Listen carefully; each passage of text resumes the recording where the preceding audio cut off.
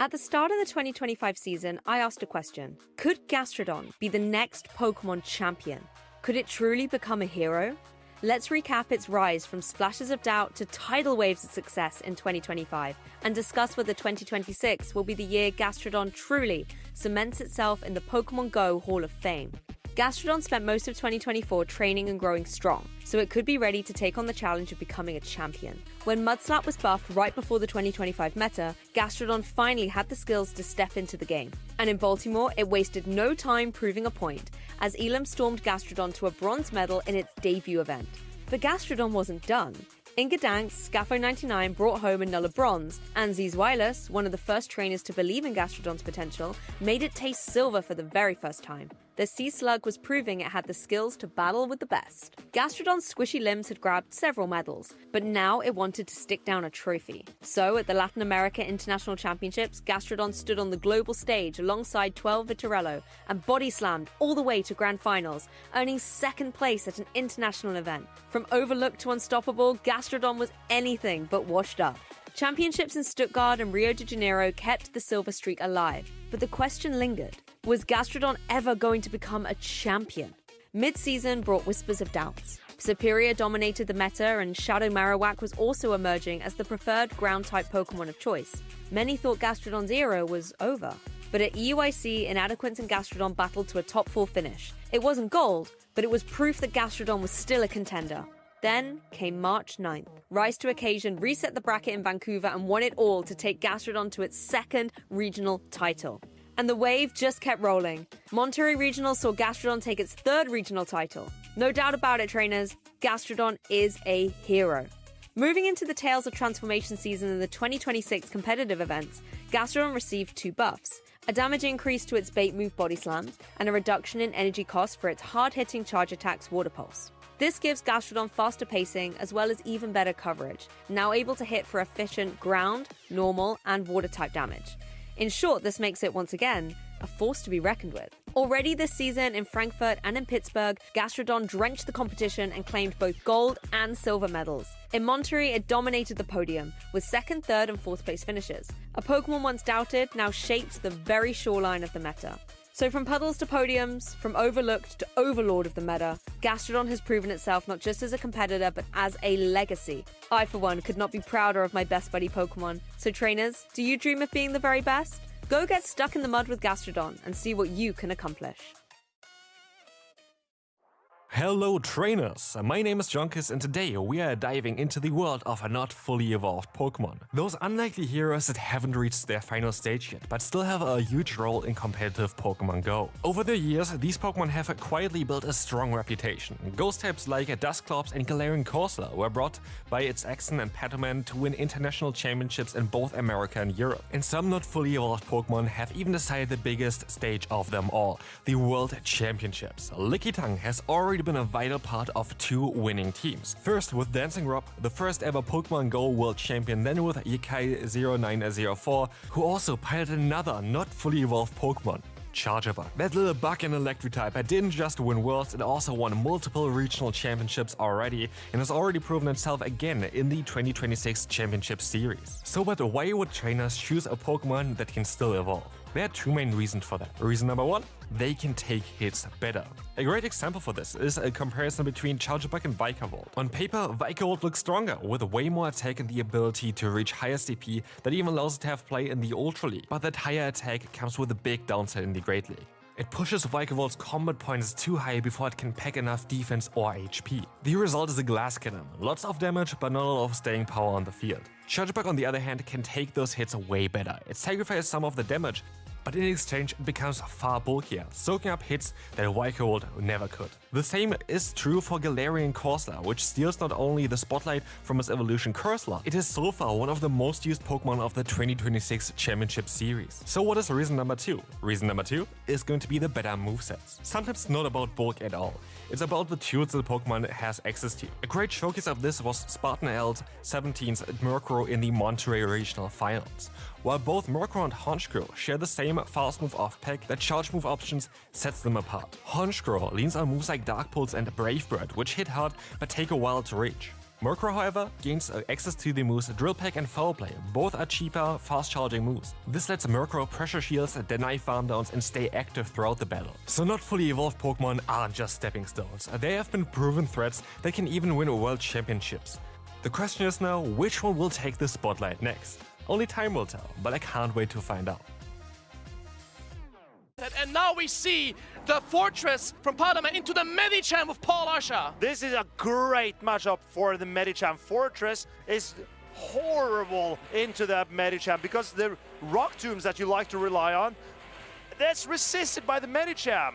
Yeah, Medicham being a fighting type, this Rock Tomb is definitely not winning much. Dynamic Punch will do so much heavy neutral damage here on the Fortress. I can see, oh, this is so much. Here we see Ptoan quickly going to his Quagsire. And Quagsire needs to put in a shift here. Paula has that Feraligatr in the back, but here comes a Dynamic Punch. This is going to do huge damage to this Quagsire, over 50%. This Medicham looks so strong in the team of Ptoan right now. We see a Mud Bomb getting reached by the Quagsire. This is why Mud Bomb is a little bit better here than having the Stone Edge, but here we see the Mud Bomb. This is not Shadow Feraligatr. Normal Feraligatr is a little bit more tanky, as you can see. He can tank, but he only can tank one, not two. And we see the Hydro Cannon getting reached by the Quagsire before he gets to another charge move. Really brave by Ptoan to bring that and safe switch that Shadow Quagsire when there is a potential Gourgeist in from Paula. He was so weak to that Gourgeist. Fortress in the front and then Quagsire in the back. If Paula brought that Gourgeist, Ptoan probably wouldn't have stand a chance in this game. Yeah, super scary to bring that line, but here we see another. The Medicham is so strong. Medicham, like Fortress, the Medicham is not great at all. Here we see a Rock Tomb. This will be a resisted charge attack on Medicham, but I guess he wants to lower the attack from the Medicham here. In my opinion, I think Ptoan is struggling here. Here comes a Dynamic Punch. You have to shield this. Does he want to go for a farm down? This is looking really dire for Ptoan. Here we see the Medicham, and here comes the Piloswine on Piloswine, but this is a normal versus a Shadow. The normal can take Icicle's way better than the Shadow one. Here comes the first Icicle Spear from Paul Asha, and Paul Asha still has 2 shields. Ptoan decides to not shield here, but he needs to get rid of this Piloswine. The Fortress cannot Volt Switch down the opposing Piloswine. I think Paul Asha can safely shield her Piloswine here, come out with the energy, and seal up this game. Yeah, and Fortress still needs to deal with that Medicham later. There's just no way this Medicham... I mean, I think Ptoan didn't really think about Medicham that she would bring it, but she actually brought it, and it was so strong in the Ptoan's team. Here we see the Fortress swap here, and again, but like, I mean, this Piloswine has so much energy. I mean, he can call a bait here from the Icicle Spear, but like, it doesn't really matter. Like, the Icicle Spear gets shielded, but there's still a Medicham in the back. Like, how are you gonna deal with this Medicham? At this point, what do? The Rock Tomb won't even knock out this Piloswine, and now, even if it did, you're still getting outpaced by that Medicham. I think Paula, she found the recipe for success here in game number 1. And Ptoan, what can you do? I think you got to change up your line here, buddy. Yeah, Paul Asha is cooking so hard. What a team she built. Here comes Icicle. Doesn't knock out the Fortress, but there's still a Medicham. Like, this is definitely over. I think he didn't prepare for the Medicham. She was so smart bringing that Medicham. Medicham was so strong in the entire team. Even a Dynamic Punch, a Quagsire doesn't want to take it Fortress, and especially not Piloswine. 1-0 Paul Asha. But Ptoan has that Mud Bomb on the Quagsire, and that Mud Bomb makes the Feraligatr matchup way more playable. I did say that Feraligatr destroys Quagsire. That is Quagsire with Stone Edge. Because if Hydro Cannon can knock out the Quagsire before it can get to the Stone Edge, then, I mean, you have a whole Feraligatr left.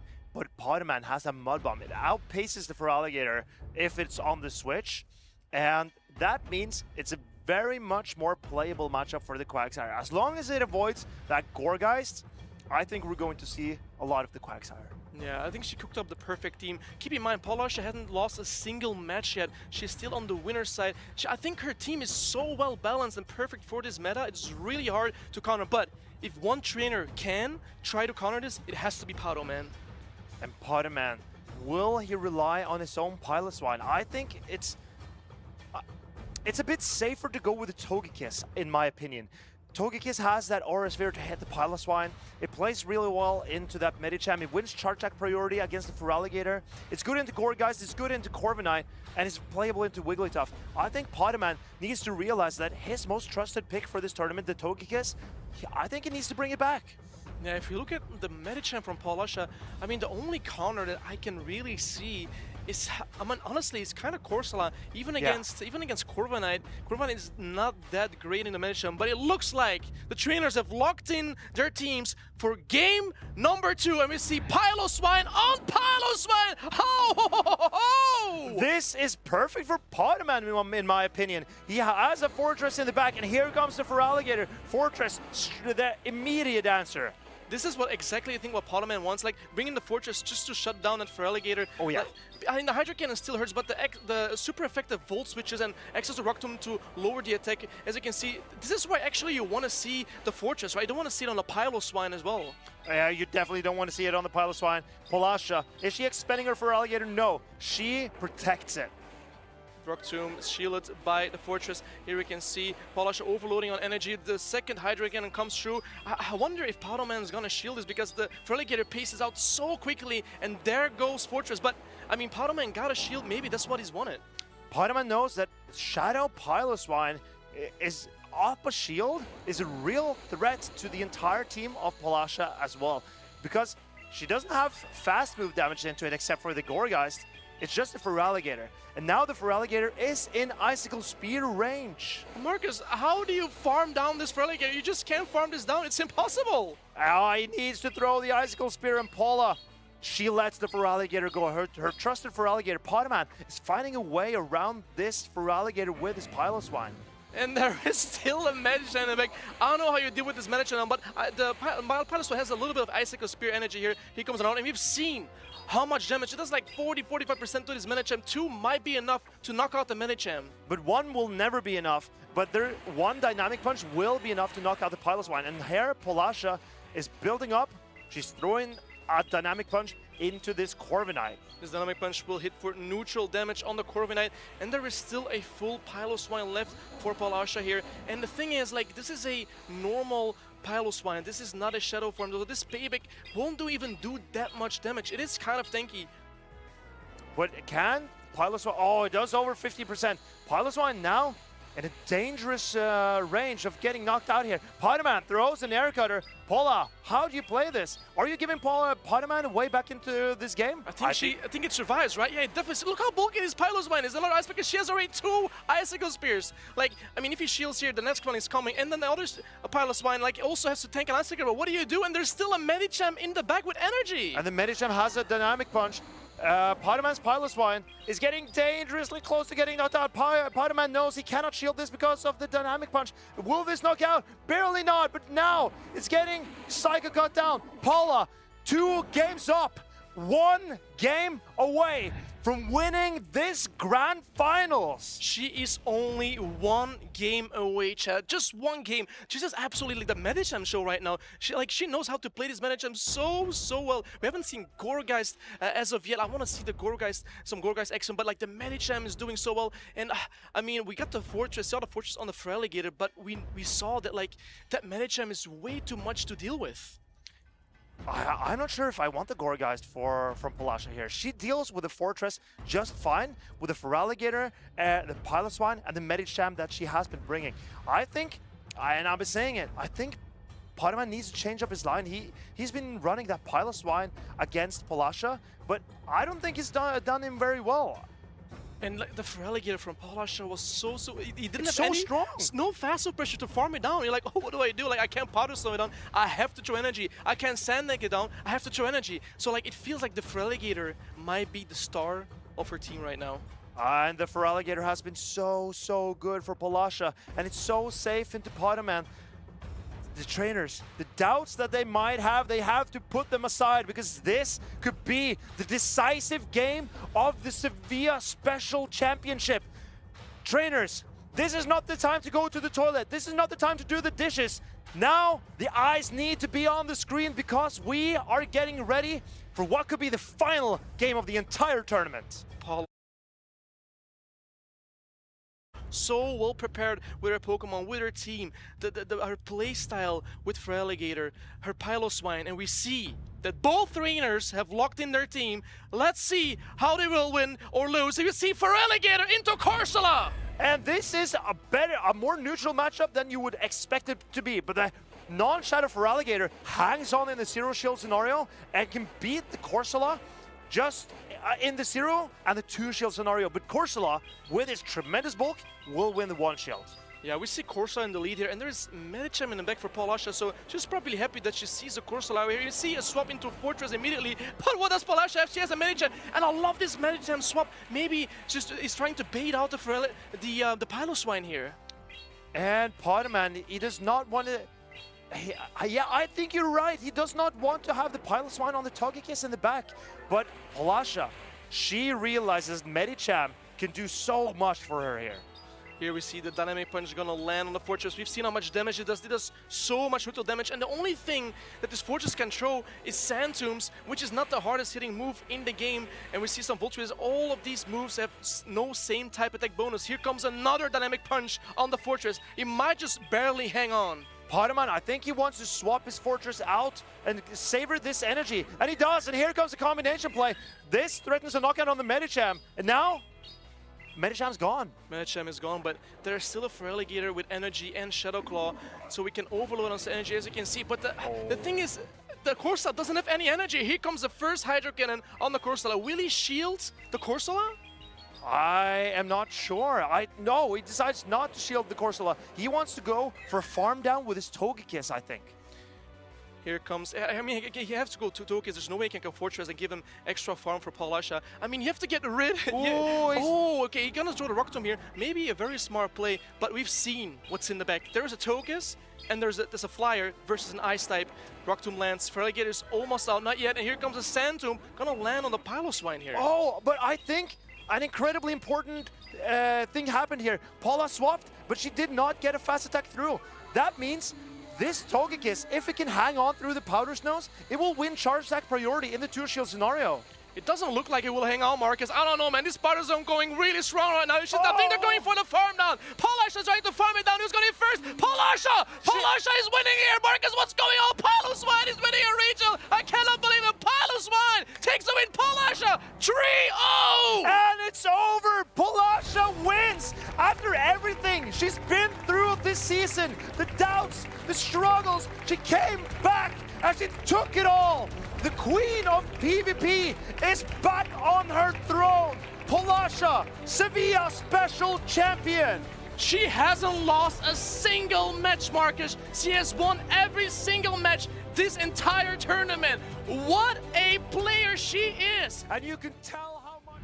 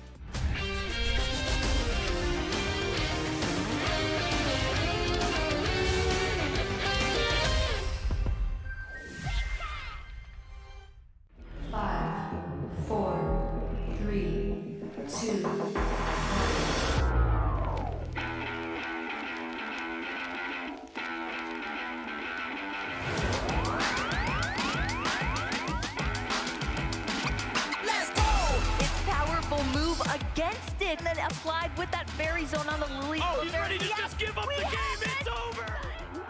You've been patient. You've been waiting all this time, but you ready. You've been putting in that grind, so let's go. Champions are hard to find, but you know the goal when you're ready to shine. Have they heard of you? Then they know. You got your sights set on that road. If it's on the battle, then let's go. 'Cause you'll never stop. Show them what you got. Looking at this final HP to deliver the finishing blow, and just like that, your Pokémon World Champion! Show them what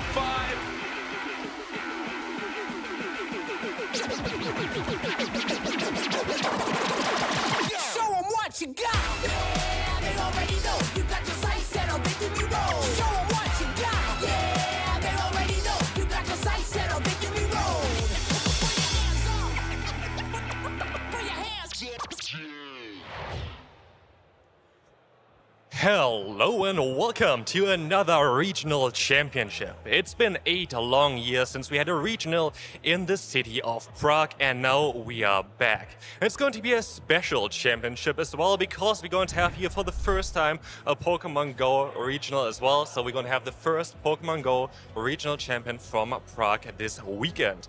Prague, also known as the Golden City because of the historic towers as well as churches.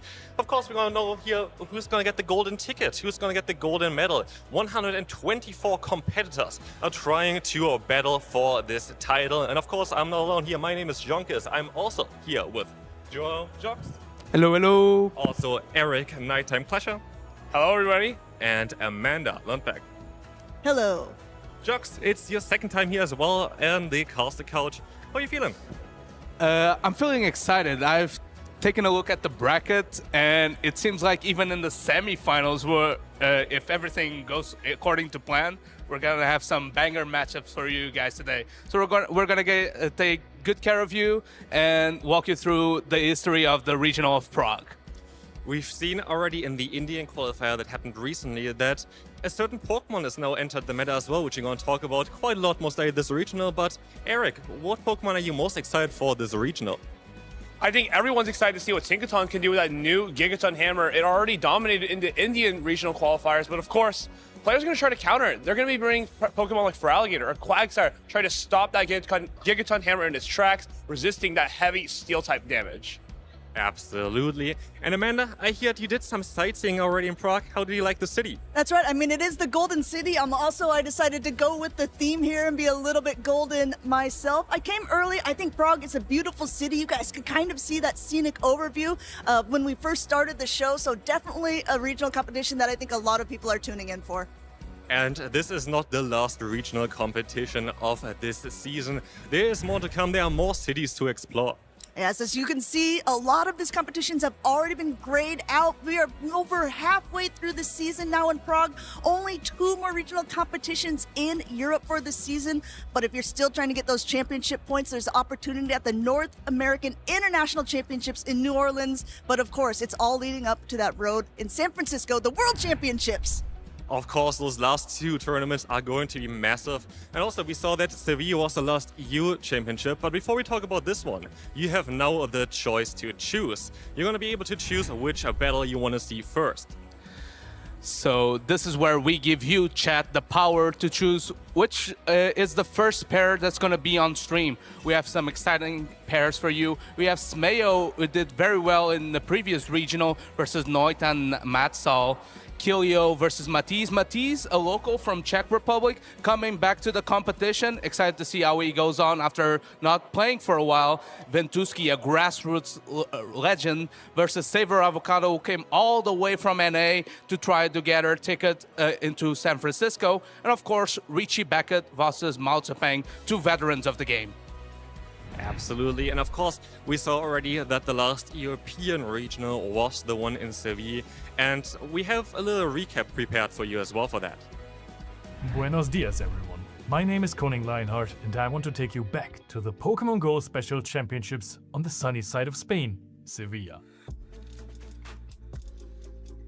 This tournament was packed with local Spanish legends and trainers from all across Europe, known for their strength and theoretical knowledge. This time, they would compete in a whole new meta, in the Memories in Motion season. Shadow Quagsire and its trusty friends, the Steel types, like Corviknight or Fortress, with their near unbreakable defensive core, are supposed to be the stars of the show. While it was sunny and warm outside of the Sevilla Phoebus Congress Center, inside it was snowing heavily, because Pau Lasha, Patoman and Zizwiles brought their Piloswine to shake up the game. Strange Top has reached his goal that he has chased for such a long time in winning a medal. But his opponent Pau Lasha wasn't done yet. She said she wasn't happy with her performances this year so far and was hungry to win it all. After a decisive victory over a hard-fighting Strange Top, the queen of PvP was sitting on her icy throne, waiting in the grand finals. Although the run wasn't over for Strange just yet. But who was waiting for him in the losers finals was none other than Ptoan, the 2 times EUIC champion and World Championship runner-up who also brought a Piloswine. He defeated Strange with the help of his ice and ground type companion and went on to his 4th grand finals this season. But Ptoan wasn't ready for what Paulasha had to offer. She overwhelmed her opponent with the combination of her incredibly safe Feraligatr spamming out Hydro Cannons and her Piloswine that also went completely uncountered. Paulasha took the advantage the team building gave her and completely dominated the entire competition, winning the Special Championships in Sevilla with a 3-0 in the grand finals, granting her the golden ticket and making her a 3-time champion. If you want to be the next champion, make sure to check out Pokemon.com/compete. So it was an incredible event. Like, it's a special championship, and we saw a very special Pokemon going a long way there with Piloswine. Piloswine, such a interesting Pokemon. Never saw I see a regular one, nor a shadow one. But of course, those trainers made it look so strong. Not something you see every day. Maybe we'll see it at this tournament, but at the end of the day, it's just so difficult to use. Absolutely, and yeah, we saw the winner already, Paulasha there. She's here as well, as far as I know. I saw her already walking around, and what a regional win. Like, winning 3-0 in the finals there, it was incredible. Yes, she was really incredible with it, and it looked like they were saving their shields. She traded in those shields for that automatic direct qualification there. Look at this. Both of them still 2 shields being able to completely go down there, and now they're knocking out that fortress. Piloswine proved to be the meta breaker needed. Also, Feraligatr made its resurgence during this regional, and a lot of trainers have picked it up since. Such a flexible pick, that mono water type proving to be very flexible in the meta, and the ice beam coverage vital versus those dragons and flyers. Absolutely, we definitely expect to see Feraligatr in this regional as well, but here we're going to see, of course, the winners of Sevilla. We're going to see Paulasha here winning the regional, but also we see 2 Piloswines on this graphic. It's really interesting that these players will be here again, but the Spaniards really showed all and out at Sevilla. Will they be able to take down another tournament here in Prague? These are some of the best trainers in the world, and if they continue to play the way they did in that tournament, everyone here, North American, European trainers alike, all have to watch out. Absolutely, and you know what we should maybe take a look at next? How will the meta look like in Sevilla? Because what we expect here is going to be quite a bit of a change with the addition of Tinkaton. Now let's take a look here at the Sevilla meta. Of course, you see some familiar faces like the Quagsire and Corviknight. Such an unbreakable core, give trainers such flexibility in their teams of 6. But of course, picks like the Piloswine and the Malamar paid dividends for trainers like Chris, for example, who got 4th place with that Malamar, and also Piloswine reaching the grand finals on both slots. We definitely expect a few of those Pokemon to be maybe a little bit lower, but now where a lot of people were waiting for is, of course, what is going to go on in Prague. What are the top 12 Pokemon? And let's take a look at them. What a surprise here. Everyone was worried about Tinkaton, and yes, it is definitely in that top 12 usage from all the trainers in day 1, but it is actually in 5th place, and at that 1st place is Fortress. Now, noting here that 69% of the Fortress users are opting for that Shadow version, but I know Nighttime Clasher also has a question about the Fortresses.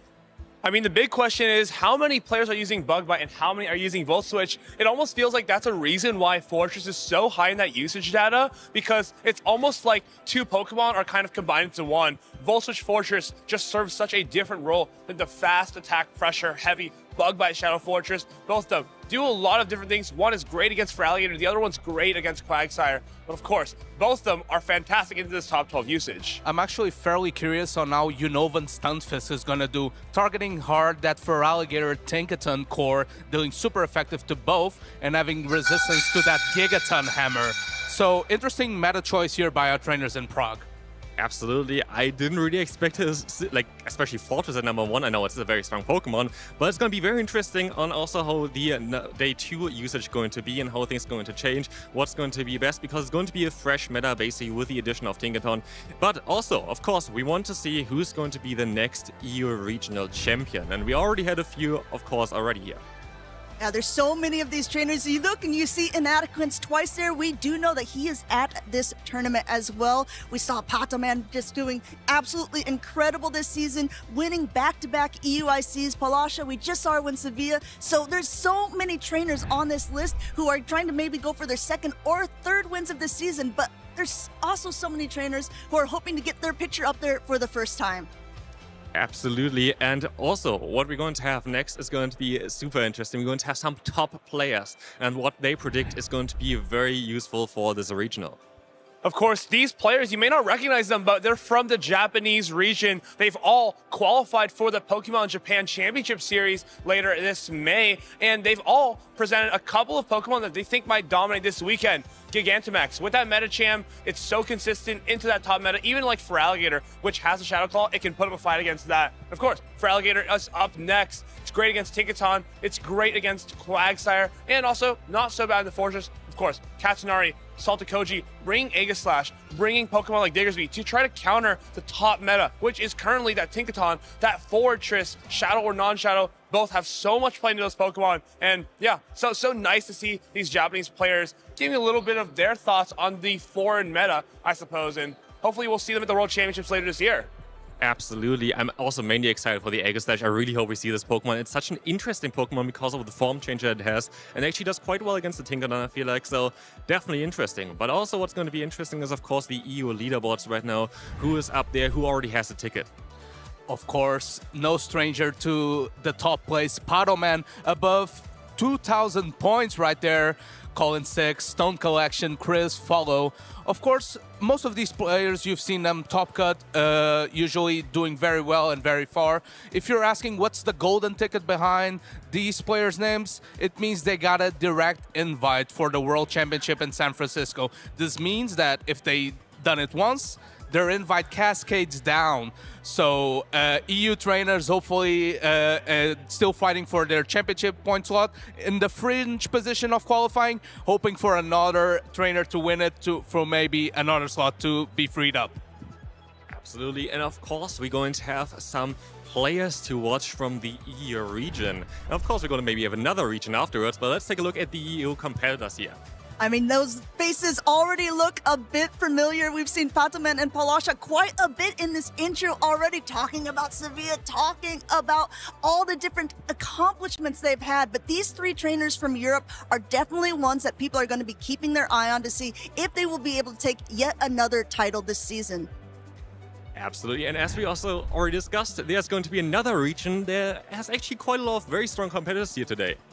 I'm pretty familiar with these guys. Out of Pocket, Dunebug, Rise to Occasion, number 2, 3, and 4 in the United States. Just incredible trainers. Just for reference, Dunebug is usually the first seed of all of his groups, and at this tournament, he's actually a second seed. Just comes to show how strong the trainers in this field are. I mean, if you're playing a player like Dunebug, not even as your winner's finals, as your winner's semifinals, wow, what a day it's gonna be.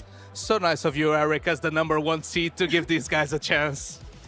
Absolutely, and also, what we're going to have here at those regional events is going to be some special spawns.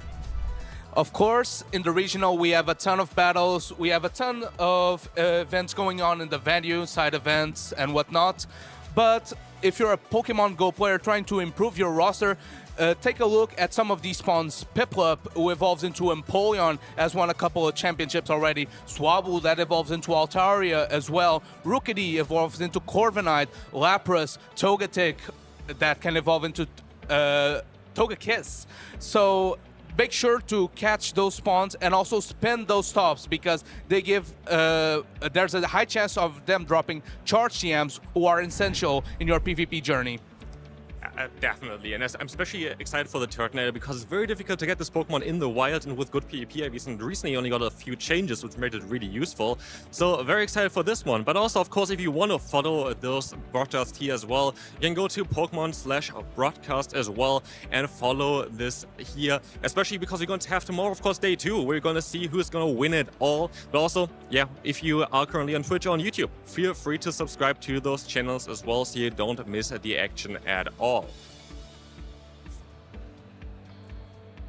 And so, yeah, this is basically everything we need. I'm excited for the battles. We have an insane new meta coming up. I'm curious on how things are going to play out. Of course, if you want to join the action as well here directly at the regionals, we have a special video prepared for you, and then we're gonna go into some battles.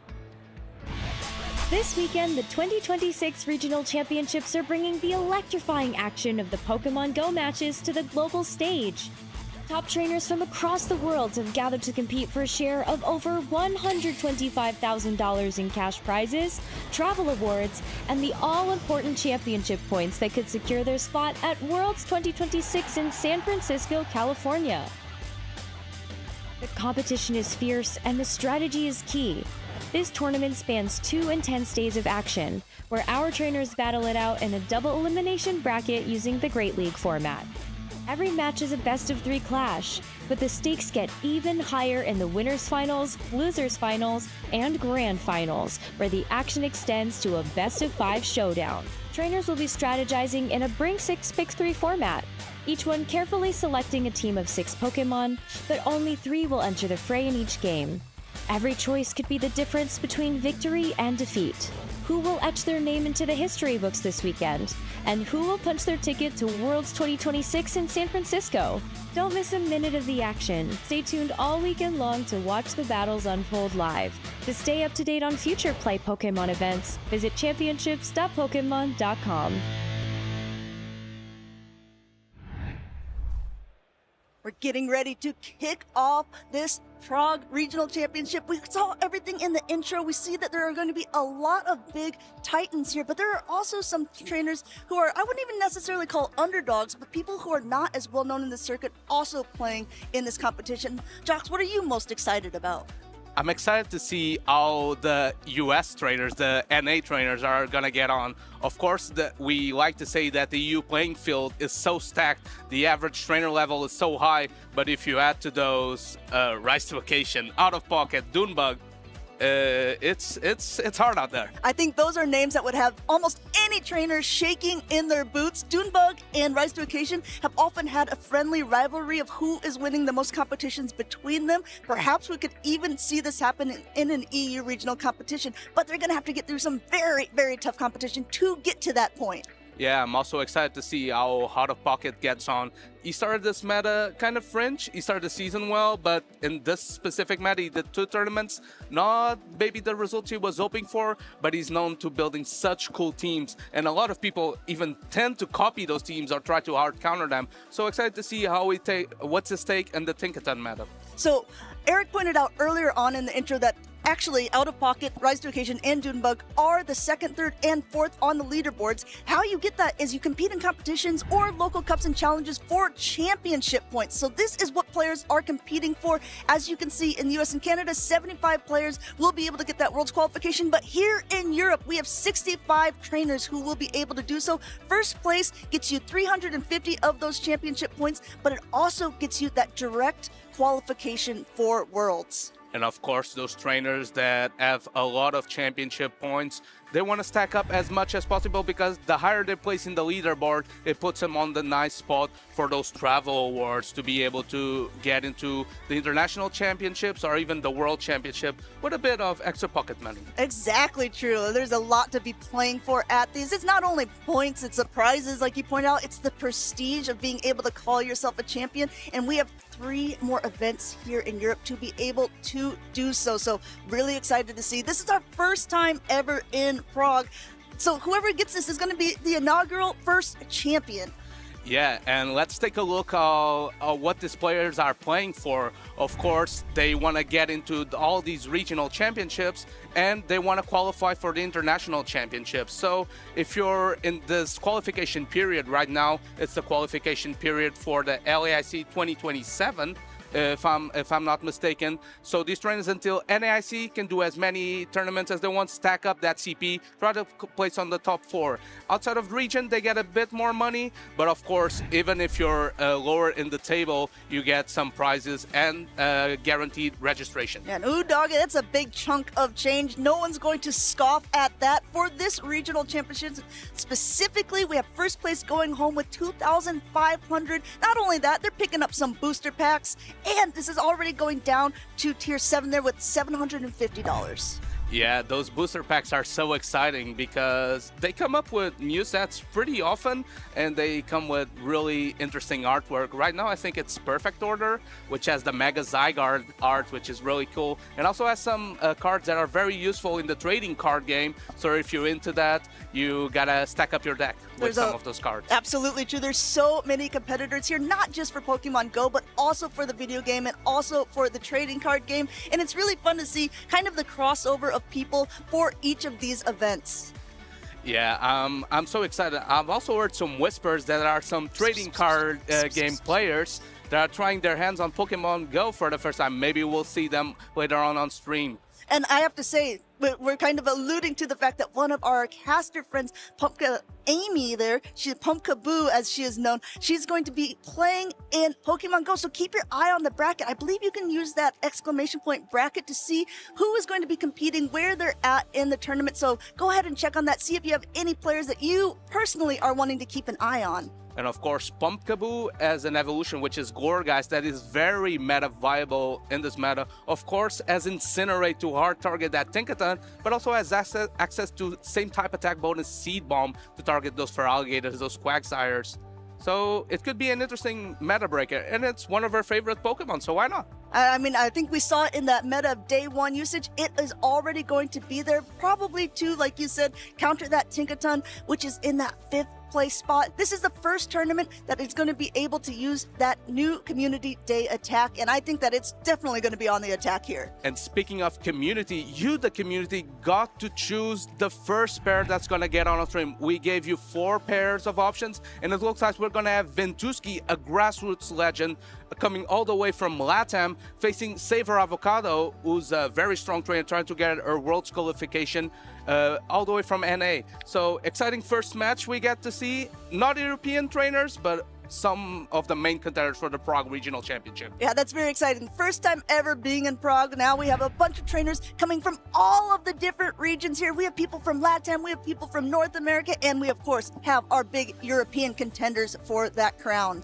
And of course, I'm assuming in chat we're gonna have a lot of outside of region supporters trying to support their trainers who are on their quest to get the Prague Regional Championship. Because as I mentioned before, if they do get the slot in as Prague Regional Champion, they get a direct invite, and that means their region gets an extra slot because there's a guaranteed invite, right? And that cascades down.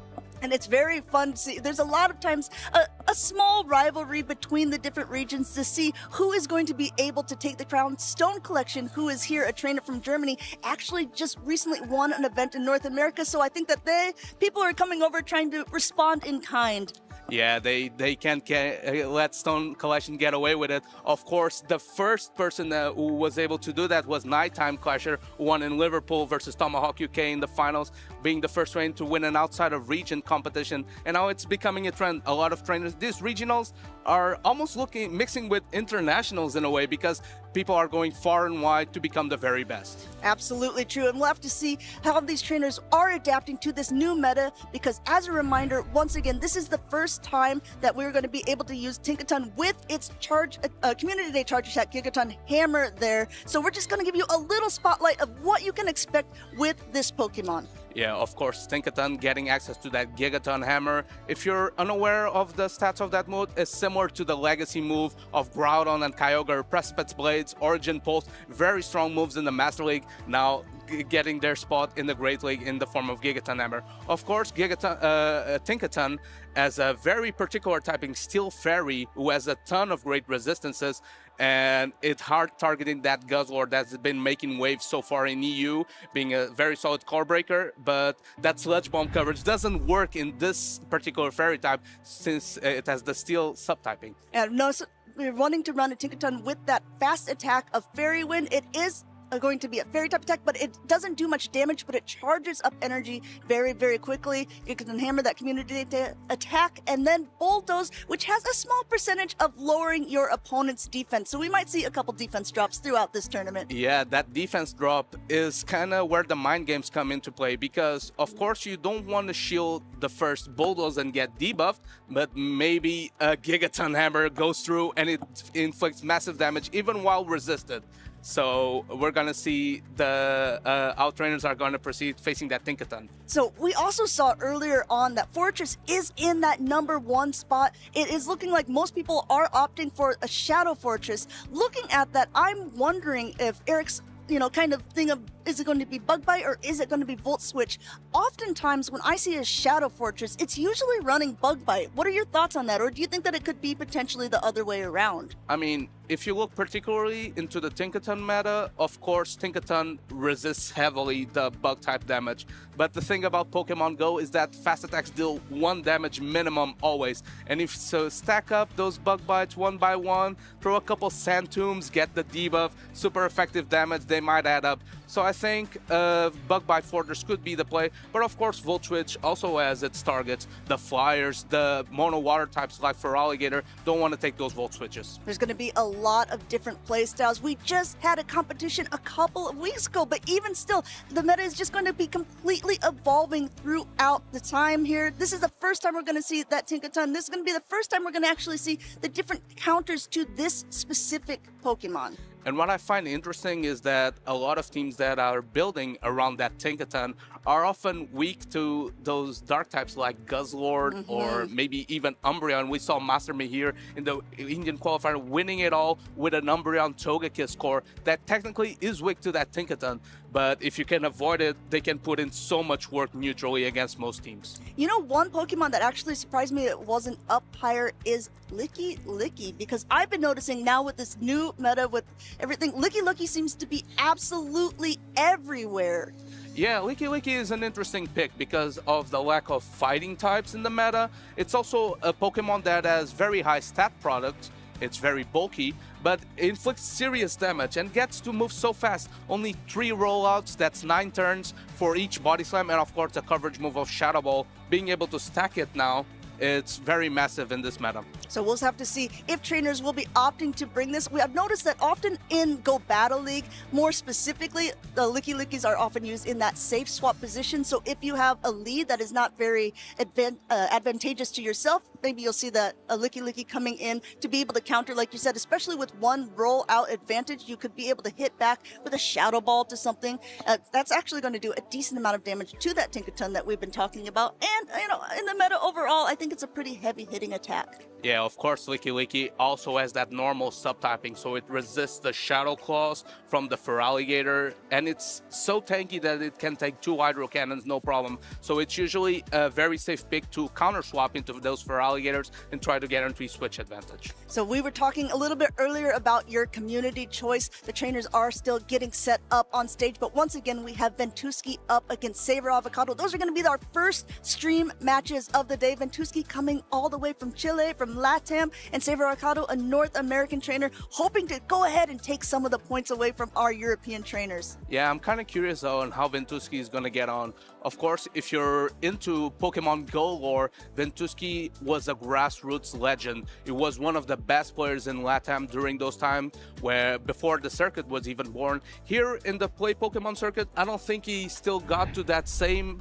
peak, that same level, but looking forward to see if he can start here in Prague to do so. We have teams on stage, the battlers are getting ready, and of course Ventuski running that brand new Tinkaton. Yep, going ahead and seeing at the bottom of the screen here, we can take a small little peek at the teams that both of these trainers are bringing. As a reminder, we have open team sheets as well, so they will be able to see all of the different movesets that these Pokemon are running. Ventuski's team is going to be that Charjabug, Diggersby, Licky Licky, Tinkaton, Feraligatr, and Togekiss. And of course, SavorAvocado may be taking a play of the Houston Regional Champion Elam, running that Clodsire to hard counter that Tinkaton.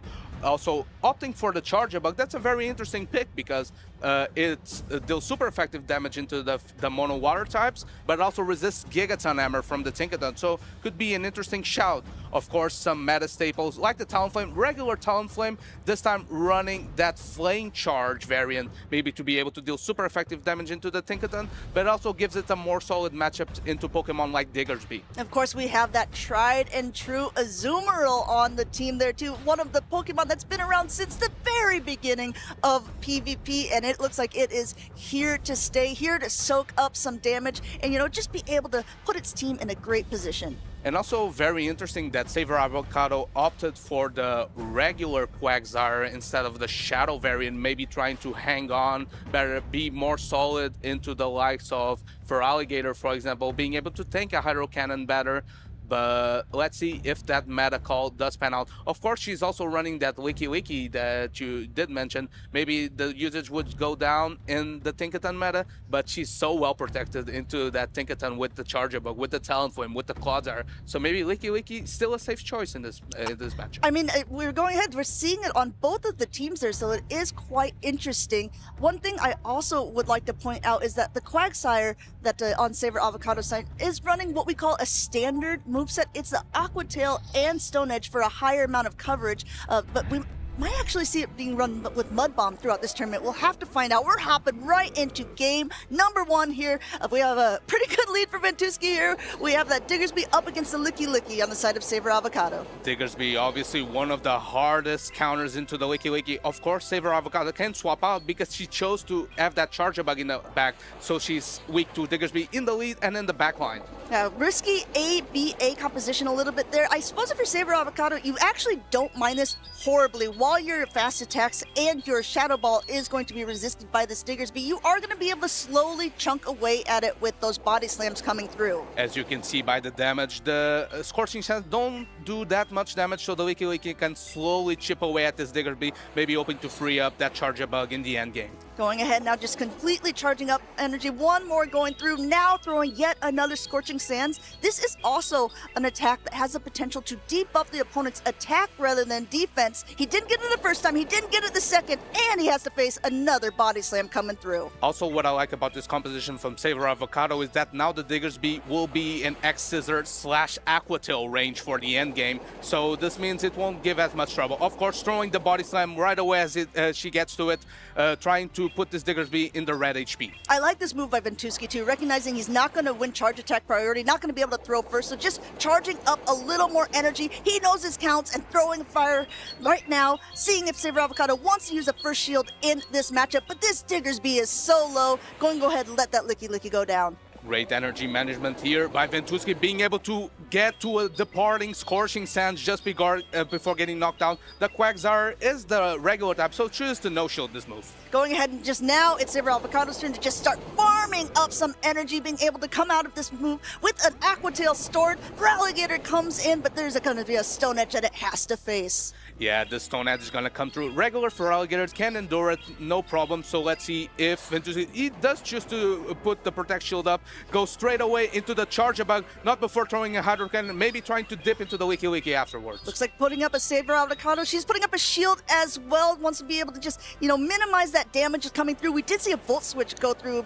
And now I think we have, if you're Ventuski, you're going to have that quick pivot into his Licky of his own, but not before an X-Scissor is going to be thrown. And of course, these rollouts are not same type attack bonus, but will add up surely over time. Of course, the Licky also has the pacing advantage here, being able to do one fast attack and throw, going for the hard-hitting Shadow Ball right away. Yeah, going for this attack. SavorAvocado only has one shield, doesn't want to use it here on this Charger Bug, even though Charger Bug has a good matchup against a Feraligatr. She wants to try to be able to throw on good timing, as we call it, not letting an extra rollout go through. No Protect Shield used by Ventuski as yet another X-Scissor connects. Ventuski recognized the Licky can endure. SavorAvocado goes into the Quagsire right away, trying to avoid the knockout into the Charger Bug. Shadow Ball is going to be used. It's going to threaten massive damage on that Quagsire. Does she put up the last Protect Shield? She does not. And now the Feraligatr coming through, going to be able to Shadow Call down. Can the Quagsire reach the Parting Stone? She does reach it. This is a big attack there for SavorAvocado. Ventuski still not using the shield. Quagsire has no more gas left in the tank. It's going to go down. It's Volt Switch now against those different attacks here, but now one Protect Shield is left on SavorAvocado's side. Feraligatr is throwing a Hydro Cannon. Charger Bug using the last Protect Shield, gonna try to farm down this Feraligatr. She needs to get to 2 charge attacks in order to knock out this Licky. But fast attack down is going to be so close. The Charger Bug is able to endure the rollout down. Wow, hanging on by just a thread there, taking game number 1 of our first ever Prague Regional Competition. SavorAvocado narrowly squeaks by past Ventuski. And this has to be such a confidence booster for SavorAvocado. She went, as you mentioned, ABA weak, soft in the lead, soft in the backline to that Diggersby. But the Leaky putting in so much work, damage over time did add up, putting the Diggersby so low that it wasn't much shot down range for that Quagsire. Quagsire, being the regular variant, was able to withstand those charge attacks so good that it reached the departing Stone Edge, putting that Feraligatr in Volt Switch down range, and Volt Switch put in so much work, farming down even a Leaky in the end game. That was a perfect play there by the end. And if you're Ventuski's side, you have to wonder, oh, I lost game one, and I still had a shield left. Where would have the shield been most impactful? Because sometimes there's a potential that you could be shielding a bait or shielding an opportunity that you're like, ooh, I really wish I had that for the later game. That's what makes Pokemon Go so fun and interesting. You only have 2 shields to use for the entire game. And of course, this is where the mind games come true. If Ventuski did lose that favorable matchup, now he's thinking, how can I adjust? How can I have an even more favorable comp to get back into this? SavorAvocado, of course, now with the 1-game lead, can maybe take some extra risks, maybe try to guess what Ventuski is going to run, try to hard counter it because she has a safety net now. Yeah, winning game 1 does put you more in a comfortable position, but in this winners round 1 in a double elimination tournament, there's still plenty of opportunities to come back. As a reminder, what it means with double elimination is the loser of this matchup will be knocked down to that loser side bracket, while they will continue on in the tournament until they gain another loss. And of course, the Leaky proved to be so strong for SavorAvocado. I would be very surprised if she chooses to not bring in once again, but this time maybe trying to go even stronger into the Diggersby could be a good choice. Let's see, we're gonna have lock-ins. The trainers are ready. Let's see if Ventuski can get away from this hole. We have the Azumarill lead into the Feraligatr. This is a pretty neutral lead, Amanda. This is neutral, and it's one of those that you kind of smile at because on paper, and we say it almost every time, right, Jocks, that the Feraligatr looks like it would not have a very good position against an Azumarill. Such a bulky Pokemon and only a water and ice type attacks. But you know what? Not even necessary for Ventuski at this point. Wonderful counting here. It's saving up all of that energy and catching onto that Licky. That energy is gonna pay dividends. Of course, SavorAvocado had to switch out because she's ABB strong or weak into that Diggersby, so she had to call it out. Unfortunately, the Licky does come through thanks to the chip damage, and now she's gonna do as much damage as possible. The Licky has already 2 body slams in the side of Ventuski. Going ahead now, throwing body slam number 1, starting to slam here. It's gonna be loaded with energy, but the big problem is now it's getting quite low on health. Even still, I believe it'll still take 2 body slams to knock out. So Ventuski has a lot of energy on his Feraligatr, and even popping out with a little bit of energy saved on his Licky. Now going into that Diggersby. This might be a saving grace for SavorAvocado though, because now that Quagsire doesn't get aligned into that Diggersby, that would be a terrible matchup. The Diggersby, just like in the other game, we will be able to do some serious damage here. Is switch locked into the Azumarill. It's going to get off the first Scorching Sands. Scorching Sands will connect. As a reminder, it does have a potential to debuff the attack. He didn't get it the first 2 times, but he does get it in game number 2 here. Even still, this Ice Beam is a super effective attack, and it will do a nice chunk of damage to even one of the bulkiest Pokemon we have in Great League. This debuff bite-proof clutch into Ventuski because now the Diggersby is not really in bubble farm down range, so he can get to multiple Scorching Sands. I think the Azumarill will have to throw another charge attack to get rid of this Diggersby. But the Azumarill is going to be able to face here. Feraligatr coming right back in. We're here back at the beginning. Maximum energy. Throwing the Hydro Cannon here. An attack that is not going to be very effective, but still could get the job done. Knocking out the Azumarill here. Diggersby putting in so much work into the Azumarill, putting it in Hydro Cannon range, and this Feraligatr is so healthy. I think SavorAvocado must come back with the Licky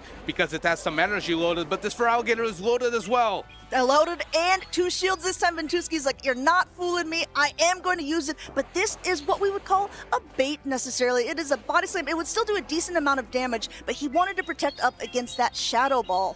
the question now. Ventuski with back-to-back Hydro Cannons. SavorAvocado pulls up the first Protect Do we throw the Hydro Cannon right away? No, choose to throw one fast attack and then throw perfect timing by Ventuski. Gonna maybe pull out the second Protect Shield. Licky has the double shield. There's that Clodsire in the back. Yeah, I think it's a good indication of Ventuski that there's something in the back that does not want to face the Feraligatr here. Will he use his second Protect Shield in this matchup? He does. This means that it's going to be a little bit closer in energy, and actually swapping in the Clodsire here to the Feraligatr. Going to have to tank this Hydro Cannon, and there's no Protect Shields remaining on either side. That investment into the Feraligatr paying dividends. This Clodsire is so tanky though. The Hydro Cannon only putting it at 50% is going to outpace to the Stone Edge, but it's caught on a Diggersby. What a sack swap by Ventuski. Wow, Ventuski here saying, you know what? I took game number 1 personally there. I didn't like going down with the shield and going ahead and using them this time and punishing SavorAvocado for the picks that she picked here, going for that Scorching Sands before her next attack is even available.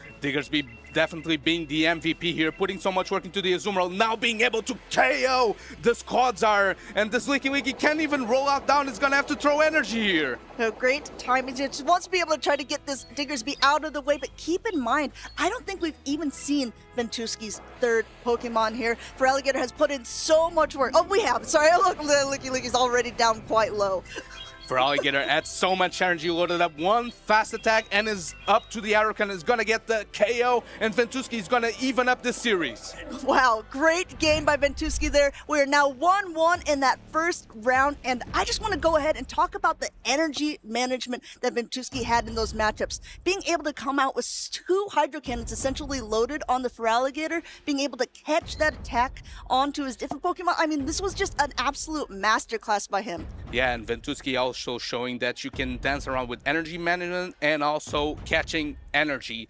He was able to catch on that lead matchup the Plera from the Azumarill on the Licky, doing way less damage, and the Feraligatr was so healthy and with 7 Shadow Claws worth of energy. And of course here in the end game also catching the resisted Stone Edge on that Diggersby, who had so much valuable value thanks to that Scorching Sand debuff that got on the Azumarill, debuffing the attack and making sure the Azumarill couldn't farm down after that Ice Beam. Yeah, there was really a tag team effort between those Pokemon there. Feraligatr putting in the work, but both of the other Pokemon, the Diggersby and the Licky, being able to just absorb a lot of that energy. So we'll have to see how both of these trainers are going to adapt for a decisive game number 3 to see who will continue on in the winner's side of the bracket.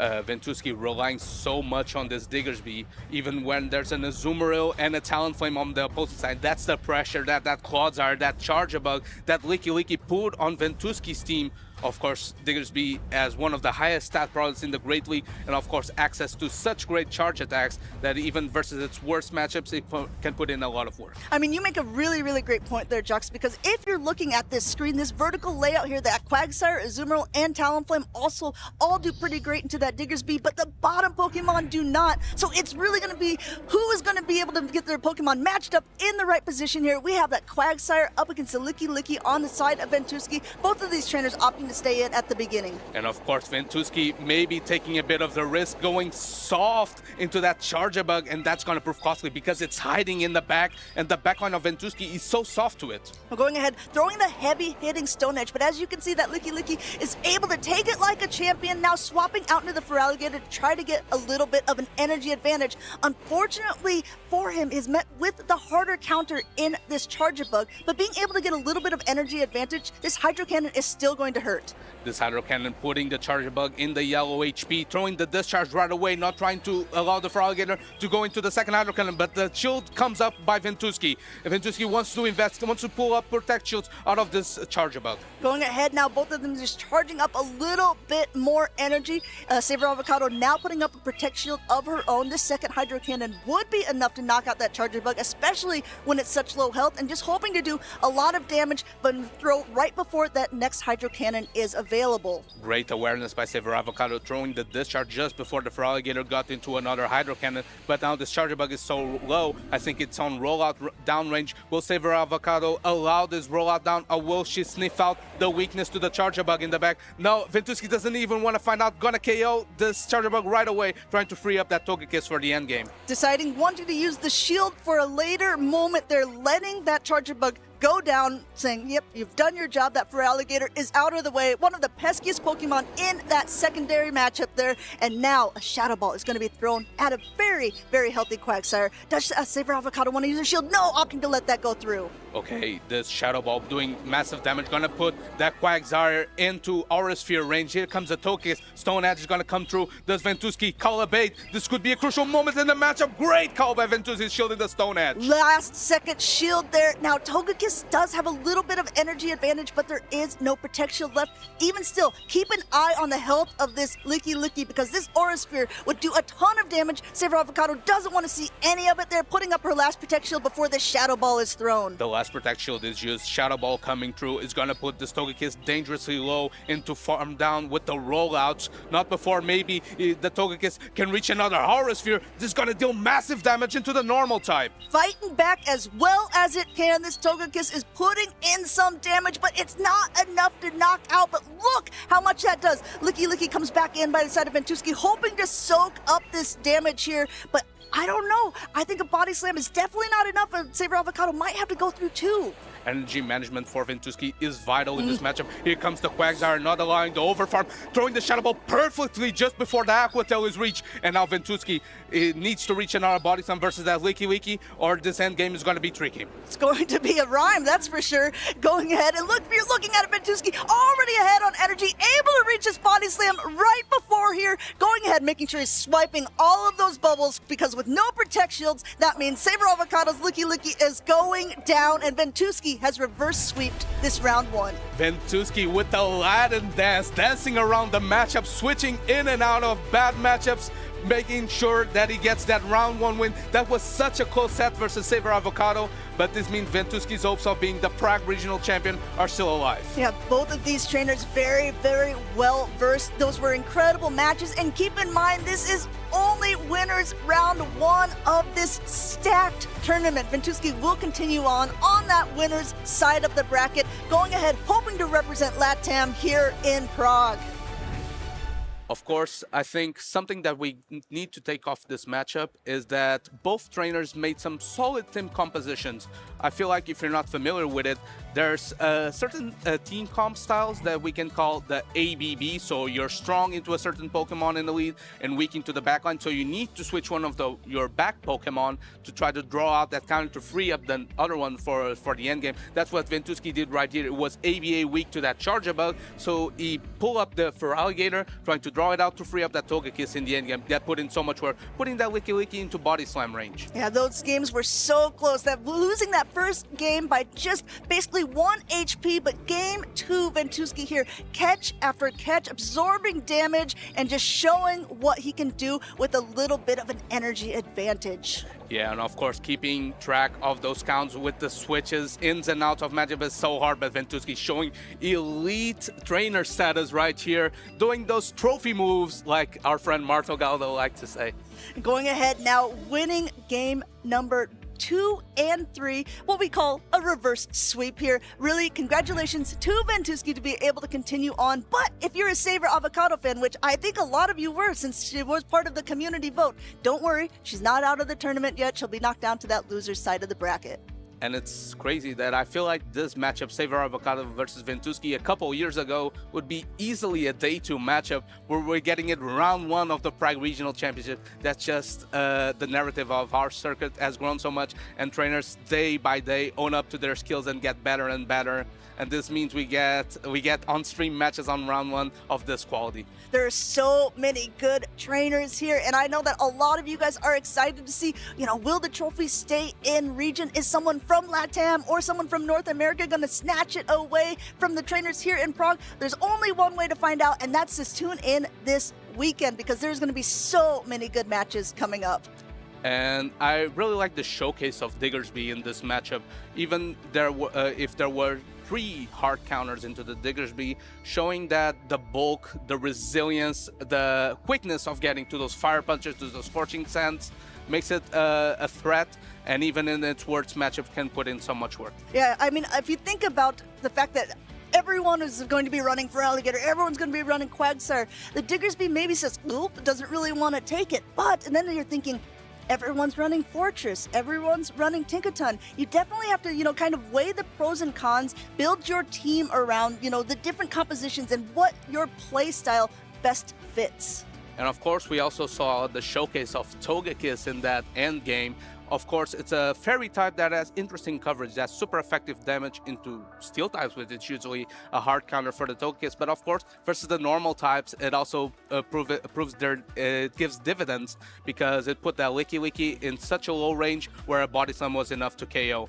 Of course, Togekiss can maybe have the role of a pseudo fighter per se, because usually fighting types are weak to the Wigglytuffs, the flying types. But Togekiss proving to be a tweener. It's a fairy type with a fighting type disguise. And like the way that Ventuski played the Togekiss was also a chef's kiss, and we're not going to talk about it anymore. He's going to talk about it himself. We got an interview ready with him. What a first round this was. Honestly, such close battles, and congratulations to you, Ventuski. How do you feel? Well, I'm a bit nervous still. I wasn't expecting to play on stream at all, like first round, so that took me by surprise, but feeling great that I managed to overcome the first loss. Yeah, especially after going down the first battle, great reverse sweep there at the end. What do you think was your MVP of this matchup generally? I think it was Licky. It was really safe into her team. If I could dance around with the switch clock, I could always get a good use of its energy. So I think it was Licky. Yeah, absolutely. And especially in Game 2, I really enjoyed your play with Feraligatr. Getting all the energy in the beginning was crucial for that one. Do you think that Feraligatr could have the potential to win the regional today?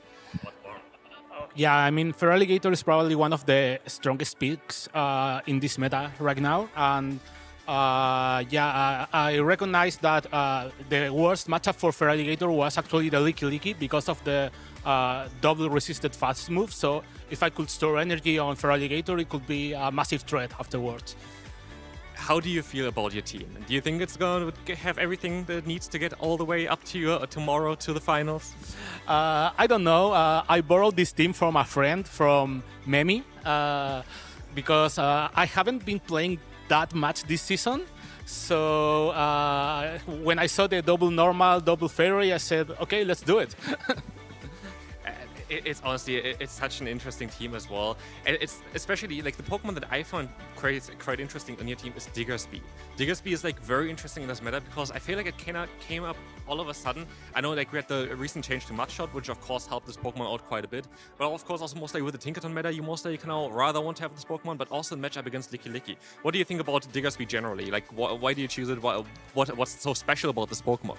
Well, I needed something to beat electric types because I have Feraligatr, I have the Tinkaton that doesn't have a good match against Pokemon like Unova and Stunfisk. So I really needed a ground type, and its bulk also helps a lot. So I think it's a really good Pokemon in the meta right now. Absolutely. And this is going to be it for this one here. I wish you the best of luck for the rest of the tournament. We can go back to the casters for some more exciting battles. Let's head over. Thank you, Semyon, for that insight into Ventuski's team building. And of course, a shout out to Memi GRR, who's also a LATAM competitor, usually in the podium positions in LATAM competitions, and helping out Ventuski, a fellow Chilean, getting far in this tournament. Yeah, I think you see this quite often in these tournaments. There are a lot of trainers who are friends, who have got to know each other through the game. They build teams together, they scrim against each other, and they want to make sure that they're putting their friends and teammates in the most advantageous position to be able to get far in a tournament. So I'm sure that Mimi is smiling and very proud of the team composition that they both put together.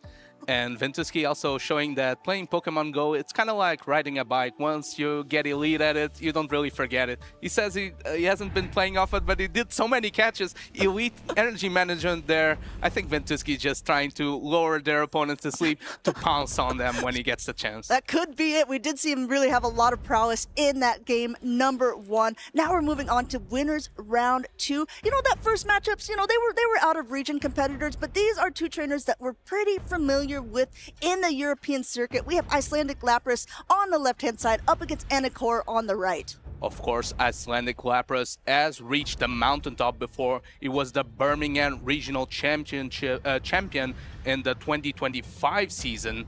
And of course, trying to get back to those heights, running that Guzzlord, which we thought was going to be gone, running it with the Dragon Claw coverage move, since now maybe he's assuming Wigglytuff won't be as common.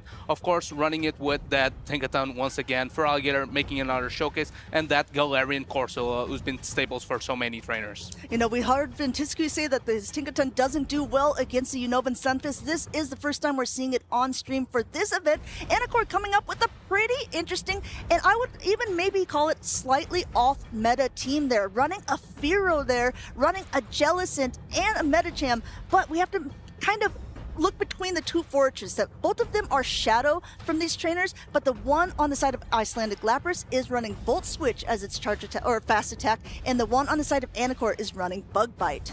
I really like this call by Anakor. Of course, Fearow has proven its worth in the championship series as it won regional championship early in the year in North America with Meteor Fallion, and making another appearance here with the drill run coverage that's hard hitting for that Tinkaton, and of course being a normal type, it resists the Shadow Claws from the Feraligatr, also dealing super effective damage with Peck on the likes of Medicham. So pretty interesting pick by Anakor. I actually faced Anakor in the Go Battle League with that Fearow, and it put in so much work because I was actually running triple weak to it, and it just swept my whole team with that Fearow. So I think that's a great call by Anakor, and looking forward to see how he does with it. Yeah, you often see that. Sometimes if you're playing in the Go Battle League, which is a blind 3 format, so you don't know at all what your opponents are going to bring, a lot of these trainers are opting to bring things that they're testing out for the big competitions. The competitions that we have here in the Pokemon Go competitive circuit are in the Show 6 Pick 3 format. So as you can see, these trainers have picked a team of 6, and then they will each decide which 3 they're going to bring in their best of 3 matches. I really like also the meta call from Anakor, bringing that Unovan Stunfisk. Unovan Stunfisk has pretty neutral matchups into the entire team if it can avoid that Quagsire with Aqua Tail. Also, the Fortress chose to run Volt Switch on the side of Icelandic Lapras, so that makes Unovan Stunfisk a pretty good check to it. The big question is, so Guzzlord, like we've been talking about it a couple times, doesn't do great into Tinkaton. There's no Tinkaton on Anakor's side, but he does have that Bug Bite Fortress, which is pretty dangerous to a Guzzlord. So we'll have to see if these trainers are going to bring them, or if it's enough to scare it away with just the bench pressure of a Pokemon that does so well into you. And that Bug Bite Fortress might have to work overtime, because if you look into Anakor's team, Guzzlord has such a great defensive profile into it, resisting the Psycho Cuts from Medicham, the X from the Jellicent, the Thunder Shock from the Unovan Stunfisk. So yeah, that Guzzlord might be safer than we might have thought in this Tinkaton meta, because if you choose to go weak to it, because it's a meta call, it makes sense looking into the meta trends, but if a trainer does decide to show up with it, you have to have a game plan, and that Fortress might have to come into play to stop that Guzzlord. Both of these trainers coming up with their game plan here for game number 1, and winners round 2. Looks like both of these trainers are getting locked in here. Both of these trainers ready to see who will continue on that winner side of the bracket. We have a Medicham, up against a Corsola, and you know, they say I am afraid of no ghost, but I think this Medicham doesn't really want to take it. Going ahead now, swapping into the Licky Licky. And of course, switching right away into one of its normal types. He has 2 in the back. We have the Guzzlord check right away. The Licky Licky has proven, even in its worst matchup, is able to dwindle away, throwing those body slams one at a time. They will add up. Going ahead now, coming in, swapping in that Guzzlord, the Pokemon that does not want to see that Fortress, but does want to see pretty much everything else on the roster here. Starting to get brutal as the first brutal swing goes through onto that Licky Licky. No Protect Shield used by Anakor. Great call by Anakor. That could have been a same type attack bonus. Dragon Claw chooses to no shield. This Licky Licky is yet at another body slam. Going to put this Guzzlord into yellow range. I think one more with the rollout will make the knockout. Now, yeah, Dragon Claw does pace a little bit slower, but does hit a little bit harder here. Going for it the second time. Anakor still doesn't use a Protect Shield on his Licky Licky. It's going to get down low into the red, but he does have another body slam already stored. Great awareness here by Anakor that the Licky would endure that move, because now he has back-to-back body slams, and if Icelandic Lapras wants to keep that matchup of the Corsola versus the Medicham, is going to have to potentially double shield. Licky does throw the second move, and now the Guzzlord will have to make a choice. It chooses to double shield, trying to keep that matchup versus the Medicham with the Corsola. Guzzlord wants to make sure it gets that alignment that it was looking for. Has to use both shields to be able to do so, but does come out with a decent amount of energy. Now, like you said earlier, Jox, the Psycho Cuts of the Medicham aren't going to be doing too much to the Guzzlord, but those charge attacks, either one of them will be doing a lot. A quick pivot now into the Fearow, and now met by the Volt Switch Fortress here. It's going to be doing a lot of damage. Of course, Fearow has an energy head start here and is behind 2 Protect Shields, but those Volt Switches can't be shielded, so let's see if the Fortress can endure enough packs and drill packs to get out of this matchup. Choosing to throw the Sand Tube, maybe trying to lower the defensive profile of this Fearow. First Protect Shield comes through. Fearow is one of those Pokemon that does well when it has shields to hide behind, but its defenses are now lowered. Has to throw another attack because that Volt Switch damage would be doing so much. And now this Fortress on the side of Icelandic Lapras is going down. And now I wonder what's the game plan. Comes back in with that Guzzlord, reaching a departing brutal swing. And Fearow, if he wants to keep itself in the game, has to put the protection. There's a Corsola in the backline. Can this Fearow get the farm down? Big Card getting fainted. He comes out with a drill back. This is going to be very, very big because that drill peck or that drill run will be doing so much damage to the Corsola. And Corsola's attacks don't do much at all to that Fearow.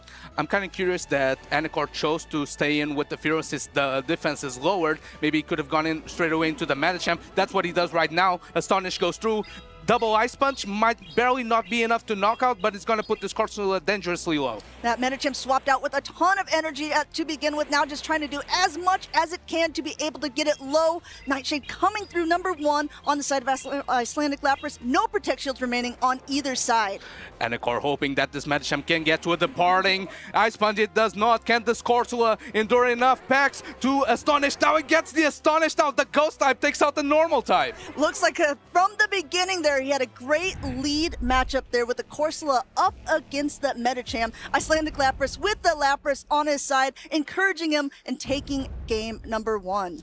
And as we mentioned in the game preview, that Guzzlord put in so much work, because even though it had to double shield into the Licky, maybe mismanagement of the counts by Icelandic Lapras, that did still prove to give dividends, because it reached a brutal swing into that Fearow, into that Medicham, dwindling away, putting them low enough where the Corsola could just sweep the end game. And it's still very, very close. Icelandic Lapras had to use both Protect Shields in that mid matchup there on a very low health Guzzlord, just to be able to try to keep the alignment that he had.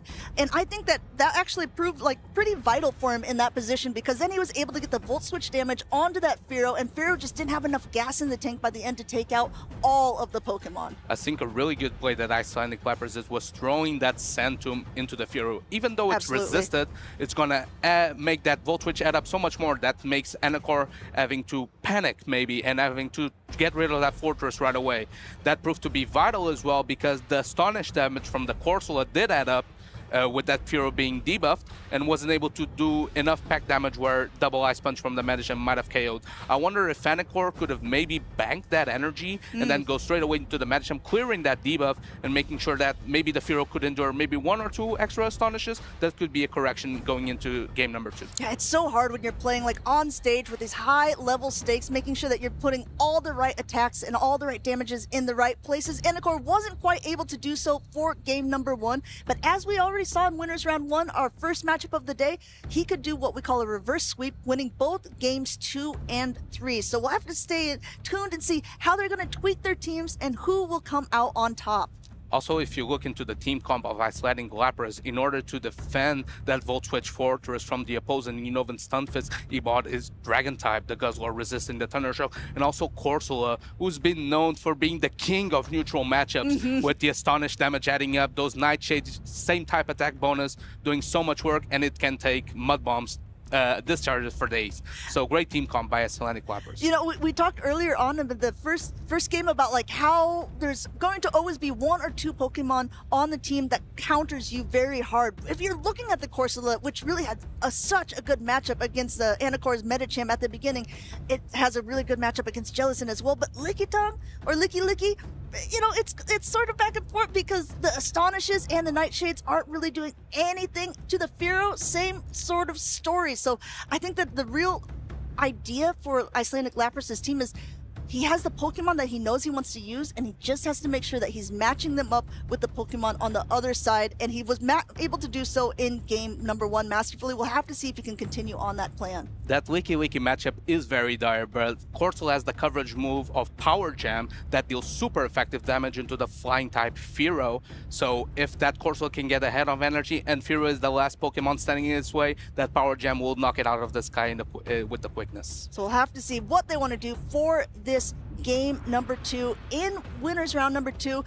This tournament is just getting started, everyone. So, I mean, we're going to have so many more good matches to go throughout day 1 and day 2. Anakor is with his back against the wall, but let's not forget, Anakor has made top cut before and has proven that he's able to do it in all different regions. He was playing some tournaments in Australia. He also came into Europe and did very well with along with his brother Young Kaz, which hasn't been in the circuit for a while. But shout out to him. He's also a very strong player. Anakor with his back against the wall has to maybe pivot around, maybe trying to see what he can do against that Guzzlord, because it's proving to be such a good pick into the 60s chose to bring into this tournament. We'll have to see if he counters it harder in this game number 2. Looks like these trainers are getting locked in. Let's get ready to go here. We've got that Fortress. Ooh, this time the lead goes to Anakor. Fortress now up against the Guzzlord. Let's see what Icelandic Lapras wants to do. An immediate pivot into that Quagsire. And with the Bug Bite variant, this means this ground type matchups aren't as dire. Able to chip in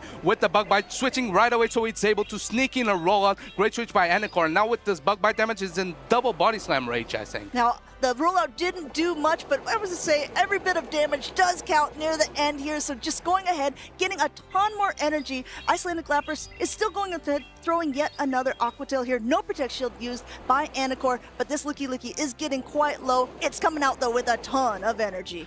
Anakor not playing around, going for the hard-hitting Shadow Ball. Icelandic Lapras tries to call it immediate no shield. The Shadow Ball will maybe potentially threaten a knockout. Doesn't do enough. I don't think it is rollout down damage. This Aqua Tail coming through. It will not knock out the Licky, but maybe Mudshot down range. So Anakor has to choose to protect shield. No, he does not. And can this Licky endure to make it to another Body Slam just before it does? Wow, incredible knowledge between the two of them here. Last time Icelandic Lapras shielded on a very low health Guzzlord. This time going ahead and doing it on that Quagsire because he wants to get that Guzzlord as far away from that Fortress as possible. And also will have a parting Aqua Tail throwing in at no matter what comes in. This parting Aqua Tail, great energy management by Icelandic Lapras. Can Anakor choose to protect shield? No, he does not. This Fortress now with that yellow HP, of course, is going to bring in the Volt Switch Fortress that resists the Bug Bites, but it does avoid, Fearow does avoid it, at least for the time being. This Rock Tomb going to come through, going to lower the attack of the opposing Fortress. Yes, and so not only that happened, look at this, actually swapping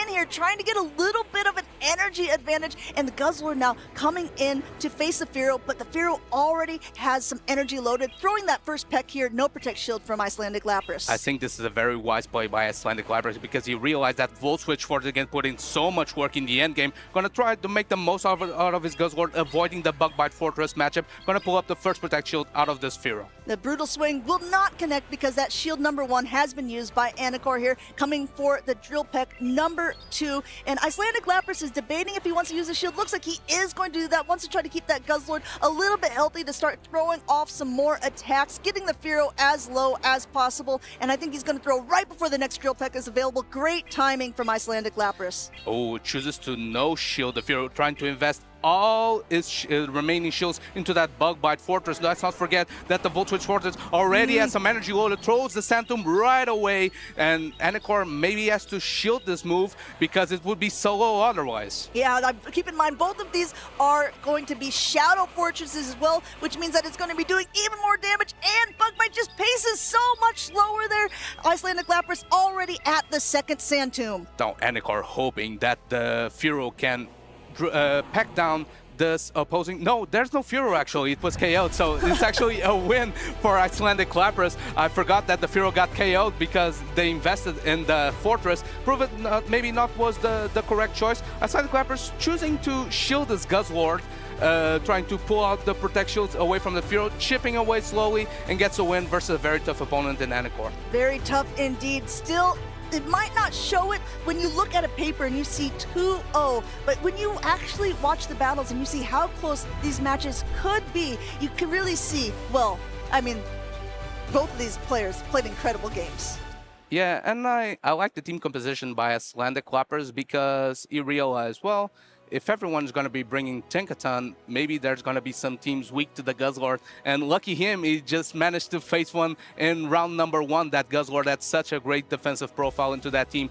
Furo was, I think it put in some work, though it was matched up one too many times into that pseudo-electric type in the Fortress, and those Volt Switches did add up. But I think Furo is still a very interesting pick in this meta and could put in some work for Anakor in the lower brackets. So also just keep in mind, we've been informed that this match is under review for the second one there because Anakor feels that he couldn't hit all of the buttons to be able to do his attacks. So they're just going to do a quick little review to see if it will be a rematch or if that match will stay a 2-0 lead for Icelandic Lapras.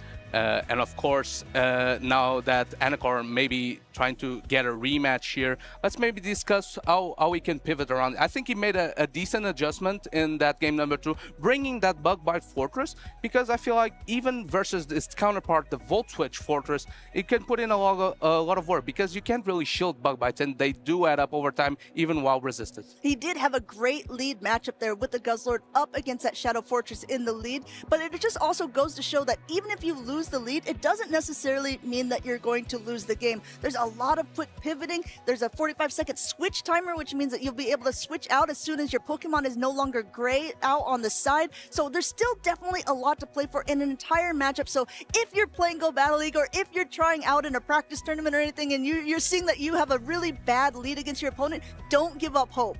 And you kind of see why Icelandic Lapras chose to lead that Corsola in the game number 1, because if Bug Bite Fortress gets a positive lead, it can chip the safe swap in such a way that it makes the secondary matchup so much easier. So that Corsola, one of the few Pokemon in Icelandic Lapras team that does resist that Bug Bite, unfortunately, he made the choice of leading that Guzzlord, was caught off guard, and that Bug Bite Fortress put the Quagsire in such a range where Licky Licky could deploy that Shadow Ball and threaten a knockout. So we've seen already so far in the tournament that there have been some charge attacks that have done some interesting things. Scorching Sands from Diggersby has an attack or a potential to lower your opponent's attack. We saw on these fortresses that there's going to be Sand Tomb and Rock Tomb. Now these aren't chances. These are absolutely going to do things to your opponent's Pokemon. That Rock Tomb is going to lower the attack for sure, and the Sand Tomb is going to lower the defenses. Yeah, of course, Sand Tomb was already a staple in regular Fortress. The regular variant was seen with Bug Bite before, but now in the Memories in Motion season, it got that appetite that does extra damage. So actually, it's no longer a bait move that gets a debuff. It's actually a move that can pull Protect Shields, and it becomes such a good setup Pokemon for the rest of your team, because if you lower the defense of your opponent's Pokemon, you can maybe easily farm it down, or even with your own Fortress, which has Volt Switch or Bug Bite, which are both very hard-hitting fast attacks, it can make your job way easier. So since Fortress is the #1 used Pokemon of day number 1, and we already kind of had the debate between ourselves, which, you know, is it going to be better with Volt Switch or is it going to be better with Bug Bite? Let us know in the chat what you think is going to be better. You kind of got to see them already on stream. And Jox, what is your opinion? What do you think that you would be running if you were playing in this tournament? I think it depends. I think Volt Switch Fortress is the more flexible of the two because it gets to that ground rock type coverage so quickly, and that coverage has been known to deal a lot of damage into the entire meta. We saw that with Kanto Marowak in the past, for example. But of course, that Bug Bite being one of the fast attack that deals the most damage currently in the open greatly, gives Fortress the potential to be an insane sweeper behind shields. So I think it depends on the flavor that you prefer. Yeah, and it looks like the flavor of Icelandic Lapras with that Volt Switch is going to be the thing that put him through to winners round number 3. There is no rematch going to be granted for this matchup, so Anakor will be knocked down to that loser's side of the bracket. And Volt Switch users, go ahead, tally up one for you. And of course, Icelandic Lapras getting one more win. And as we mentioned, he did win a regional before he won Birmingham in 2025. So he knows what it takes to get back into the mountaintop. Curiously, he did that with a Corsola as well back in the day. So maybe Corsola is going to be his MVP pick. But for now, I think Volt Switch Fortress against the grain, against what trainers have been adjusting and running that bug bite, maybe was crucial in this matchup because that Fear would put in so much work otherwise. You know, they say if it's not broke, don't fix it, and maybe Icelandic Lapras was thinking the same, saying, you know, Corsola really did well for me. There's Guzzlord, there's picks that have been around for a while. Just because there's this new Pokemon in the meta doesn't mean I need to stop bringing the things that I feel comfortable using as a player myself. And you know what's kind of interesting is that we've had 2 matchups so far. We had Tinkaton present, but it didn't even hit the field. So maybe for now, maybe more bench pressure than actually a workable Pokemon. But that's where the mind games come through, because you know that Gigaton Hammer is going to hit hard. And if you dwell yourself to sleep and run soft into Tinkaton, it can be a menace. I say you might call it bench pressure, but that gigantic hammer is literally taking up the whole bench there. It's a threatening Pokemon that I think a lot of people have truly built their teams completely around to either use themselves or to counter. So we'll see throughout the tournament how often people will actually be bringing it, and we get a glimpse at the team compositions to see how often people are trying to counter it, like the teams that we've already seen so far, you know, with the Talonflames on the team, with Pokemon that can do really well against it. And of course, Tinkaton is the steel type that's in town, but let's not forget that Fortress has won some championships before and is putting in so much work. Here we see the spotlight for Fortress. Often nowadays running that bug bite, but we just saw that Volt Switch is actually very serviceable and put in a lot of work for Icelandic Lapras there. Having that Rock Tomb coverage for the Flyers, especially if you're a bug. Taking down those fires, those fire types is very useful. And of course, the Sand Tomb that guarantees a defense drop, it could be very useful. Of course, here you gotta avoid those fire types because Fortress is double weak to it. Exactly, and you're going to see your Fortress, and especially the Shadow versions that we're going to see, then you're going to see them immediately go back into their ball once those fire types had to take the field against it. But even still, it's the #1 Pokemon used here in Prague, probably for a reason.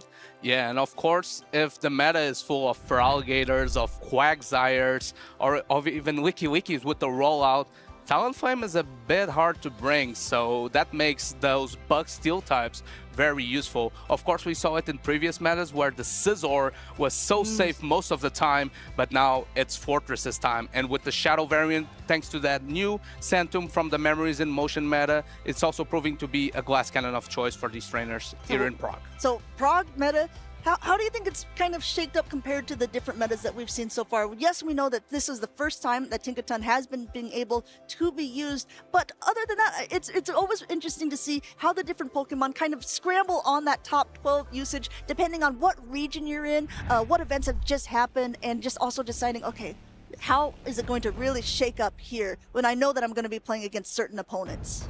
Yeah, let's see what the trainers choose to counter this meta, because there's so many optimal picks that sometimes you can face a team that has a Furo in it and you don't really know what to do. You're just weak to it, but that's not the case with this trainers here. We have Dan V, a Czech Republic local, using that Steelix and that Zapdos.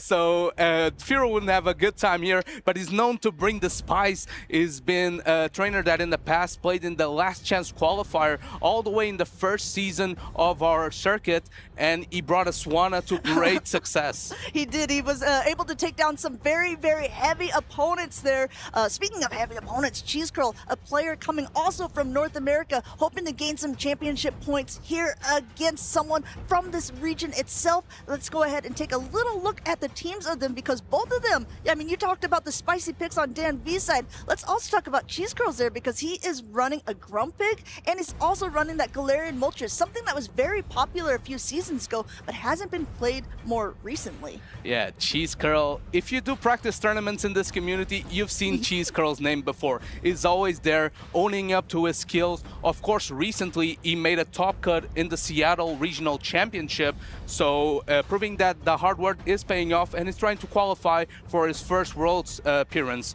Of course, running that Grumpig, that has been having some success here and there. We saw the likes of Inadequance, for example, in Stuttgart, I believe, running it.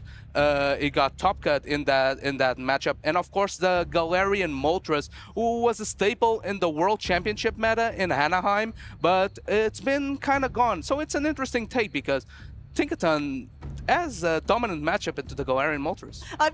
I'm truly laughing about the team of Dan B here, because he's got the Tinkaton, which is the Pokemon that we've kind of centered everything around for this tournament, but the rest of his picks are so wild that it's just like, okay, I definitely didn't have them on my bingo card. I feel like Tinkaton is only the mascot for this team, because the real players are going to be his spice picks. We have a Cherry Sunshine form, which is kind of an interesting Pokemon, because it's a grass type that has a Fire Weather Ball as one of its coverage moves, and of course access to Solar Beam. I'm not sure if that's what he's running. No, he's actually opting to run Dazzling Gleam, so even if it gets stuck on that Galarian Moltres, it will have the coverage move, and it's fairly attack weighted, so it's going to deal massive damage. And even with the Cherrim, since it is that grass type, up against like a Quagsire, the Bullet Seeds of its fast attack will at least be putting some pressure on. So I actually, it wouldn't surprise me to maybe see it on the field. Of course, Cheese Curl has his own grass fire type of choice, something that is in that top 12 usage of a Gourgeist. Also, a Pokemon that got updated in this new Memories in Motion season was that Zapdos, having access to Heat Wave. Heat Wave is a fire type move that now has been upgraded in terms of damage dealing, that can deal serious damage into the likes of Fortress or even Tinkaton. And of course, Zapdos is so attack weighted, it's a legendary bird that has to be traded to be under the Great League restrictions. So pretty attack weighted, and that cover move, even though it's not same type attack bonus, gonna deal serious damage into those steel types. Yeah, we have some legendaries on this team of both of them. We have that Galarian Moltres on the side of Cheese Curl that you can get by using your daily incense. Sometimes one of the Galarian birds might appear, you have a chance to catch it then, but that's always a risk, right? Because I have to say, I've seen so many of them and they always flee. It's like they don't want me to be their trainer. Yeah, that's kind of weird. Why wouldn't they want that? Why don't you want me to be your trainer? Of course, if you want to make sure that those Moltreses, those Zapdos, those Articunos stay in the ball, you can always use a Master Ball for a guaranteed catch. Maybe I should do that. Yeah, that could be very useful. At least because Galarian Moltres is an important Pokemon in the Great League meta, so it's important to have one in their roster. Let's see, we have a legendary bird, but it's the Zapdos facing the Grumpig in the lead. Zapdos will have a pacing advantage in this matchup, but of course, if the Shadow Ball hits, it's going to knock it out of this guy. I mean, the big thing with Zapdos is it is one of the most frail Pokemon that we have, so it doesn't surprise me to see it in the lead when it has shields to hide behind her. A catch by Cheese Curl with the Drill Peck onto that Licky Licky, and now a pivot out into that Shelgon here. Just starting to get away here. The Twister almost available, but not before this first Shadow Ball goes through. No protection used on Dan B's side. Same type attack bonus. Twister is going to deal massive damage into this Licky Licky. Shelgon, being the regular version, is able to withstand it. This Twister will threaten maybe a knockout into this Licky Licky. If not, it's going to be able to Dragon Breath down. Cheese Curl choosing to let go of his Licky Licky. It did its job, caught a few moves, and now it's going to get Dragon Breath down. Yeah, those little eyes peeking out of that shell there saying, okay, come at me. Let's see what you're going to get, because you're going to get a Twister no matter what.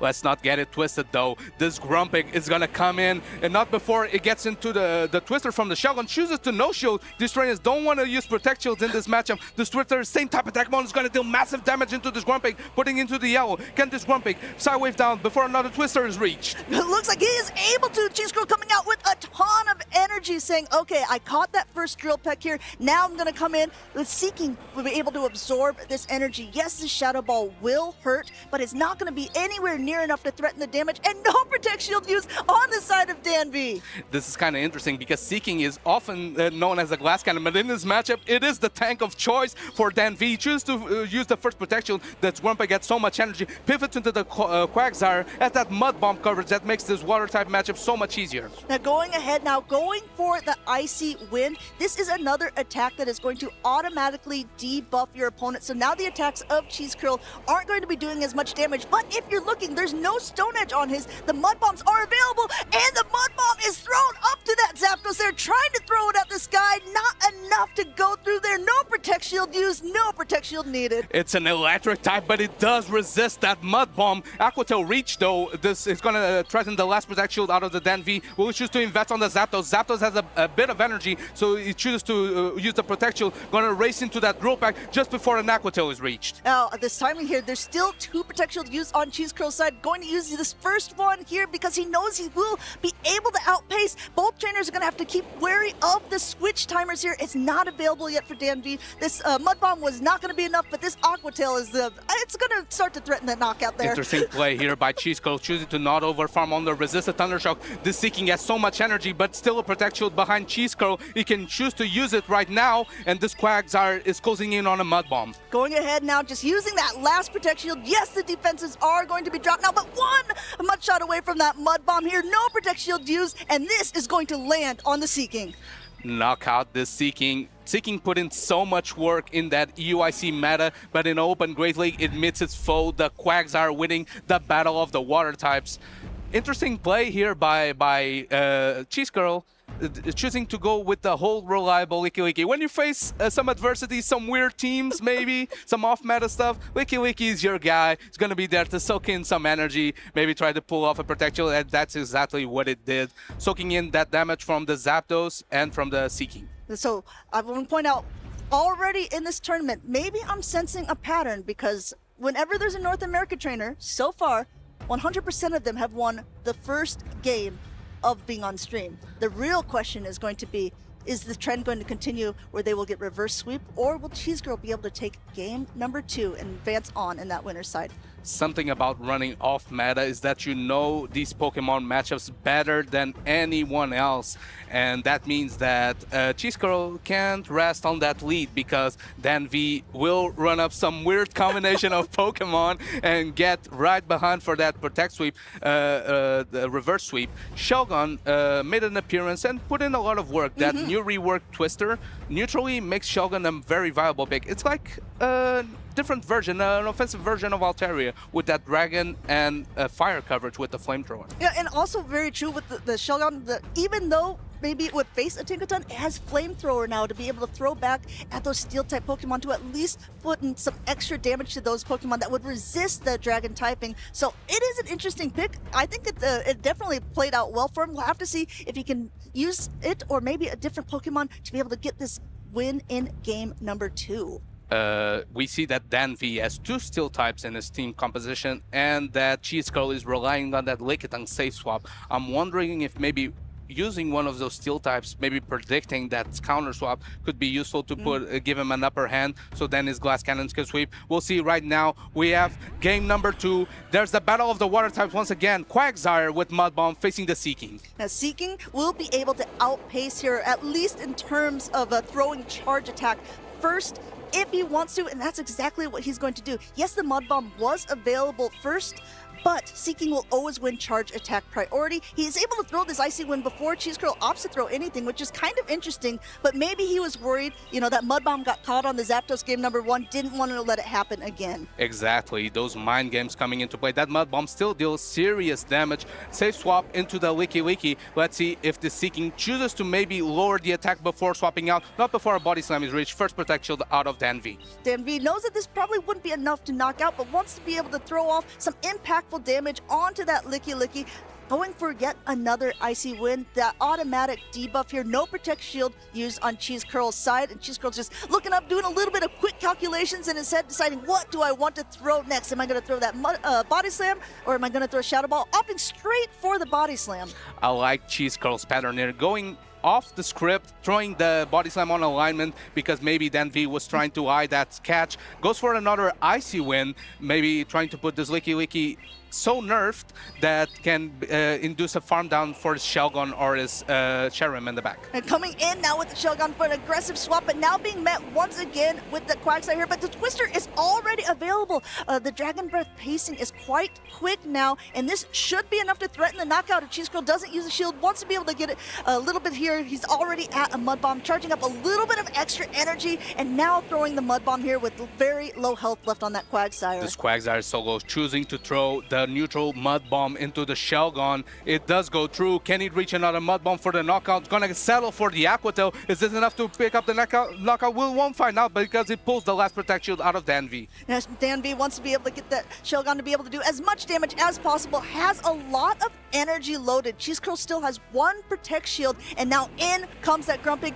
Going to have to face a Twister here. No Protect Shield used on Cheese Curl's side. Knows that first one is not enough to threaten the knockout. And this is a scary side for Danvi because that Ghost fighting coverage is unresistant throughout Pokemon Go. Here comes the Cherim though. It's gonna Bullet Seed, dance around, try to get some damage on this Grumpig, not before a Shadow Ball is thrown. Grumpig very happy here, doing a little dancing. This is gonna hurt. Shadow Ball does connect, and now actually catching this attack onto his low health Licky. Great play by Cheese Curl here. Going to absorb that onto the Licky and then come back in with that Grumpig for maybe a potential farm down. Licky giving its last salute, serving as a Protect Shield, and now the Grumpig can use the last Protect Shield indeed. Going to try to farm all the way down this Cherim, and they're going to come out with some energy loaded. It's still pretty healthy, so I wonder what's the plan here for Danvi. This is a big problem. Danvi's Pokemon both are very low health. He could potentially use that Seeking as a swap, but maybe a catch here as that Shelgon comes in. It's exactly what he tries to do. Not able to do so. Psywave goes through. Shelgon is Shelgon. That's where that experience from Cheese Curl coming through, predicting that Peekaboo play. Danvi tried his hardest, but Cheese Curl is going to move on to winners round 2. A really masterful play there, showing the prowess of North America. They're taking game number 1 and game number 2, advancing on that winner's side of the bracket with a pretty fun team. Danvi, if you're a fan of him and the different Pokemon that he was bringing, well, stay tuned because he's still in that loser side of the bracket.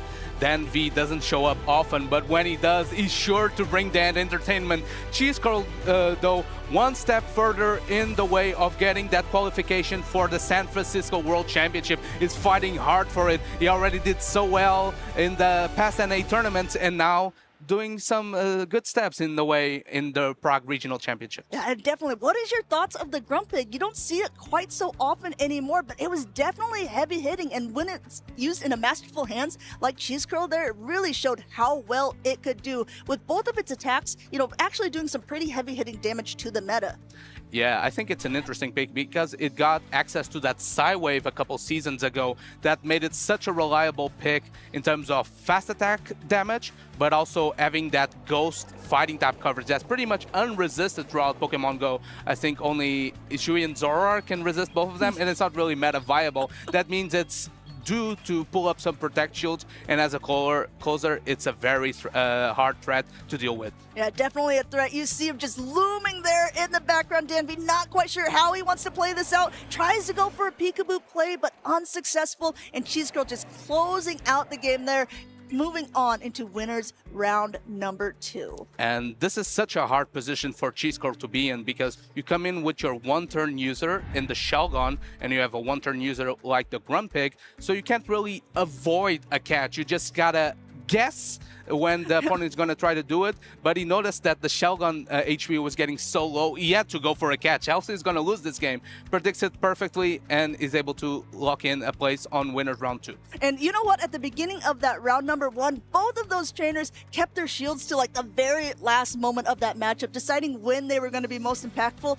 I don't know if you guys caught it earlier on, if you saw our Sevilla matchup, but that's exactly what happened in the grand finals. But they didn't even end up using those protect shields. Palasha was able to come through.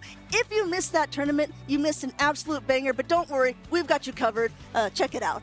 Got some more bangers. Palasha wins after everything she's been through this season. The doubts, the struggles. She came back and she took it all.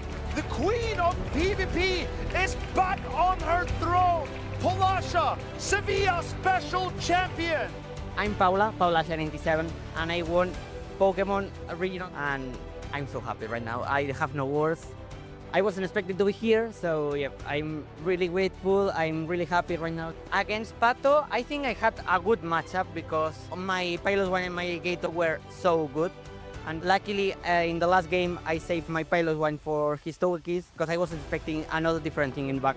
I think my team was really good because it was core breaking everyone. I was a little bit weak to fire, but I beat 3 of them, so I was placing my team a lot of core breakers and they worked. The most fun part that I find is try to build some teams, to try to analyze the meta, how is it evolving, and I get motivated with walls. For example, I get the Travel Award 3 times. I mean, it's always fun to meet some people, to go to the tournament, and you are meeting with some people that normally you are not faced in real life. The people is amazing, to see the community, do some tourism, obviously. I love traveling in general. I will be in Prague competing. I was feeling for the last month that I wasn't able to top place in a lot of times because I thought that I don't have the level at this point, but I can demonstrate to myself that I can still competing, I can still fighting for the win. I decided very late to come to Sevilla because I was struggling practicing. I wasn't very motivated, so I was thinking about coming here but not competing. Luckily I competed, so I'm not gonna regret. I mean, you have to still playing. I mean, sometimes you are playing, for example, Go Battle League, and you are feeling that everyone can beat you. A lot of time you are going to struggle, but yeah, the main reason for being here is just enjoy the game. If you enjoy the game, it will be, you will have like better days and worse days. If you play every single day and you are thinking about your teams, you're gonna improve.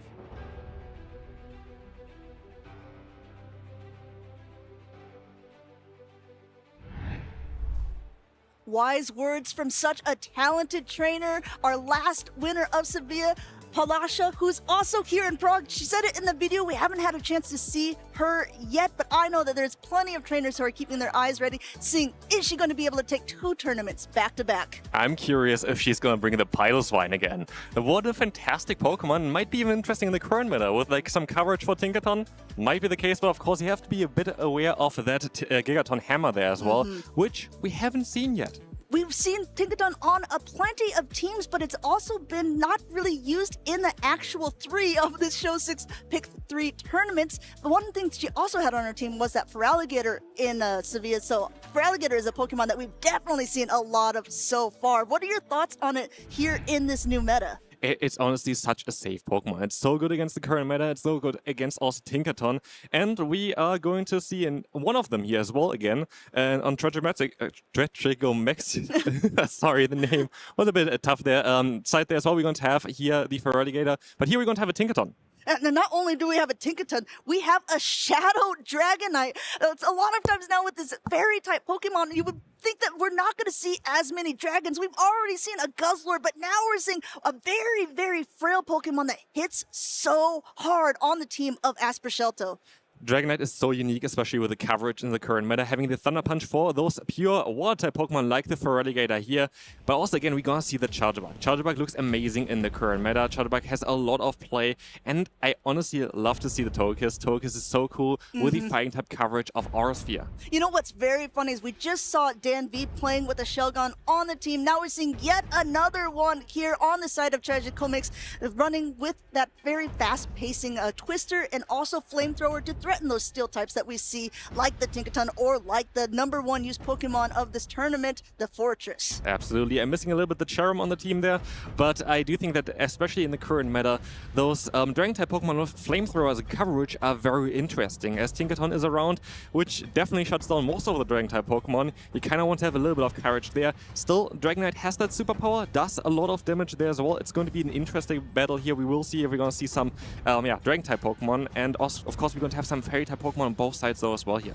Yeah, we'll have to see how these trainers want to play it out. Both of them fairly well known in our circuit. Aspercelto, a very, very good trainer from Italy. Tragicomix, someone from France. We know that a lot of the French teams, they really rally around their trainers. Hikami was able to win earlier on in the season in Lille, and I think that the momentum just keeps growing after every event. And also what we see on both trainers' side is going to be that Diggersby again, a Pokemon that definitely has a lot of usage recently. Of course, with the Tinkaton meta, but also with the Licky, which we don't actually see on either side. This is going to be quite interesting here, because we have seen it so far a lot of times, but neither of those trainers choose to run this Pokemon. Yeah, there's been so many different Pokemon used so far. I find it such an interesting thing, especially because when we have trainers coming in from LATAM, we have trainers from North America, and we, of course, have our EU picks here. It's really interesting to see the different type of Pokemon and playstyles people are opting to go with. Absolutely, and the interesting thing as well, usually you see like a big meta shift throughout like different kind of seasons for Pokemon Go, but now we've seen a very big meta shift just because of a singular Pokemon that got added into, even though we haven't really seen it on stream yet, but like it's quite a few more different Pokemon that we've seen in like recent regionals. Yeah, that's once again Tinkaton with Gigaton Hammer, which is a community day attack. You can only get that attack if you caught it and evolved that day. Of course, if you want to use what is called an Elite Charge TM, you can go ahead and get that if you catch a really good Tinkaton later on and decide you want to use it in a tournament. But I think that this is the main reason. It was like, of course, right away after the community day, people couldn't use it, but Inadequance does a lot of practice tournaments, and he said, okay, there is definitely an uptick in this Pokemon. Do not be surprised if you're going to see it in Prague. Absolutely, and I do think as well that a lot of people just prepare for this Pokemon as well. There's a thing as well, we see here Charjabug, which is a Pokemon that can resist it. Do we see Charjabug here though? We see the Tinkaton for the first time here today. Let's see if we're going to see some Gigaton Hammers. Now going ahead and facing one of its harder opponents there in that Feraligatr. Feraligatr's pacing and Hydro Cannons, which is also a community attack, just hit so hard against this part Steel Fairy type Pokemon here. No Protect Shield used on the first one on the side of Aspercelto, just getting a ton of energy on the Tinkaton there and throwing that heavier hitting Gigaton Hammer. It's not going to be super effective against a water type, but watch how much damage this does. It does so much damage for a resisted hit. This is ridiculous, and we're gonna see the swap out here directly into Ferret. Ferret running Brick Break here. Now, Brick Break is an attack that is going to lower the defenses of the opponent, uses a Protect Shield here to try to keep it nice and healthy while it gains some energy, but it's going to be popped in now to that Charjabug here, and Brick Break is actually a fighting type attack that doesn't do too much against that bug typing of the Charjabug, so Aspercelto opting for the Swift. Yeah, Charjabug here is going to be able to take a Swift quite easily, but still not that many to be fair. Like, we're going to see another Swift coming through here already. We already have the Charjabug in the yellow health, so this is going to chunk away, but it's still definitely going to hold on here. Yeah, Charjabug trying to charge up energy, but at this point, it has a lot of energy. It doesn't have a lot of health left. Throwing that first X-Scissor here, but even though there's another one loaded, Tragicomix might have to throw it at that bird if he wants to try to get that energy off before anything, because his switch timer is not up. Absolutely, and you can see as well the next Excel coming through. This might threaten the KO against the Ferret. Do we see the shield coming up? We don't. Ferret goes down, and now we see what Pokemon we're going to have next. It's going to be the Quagsire. Getting some extra farm here is going to be nice as well, as we're going to have here very cheap moves on this Pokemon. I like the Aqua Tail, but we also need to hit the Stone Edge against the flying type of Togekiss. As a reminder here, Tragicomix has 2 shields left on his side, but this is a baiting game. This Aqua Tail would not threaten the knockout. That Stone Edge would knock it out of the sky. Tragicomix doesn't even want to take that risk there, using that first shield, and now just charging up a ton of energy. Can Aspercelto's Quagsire survive this hit here? I do think it might still hang on, but we're going to see the shield here still coming up no matter what, and this is going to be a lot of damage. Just got shielded up. Another bait is coming through here. We're going to see another shield here as well. You also see Aspercelto waiting. He didn't want that Aqua Tail caught on anything. He saw the Joker go through, and now last Protect Shield is used, and now a really good try and great timing there. Good catch. Aspercelto brings back in that Tinkaton, and now still this Arsphere is going to do some heavy hitting damage, but it's going to be avoided on the Quagsire. I think that's exactly exactly what he tried to do here. And we're gonna try to get also still to the Stone Edge, which you're not gonna be able to reach before that Aura Sphere is coming through. And this should be enough to take down that Shadow Quagsire here. This is doing huge damage, and yeah, I do think that the Togekiss is going to be able to knock it out here. First game goes to Tragic Comics. Yeah, Aspershelter trying everything he could there, was able to get that catch successfully on the Tinkaton, but even still, Tragic Comics had another one ready and wins Charge Attack priority over that Quagsire. Quagsire needed to get up to that Stone Edge at that point to be able to throw and threaten the knockout. Yeah, I do really enjoy the Togekiss there. Like, the Togekiss did such a great job. I think it's a fantastic pick in the current meta, especially if you're going to end up in situations where you get a little bit of an energy advantage there. You're going to do so much damage, especially with that Aura Sphere in the current meta. There's next to no Pokemon that really resist it. And then, like, you have Pokemon here like the Dragonite. You still don't really want to go up against a Togekiss with this Pokemon. Yeah, definitely. The Dragonite, especially on the side of Aspershelto, is running Thunder Punch, so it can threaten some heavy damage, but not enough to really knock it out unless it's a little bit lower health, and Superpower, which lowers your own defenses. So a lot of times if you do see a Dragonite, you'll either see it in the end game where it doesn't matter, or maybe in that first position so they can swap out and clear the debuff. Yeah, I'm curious on what kind of changes we're going to see for the game number 2. Are we going to see the Shadow Dragonite? I'm curious. Like, I do think the Dragonite has a little bit of play, especially it's kind of similar to what the Togekiss can do as well. Like, we have 2 flying type Pokemon there that both really appreciate having a bit of an extra energy advantage there.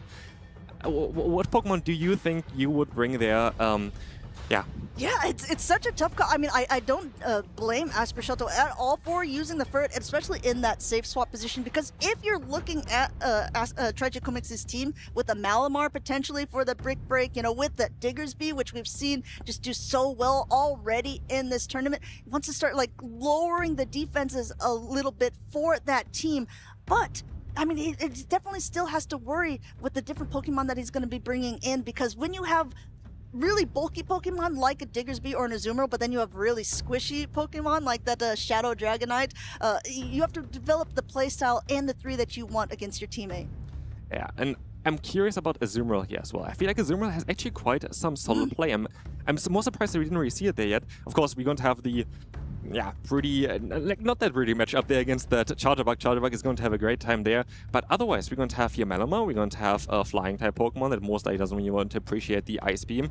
We have the Diggersby. We have another Dragon-type. I think Azumarill has a lot of play here. Definitely. But once you point that out, it's so true. The only thing that it really needs to worry about is that Charjabug. Wouldn't be surprised if maybe he benched it game 1 thinking that Tragic Comics was going to play very, very heavy, or as heavy as he could into the Azumarill, which we did see that Charjabug, but we'll have to see for sure. Just a little heads up for everyone who is watching, there is going to be a match review for game number 1. Aspershelto missed a couple of bubbles on his charge attack, so he wants to make sure that he got maximum damage, because that could have threatened potential knockout earlier on in the matchup. Just a little thing there towards as well. The Azumarill, by the way, is not running Ice Beam. The Azumarill is running Hydro Pump instead, which is more unusual, but it hits a little bit harder in like those certain matchups. Like, for example, even against like the Charjabug, you're going to be able to do quite a lot more damage, but also threatening most likely that Diggersby a little bit better there. Yeah, and also probably maybe used adapting for the Tinkaton that you do see being in that top 5 usage here in Prague day 1. The Hydro Pump would definitely do a lot more damage than either a Play Rough or an Ice Beam would, because of that steel typing of the Tinkaton as well. Very good shout there. Definitely the Hydro Pump is going to be quite a bit stronger there. But yeah, we see on how they're going to adapt. It's going to be very interesting, because especially we're going to have so many different Pokemon to play. It's not like the teams are any kind of similar or anything in this. They're quite different, and it's cool to see. Like, I'm always really enjoying when like the meta shifts compared to the last regional, because it's so exciting. Like, you don't really know what you're up against. You don't know what's coming up next. You don't know what is the next opponent going to bring. Are they going to bring Cherim again? Yep. Who knows? You know what is actually kind of interesting to me now that you said that is that you don't know. You are a player who is very well known for, you know, Go Battle League, which you don't know, right? So how can people take the experience of being good at Go Battle League, a blind 3 format, and kind of adapt it to a larger Show 6 format, such as what we're playing in the competitive Go circuit. I do think that Go Battle League is a great testing ground, basically, for especially a course that you want to play. You can get a bit of a feeling for, okay, maybe do I want to bring something like the Gastradon together with the Tinkaton, which have like a great pairing there. You can just try them out because you don't know what you're coming up against. You can kind of see as well, okay, what might be Pokemon that are troublesome, like what Pokemon do I need in order to counter them, because this is the beautiful thing about Show 6 Pick 3, where you're going to be able to have 6 Pokemon in your team to kind of maybe try to counter those weaknesses of the main course you try to build around. And so I do think that Go Battle League is fantastic as a playground in order to get a feeling for the Pokemon, get a feeling for the timing for the charge moves there as well, but also see maybe what Pokemon could be a bit more difficult. And I know that you often use the Go Battle League as a testing, as a playing ground. If opponents are queuing up against you right now, what can they be expecting to see against you? Well, I'm currently running. I'm currently actually running Aegislash a lot of times. I love this Pokemon. I would love to see it here today as well. I think it's a fantastic Pokemon, especially in the current meta, because Aegislash, with a form change, it's so versatile, but you have to play it in a certain way. I always love to use it as a closer, just because you're going to be able to get the shields down early with other Pokemon, and then just like a Shadow Ball hits basically everything for so much damage. I always get mad when I see against them, because I'm like, okay, I'm doing so much damage, it's doing nothing, and then at the end I'm like, they have 2 loaded. I know, there's nothing I can do. I'm going to hit 2 charge attacks no matter what. So keep in mind, if you're queuing up against Jonkus right now, he's running that Aegislash, just go ahead and be prepared. Aegislash, honestly, I hope we see it here. There are some other Pokemon as well that I love to see, like Morpeko, another form change Pokemon that is very, very strong with the move Aura Wheel, boosting its own attack up, but doing so much damage at the same time as well. And I do think actually it has a lot of play in the current meta. With all of those water types around, you have the potential. Even against Quagsire, you have the option for Seed Bomb. And even against Tinkaton, yes, of course, since it's part Dark type, it doesn't really want to take the Fairy type attacks, but an Aura Wheel does a ton of damage to a Tinkaton. Speaking of Tinkaton, it's a Pokemon that of course everybody tries to counter. And we had already the discussion earlier on the stream about like, is Talonflame the right choice for that? What other Fire-type Pokemon could you think could have some play currently? I mean, so I've always been a fan of Shadow-Typhlosion. I think that there's a lot of play for it in general, but it's also a Pokemon that has a little bit more frailty, and Talonflame, since it's a flying-type Pokemon, kind of resists those Mud Bombs, while Shadow-Typhlosion definitely does not. So if you're running a team that has a Tinkaton, there might be some Mud Bomb users or some Mud Shot users that are going to be already effective against that. Do you really want to be double weak in your team and also be running a Shadow Typhlosion? I don't know if it's greatest in this meta. I do think that Shadow Typhlosion is actually a very cool Pokemon, though. As we're gonna see here, I think this is just a test. That is a testing battle, I think. Curious if the Giratina is going to win this one. We have the Armored Meteor as well. Don't think that's going to be greatly League eligible, but yeah. That was most likely a bit of a testing battle there. But just generally speaking, I do actually want to talk about the Typhlosion because I think it has a lot of potential because of that move Thunder Punch. If you get to use, for example, as a safe swap, if Whirligator isn't safe against it, if Whirligator cannot swap into it because the Thunder Punch is going to knock it out. And so I think that Typhlosion would be actually a very interesting Pokemon to kind of try to break the current meta. So I think the big, not necessarily problem, but the user experience with Incinerate users, which is Incinerate is our only 5-turn attack in the game, is pacing wise, right? So it's like you have to be able to understand when your attack is going to be thrown, and also it gives a wider opportunity for players to swap out in the middle of your animation and catch. But if you're able to really pilot an Incinerate user well, it can absolutely wreck people's teams. Yeah, and also we've seen already on multiple teams a Pokemon that I find quite interesting that only recently got added really towards the competitive Pokemon that you can use, which is Shelgon. We're going to have a spotlight ready for you for this Pokemon. I mean, I wasn't expecting it to be so popular, but I'm actually quite happy that we've seen it so many times on stream. This is going to be the Pokemon that looks like, it's like little eyes peeking out of its shell, running that fast attack Dragon Breath. Dragon Breath back in the day used to be a very heavy hitting damage attack. Now it doesn't do as much damage, but it generates energy so much quicker. It's such an interesting thing because before, like Dragon Breath, yeah, as you said already, did so much damage. It's such a different kind of experience now with a Dragon-type Pokemon because the energy generation, a lot of cases, is actually quite a bit better, I would say. And now with the added move on Twister, yeah, Twister is basically what makes this Pokemon. Twister is such a strong move that it can get so fast, as well. And then, of course, the coverage of Flamethrower. We talked about it already earlier. There are quite a lot of Steel types currently around. We have the Fortress, which only has the weakness to the Fire typing. And, of course, flamethrower is going to have a great time there. Yeah.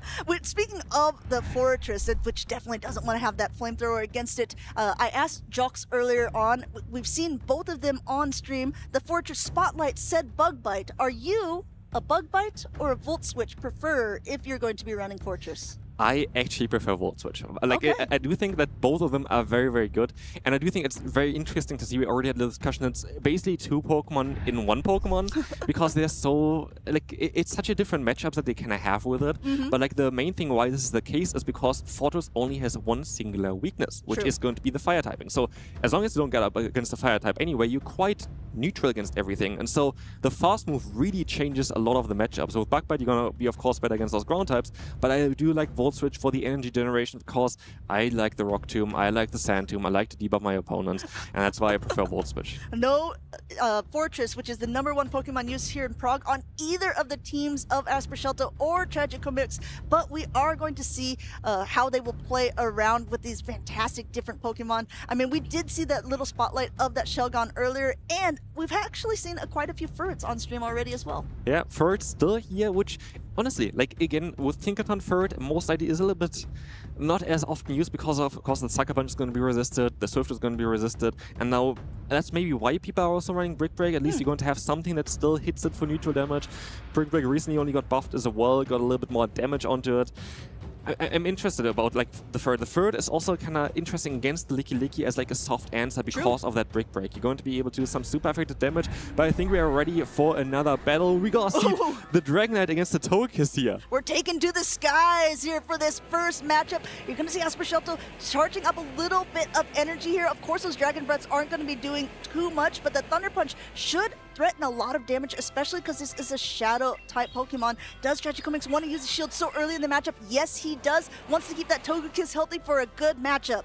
Do you think that a lot of times Dragonite can actually do quite well in this matchup just because you pace at the same pacing, but you're gonna win, of course, the tie there if you get to the charge for the same time as you just saw there. And of course, one Thunder Punch is all it takes to knock out this Togekiss, but can the Dragonite hang on with all of the pack damage? Going ahead now, throwing a second Thunder Punch here. No Protect Shield by Tragicomix's side. Super effective damage. Look how much that did. Down goes the Togekiss.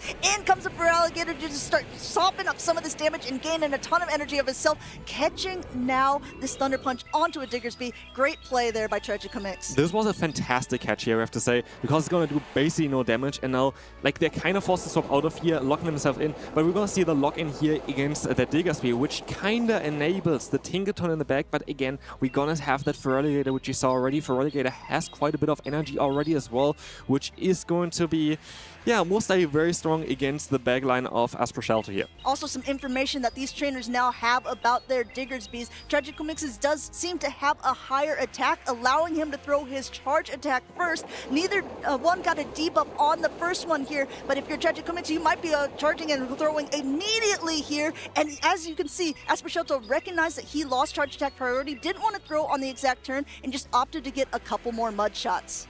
I'm curious if we're going to see again maybe a catch onto that Dragonite. Dragonite still here at 1 HP. We try to catch the move, but it doesn't work out, and we're going to see swap out now into the Feraligatr, getting extra energy. And the energy is going to go either against the Tinkaton, which doesn't want to like to see it, or against the Diggersby, which would go down directly. I love this. This was a blind throw there by Tragicomix. Didn't even really see what came in. Said, okay, Hydro Cannon's loaded. Hydro Cannon is thrown here. Meet it with the Tinkaton here, just trying to get up a little bit of energy. Bulldoze not enough to knock out. Has to go all the way up to the Gigaton Hammer, and he gets that last Protect Shield from Tragicomix's side.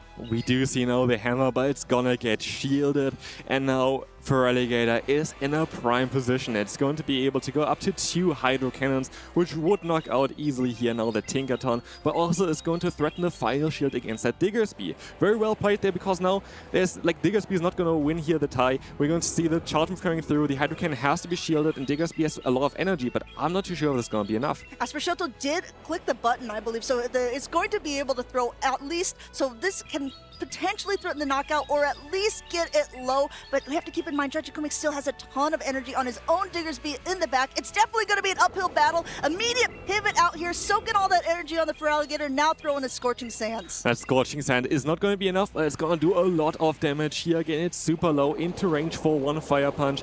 And I do think it's going to be an uphill battle here for sure. As another Scorching Sand comes through, maybe you're going to see a debuff, maybe it's going to matter, but it's looking quite tough. Yeah, the thing with the Feraligatr is those Shadow Claws don't do anything to the Diggersby, but this Fire Punch should be enough, especially with no attack debuff. Both of these trainers nodding here. Tragicomics taking game 1 and game 2, advancing into winners round number 2. Fantastic gameplay from both players here though. Like at the end, the Diggersby against Diggersby, it's such a strong Pokemon in the current meta. I find it really cool to see this Pokemon here again, now with Mudshot after the buff. It's such an interesting Pokemon, especially because you have the chance of that debuff. Scorching Sands is such a game changer if you get the debuff in there, but of course it's quite rare. During our little intro earlier on, we had some picks from the Japanese trainers, and Diggersby was one of the picks saying, I think that this Pokemon is going to be used. Well, it looks like that prediction is correct because it's been on so many teams so far that we've seen advancing on that winner's side of the bracket. Yeah, fantastic game here though from Tragicomics as well. Like 2-0 there. It was still very close battles, I have to say. It was very, very close battles, but I love to see the variety of Pokemon that we were just able to see there. Of course, Diggersby at the end there against each other. Not the rarity there, but just generally speaking, both players had so many different Pokemon on the team, and this is so fantastic about the regional. We don't know exactly what is going to be now the strongest. We still have to find out what's the best in the current Tinkaton meta. And we saw at least a little bit of Tinkaton here. We have. This is our first Tinkaton that we've seen on stage. It wasn't able to have quite the impact that I think it wanted to with that heavy hammer, but that doesn't mean that it won't be impactful for different players later on. These games were so close. Such a good catch here. I think this was a moment that really put the Tragicomics in the driver's seat, being able to tank that energy onto that Diggersby and just being able to get a lot more energy advantage later on. Yeah, especially the energy on the Feraligatr, on that Tragicomics side, always comes in clutch. This is the thing as well about Feraligatr in the current meta. This is why you see this Pokemon so often. If this Pokemon has energy, you're basically always going to be able to find a target for it, because Ice Beam as well as the Hydro Cannon both cover so many different types, and it's just so good in the current meta. Yeah, so congratulations once again to Tragicomics. Continuing on that winner's side of the bracket. Let us know, chat. Are you impressed with Tinkaton yet? Were you expecting to see more of it? Or, I mean, at this point, it's been on, I believe, like 3 different trainers that we've seen on screen, but this was the first time that it was used in the Prague Regional Champions on screen. I do think, though, that a lot of trainers are just very well prepared for Tinkaton. I think it was just quite expectable that a lot of trainers would try to run it, and so basically what happens right now is Tinkaton is a lot of times just the bench pressure. Basically, you have to prepare for it, because otherwise if you get caught off guard there by a Gastradon hammer there, it's going to do so much damage. Like, you can't really take those damage there from this Pokemon. It's the cool thing about the Tinkaton generally. That's why this Pokemon is so strong now. It has a fantastic typing in Steel and Fairy. Like, you only have a few weaknesses of like Ground and Fire, but you have so many resistances, and now with the Gastradon hammer, you really need something that resists the move in order to not take as much damage. But still, even then, like we saw it already against Feraligatr landing there, it still does like over half of the HP there. Yeah, I mean, you saw it's like not very effective, but it still knocked it down to the yellow. If you're a trainer who has maybe picked one up because of the recent community day and you're wondering, where could I test this out besides Go Battle League? I actually want to play against other players. Well, guess what? We've got a little treat for you. It's at Local Cups and Challenges. You guys know it. Go ahead, play the video. Hey, do you want to play? Yeah.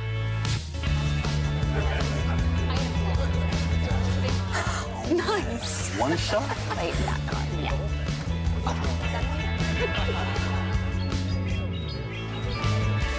I'll use twin cannons. Great game, guys. Bye. See you next week. Come play at your local Pokémon League.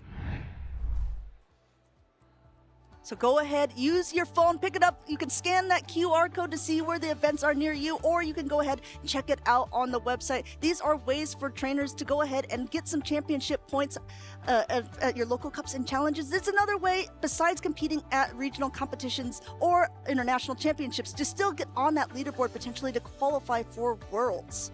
Yeah, very excited to go to those local events here, but also I'm very excited for the upcoming matchup. I don't want to say anything yet, but trust me, it's going to be worth watching, and Yeah, like I'm just curious on how the meta is going to turn out here generally. Yeah, are we going to see some more Fortress here again? Are we going to see Volt Switch? Are we going to see Bugbite? Are we going to see Tinkaton? There's a lot up here today.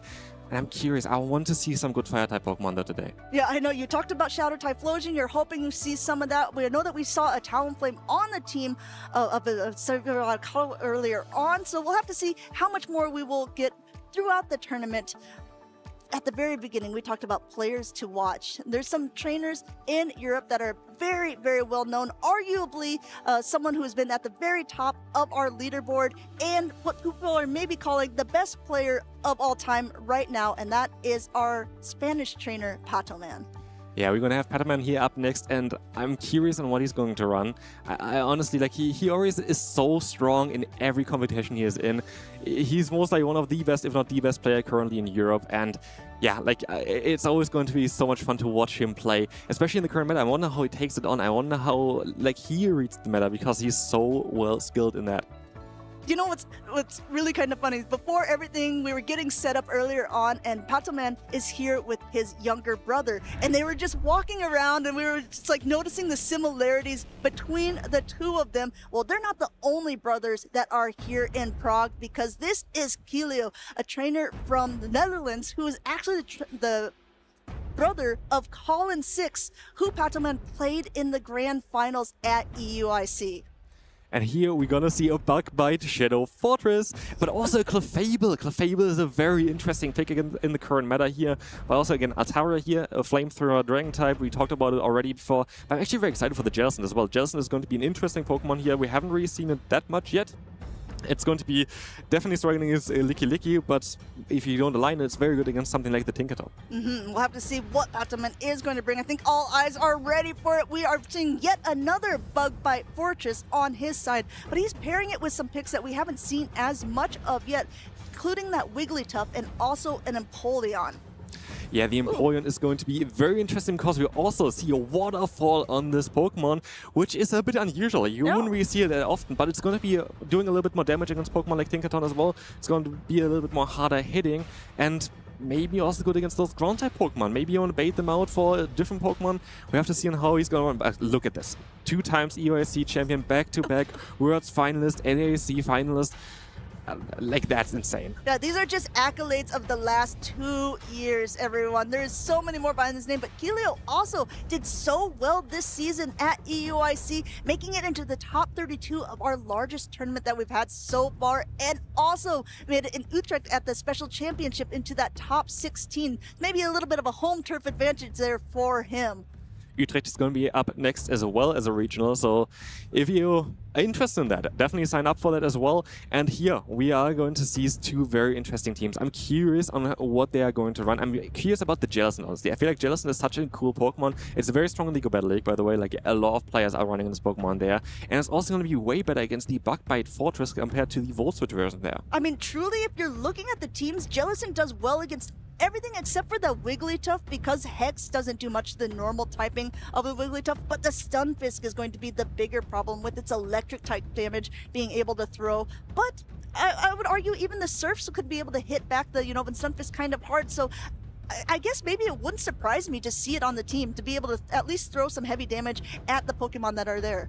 Wigglytuff especially is very interesting because what we've seen before is that this Pokemon was actually dominating a lot of times in the regionals recently, but now I was actually expecting this Pokemon to be not as common anymore, as we have Tinkaton. Tinkaton is a Pokemon that completely destroys that Wigglytuff, but yeah, we're gonna see it here again. We're gonna have 2 Fairy-type Pokemon on Patoman's side. It's very interesting. We have a lot of fairy types generally in the current meta still. That is not Tinkaton. Like, we have Clefable here on Kilio's side. It's going to be a very interesting battle. Yeah, they're saying, oh, I see that new one. Okay, like, that's fine. We'll deal with you later. I'm going to put some tried and true things here. One thing I really do find interesting is that Patoman opted to not run Metal Sound on his Empoleon, but going for that Waterfall, potentially has different targets now, and we'll have to see if it will come into play. If there's a Jellicent on the other team, though, I don't know, the pacing is a little bit slower as well, and it's not going to be as impactful, especially if it's lined up into that matchup. But it could be also a read towards Fortress that maybe it runs more often the Bug Bite instead of the Volt Switch, because Waterfall, instead of like the Metal Sound, is not going to be resisted, doing way more damage, and most likely you can just put it into the range for one Hydro Cannon only, which would be definitely a big advantage. But also against like Pokemon like the Licky, you're going to do a lot more fast move pressure there. It's just generally going to be interesting to see if we're going to see the Empoleon here today, or if we're going to see some other Pokemon. I'm also very curious about the Wigglytuff generally in the matchup. I think Wigglytuff looks fantastic here with targets of the Altaria as well as, of course, that Jellicent. So see, as we're hopping into that game number 1, we have the Fable on the side of Keelio up against that Galarian Corsola that Patoman has been known to be doing rather well, with both of them staying in for a little bit. The Fable will want to go for the Moonblast to be doing the heavy hitting damage, but actually opting for a Meteor Mash, a bait I would call it, I guess, not getting a Protect Shield. Definitely a little bit of a bait, but we see here maybe even 2 Meteor Meshes are nearly enough with fast move damage. We're going to see the swap out here into the Fortress, and we see the swap out into also the Quagsire here, which is quite interesting because we would have had also the option for that Jellicent. Now, going ahead, just lowering the defenses a little bit, Keelio puts up a Protect Shield against that first Sand Tomb, but being able to now not take as much damage on Quagsire, charging up a ton of energy, throwing an Aqua Tail. The Bug Bites are really chunking away against this Quagsire.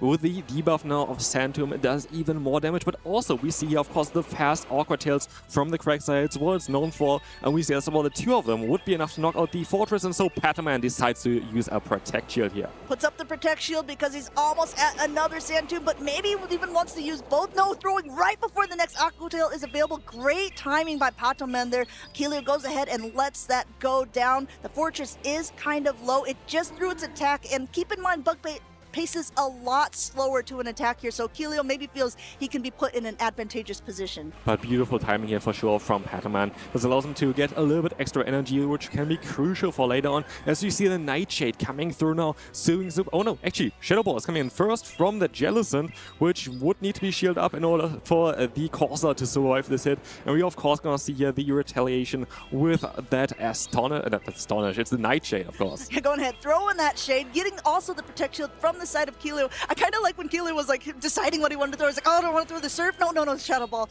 And it looked like it was going to be well done here. We talked about Meteor Mash. Maybe was the correct play. One will put it down to half. Not quite enough to knock out with 2 here, but it's going to be able to completely Fairy Wind down, getting a little bit more energy for whatever comes in. This is kind of dangerous for Patoman. This is very dangerous because we have that Wigglytuff in the back. This Meteor Mash is going to knock out the Fortress, and Wigglytuff is not going to enjoy a Meteor Mash, but can Clefable still hold on to enough energy here as well, basically, to get to that Meteor Mash? We have to see, but it looks quite solid. Yeah, I think the Meteor Mash is coming through here. This is going to do some massive damage, super effective damage. No Protect Shield remaining. This Meteor Mash will connect. This is a Steel type onto a Fairy type Pokemon. Super effective damage. Now comes in a fairly healthy Wiggle or a Jellicent just to kind of add up damage here, throwing the Surf. And Patoman knows already this game is a loss because that Surf is going to knock it out, as Wigglytuff doesn't have any charge move pressure against that Jellicent. Keelio is going to be able to win the first battle here. Going ahead, taking game number 1 off of Patoman there. You can see the 2 of them discussing things in the middle of the matchup here. It looks like Pato is going to go for a review with the judges here quickly, so in the meantime, we can still kind of think about the team compositions that they played and also talk about how Clefable might be a sleeper pick for this tournament. Clefable did so well there. Like, I find it very interesting as well that Keelio opted to go for the double damage move, because a lot of times you see this Pokemon is Swift, which is a great bait move. It's great to get there very fast, but here we see Meteor Mash and Moonblast. So no matter which move you're gonna go for, you're gonna hit very, very hard. And we saw there as well 2 Meteor Meshes were actually the perfect play against the Galarian Corsola, putting in the perfect farm down range to also then get the energy for the Fortress and also for the Wigglytuff at the end. So if you think about the comparisons between Tinkaton with its new charge attack, Gigaton Hammer, and Clefable with its attack, Meteor Mash, the pacing is a little bit quicker for the Meteor Mash, but it definitely doesn't do as much damage. I mean, side by side, is Clefable maybe the Pokemon to use, the budget Tinkaton if you don't have one? It's actually very interesting. I didn't really think about it yet, but like this makes a lot of sense here. Having Clefable as like the faster Tinkaton, basically, you're going to be able to get there a bit faster to those hard-hitting Steel-type moves.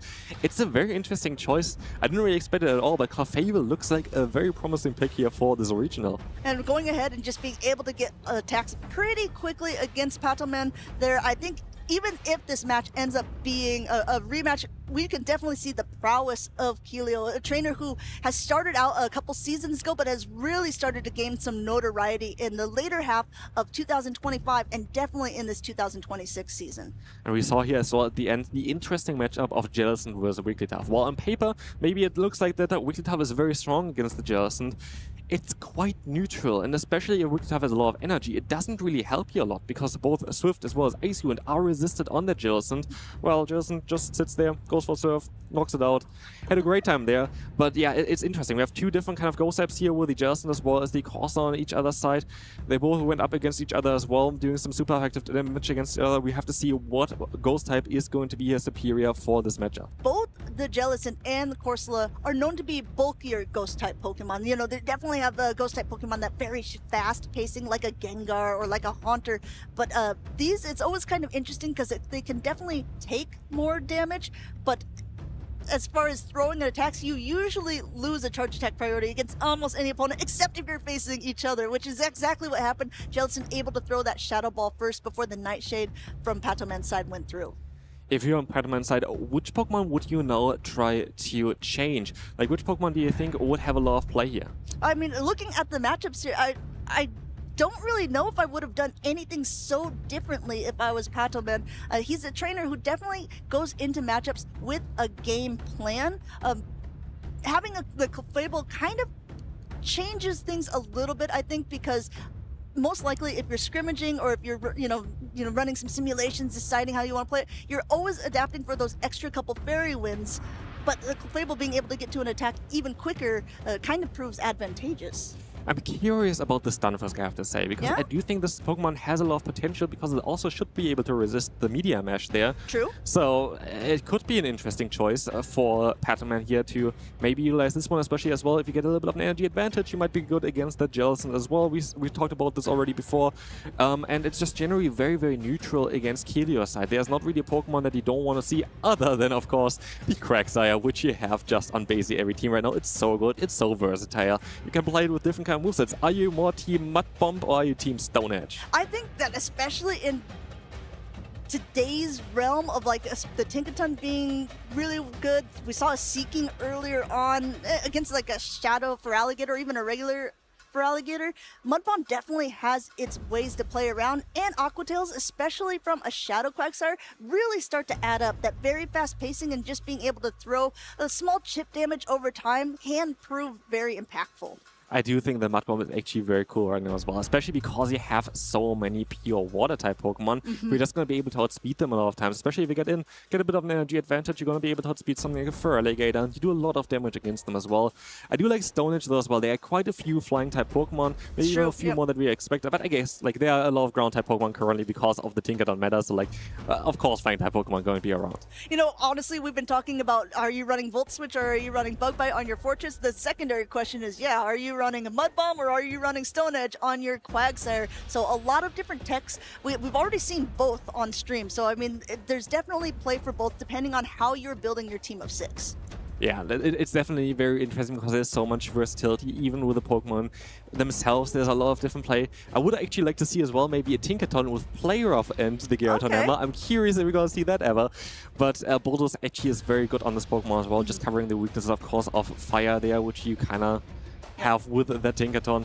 But I feel like Tinkaton so far has not been really there. Like, it's a bit underwhelming, I would say. Maybe a bit meh. I mean, it is in the top 5, I will say, of this tournament. So definitely players opting to bring it or build around. While we're talking about different movesets, we haven't seen any yet on stream, but Corviknight, I've heard rumor that potentially people are going to be running Ironhead on their Corviknights instead of Payback for the better Tinkaton matchups. What are your thoughts on, swapping out the moveset? Like, I did actually experience someone battling me in the Go Battle League with that as well, and I was like, okay, I didn't really expect this. I was running my Tinkaton as well, and I was like, okay, there's a little bit more damage than I expected there. But I feel as well from competitive players that they still prefer payback most of the times, because you're still going to have an advantageous matchup there for the Corviknight against the Tinkaton, no matter what.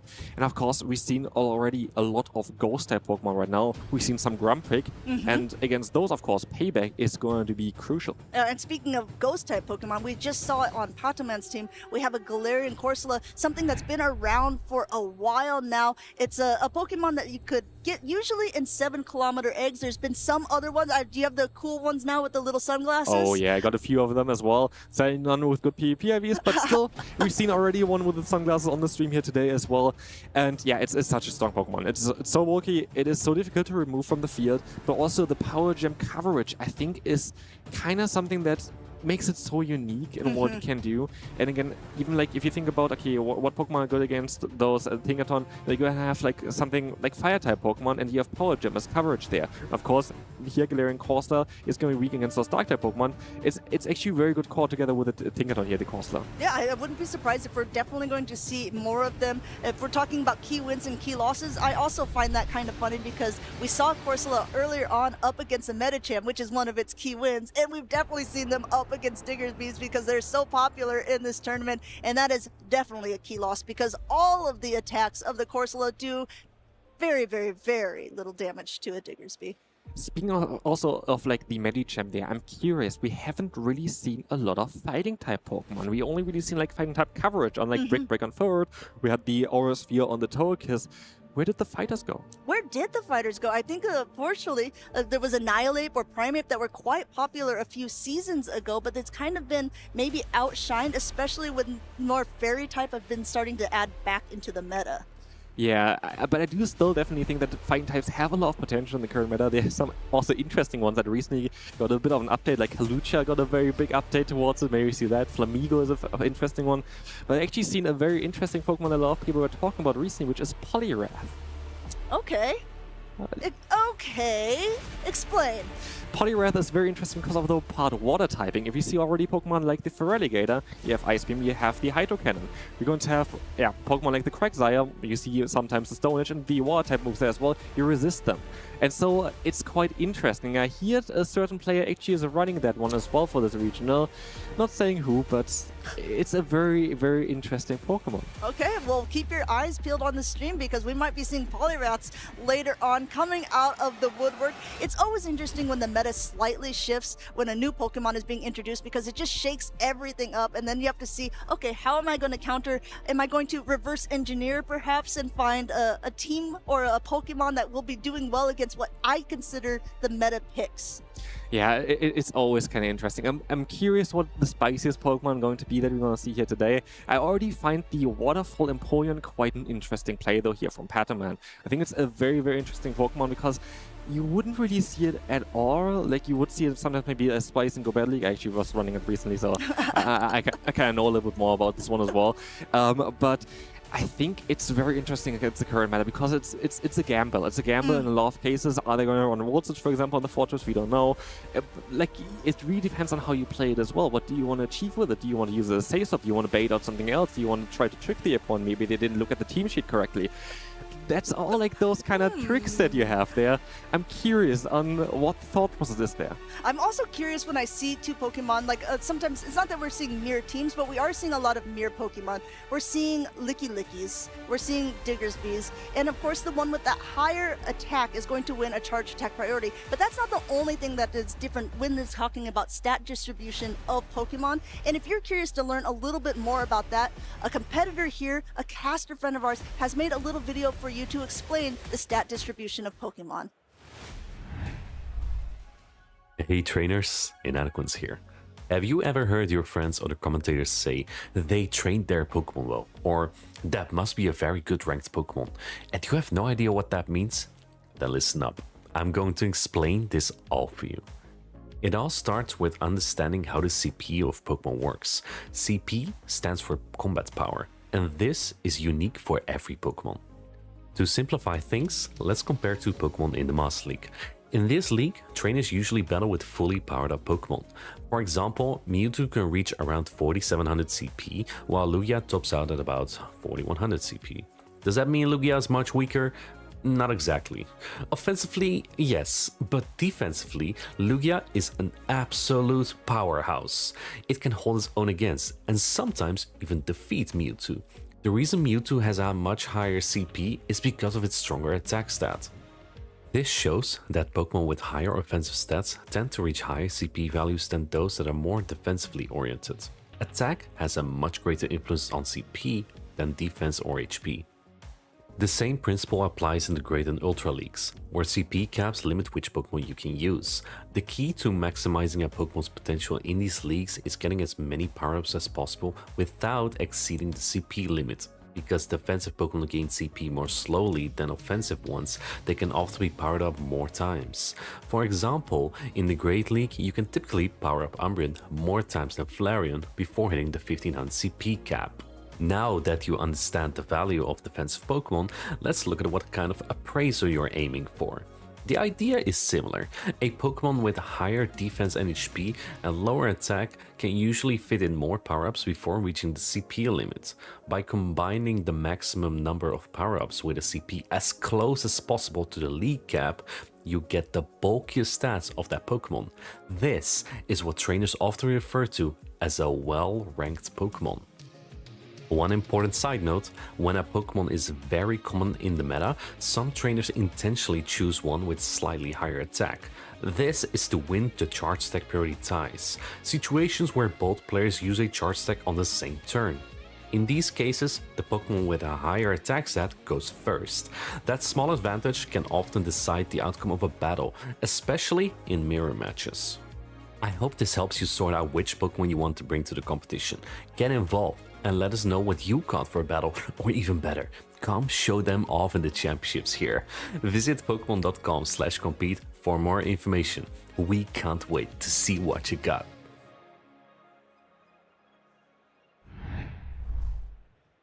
It's always interesting, like when Martijn said that, some people, if there's a Pokemon that's quite often used in a competitive circuit, you might see a trainer using a higher attack on it. Do you remember the days of Annihilate, Shadow Annihilate? People were really building it with maybe even the highest amount, the capped out attack stat, because they wanted to make sure that they could throw their Rage Fist or Shadow Ball first, because it really could have knocked out the other Annihilate. IVs can be definitely very important for PvP as well. I have a specific Trevenant that I built as well with 6 attack, which is... Taking notes? Yeah, just to win some mirror matchups there as well, when it was very common. No, it's not as common anymore. But generally speaking, there are a lot of cool Pokemon are currently spawning as well. We're going to be able to get here the regional, some good IVs. For example, the Turtonator is a Pokemon that I'm really looking at too. Like, I would like to have a really good one there. But also we had recently the event for the Galarian Corsa, and this is why you maybe see some Galarian Corsa with glasses here on the stream as well, because they were finally able to get like those PvP IVs from the wild with those routes that you had to do. I know that for the longest time I was like trying to trade with all of my friends. If you happen to hatch a Galarian Corsola, the best stat distribution you're looking for is one with a lower attack and the higher defense and HP, and the best way you can get those is by trading with a friend that you have a low friendship interaction with. So keep that in mind if you're ever going to an event, if you're going to one of your local cups or challenges, or even like a community day event. Maybe ask if anyone has any of these Pokemon that you think could be used for PvP. Absolutely. My Galarian Corsa actually is one that I traded as well at the USC, I think 2 years ago, so I'm still using it. It's a very good Pokemon. I really enjoy using it as well, and it has some solid IVs because of trading. Trading is very important, especially at those regionals. It's easy to find trade partners as well, so definitely take advantage of this if you're here.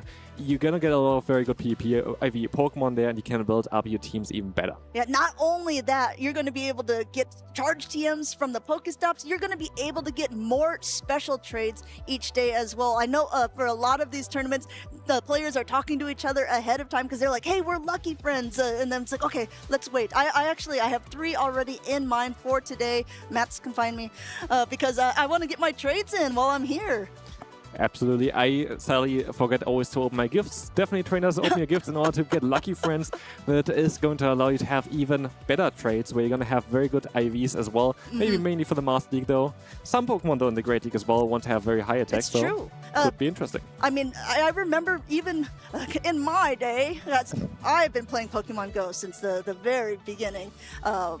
do you remember that you used to have like an Azumarill with the perfect stats, you know, with the full bars on all of them, or the Sableyes or the Metachams with that, because they were just level 40. Then level 50 came along and it just shook everything up once again. So it's really interesting to see how things change throughout not only the seasons with Pokemon getting new attacks, with Pokemon getting charge attacks or community day moves, but also just the different stat distribution as things get released.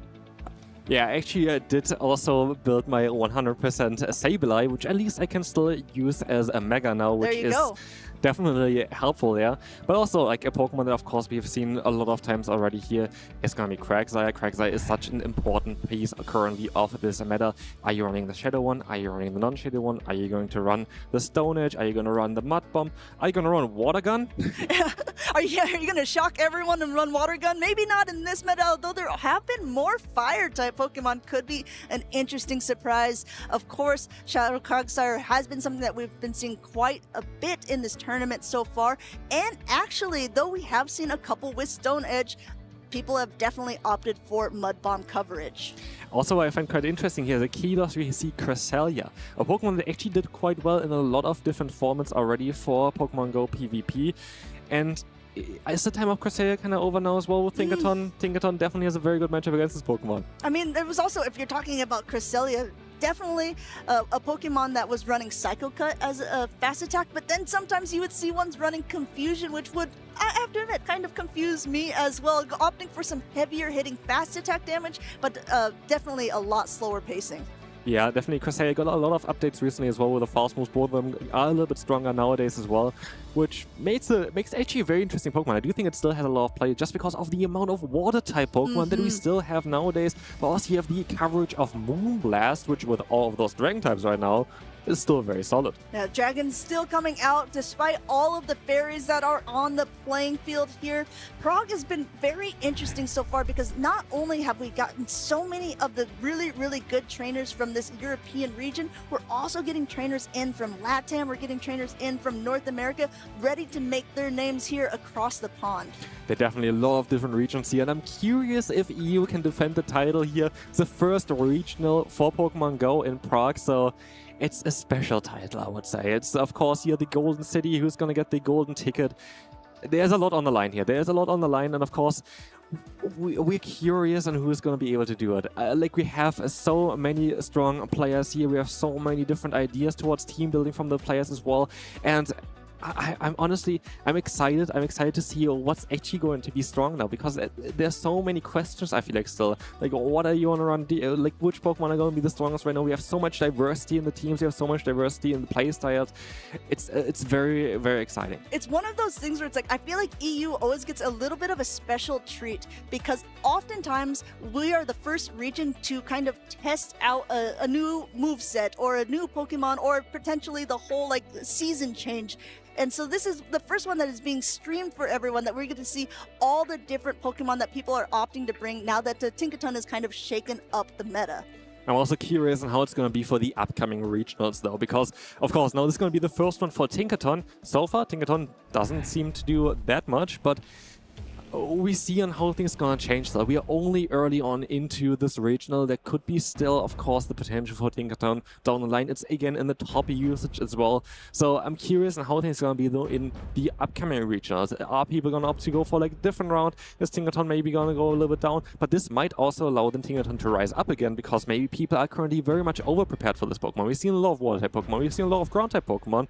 So is it maybe just a bit, maybe it's just not the current regional for Tinkaton, but maybe a future one might be the one. That's absolutely true. It's maybe not quite its time to shine, but we'll have to see. As you can also see, the slate has been wiped clean between Patoman and Keelio here. This is going to be a rematch off of game number 1. Patoman was unable to see his charge attack buttons when he swapped in, so it's going to be a rematch here, which means you can bring completely new Pokemon in this best of 3. I'm curious if we're going to see the Clefable again. It did so much work in the beginning, but this could also mean that Patoman might be preparing a bit more for this Pokemon.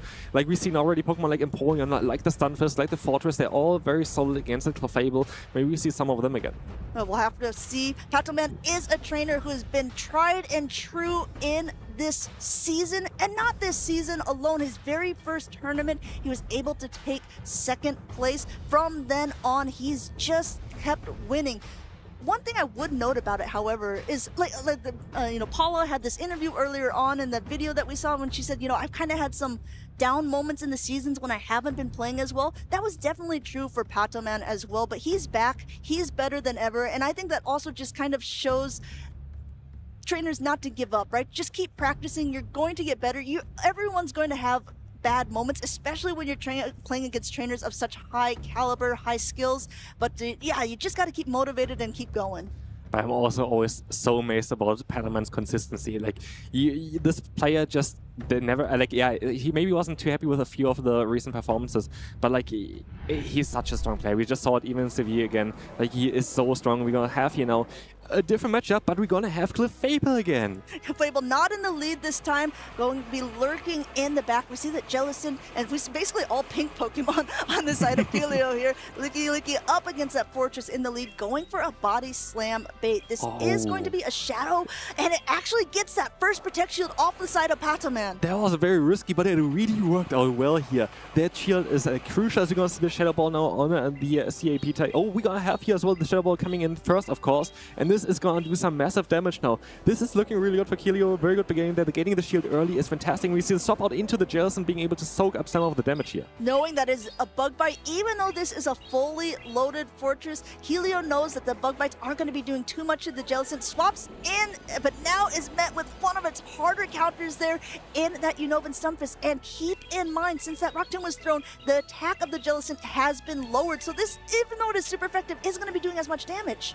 Yeah, this is still doing some solid damage, of course, but I'm curious on how much his Discharge is going to do now next. Is it going to be enough to knock out the Jellicent from this range? Jellicent is quite bulky, but it's going to be a super effective hit. This is very likely going to be enough. We don't see a Protect Shield coming up, and the Jellicent can't hang on. And so, are we going to see the Licky or are we going to see the Clefable coming in next? We have to remember that Licky has thrown that Shadow Ball onto the Fortress, so the Fortress was low, but now coming back in, this Unova Stunfisk has a lot already stored on it, going for another Discharge, slightly heavier hitting, but also a little more energy impactful here, and it looks like Helio lets that one go through, not quite enough to knock out that Licky. And we see the swap out straight away now into the Clefable, keeping the energy on the Licky for later on, but also maybe keeping it to swap onto this Pokemon to catch a move. But here the Mud Bomb is going to do quite a bit of damage. But now in comes the Fortress, and with a Bug Bite, it just tries to get the debuffs onto that Clefable. Going ahead now, it had a lot of energy before it swapped out. Using a Protect Shield on Helio's side, this is going to be able to now lower the defenses of that Clefable for the rest of the time that it's going to be in. Still charging up a ton of energy. Helio now opting for that Meteor Mash. Yes, it's not going to be that effective, but that Fortress is mighty low. But this was a very clever move from Patoman, because what we have in the back is that Cursor, and of course he knows that it has a lot of fast move pressure, and now even more with a defense drop there onto that Clefable. Corsola is chunking away the health, and I don't think that Helio has enough to really take on those fast moves for way longer. That Sand Tomb that went through lowered down its defenses. Now coming back in with that Licky to be able to do some more damage. Getting that last Protect Shield off of Patoman's side here. Correctly shielding up a Shadow Ball. It'd be pretty crazy to bait at that point, a Body Slam onto it. So I think that Patoman had a pretty good shield there in that scenario. Yeah, I feel like for Helio it was the only real way of getting back from that one, because the Corsola is so devastating against the team. You need to hit that Shadow Ball in order to knock it out. But here again, Stunfisk is such a bulky Pokemon as well, going to be able to knock out that Licky, leaving with a lot of energy, and I don't think that Clefable is going to enjoy this one too much. We see the final Protect Shield, but again, there's so much energy still, even on that Stunfisk here. It's going to be a tough battle. Yeah, the big problem is, as you can see, Fairy Winds just do very, very little damage here. No potential for a fast attack. Farm down to gain extra energy, has to throw this charge attack into that Stunfisk to knock it out, and has to be able to get up to another one, but no time for it, as this Nightshade is going to be able to knock out the Clefable, and Patoman takes game number 1. That Corsola was just so strong there at the end game. Even against the Licky, of course, using a shield there against the Shadow Ball was crucial in order to keep it alive, but like, it just would take anything else basically. Even a Shadow Ball would have not most likely been enough from that range. Corsola is so bulky and so strong, and I really enjoyed the play of Patoman there as well, with the Sand Tomb from the Fortress. Just trying to chip away, trying to get them into the position where he knows, okay, I have an Astonish user on the back. Astonish does a lot of fast move pressure. Maybe that's the way of winning. And exactly pulled out the plan for him there. You see, he's very calm and collected in these moments. He knows, he's a trainer who's been around the circuit for quite a while, knows his damage calculations, and also definitely has a plan in mind for how he wants to play out even negative matchups. Yeah, definitely. And I'm curious on how Kilio is going to adjust there. Do we see the Fortress on his side as well? Do we see the Altaria? I feel like Altaria is a very interesting pick right now still as well. But also, do we see the Clefable again? I do feel like Clefable did still alright there. I don't think that Clefable was really that bad there either, but I just felt Patoman was kind of on the driving seat most of the game. Yeah, I think that Patoman definitely had a plan. Even early on, shielding that body slam bait, it wasn't enough to put him on the back foot even, because he still was able to just get a lot of energy, play around with the Pokemon that he had, and he had a Rock Tomb for that Jellicent and that Sand Tomb for the Clefable. Patoman just needs one more win to stay on that winner's side of the bracket. This is winner's round 3. I do think that again here, Patoman can just showcase why maybe Bug Bite is the way to go on Fortress. We saw on how much Fortress did there. Just having this very neutral matchup in the lead, getting a little bit of energy there as well, and then utilizing this one for the later matchups. This is the thing about the Rock Tomb. If the opponent stops out into it, they're not going to be able to swap out again to clear the debuff, and then you're going to have a Jellicent there, not doing that much damage, where you can even go into a ground type and take a Surf and doesn't even do half.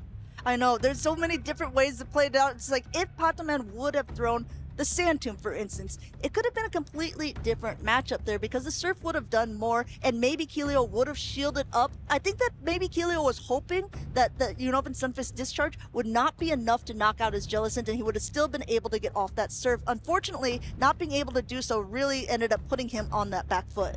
I'm curious if we're going to see now the Quagsire, because of course we saw on how well the Stunfisk did already, and I do feel like that Quagsire is quite neutral against Patoman's team right now. I feel like there's not really a single Pokemon where it's like really bad against either, so could be an interesting Pokemon there for sure. But let's take a look at, battle number 2 here. Battle number 2. Starting off, we have a Wigglytuff up against that Jellicent there. Keep in mind that these Hexes are going to be doing very little damage to this normal type Pokemon, so Kilio will be opting to throw Surfs. Meanwhile, the Charms are starting to chunk away, but in the reverse scenario, like you pointed out earlier, Junkus, the charge attacks of the Wigglytuff aren't going to be doing much damage at all to that Jellicent. Exactly, it's going to be very close as a matchup. While right now, of course, the Jellicent looks to be a little bit behind. We're going to see the Icy one coming through here right now. It is not going to do a lot of damage, so you have to charm down. But this is the thing as well, at the end of the day, Wigglytuff, even if you invest a shield, you're going to end up with a lot of energy then for the game afterwards. And I mean, Icy Wind is going to be good need against everything unless it's a Fortress, and we don't see the Fortress on Kilio's side. So it's going to be interesting. But you see the swap out here now, straight away. A quick pivot into that Shadow Quagsire, and not quick enough. This Swift will be able to hit it here, and Protect Shield used by Kilio's side wants to try to get a little bit of an energy advantage of whatever comes in. Of course, it's going to be the Corsola.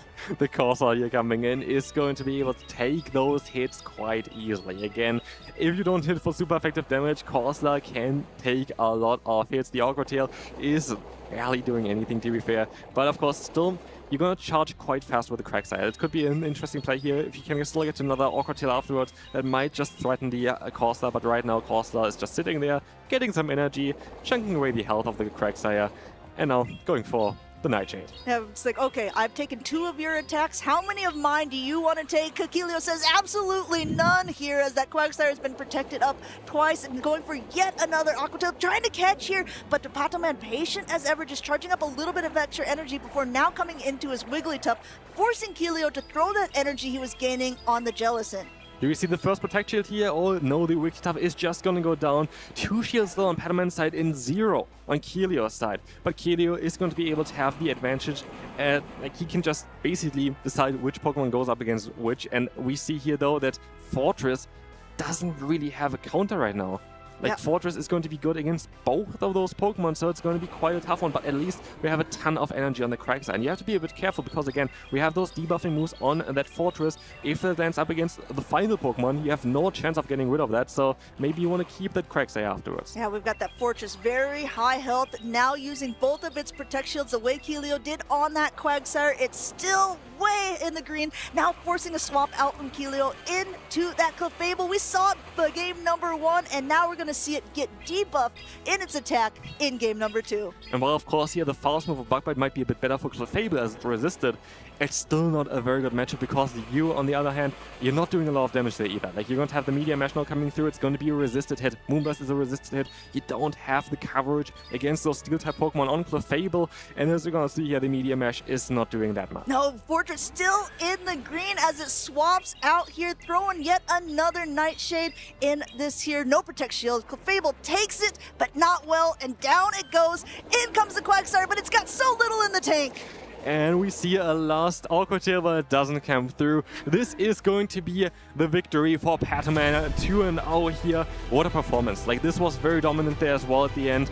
Always kind of knowing what he wanted to do there, especially the Fortress looked so insanely strong for Patoman. Patoman is a trainer that everyone has been knowing throughout this season. He's been being able to top cut. He's been able to win competitions, and it looks like he is well on his way to be at least doing well in this tournament so far, advancing on into winners round 4. Yeah, it's not too surprising. Patoman is such a strong player. He is here to win. He tries to get gold. He wants to be the first ever Prague Regional Champion for Pokémon GO. There's so much to play for here in Prague. And again, there's so many different trainers from a lot of different regions. We've got to see people from LATAM. We've got to see people from North America on the stream. But it's always nice when you're in Europe to be able to see some of the top European trainers also do so well. Here we're gonna see the replay, of course, of the battles that we just had. Exciting battles, like Patoman just showcasing again on how strong that Shadow Fortress can be. I feel it from a lot of top players already that they think that Fortress is going to be the Pokemon that you have to prepare even more for. Then, of course, the Tinkaton, which we haven't seen that much yet, but Fortress seems to be like the go-to Pokemon right now. So maybe you should risk having a Fire-type Pokemon, or at least use Pokemon with a lot of Fire-type coverage. Yeah, I mean, like, you say this, but we've seen so many Quagsire. We've seen so many for Alligator. It's still, I think, a little bit dangerous to be bringing a Fire-type Pokemon, even though Fortress is, you know, very, very weak against it. And that's why we could even take a look at some Pokemon that are not Fire-type Pokemon, but are maybe kind of part Fire-type Pokemon. I'm listening. Like a Gourgeist, for example, a Pokemon that is very interesting in the current meta. Having access to Incinerate, doing a lot of damage with that move, but also having access to Seed Bomb as a coverage for those Water-type Pokemon. Of course, you're not part Fire-type itself, so like you're very good against Water-type still. I'm curious. I do think that Gourgeist is a very interesting Pokemon right now. I know for a fact that it's in that top 12 usage, so while we haven't really seen many in use on stream, I do believe it was on one of the trainers' teams. We could see some of it in this tournament. I do want to point out as well, we had a Volt Switch win earlier on. Now we've got a Bug Bite win, so if you're a Fortress enjoyer, it's still all to play for. Yeah, and there are other Grass-type Pokemon as well that have Fire-type coverage, like Cherim that we saw already. But there's also Roserade, which would be an interesting Pokemon. It also has a Weather Ball Fire. It might be a bit too spicy. Okay, I don't know. I mean, Dan V's maybe taking some notes. He loves to play some off-meta spicy picks that take his opponents by surprise. And there's always like trainers like that who know, okay, the meta looks a little bit like this, and I know this one pick here is just slightly outside the meta, but it incorporates like 3 of the Pokemon that I know someone will bring. I mean, it won't surprise me if we're going to see some picks that like are just completely off of our radar. Yeah, absolutely. My favorite pick still is going to be Gabite. I feel like Gabite would be an interesting Pokemon because I'm faced and you have also still coverage for Flamethrower, and you have Twister, you have Mudshot, maybe good against Tinkaton. Yeah. You can't take very many attacks at all, even fast attacks. No, but it would be interesting. Go on. But yeah, no, it's definitely currently a meta as well. We can bring certain Pokemon that maybe the opponent doesn't expect, and you should be able to do well as well because it's such a wide meta right now. Can catch people really off guard as well right now. And I do think that Gourgeist is definitely the go-to Incinerate user right now, though. Okay, you heard it here from Jonkus. He thinks that it's going to be the pick. It looks like it has been so far in the day 1 usage. The top 12 Pokemon, I think it was in the bottom half, probably around 9 or 10. So we could see more of it. But the thing that's always interesting to me is to take that screenshot of the day 1 usage and see how much it changes for day 2. The competitors who are very, very high level, who are doing so well, who have done well enough to be able to make it to day 2, and see how much that actually shifts. Yeah, I'm curious to see that as well. I do assume that even the usage of Fortress is going to go up. We've seen this Pokemon doing so well so far. And, like, yeah, we see what this Pokemon can do. And again, it's the debate of Volt Switch or the Bug Bite. I do think this is one of the Pokemon that even, like, while it's currently at the #1 spot, is most likely going to be even higher up there because we have seen so many wins for this Pokemon. Yeah, the percentage was, I think, like 50-something. We'll have to see if it goes even higher for day 2. And we'll have to see. It looks like it's on both of these teams. And we have the team of Le Suédois here, who he is running that Gourgeist that you were talking about, the best Incinerate user of the moment here, running that as its fast attack, and Seed Bomb to cover the water types, and Shadow Ball to cover the rest with some heavy hitting damage. We had here also the opportunity to have another hard-hitting fire-type move on the Weezing, but we don't have the Overheat here. We have the Sludge as well as the Brutal Swing being a bit faster to reach, but Overheat is a little bit funny in this meta as well, of course, with the Fortress, but this is going to be mostly the safer play. I do think that Weezing is very cool in the current meta, having a lot of potential against a lot of the Pokemon, and just Sludge plus Fairy Wind is so strong right now. And if you're keeping track again of the Fortress, yes, it's on this team, and yes, it is running Volt Switch on the side of Le Suédois. We saw earlier on, it is also on Volt Switch from the... Yes. I have to look it up, yes. Volt Switch on the side of Icelandic Lapras, who we saw earlier on the stream. It's really just the battle right now. Like, we don't know which is going to be better, Bug Bite or Volt Switch. I think both is just great. Like, this is what we can kind of agree on here. But we are going to have Tinkaton here as well on Icelandic Lapras team. I'm curious if we're going to see that here and finally have, like, a Gigaton Hammer that doesn't land against the Water type. That would be kind of cool as well to see on how much damage it actually can do. And I do like the bold play of running Guzzlord in a meta where there are so many Fairy types. But we see as well, Guzzlord a lot of times recently was running the moveset of Sludge Bomb. We've seen the change here now to Dragon Claw, doing a little bit more damage. I just think with Tinkaton being in the meta right now, you wouldn't hit that anyway, so you just go for the safe play there? Yeah, I tell you what, I wouldn't expect to see it so often. However, Icelandic Lapras did really, really well with it in the previous round, so we'll have to see if he's going to continue on with that. But when there is a Shadow Galarian Weezing on the other side, is it a little bit dangerous to play a Guzzlord that doesn't have any attacks that can hit back with just the Brutal Swing or that Dragon Claw? Maybe it's enough to be even bench pressure. It definitely is going to be a bit scary there. Like, that Weezing is going to do so much damage, even with a Fairy Wind, just because you are going to be, the Shadow version there as well. You're going to chunk away so much of that health of that Guzzlord. So I'm curious if we're going to see it here today. And I still do think that Guzzlord has some potential, especially against Pokemon like the Gourgeist. You're going to be able to completely shut down with this Pokemon. And also against Feraligatr, you're still going to be very strong. So especially as you're going to see here on both sides of Volt Switch on the Fortress as well, I do think that here the Guzzlord is going to still have some potential. I think all that Guzzlord really truly has to completely do is avoid that Galarian Weezing, and if it's able to do so, it's going to at least be able to put some damage or threaten with the rest of the team. So I mean, maybe Icelandic Lapras has really kind of built his team around finding, playing peekaboo a little bit, saying, okay, as long as I can hide a Pokemon, it will really shine later on. It's worked well for him so far. We've already seen him on stream before. As a reminder, this is the winners semifinal, so whoever wins this best of 3 matchup is guaranteed to be in day 2. Absolutely, and here, again, I'm curious on what we're going to see. I really would like to see the Gourgeist finally. I think Gourgeist is a fantastic pick in the current meta, especially even against Icelandic Lapras team. You basically only have to worry about the Guzzlord. Like, yes, you're going to have some super effective damage coming in from a few of the other Pokemon, but it goes the same way as well. Like, we have 2 Ghost-type Pokemon that can hit each other. We're going to have here Feraligatr with Ice Beam and the fast move of Shadow Claw, which is going to do super effective damage, but you have the Seed Bomb. So I do think that this is going to be a Pokemon I really hope we see here. I do think it's going to be a fantastic Pokemon against Icelandic Lapras team. But then again, do you have to still expect that Guzzlord? I still think that Guzzlord might come to this battle.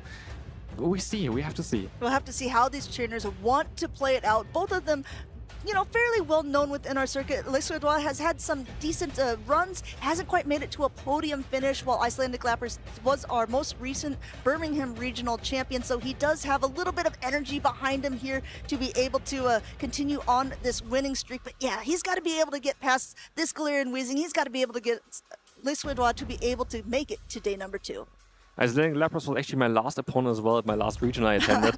And we had 3 games that went to timer. That was fantastic. Oh, but let's wow. see if we're going to have this here today as well. As we're going to have Tinkaton finally against Melamar. Fantastic matchup for the Tinkaton. Now, going ahead, I think if you're Le Suédois, you're either going to go up to the superpower and throw it, or just immediately pivot out into a safe swap. That's exactly what he does. He swaps into that Licky Licky to be able to just absorb this energy and just get ready to throw an attack of his own. Now, Icelandic Lapras is actually going for that heavy-hitting Gigaton Hammer. There is no shield on it, and this is going to connect. The first big hammer of the stream. This is doing so much damage, and in comes now that Guzzlord, which is going to kind of force the body slam the entire time, which is fantastic because every single time the Licky Licky is going to get a body slam in, you get a free fast movement as well because of those 3 turns that it takes for the Dragon Tail, and this is just going to allow Icelandic Lapras to get so much energy on the Guzzlord now. Well, Body Slam is doing a little bit of damage, but you can still even take another one at this point. Yeah, I mean, there is definitely Body Slam spam going on from the side of Le Suédois, being able to get up so much energy on that Licky Licky.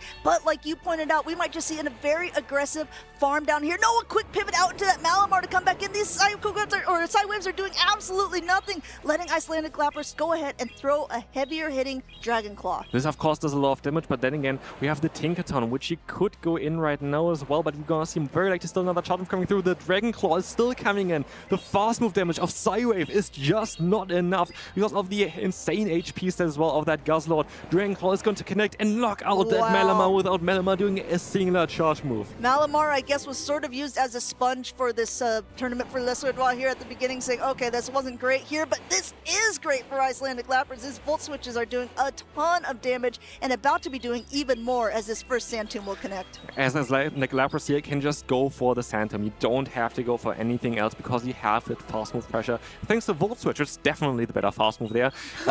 But you're going to see the shield coming up here from the Hydro Cannon would still not be enough to knock out that Fortress. But of course, better be safe than sorry. It's going to be the hardest hitting move here that you need to shield up. And we see just a Volt Switch down, I think, from the Fortress at this point.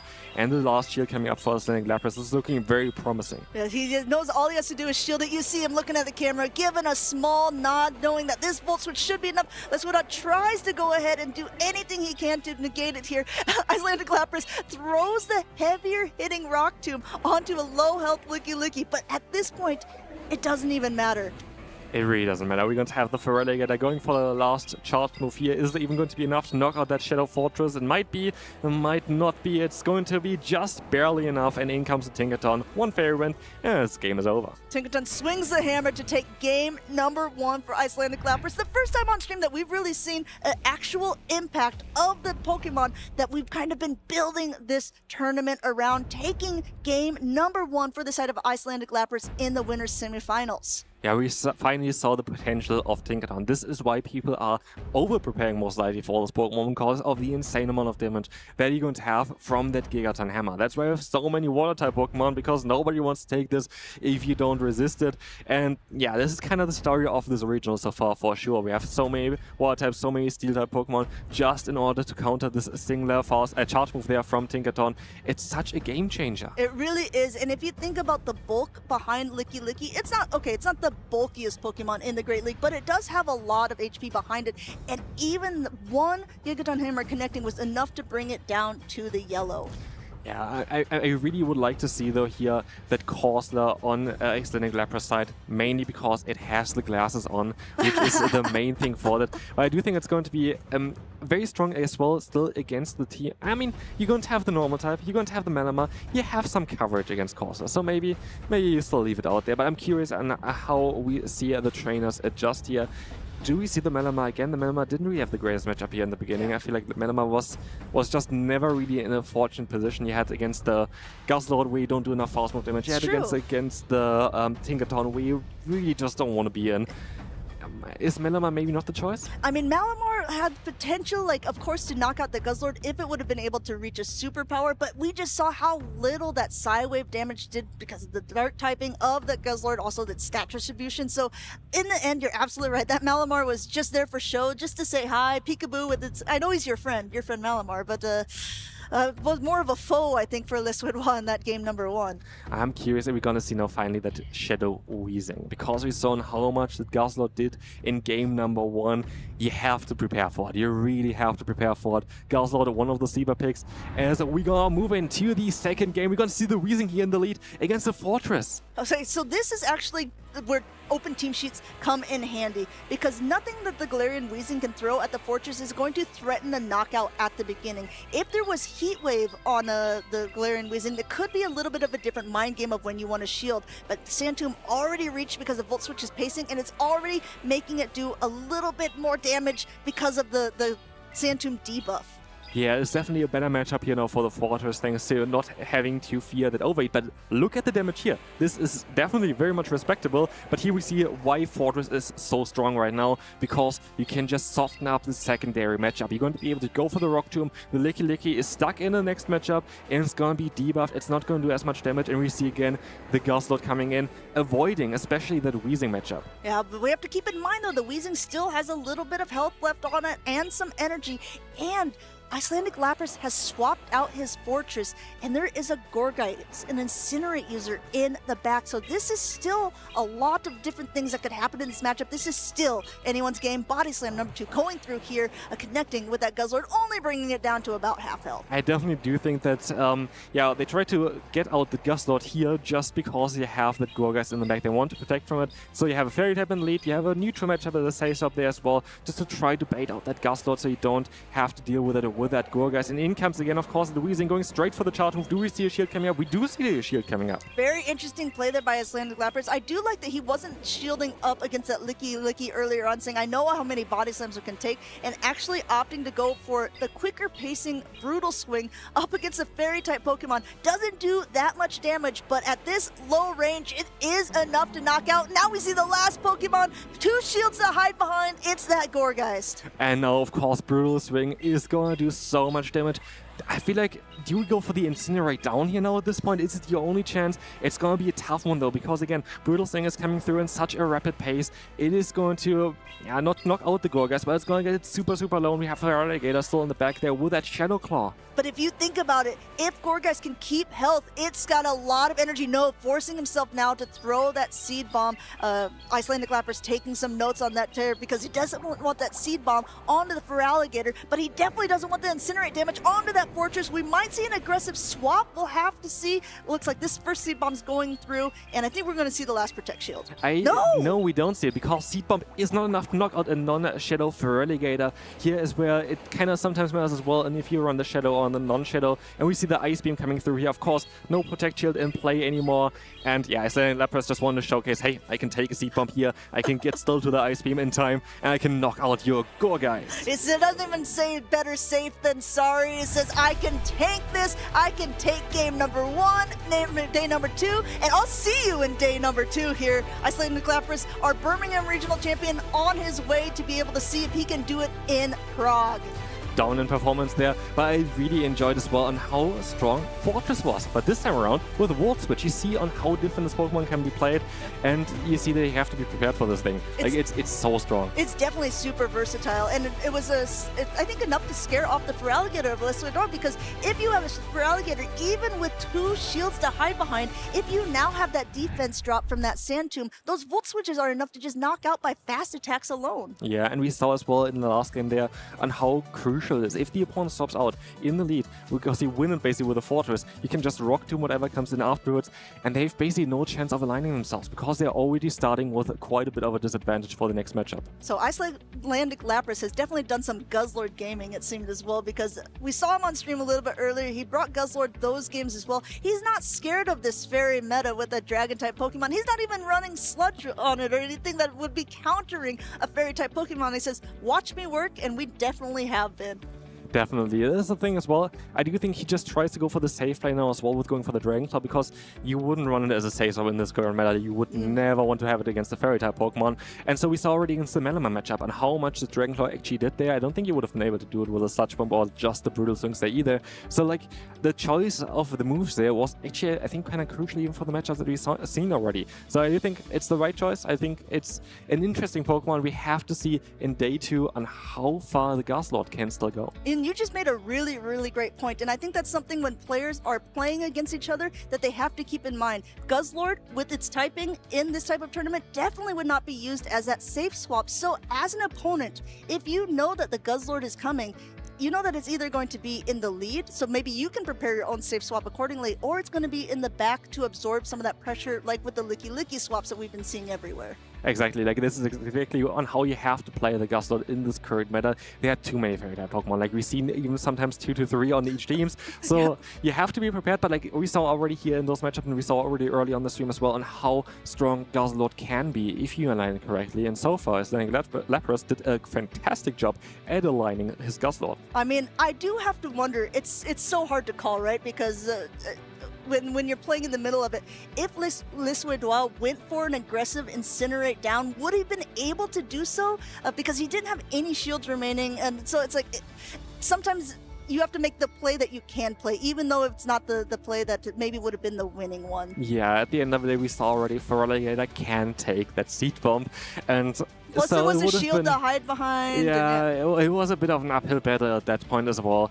But I do think that Gorgeist, generally speaking, is a very interesting Pokemon. We haven't seen a lot of Gastrodons. Of course, it was more of an unfortunate matchup there. But we've seen so many Steel-type Pokemon. So many Steel-type Pokemon, so many Water-type Pokemon. I'm curious on how strong Gorgeist is going to be in this tournament here as well. Very certain in Sevilla as well it won. I think Polasha had Gorgeist on her team there as well. So we see. Yep, definitely a good Pokemon, and definitely something that has been playing around with. We'll have to see if Icelandic Lapras fears it, if he's running both Fortress and Feraligatr in future matchups. We have an interview ready with him and Jock, so go ahead and take it away.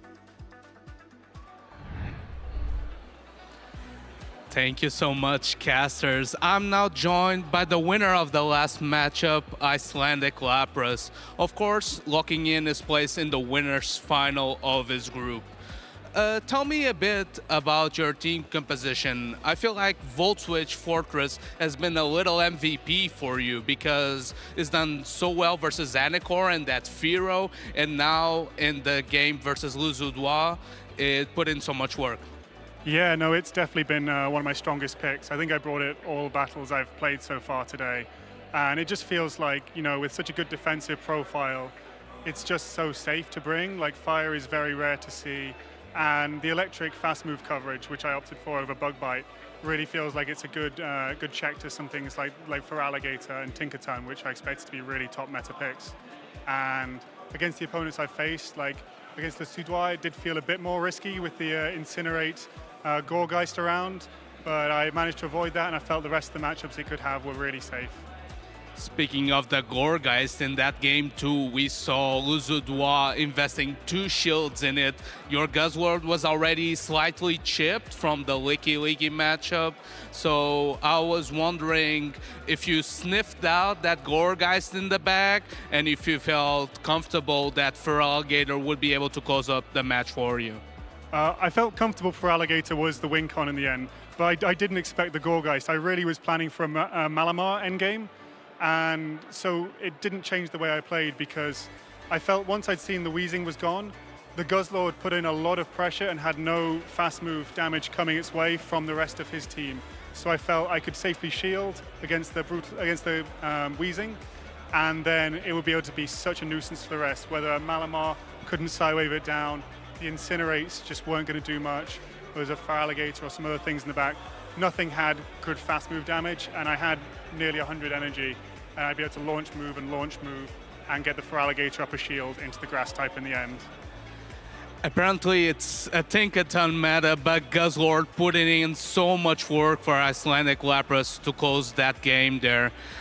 Before we let you go, any final shout-outs? I know that you were just mentioning that maybe you're going to do some sightseeing now that you're done for the day. Yep, I booked this as a holiday with my partner, and so we're going to go sightseeing around Prague the rest of the day. She's out touring right now, and the best part about winning is I'm free for the day now, and I can go enjoy his wonderful city as well, and come back tomorrow and lock back in.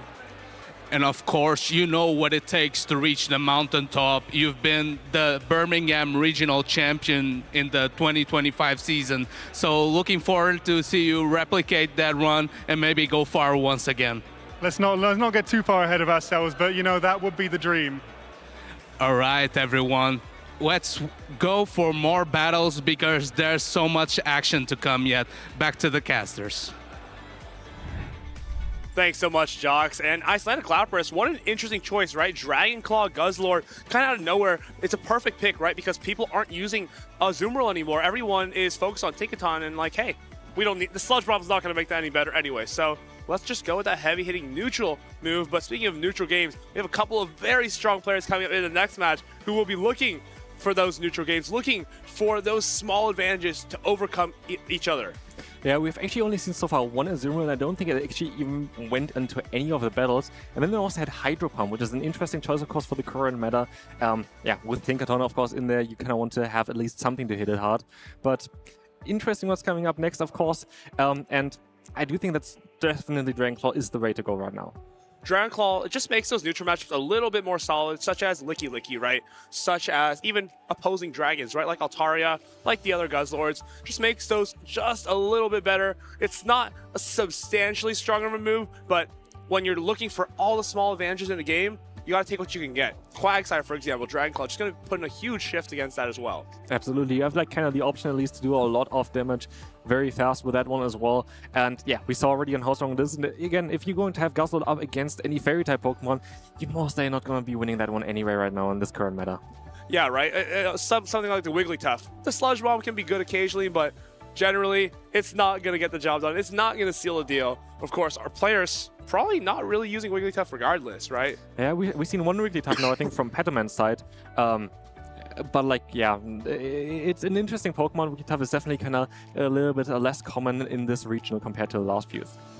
Wigglytuff, of course, it's so strong neutrally. Its key advantages were being able to take down Pokemon like Corviknight, right? Where those Icy Winds adding up neutrally could be really, really strong. But now, with Tinkaton at the forefront as the top fairy, I think at about 30% usage today, just becomes really difficult to justify Wigglytuff. But if you build the right team, anything can happen. Actually, a good point towards talking about the Corviknight. I haven't seen a Corviknight yet. Where's Corviknight gone? Of course, we had already the conversation. Maybe some people would be running Ironhead in the current meta. Don't think it might be the right play because we have also a lot of Ghost types right now, but Corviknight hasn't really seen a lot of play today. Corviknight, I thought it would be much higher on the usage, maybe even top 6, but I think it barely made it into the top 12. What also surprised me is actually Diggersby didn't even make the usage graph today. Oh, really? Like, we've seen already a lot of Diggersby so far in the stream, and they all did very, very well, especially against the current, save swap meta. You have like a lot of Licky Lickies right now, which Diggersby really likes to go up against. Yeah, Licky Licky we saw in the first match of the day, SavorAvocado versus Ventuski, was really tough. Diggersby came out with an entire Scorching Sands, but no Diggersby to see here. Of course, Sustenance Eater does have that Licky Licky on the right-hand side. Ptoan, though, is running that a bit unconventional Wigglytuff, but the rest of his team looks about par for the course. Yeah, again, here we're going to have that Wigglytuff, though. It's interesting on what this Pokemon is going to be doing here. We have a lot of targets. So, like, we have, of course, like we have the Feraligatr. You might think it's a strong matchup, but it can be actually quite neutral as well, though, against like the Wigglytuff. Wigglytuff is just one of the most solid answers to Pokemon like Feraligatr right now, which seems so rampant. And even Licky Licky, Wigglytuff, it feels good because you resist the Shadow Claw, but those Hydro Cannons do hurt. Like, Wigglytuff goes down to 2, Licky Licky can get taken out pretty close to getting taken out by 2 as well. So definitely have to keep an eye out for that. I think regular Feraligatr looks great into this team, but of course, Ptoan will be relying on that signature Shadow Fortress. I'm actually curious, like, what's the opinion on the Waterfall version there of that Empoleon? Like, I haven't really seen this one too much yet, but like, is it like very solid against the current meta right now? Waterfall and Empoleon, we know that it's a lot stronger than Pokemon like Tinkaton, right? Or Quagsire. But it's going to struggle a little bit more against something like the Togekiss, right? Or even the Feraligatr. Yeah, I'm actually very curious about the Grumpig. I think Grumpig is a very interesting play. Again, we have seen that there's basically next to no fighting type Pokemon around, so having some fighting type coverage on your other Pokemon might be the play to go for this regional. We have Dynamic Punch on Grumpig, we have the Aura Sphere here on Togekiss. I mean, Togekiss has been so consistent for most of the players today, just having, it seems like, infinite amount of coverage, right? Very few things can resist the Peck, the Psyshock, and the Aura Sphere. I think the only thing that does is actually Aegislash or Doublade, but none to be seen here on the field of play. Of course, Ptoan has a Togekiss of his own, think both Togekiss look good for each side. I think that Grumpig kind of is like the hardest wall for Togekiss, but still, those Pecks being same type attack bonus just really start to add up. And Aura Sphere, a very good charge attack even when resisted. Yeah, it's true. Like, basically, those Psychic-type Pokemon are very strong against Togekiss charge attacks, but we don't really see that many. But Grumpig, actually, we've seen a little bit of play already in this regional so far. And yeah, I'm curious on what the player is going to do. We're going to have here, of course, the Bug Bite Fortress, which you say is going to be the better version of it. And, like, what do you think about Volt Switch, though?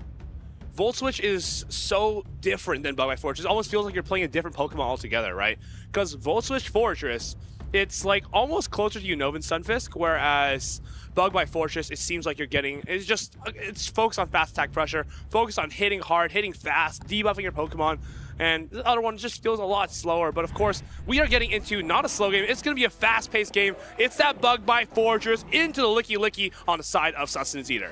Bug Bite is going to chunk away here, and of course we've seen this matchup already on the last matchup there as well, last battles, and it's definitely a bit of a close one, but this time around we don't see the bait, we're gonna see the straight Shadow Ball here. Is Patoman gonna shield here again? No reason to shield here, right? You know it's not going to knock out your Fortress. Takes that damage, goes into the Togekiss, and now Sustenance Eater shakes his head, not really sure what to think of this, comes into his own Togekiss, and take a look, that's a Flamethrower on this Togekiss. Gonna get a launch at his own, but of course, Flamethrower, not same type attack bonus, does a lot of damage. Do we commit the shield? We commit the shield, we get the shield call correct, nods his head. Now, understands that we need to peck this Togekiss down into Psy-Shock range. Can we do that? Looks like this is going to be pretty close, but it's not going to be just enough. Patoman can safely make that no shield here, which he does. Psy-Shock onto the Togekiss. It lands, and now Flamethrower going to get reached. Another Flamethrower. It's so interesting to see a Flamethrower on this Pokemon. I completely forgot that this Pokemon even has that coverage. But it makes sense in the current meta. We've seen already that there are a lot of Steel-type Pokemon that you can target with it. And we see a swap out here into that Fortress, trying to get some more energy, shielding up, of course, that incoming Aura Sphere to utilize the energy for the later matchups. Now, I wonder if we make that pivot into Licky Licky. Can we afford to let this get packed down? We can! And now, Licky Licky gonna be responding to that Shadow Fortress, but how is that Quagsire gonna fare in the back? It is a Wigglytuff. We got a little bit of energy here, though, to throw at that Fortress. But here we're gonna see, of course, that Rock Tomb going to connect, gonna do a lot of damage. Is it going to be enough, to farm? Of course, we're going to have, the Shadow Ball. Do we see the final shield coming up for Patoman? Yes, we do. We want to see here, of course, a little bit more energy on that Fortress to try to maybe utilize, again, the debuffing move for the endgame. But in comes now that Quagsire. Can this Sand Tomb get reached? Actually, is it going to be a charge attack priority? And now, with the Fortress falling, can this Quagsire handle the Wigglytuff in the back? Sustenance Eater nods his head, understands that, hey, we've got a shield advantage and a little bit of energy on the Quagsire. We can take anything in the back here. It's going to be that Stone Edge probably. We reach for it first. Try to get as much damage. Oh, goes for the Aqua Tail, actually. Maybe gets debuffed after this, but now, if you're Patoman, you have to commit to a full farm down. Not going to be able to get to those 2 charge attacks, but Sustenance Eater feels pretty confident about this. Just needs 2 more Aqua Tails to get the job done against Patoman in Game 1 of Winter Semis. Very, very close game, but still here we're going to see the shield coming up. We have the Ice Unit dropping the attack, and so you need 2 charges here, 2 Aqua Tails, or we're going to go for the Stone Edge here, which does a little bit more damage, but of course you have now the debuff on yourself. Maybe it would have better been to go for this one earlier. But it's all good. Mud shot down that Wigglytuff, comes in with the Licky Licky, gets that rollout, and Sustenance Eater puts Game 1 on the board against Patoman. I believe this is actually the 3rd time these trainers have faced off. Once at the North American International Championships last year, once at the European International Championships just a couple months ago, which Patoman won.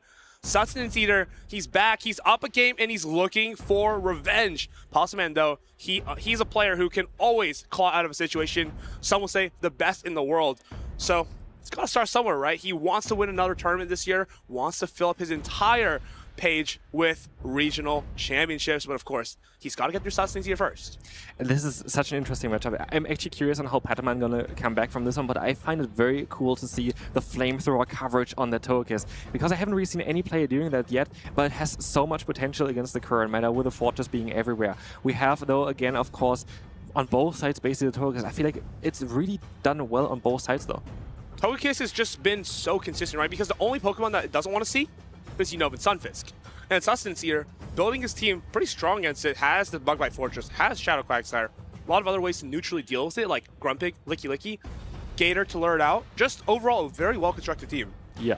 I would agree so as well. We saw already as well again what the Quagsire can do. Quagsire been one of the best Pokemon in the current meta. And again, I do feel like that there is also nothing really that Quagsire has to worry about like Patoman's team. The only one like is going to be the Togekiss, of course, but like otherwise you're going to be able to hit basically everything for some solid damage. Quagsire, even against Togekiss, we see how strong those Stone Edges can be. It's just so much damage. I think it just knocks out the Togekiss from full HP. Of course, Sustenance Eater though does bring that Quagsire in the next game. It's looking like a Togekiss into a Galarian Corsola lead. It's not the best, but there's a lot you can actually do here with that Licky. Try to make a catch on that back line. Let's see if Sustenance Eater can pull that off though. Yeah, we're going to see here both trainers charging up some energy first. Let's see if we're going to see some catches here. In comes the catch onto the Nightshade. Wow! This is amazing. This is going to do barely any damage at all here. It's going to be double resisted. What a catch from Sustenance Eater. Lures out this Wigglytuff. And now you've got Togekiss and Quagsire in the back, which they're not bad, but I think it's going to be really difficult to actually out-neutral this Corsola, out-neutral that Togekiss. But we'll see if he can deal with this Wigglytuff first. It's going to be the Potty Slam that gets reached. Charge attack priority here with the Icy Wind most likely. Can you make use of these desynced switch timers though to maybe get out of here into your own Togekiss and get the energy advantage now that Wigglytuff is dry on energy? This might be the play, but again, of course, Togekiss with so much energy now for the rest of this matchup. It's going to be so amazing for Sustenance Eater here as well. As you're going to see the Body Slam swapping out here now directly into the final Pokemon, into the Quagsire, trying to reach that Awkward Tail before the Wigglytuff can reach another charge move here. The Swift is coming through though first. Swift comes through. Quagsire has a decision to make. Do you shield this Swift? You know it's not an Icy Wind. You can tank damage. You do tank damage. Now, what does Ptoan come into? It feels so awkward, right? Because you can come in with Corsola to tank damage, but then you're kind of misaligning your own Togekiss. But at the same time, Togekiss doesn't want to deal with the potential of a Stone Edge from this Quagsire. It's such a difficult choice. What is Ptoan opt with? It's going to be that Togekiss that comes in here. Sustenance Eater goes for the bait. Aqua Tail onto the Togekiss. Ptoan once no-shield his Stone Edge against Dinoski in the Sevilla Regional Championships. Does he do it again? He no-shields the Aqua Tail. What an incredible call. And now, Ptoan looking like he's back in that driver's seat. Can he shield this up and get an energy advantage against Sustenance Eater? But at the end of the day, you just want to have damage on that Togekiss because you have so many charge moves to throw. You have the roller damage still coming in from the Licky later on. You are actually in a very good position, even just going for the Awkward Tail. Of course, great play from Patoman to no-shield their potential Stone Edge, but here we still see, we see an Aura Sphere is thrown onto the Togekiss, but hey, Sustenance Eater knows we gotta shield this up anyway. Our Togekiss is our path to victory here. So much energy on this flying type Pokemon. It's gonna launch this Psyshock. 2 Psyshocks should be able to knock out. Can you get this second one off? Is Ptoan actually going to shield this one up? No, doesn't shield it up, but it's gonna have to shield a move eventually here. Otherwise, that's Licky. It's gonna finish the game out for Sustenance Eater. It's gonna be close. We're gonna see the shield coming up now. And of course, we still have that Licky in the back though. This is not going to... Okay, we see the Swap Out straight away as well. We're going to have here a little bit of energy still, but we have to reach a Shadow Ball, of course, to do any damage. And Nightshade is coming through now against the Licky, trying to get the shield. Now, this is going to come to a catch. We no-shield a Nightshade onto the Licky. And now, Shadow Ball, it's going to be reached. He just knows if he gets the 2 charge attacks, he's going to be able to throw one at the Corsola, throw one at the Togekiss, shields the Nightshade, Sustenance Eater. He's so close to getting this win, throws the Body Slam. He takes a deep breath. I think he realizes this Body Slam takes out the Togekiss. Shadow Ball, it's locked, it's loaded, and it's going to be hanging on. Oh, Corsola, it's going to take the Shadow Ball. Sustenance Eater, sigh of relief. 2-0 against Ptoan. Ptoan knows already this game, of course, is going to be over. That Shadow Ball is going to take down that Corsola, and what a dominant performance there. Wow, I am amazed right now. As you know, he's my brother, of course, but Ptoan, one of the best players in the world, not the best player in the world. He just put on an absolute show here, showing what he can do and maybe trying to step it up. He's never made top 8 in a North American regional, but in Europe, he's made top 8 in the internationals. He's made top 8 in the Melbourne Regional Championships. Can he get another top 8 under his belt outside of his home country? Sustenance Eater is going to day number 2 on the winner's side.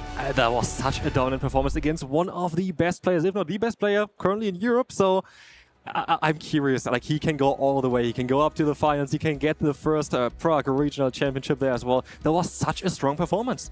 That was I almost felt like that second game was extremely dominant. It felt like that Licky Licky was so good in the Ptoman's team. Desynced the clocks, catching that Nightshade, swapped into the Licky Licky, and took advantage of it in the endgame again to deal with the Corsola. It just felt like everything was executed to perfection there. Look at this, Licky Licky comes in, takes out that Wicked Tough, and secures that first game. And that second one just happens again. Look at that beautiful catch. The catch was so amazing. It helped him absolutely in this matchup, getting especially all the energy already early on, keeping it for late game, and basically soaking up everything on the Licky Licky. Licky Licky was absolutely the MVP in the second battle here, for sure, with the Shadow Ball at the end to knock out that Galarian Corsola. Licky Licky putting on a show. Some would even call it absolute cinema here in Winter 7. You can see he cannot believe his eyes. He's done it. Making day 2 on the winner side is Sustenance Eater. But Ptoman, he's not out just yet. No. I have a sneaking suspicion we're going to see him later on today trying to battle his way out of Group A. Yeah, we've seen Ptoman do well as well in the losers bracket and sometimes even go all the way. So he's absolutely not out yet. A player with his capabilities has definitely still the potential to go all the way and also into day 2.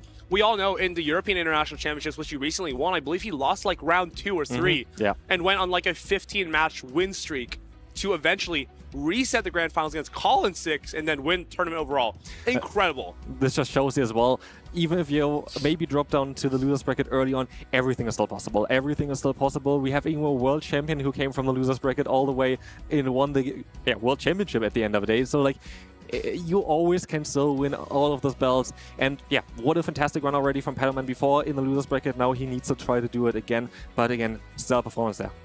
Stellar performance from Sustenance Eater, and that's the first of the 13 North American trainers in the Prague Regional Championships to punch his ticket today, number 2, and on the winner's side as well. So with all these North American trainers, I wonder how many of the top 8 do you think are eventually going to be taken by North America? It's like I'm curious about it as well. Like we have so many strong players here from North America competing at this Prague Regional Championship. We haven't seen that many yet on the stream, but I am sure we're gonna see quite a few more of them here still today. I mean, of course, we know our players to watch. We had Out of Pocket, Dunebug, Rise to Occasion. We've yet to see them play on the stream so far, but of course, as we get into those later and later groups, you're going to want to stick around because those trainers are here for victory. They're looking to secure those travel awards, looking to secure those Worlds qualifications. Like Out of Pocket still needs to win one of those tournaments this year to get that Worlds invitation locked up. So we'll just have to see what they can do for us in this regional. I always like the picture that we had already early on from Dunebug with all of his medals around him. Like he's such a decorated player, one of the best players, if not the best player from NA right now as well. Like it's gonna be some fantastic battles still coming up in the stream here, and I'm curious on how well they're gonna do. And the funny thing is, that's like an old picture. That's an old picture. Imagine how many he would have right now if he took another one. That's just like unfathomable almost. These players are so strong. They're so talented, and 2 more here that it would be hard to say that neither of these players could win the tournament. I know, Colin 6, like, so many original wins as well. And again, we gotta see here the Clefable again. Clefable running the same thing as his brother, Helio. It wasn't getting the job done earlier because it got onto a fortress, but let's see if Clefable can pull out a win here for Colin 6. It's a very interesting pick, I think.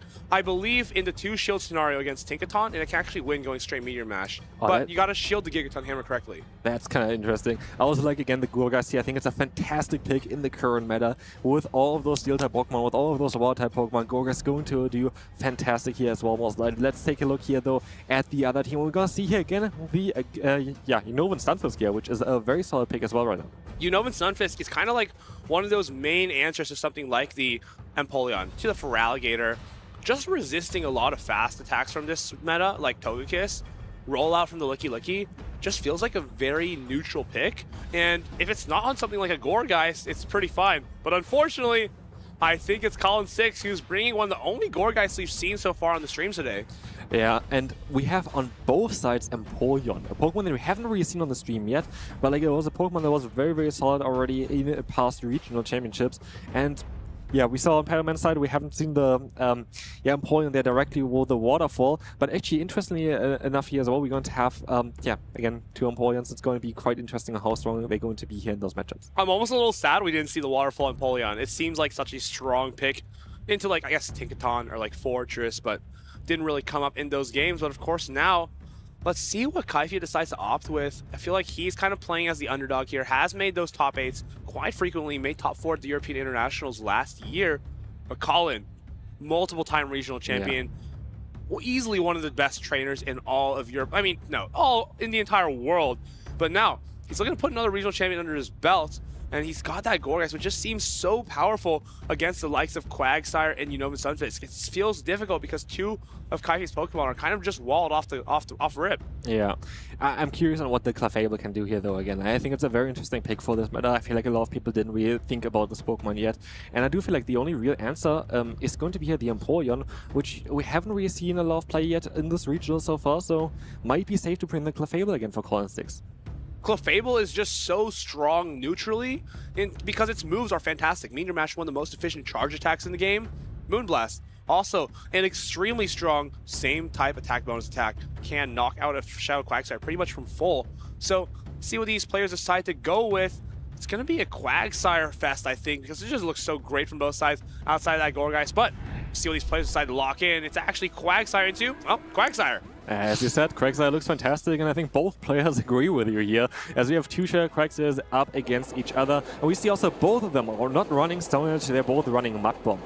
Mud Bomb, not going to be necessary for this matchup. You just need 2 Aqua Tails to get the knockout. Of course, Kaifia, bit of a risk to run it. You don't have Stone Edge for the Altaria or that Gorgeist, so let's see if that pays off. But again, we're going to see as well on how interesting it is on if you're going to go for a Stone Edge or for the Mud Bomb there, because we see on Colin Sticks' side in the backline we're going to have the Empoleon, where Mud Bomb is super effective, but Stone Edge wouldn't be that great. But then we're going to have Altaria, where it's the other way around. You would need to have a Stone Edge there. And I wonder if you come into Altaria right now as Colin, just catch this next move from Kaifia, or does Kaifia attempt to bank this? Let's see.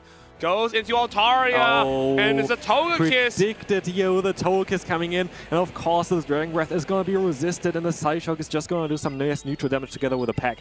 Seems like Togekiss would be favored here, but actually Altaria can put up quite the fight, can hang on to 2 Psyshocks, and gets 2 Sky Attacks off in the Zero Shield scenario, actually winning Altaria this matchup.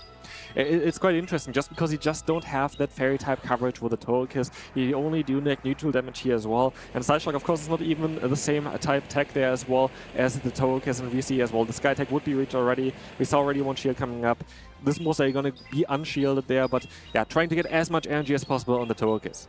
I love the overfarm here, understanding that, hey, if we throw this move off early, it's just not going to get the job done. Let's overfarm, let's throw the Psyshock, and now we're locked and loaded, ready for whatever comes in. If it's Empoleon, we have Aura Spheres to launch. Quagsire too. Again, Metal Sound probably can take down this Togekiss, but Kaifia has a full HP Empoleon in the back. Yeah, it's going to be interesting here. We have the charge move coming through the shield, of course, from the opponent immediately. You have to respect the Aura Sphere. This would do so much damage. We see the swap out straight away, though, and we have the Mud Bomb that was stored. Mud Bomb being stored here has to be shielded from Colin, but still, we don't have a lot of fast attack pressure into this Empoleon. We're going to need to muscle through with our own. Do you come with Empoleon? Yes, just come in with Empoleon here. Quagsire gets swapped in. But this Empoleon should reach in time here. Yeah, the Hydro Cannon is coming in. The Quagsire is going to go down here, and so it's now Empoleon with another Empoleon and a Togekiss. This is looking quite solid there. But the thing is, those Mud Shots put Empoleon into a bit of an awkward range where maybe 2 Hydro Cannons are going to start to be able to knock out. Of course, you have a shield. You have the ability to get a couple of pecks off later and get a little bit more damage. Kaifia seems like he's unsure about what's happening here. Colin looks confident as always. Hydro Cannon number 1 comes through. Hydro Cannon from Kaifia now is going to knock this Empoleon into the half health range. Just barely, I think. It's just out of range. Now, we can still try to peck this into a range where the other Hydro Cannon would knock out, but Colin still has to get through this 1 shield, has to avoid a catch. It's probably too little too late, though. Yeah, it's going to be interesting here. We're going to see on if the pack is going to be enough. It's going to be a very close matchup here still at the end. Hydro Cannon is going to get them very, very low, though. And we see the swap out, trying to get the move, doesn't work out, but pack, of course, is going to be enough to knock out that Empoleon. As I said, yeah, packs are going to come in clutch here for Kaifia. Mud Shots from the Quag was an interesting idea, but still, having that 1 shield in the even Empoleon matchup just makes it so difficult for Colin to come back from that. Yeah, definitely. We saw at least both Empoleons for the first time now. I do think that Empoleon is still one of the stronger Pokemon here. And it also has still a very solid matchup against the Tinkaton, which we, honestly, like, what's your opinion about Tinkaton? Like, we haven't really seen a lot from it. Tinkaton kind of seems like it's bullied out of the meta in a way, because you see Empoleon, you see Unova Sunfisk, you see even Diggersby, Corviknight, Gorgeist. Just seems like everyone's kind of after Tinkaton. Everyone expects it after those Indian regional qualifiers. obviously it was top usage in those, where those 16 trainers made worlds out of 32. But of course, so difficult to bring it. Like, look, Kaifia has Empoleon, Unova Sunfist, even Quagsire. It just feels like there's no place for it to run. Yeah, it actually is really tough in the current meta. And I'm curious on how Colin 6 is going to now adapt, though, with his team. Are we going to see the Go guys? Are we going to see a similar play maybe again that we saw already in the first battle? Are we going to see a similar Pokemon there? It's going to be interesting. It's going to be interesting here for sure. I do think that the Stunfisk looks kind of interesting, though, here as well on the other side. We see on what the players are going to play here, because we are ready for battle number 2 here. Let's take a look what the players going to go for. It's Corsola into Empoleon, which is typically pretty favorable for the Corsola, but Empoleon can choose to commit shields and take this down after landing 2 Hydro Cannons. It can Metal Sound down pretty comfortably. Corsola, though, does grab those shields from Empoleon pretty early on, as it's a lot bulkier. Yeah, you don't have really the fast move pressure that the Corsair has, of course, here, but we see already, as you said, 2 Hydro Cannons, a bit of fast move pressure is going to be all it takes, but in comes now the Nightshade. Do we see the shield coming up here from Colin 6? We do not. They're gonna let the move go, and the Nightshade is coming through, and it's gonna get the Empoleon insanely low, but of course you can still have a parting Hydro Cannon here. If you let this go, maybe he can come into Togekiss aggressively and start packing down. I would love to see that from Kaifia. Does he go for it? No. Just going to stay in. Banks the Nightshade. That is absolutely huge for the end game later. It's going to be able to put some pressure on that Empoleon or the Quagsire. Now, Colin kind of has exactly what he wants. He's been able to lure out the Togekiss, saving his Quagsire in the back for the Empoleon now. Remember, that's a Mud Bomb Quagsire. Yeah. This is looking really good for Colin 6 now with the Quagsire still in the back. Very well done baiting out the Togekiss with the Altaria, of course. It's a very, very smart play. Of course, you have like the lead matchup there of the Empoleon, one of the better answers to that Togekiss, and you just try to bait it out. And as you said already before, the zero shield scenario here is actually quite solid for that Altaria. And so we see another shield coming up actually here for the Togekiss, being 2 shields down now. But Togekiss has so much potential in this matchup. We still have the Quagsire, and we see the swap here though onto the Psyshock against like this Empoleon. Wow, what a catch from Colin. Absolutely calm, sits there, happy with himself. But one pick does come through for Kaifia, so it's not over yet. But of course, Quagsire has no access to Stone Edge, so it's going to still need 2 Aqua Tails here to take out this Togekiss. Could definitely get a little bit awkward for Kaifia. I think we need to be looking for a catch onto that Empoleon. We need to catch the Aqua Tail onto the Empoleon, or catch something onto the Corsola. Somehow, some way, we need to muscle through this Quagsire. So far, it's not looking good, though. Those are the 2 Aqua Tails being reached. Is it a catch? Does Colin wait? So much on the line here. What does Kaifia do? He's just 1 game away from taking down Colin. It's so close here though. Do we see the back-to-back Aqua Tail? Do we see like the way? Do we see a catch? We have to see here. Like one fast move away of getting to another charge move as well, of course, for the Togekiss. The Aqua Tail is going to be reached. It's not going to be enough. And we see the Aqua Tail coming through. We don't see the Aura Sphere. The Aura Sphere was reached already. Will win the CAP tail there as well. But the Aqua Tail is going to knock out now that Togekiss. But this is going to be a 50-50. You come with Empoleon. Is a catch going to happen on the Corsola? Colin tries to wait. And then the Hydro Cannon lands onto the Quagsire. Colin makes the read, but Kaifia knows that he's going to throw this Hydro Cannon into the Quag, knock it out, and now Altaria has Flamethrower loaded, but it's too little, too late. Throws Sky Attack, and Kaifia going to day number 2. Very dominant over Colin 6. Yeah, absolutely. Very dominant performance. Waiting out there, just going for the move, not trying to catch anything. They're predicting that Colin 6 would try to expect that. And in comes here now the Drill Pack to finish up this battle. Very, very dominant performance. I think it came down to that, just that one call sealed the deal here. If he had tried to catch, he would have let Colin get to a Mud Bomb and knock out the Empoleon. What a fantastic set here. 2 very talented European trainers. Kaifia into the winner's side on day number 2. We'll be seeing more of him tomorrow. But Colin, just like Ptoan, I have a sneaking suspicion we're going to see him again today. Yeah, absolutely. Colin, a very, very strong player. He is most days still going to try to fight his way through the loser's bracket. But again, what a dominant performance that we've seen there right now as well. And I feel like Togekiss is definitely one of those Pokemon that just really are strong this regional. It's a Pokemon that we most likely going to see jump up in usage as well for day number 2. Togekiss, it's probably going to be one of those Pokemon that's like top 6 fringe on the day number 1, but day 2, it's like 80% of people have it. Togekiss stalks to the moon here in Prague Regional Championships, overtaking Tinkaton, which honestly, I'm not super surprised by Tinkaton. It's a great Pokemon, but not when every single one of your opponents has 2 ground types, fire type, you know, just really laying it thick onto Tinkaton, just bringing all the answers you can for Alligator, Quagsire, just making life super difficult for that Fairy Steel. And here we're gonna see, of course, the replay again as well. And what a fantastic performance. We have the Hydrocan coming through here, going to, get the pack down with the Togekiss in game number 1, winning this battle very close, to be fair, like a lot of energy on the opponent here on Colin 6 side, and in comes here now the Psyshock from the Togekiss, but it's caught onto the Empoleon. Great catch there from Colin 6, and this is, again, such a dominant performance there. Like, even that catch, right? Even that catch, it doesn't really matter there as well. We're going to have the Sky Attack coming through at the end of the day. Like, there was no doubt really ever. Like, it was so well done, but of course the end game was so crucial. Like, predicting that Colin 6 thinks that you would catch and just going straight for the move, just not caring. Yeah, it's such a good read from Kaifia. And honestly, Colin, that was so difficult, right? Because he had the Altaria and the Quagsire in the back, and Kaifia had a Togekiss. Even was able to pull it out with the Altaria, but it just had no fast attack pressure to take it down. And pulling out in the lead with Corsola was very, very difficult to kind of overcome, because almost feels like you have to stay into that matchup. You can't really swap an Altaria into a Corsola.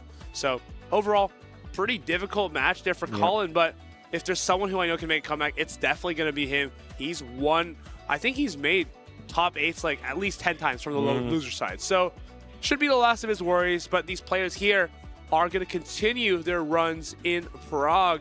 Of course, we're going to have more and more action. Got some interesting teams coming up. Very interesting team. If you're in the chat right now, let us know. Give us a guess as to what Pokemon is on one of these trainers' teams, because I guarantee you, you will not guess it. No way. But again, I want to also kind of highlight again the Corsa that we saw there. Like, the Corsa is so insanely bulky. It just doesn't really care on if it's going to get hit by those charge moves. And that's the thing as well, like, you have the combination of actually getting still kind of fast to your charge moves, having a solid coverage with the Power Gem, and the Astonish damage. That's just adding up the entire time. It's such a strong pick right now, and of course we only were recently able to get some good IVs for this Pokemon with a recent event that just finished as well. And yeah, I do think that Corsa is going to have a lot of plays for this event. Right, because if everyone's playing something like Togekiss, you want to have something that can out-neutral it like the Corsola. Of course, if you lead into the Togekiss, it can also be tricky because people are always looking to catch those Ghost-type attacks that are normals. And I do see as well which Pokemon you would try to talk about. You see it now. I couldn't be more excited for the upcoming battle. There's also one of my favorite Pokemon in the upcoming battle as well. Stay tuned for that. I already talked about it early on the stream. So, yeah, I can't wait, I have to say. We have two very well-known and very strong European battlers coming up next as well. So, definitely stay tuned. Yeah, I believe Tonton Batus is kind of that Dragon Master, the Dragon Tamer. So that's a bit of a clue on why he might be running, but I am going to be shocked if this can like just go crazy. I don't know if I'm a believer personally, but maybe he knows something I don't. I'm actually a believer of it. I was thinking about the same Pokemon. Of course, we're not going to say it yet. You're going to have to find out. But I think it's actually a fantastic Pokemon in the current meta. It is very difficult to play though. And of course, if you have, spoiler alert again, Fortress of Bug Bite, it might be a bit tough. There it is. Walk us through it. Aegislash and Hydreigon inside of Tonton Batus. Exactly. This is exactly what I was looking for. Aegislash, of course, one of my favorite Pokemon currently to play in the Go Battle League, but also I really want to see it doing well in this regional. It's a very, very interesting, unique Pokemon, but it has a very good core together with it Hydreigon, because it kind of covers each other's weaknesses super, super well. Hydreigon, of course, a Pokemon that you really want to use your shields for. But we'll see some more Shadow action here with the Shadow Fortress, again, with your favorite fast move of Bug Bite. Yeah, Bug Bite of Shadow Fortress has been so prevalent through the last couple of tournaments, especially the Shadow version. It's just so strong, applies so much fast attack pressure, and Santum feels like it has perfect synergy with Bug Bite, just debuffing your opponents constantly and just stacking up those debuffs, stacking up those advantages, and especially when you can get a Rock Tomb off on your opponent's last Pokemon, it feels like you almost win. Yeah, it's so tough with the Rock Tomb. The Rock Tomb just getting the debuff on it is kind of crazy. And of course, we're going to see the same here. Like Fortress, again, Bug Bite, Shadow version, having Rock Tomb and Sand Tomb. It's such a strong pick right now. But again, we also see the Togekiss here. Togekiss is going to be a Pokemon that it's just going to follow us throughout this regional. Again, we have it on both sides here. It's such a good Pokemon. We see as well, like, those are the players that kind of really doing well right now as well. And they're running Togekiss. I think Nickname is kind of forced to play Fortress in this matchup because it doesn't seem like he has that many answers for the Shadow Fortress. Yep. I mean, maybe no, sorry. For the Shadow Hydreigon, Stunfisk though, Stunfisk, it's a pretty bulky Pokemon. I wonder if it can like kind of neutrally overcome Shadow Hydreigon with those Mud Bombs. There's the thing as well here for Shadow Hydreigon. In the Feraligatr matchup, you're actually going to be able to get there a bit faster to your own charge moves, and you do so much damage while resisting the Shadow Claw. But this is the thing as well, Shadow Hydreigon is an absolute glass cannon. No matter what move you're going to go up against it, it's basically still going to do a lot of damage. Even resist the Hydro Cannon is going to chunk away from this Pokemon. And so I'm curious if we're going to see this Pokemon here today at this regional, or if it's just going to be some bench pressure. We have to find out, but I honestly, I'm excited. I want to see at least either the Hydreigon or the Aegislash hitting the field here today. I think both of those are actually fantastic picks for the current meta, but we have to see. Such great neutral picks, of course. Always having Feraligatr, always having Licky. Seems like every team has them, but Tinkaton Batus trying to stray away from that. I believe Shadow Hydreigon can get a damage breakpoint from the Dragon Breath onto Licky, and doing way more damage and putting it into a range where you might even be able to land a fly and farm all the way down. I wonder if Nickname knows that though. That's the thing as well. There's one talk as well about right now. Like, if you run Pokemon like a Shadow Hydreigon, which absolutely nobody would expect to see in regional, you will catch people off guard. They don't know about those breakpoints. They don't know about those bullet points. It's so too specific to have that knowledge, and you can maybe win some matchups that maybe the other player thinks, okay, yeah, I'm gonna have that, but you maybe have like those specific areas that allow you to do a little bit more damage that completely decides those matchups. You always feel like these kinds of special picks are making your opponents quite stressed, right? If your Nickname, you're going to this thinking like, this doesn't look so good. I have to respect this thing a lot. But if you're Tinkaton, you can even just choose to not bring it at all and kind of punish your opponent's answers. Put your Togekiss on that Shadow Fortress, put your Togekiss on that Quagsire, and kind of play the game in an entirely different way, because your opponent is forced to respect it while you don't necessarily have the burden of bringing it. What do you think about Aegislash in this matchup? Do you think that you're gonna see this one? I feel like you're gonna have a very tough time against the team of nicknames. I think we're definitely leaving the Aegislash at home this match. We have Quagsire, even Stunfisk, even Feraligatr, Licky. It just seems like it's so far behind though. Yeah, like I think the type itself just doesn't really work out here. Still hope to see at least somewhere in Aegislash in this regional, but this might not be the matchup for it. But I still definitely think that the Hydreigon has a good potential here to have a lot of play. But yeah, let's take a look here. Oh, I'm curious. Like, what do you think? What would you bring here in this situation? I feel like a lot of players have like funny picks on their team, but they're almost like cosmetic, right? They don't actually bring them because they're not actually good. But I feel like Tinkaton Batus is not someone who's afraid of that. It's not cosmetic. It's here for a purpose, and your opponent's gonna have to respect that. If I was Nickname, I feel like I'd be leaning on Licky, Shadow Fortress, trying to just out neutral with my bulkier Pokemon. If I'm Tinkaton, focus on like targeting the answers from your opponent, not necessarily like committing to the Shadow Hydreigon. Just knowing that your opponent has to operate under the threat the entire time is such a leg up in these tight best-of-3 games. That's basically it. Like, you're always going to have that pressure that you have to, like, that it can apply to the opponent. Even if you don't bring the Pokemon, like, they still have to prepare for it. Like, it's such a unique Pokemon as well and what it can do. So it's going to be very interesting how this battle is going to turn out. But again, as you said already, like, Tinkaton is known for actually bringing those Pokemon into the battles. And when you bring something spicy, he has usually a lot of practice already with it and knows what they can do. And he just doesn't bring like Pokemon just for fun. He just really wants to show that they actually have a lot of potential. I mean, the Pokemon that I would say you need the most practice with is Aegislash on Tinkaton Batus' team. I'd love to take a look on Aegislash a little bit closer. It was on our Japan players' predictions earlier today. They thought Aegislash, I think it was 315 Casanari, said Aegislash was a Pokemon to watch out for. Walk us through these wins and losses. What is it like when you play Aegislash? Aegislash is a very interesting Pokemon to play because you don't really generate energy very fast in the shield form. You do though when you are in the sword form. This is the main kind of gimmick of this Pokemon. You're going to be able to change your forms if you go for a charge move, if you go for a shield, and that's how this Pokemon functions. It just generally has such an interesting type with the Steel and the Ghost typing, being of course one of the best answers to those Fairy type Pokemon. But like, what do you do against the Diggersby? Like, yeah, you're gonna do still a lot of damage with the Gyro Ball in the sword form, but like, you can't, like, it's a tougher battle there. And even because Tinkaton is so common right now, everyone's kind of targeting Tinkaton. Fire and ground types are being used so much.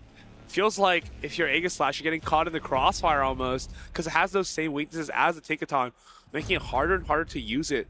Had some success in previous tournaments. I believe Arrow really enjoys using. He's gone pretty close to making day 2, but if he is talking about Aegislash, always comes to mind. Like, he loves that Pokemon, loves to see it shine, but maybe we'll see it succeed here in Prague.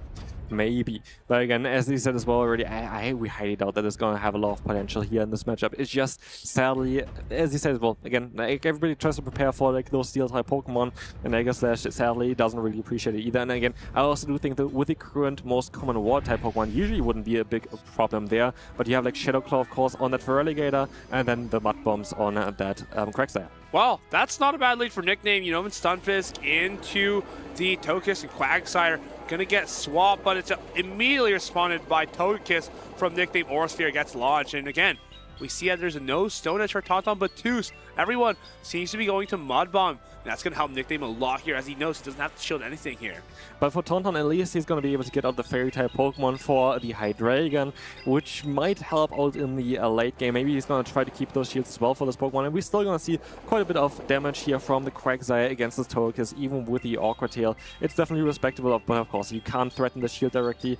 Here, Nickname, of course, knows that 2 Awkward Tails are not enough to knock out that Togekiss. But you can't actually peck down. You're going to have to throw a charge attack. And now you see Quagsire is not even that bad against Togekiss, kind of forcing out that last charge attack. Or you're going to get launched here.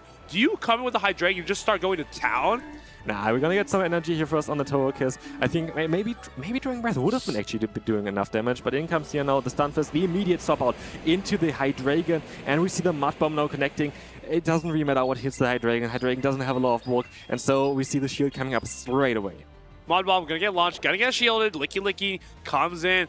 Is it gonna take a lot of damage from this Brutal Swing? I think so. These Dragon Breaths are tearing through the Licky. Body Slam gonna get reach, and now do you start using your shield to protect this Licky, or do you commit to the Stunfisk in the back? I think Stunfisk looks so amazing in this current meta, and you always have to be a bit careful as well, because there is the Aurasphere still stored on the Togekiss. You have to kind of keep your shields for that, but we're gonna see the no shield on the Body Slam here.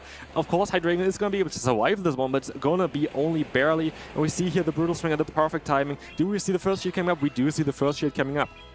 Shield the Brutal Swing up. Can you launch his Body Slam, though? Probably have to throw it immediately, otherwise he's going to get to another one. No, goes for another rollout, and it gets caught on the Togekiss. Tinkaton trying to claw his way out of this one, but Nickname has his foot on the gas. Body Slam going to be launched. Stunfisk comes in here, and now just has to tap Discharge, really, and you can get to these 2 attacks before Tinkaton gets the 2 Auraspheres. Yeah, Stunfisk looks like so strong in this matchup. The Aurasphere is still going to chunk away quite a lot, but again, it's such a bulky Pokemon, and most likely you would survive another one, and here, it's just clicking those discharges. It's going to be super effective here. It's going to be able to very likely take home this game, as Stunfisk just is so difficult to take down right now. Unless you're going to have the Quagsire aligned, it just can take nearly everything.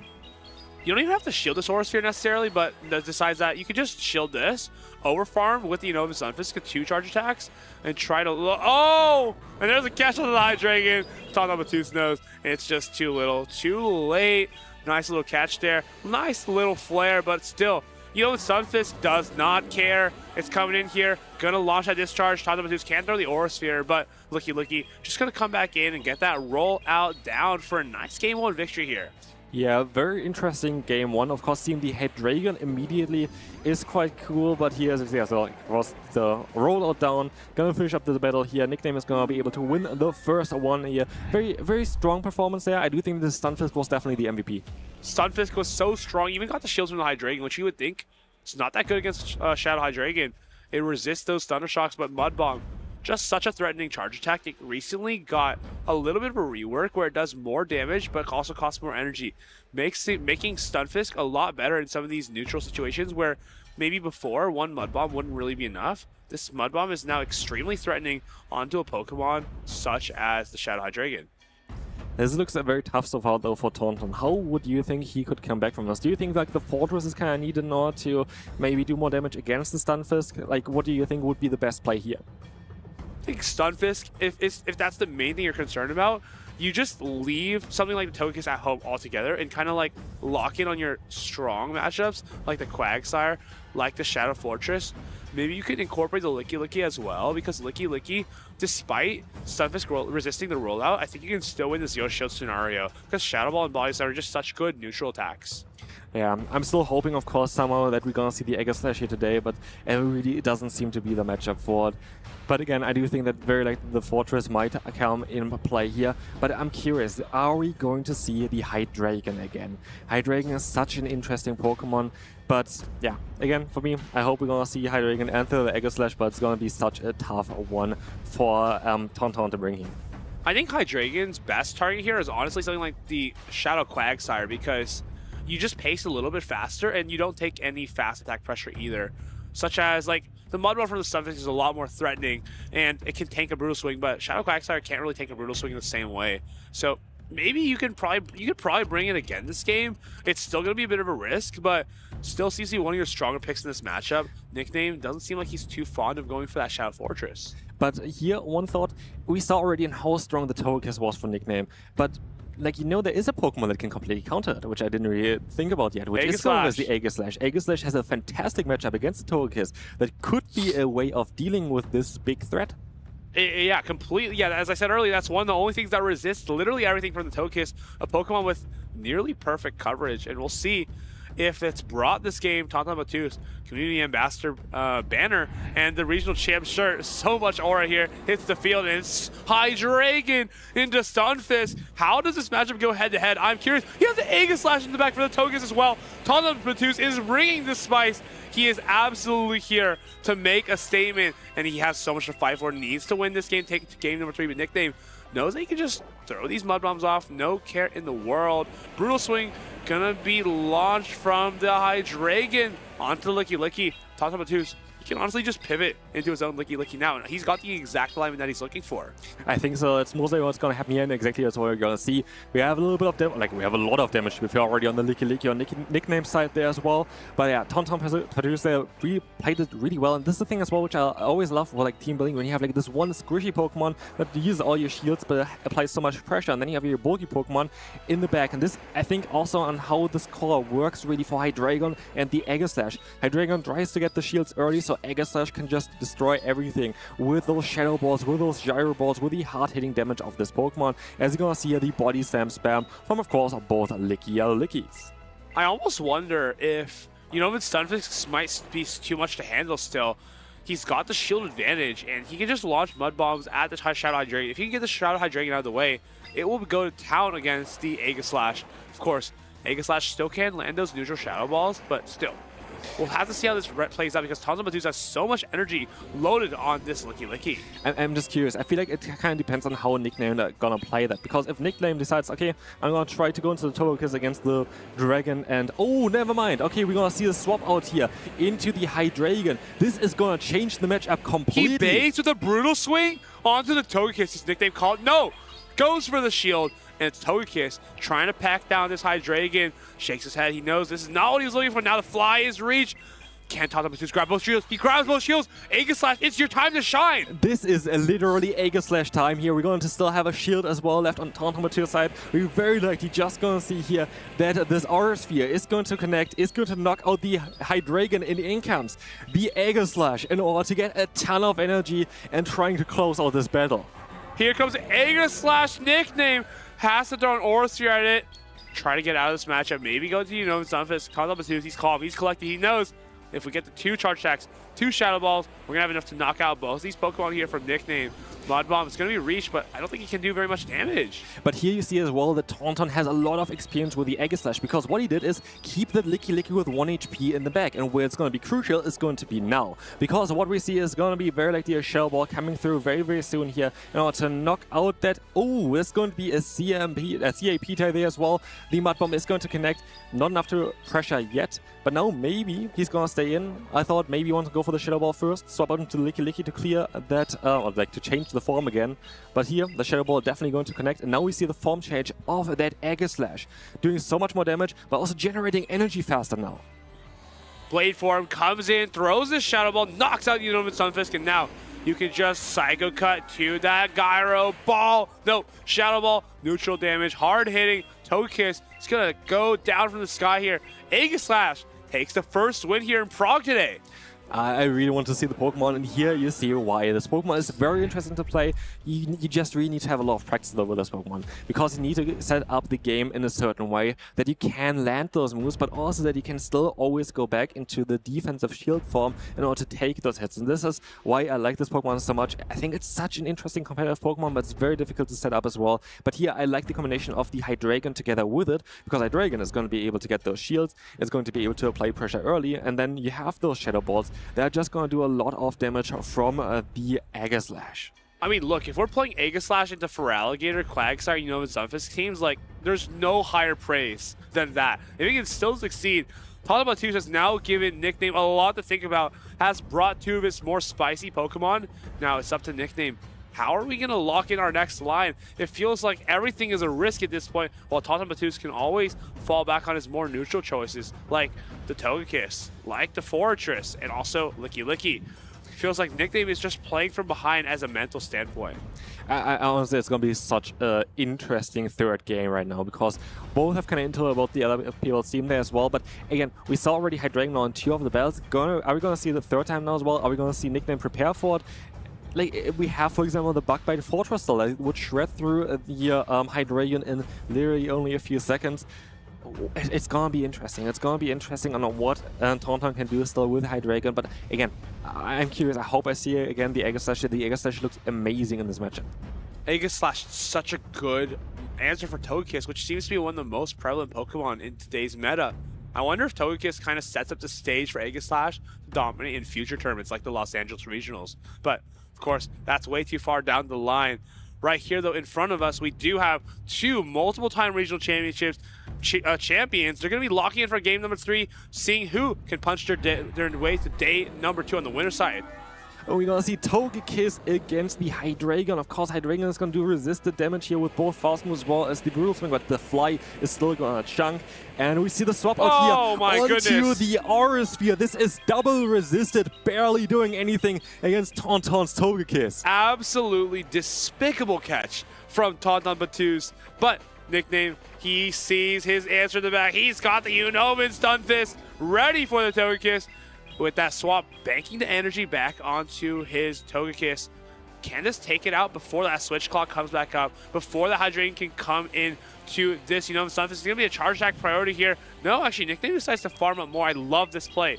Understanding that, hey, this does not knock me out if the Hydreigon comes back in. We have charge attacks to throw. We have charge attacks for days as long as we can take this Togekiss down first. Discharge comes down.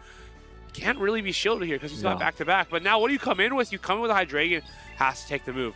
But at least you have a move stall on the Hydreigon, so you could apply pressure immediately here with a Brutal Swing. But in comes now the Mud Bomb as well. Also, you try to get a bit more farm. But this thing as well, like Togekiss, of course, is a charge move. You could try to have a quick play there, trying to swap out into the Togekiss to pressure the shield immediately, the second one.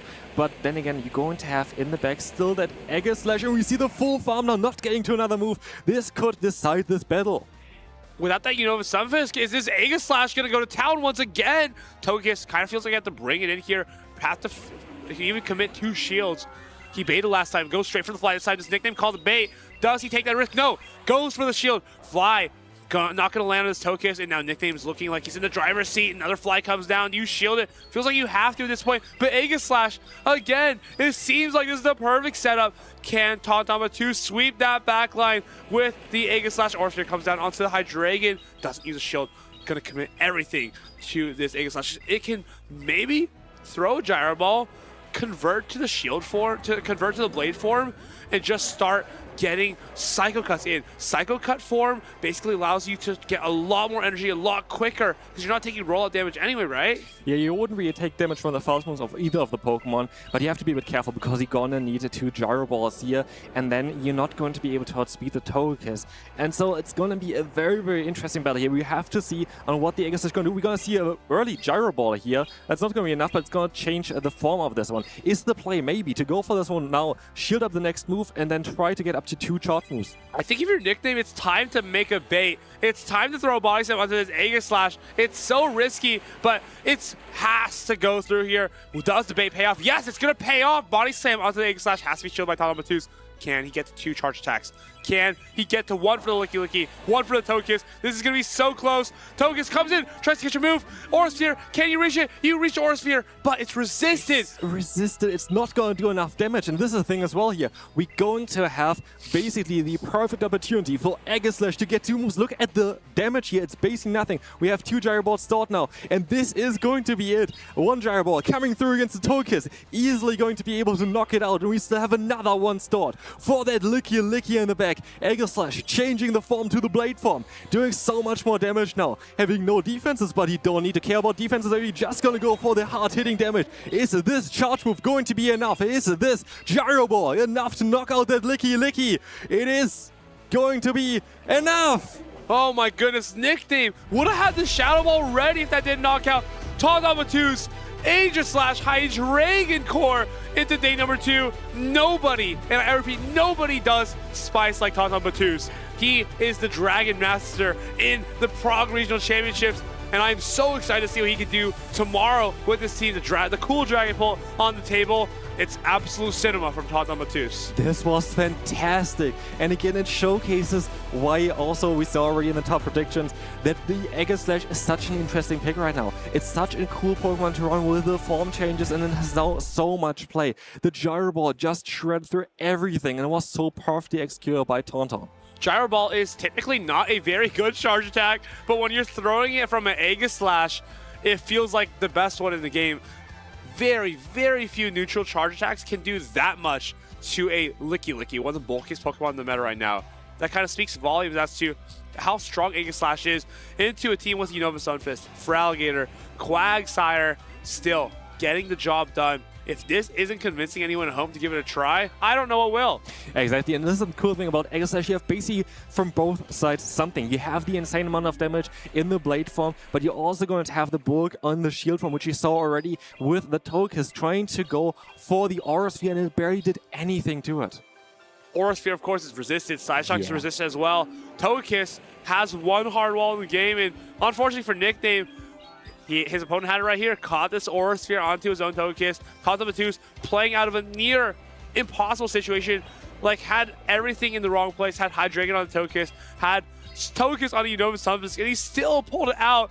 What an absolutely incredible display of skill here from Tinkaton Matus. Nickname, you can only just take a deep breath because you know that was really, really difficult towards the end there. Aegislash, so dominant here in winners round, winners semis, I believe. So Tinkaton Matus, we'll see him in the winners finals tomorrow of Group B, and I would be shocked not to see more of that Aegislash. Yeah, Aegislash just looked fantastic there. It's such a cool Pokemon, and again, like I do think it's going to be a fantastic Pokemon for this meta as well. It pairs up against a lot of the current meta Pokemon really well. We have a lot of Fairy types currently around still as well, but then again, we had already the discussion on why maybe not to bring it with Feraligatr around, with a lot of ground type Pokemon around. But we see, like, sometimes, like, you still even take, like, the super effective Shadow Balls from Licky Licky like it's nothing in the Shield form. It's such a cool Pokemon. I mean, it's such a good Pokemon, and the players who play it are even better, so why don't we just hear from him himself, Tinkaton Matus, with the man in the lounge now. That's right. Open up your kitchen drawers because we have the king of spices here with us in the lounge. Tinkaton Matus, congratulations on yet another day 2. Thanks a lot. Dragon was really my MVP on this battle and also on my previous best of 3. It's really a cool pick to play. I know people will say to me, why are you playing this one and not Gastradon? I will just say it's just cooler. Well, I have to say, yeah, you're very much representing a cool dragon with you, but it's not the dragon that you brought to this tournament. Why? Yeah.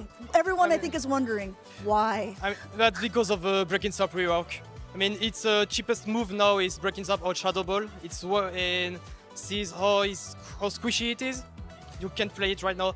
Hopefully, maybe he gets a committee day with his signature move, something with 35 energy, and maybe we'll play it again. So, when you are building a team composition, everyone knows that you bring something off meta or something what we're calling spicy. What goes through your mind when you're building a team of 6? For this season, I was mainly focusing on always bringing a dragon type. But I didn't want to bring Altaria this time. I was thinking about Shelgon, and I saw some people playing Gastradon. I was like, why are they playing Gastradon? Because Tinkaton is supposed to be everywhere. And I was just... It's not the Tinkaton. I just played Dragon instead because it has fly for Togekis, for Azumarill, and some other things. Like, he can win the one shield against Enelape if I face one, somehow. I don't know why, but I love this pick, yeah. Yeah, I think everyone in chat is probably loving it as well. So, you're kind of a veteran at this point. You've done really well in tournaments. You're most always making day 2. How confident are you feeling about being Prague's first regional champion? I hope my spice is not too high to win this one. I mean, I won one with Verticate, so I think everything is possible. We'll see on day 2 what will happen. That's true. We're going to go ahead and let you rest up. I'm sure the accomplishment feels great being able to make it on to day number 2. We still have plenty more battles to go, so don't go anywhere. We're going to get right back into the action. Tonton Batus, one of the best trainers to ever do it. Can he be the first regional champion here in Prague is the question. There's so many more players today who are looking to make a name for themselves, though, looking to also become the first regional champion of Prague. And we got a repeat champion on our hands here. We got Coxiac 2400 on one side, and on the other, Howie. Yeah, that's going to be cinema. I think Coxiac has been having one of his most consistent seasons to date, is on that Travel Award race, and is facing Howie. Howie, I believe, either in his last tournament or a recent tournament, he got his first ever medal. So he's definitely in form, trying to repeat this here in the Prague Regional Championships. I almost want to say he ran Fortress in Gdansk, Shadow Fortress, a long time ago. Feels like a long time ago at this point. It was only November of last year. But Howie kind of taking a little bit of a break, and he is ready. He's recharged. He's in the winner's side, and he has an interesting pick on his team, I believe. He has, I think we're going to see in a second, but he has Poliwrath. Yeah, that's going to be interesting. Howie loves this Fortress. I'd say it's his baby, pretty much. But usually he runs it with Bug Bite, but this time he chose the Volt Switch variant. I'm curious to see how he's going to pivot it around and try to beat Coxiac, who's been one of the most consistent battlers in this season. Coxiac, one of the most consistent, made top 16 at the European International Championships. He's here with Go-Goat, though, which is probably one of the best answers you can have for Poliwrath. Yeah, Go-Goat has access to Leaf Blade, which is a super efficient grass charge attack. Charges up really fast with that Vine Whip. Also, same type attack bonus from Go-Goat, who's fairly attack weighted, so it will deal massive damage into that Poliwrath. Poliwrath, though, has Icy Wind as coverage, so that could be helpful in those grass types matchups. But the more interesting thing to note is that because Howie's Fortress is on Volt Switch, it's going to mean that Go-Goat with the Rock side can probably win that matchup. Yeah, that's going to be interesting. I remember trainers actually, when Volt Switch Fortress came into the meta with the buff Sand Tomb, they were running Cradilly kind of as a Fortress counter. Usually we see Fortress as a very bad matchup, but the Volt Switch variant doesn't do too hot versus grass types. Volt Switch, it's so good into the water, it's so good into the flyers, but there's that one little problem with grass types. Luckily, though, not many grass types are to be seen in the meta here. Of course, Gourgeist, Go-Goat, couple to be named, but they're not super common. Coxiac here, though, has a really standard team outside of that Go-Goat. Togekiss, Empoleon, it's almost on every team at this point. Yeah, Coxiac has had success with that Empoleon. I believe he used it to get a bronze medal in the Lille Regional Championship earlier this year. Of course, Empoleon has been kind of... I feel like it's iffy in a weird way. Yeah, it's iffy in a way in this meta. Sometimes it has insane matchups, and some other times it seems like he has no pain. We have lock-ins, though. Let's see who wins this matchup. We have the Licky into Empoleon. Favorable matchup for the Steel type. It's a perfect matchup here as you outpace 2 Shadow Balls with 2 Hydro Cannons, perfectly knocking out the Licky. If you're Howie, though, well, you look to make a catch onto your Poliwrath, trying to absorb that Hydro Cannon, but no, we're just going to probably opt for a Shadow Ball and maybe a swap into the Gourgeist. Yeah, great timing here, throwing the Hydro Cannon right away, not before the Licky. Oh, he catches the Shadow Ball on the resisted Licky mirror. Takes that Shadow Ball into his Licky, kind of forfeiting a pretty favorable lead matchup, and now Poliwrath's going to come in to punish this Licky. That sneak from the rollout is critical because it actually allows him to reach the Shadow Ball first. Reaching the Shadow Ball, but Poliwrath has such good stat power, fairly similar to the Medicham actually, which we've seen before in this championship series. Dynamic Punch, locked and loaded. Goes for the Icy Wind bait though, maybe trying to pull Protect Shield. Coxiac sniffs it out.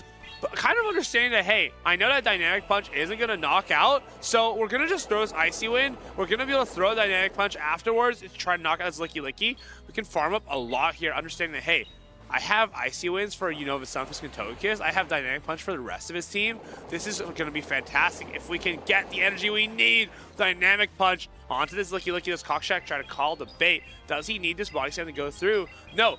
Opts for the no shield. He's going to probably come back into his Unova Stunfisk, right? You can't come into the Empoleon.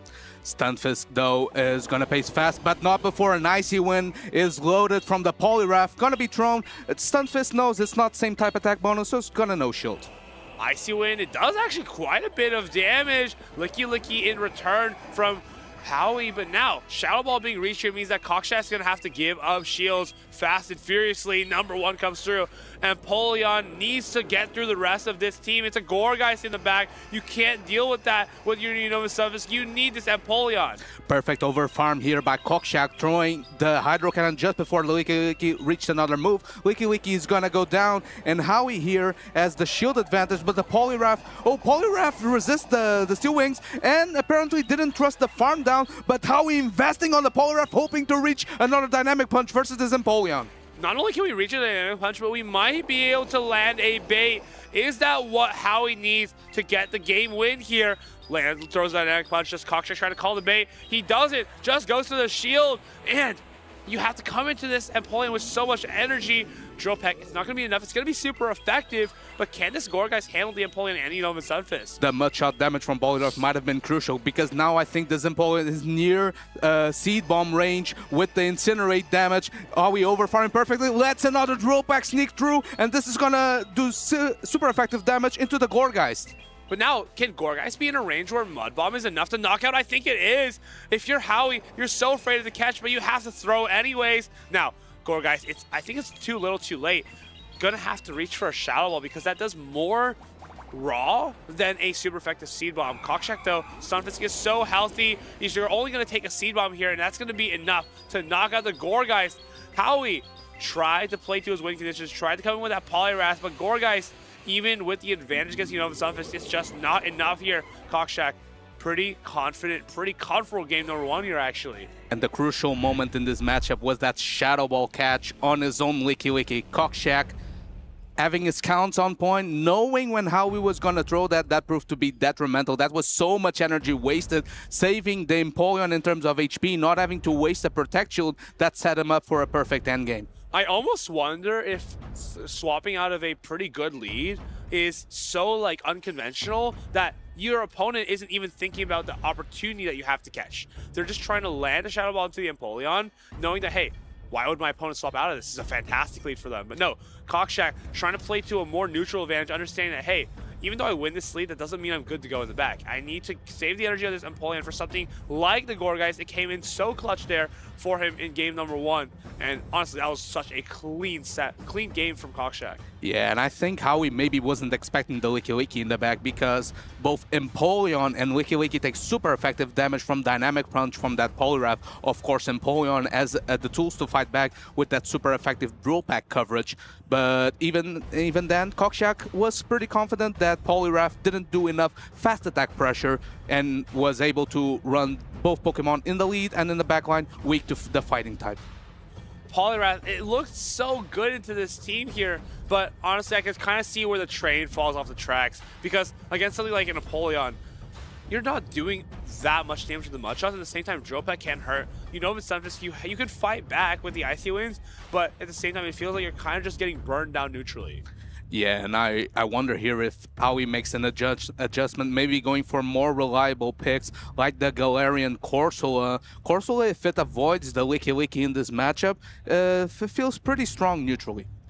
Corsola is just always neutrally strong to every team, but there's always that one little problem with Licky Licky. The issue is it's so hard to deter Licky Licky. Every player feels like they can bring it and not really be punished for it. So that kind of makes it difficult to justify Ghost. That's why you see so many teams without Ghost types now. Yeah, and it's kind of crazy that even though Howie has a fighting type that is designated to beat those Licky Lickies, Cockcheck still felt confident in bringing it in the back, like so many trainers have done in this tournament. Licky Licky being very reliable, but we have lock-ins. Howie's back is against the wall. Let's see if he can keep his hopes alive in this tournament. We have the Galarian Corsola lead into the Empoleon, fairly neutral lead.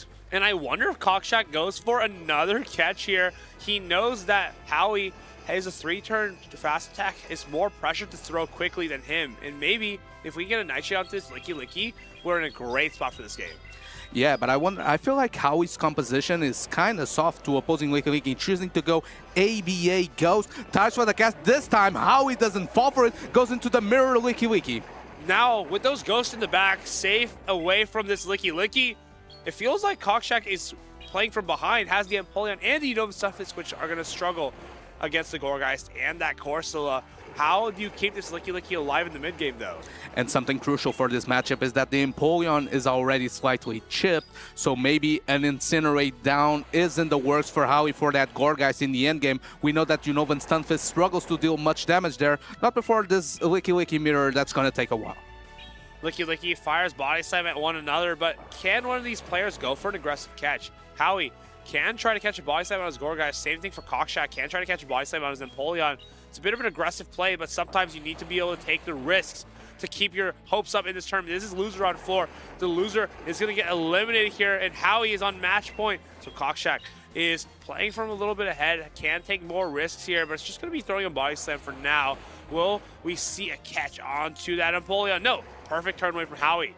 Yeah, Howie being so patient, not trying to get another move caught on the Licky Licky mirror. This will not be enough to KO, and Cockshack has the energy advantage already, has a Body Slam, a Shadow Ball, and he waits the turn just like Howie did. Now, here's the critical part. Is this enough for one Incinerate from the Gourgeist? If you can Incinerate this down, you're not going to take a Shadow Ball, but at the same time, can't really come in with your Corsola because you're going to have to take a Shadow Ball. Do you take the risk? Do you try to Incinerate this down? No. Decides that it's not worth the risk.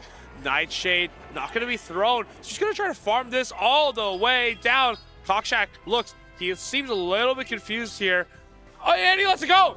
So much energy on the Corsola is gone, trying to put all his hopes on the Gourgeist with 2 shields. The Empoleon comes back in, not trying to allow that farm down. Drill Pack is loaded, but this Gourgeist is behind 2 Protect Shields. But still, it's not, he's not out of the woods yet.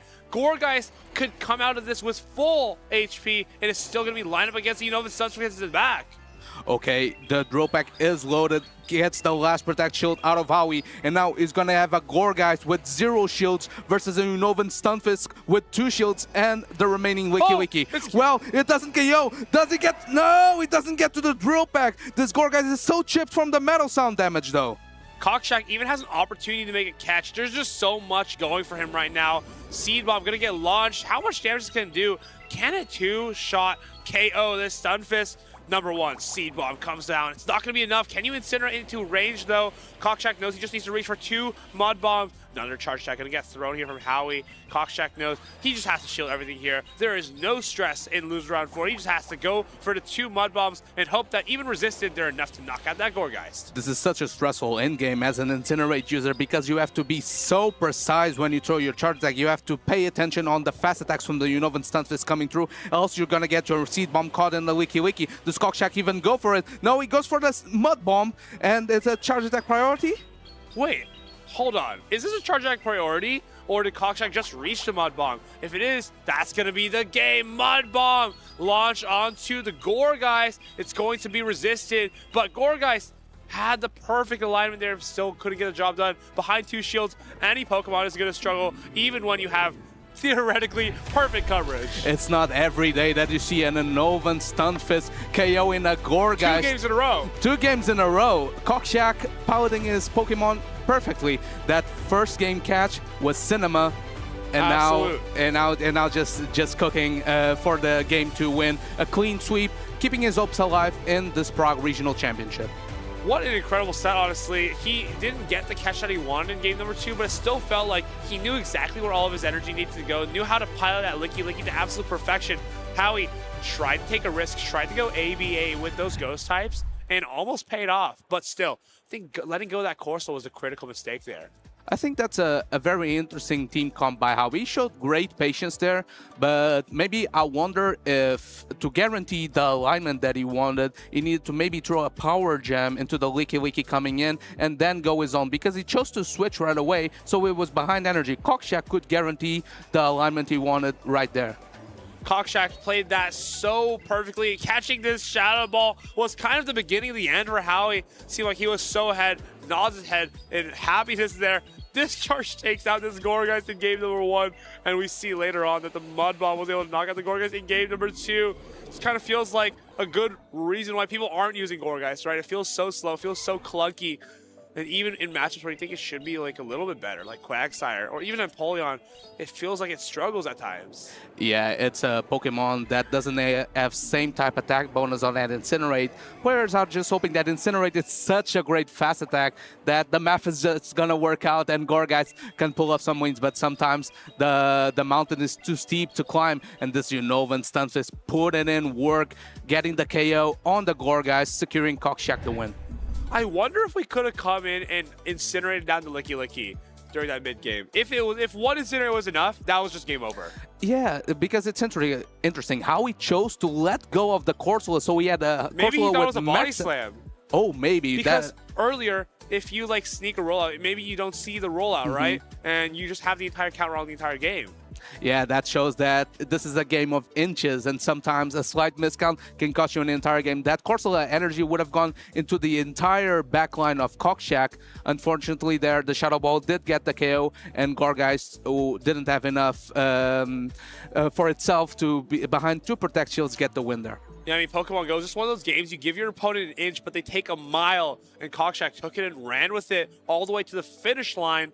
Gourgeist, just not enough there. Unova Stunfisk showing how powerful it is, the bulk, the consistency of its attacks. It's almost crazy that not more trainers are using it. Yeah, and for Cockshack, I think this is a very important win because he's very well placed in the U leaderboard, trying to fight for that travel award for the World Championships in San Francisco. And getting any championship points is so good. So if he's not maxed on tournaments and his run is not over, he can still go very far, can still make it to day 2. But as many championship points as he can get, because those races are very tight. These races for travel, especially a lot of these players trying to fight for top 8. If you get to top 8 in your region, you actually are given a travel award. I think it's $3,500 for European trainers to be able to go to the World Championships in San Francisco. That is a huge sum of prizing, and these trainers have so much to fight for. There's just a couple tournaments left, so you don't want to let it slip at the last second. Yeah, and speaking of travel award, I feel like a trainer that was here earlier on stream, Sustenance Eater, who just beat Ptoan, is now well in the race to get that travel award. That's such an impressive win from a trainer who's not been around in the scene for so long. You're close with him, obviously, you're his brother. How did that feel to be able to cast and see how he's improving so much?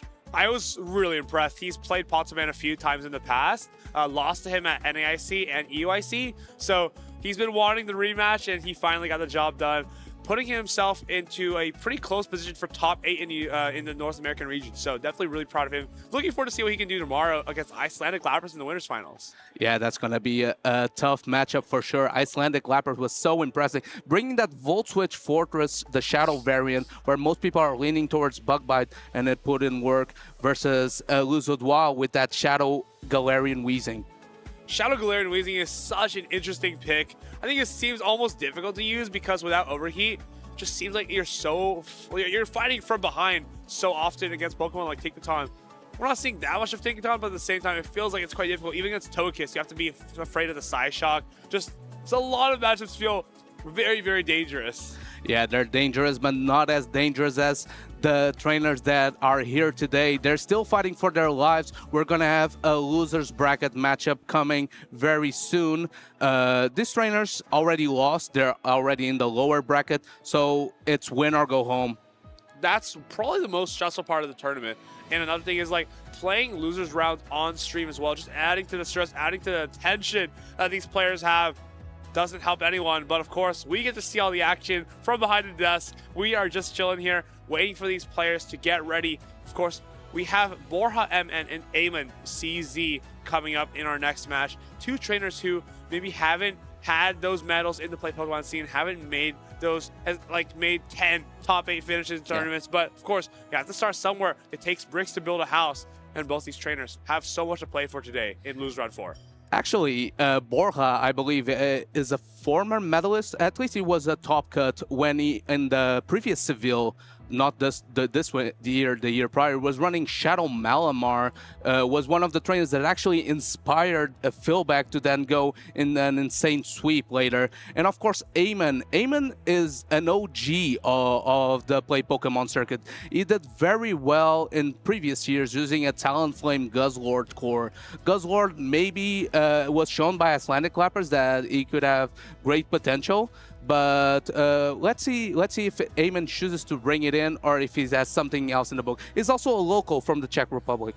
Yeah, Czech Republic, first time it has ever had a regional championship. So Eamon, it's probably such an honor for him to be able to represent his home country here. And because there's not that many actually Czech players inside of these tournaments usually. So they've got a lot to play for. They want to win in their hometown, of course. But yes, I do, and back to Bora, I do stand corrected. He has made 3rd place in Seville, as you said, has made 2 times top 16, also in Bologna, both in Bologna. So definitely a trainer who knows what he's doing. Of course, he wants to win a tournament, and wow, these are teams. These are definitely teams of all time. An interesting pick. We have a Ludicolo siding. A lot of trainers trying to pick those water types to fight this Tinkaton meta, and Ludicolo is definitely an interesting one. Thanks to his part grass typing, it resists opposing water type moves. It also walls Aquatail Mud Bomb Quagsire, who's been so common in this tournament.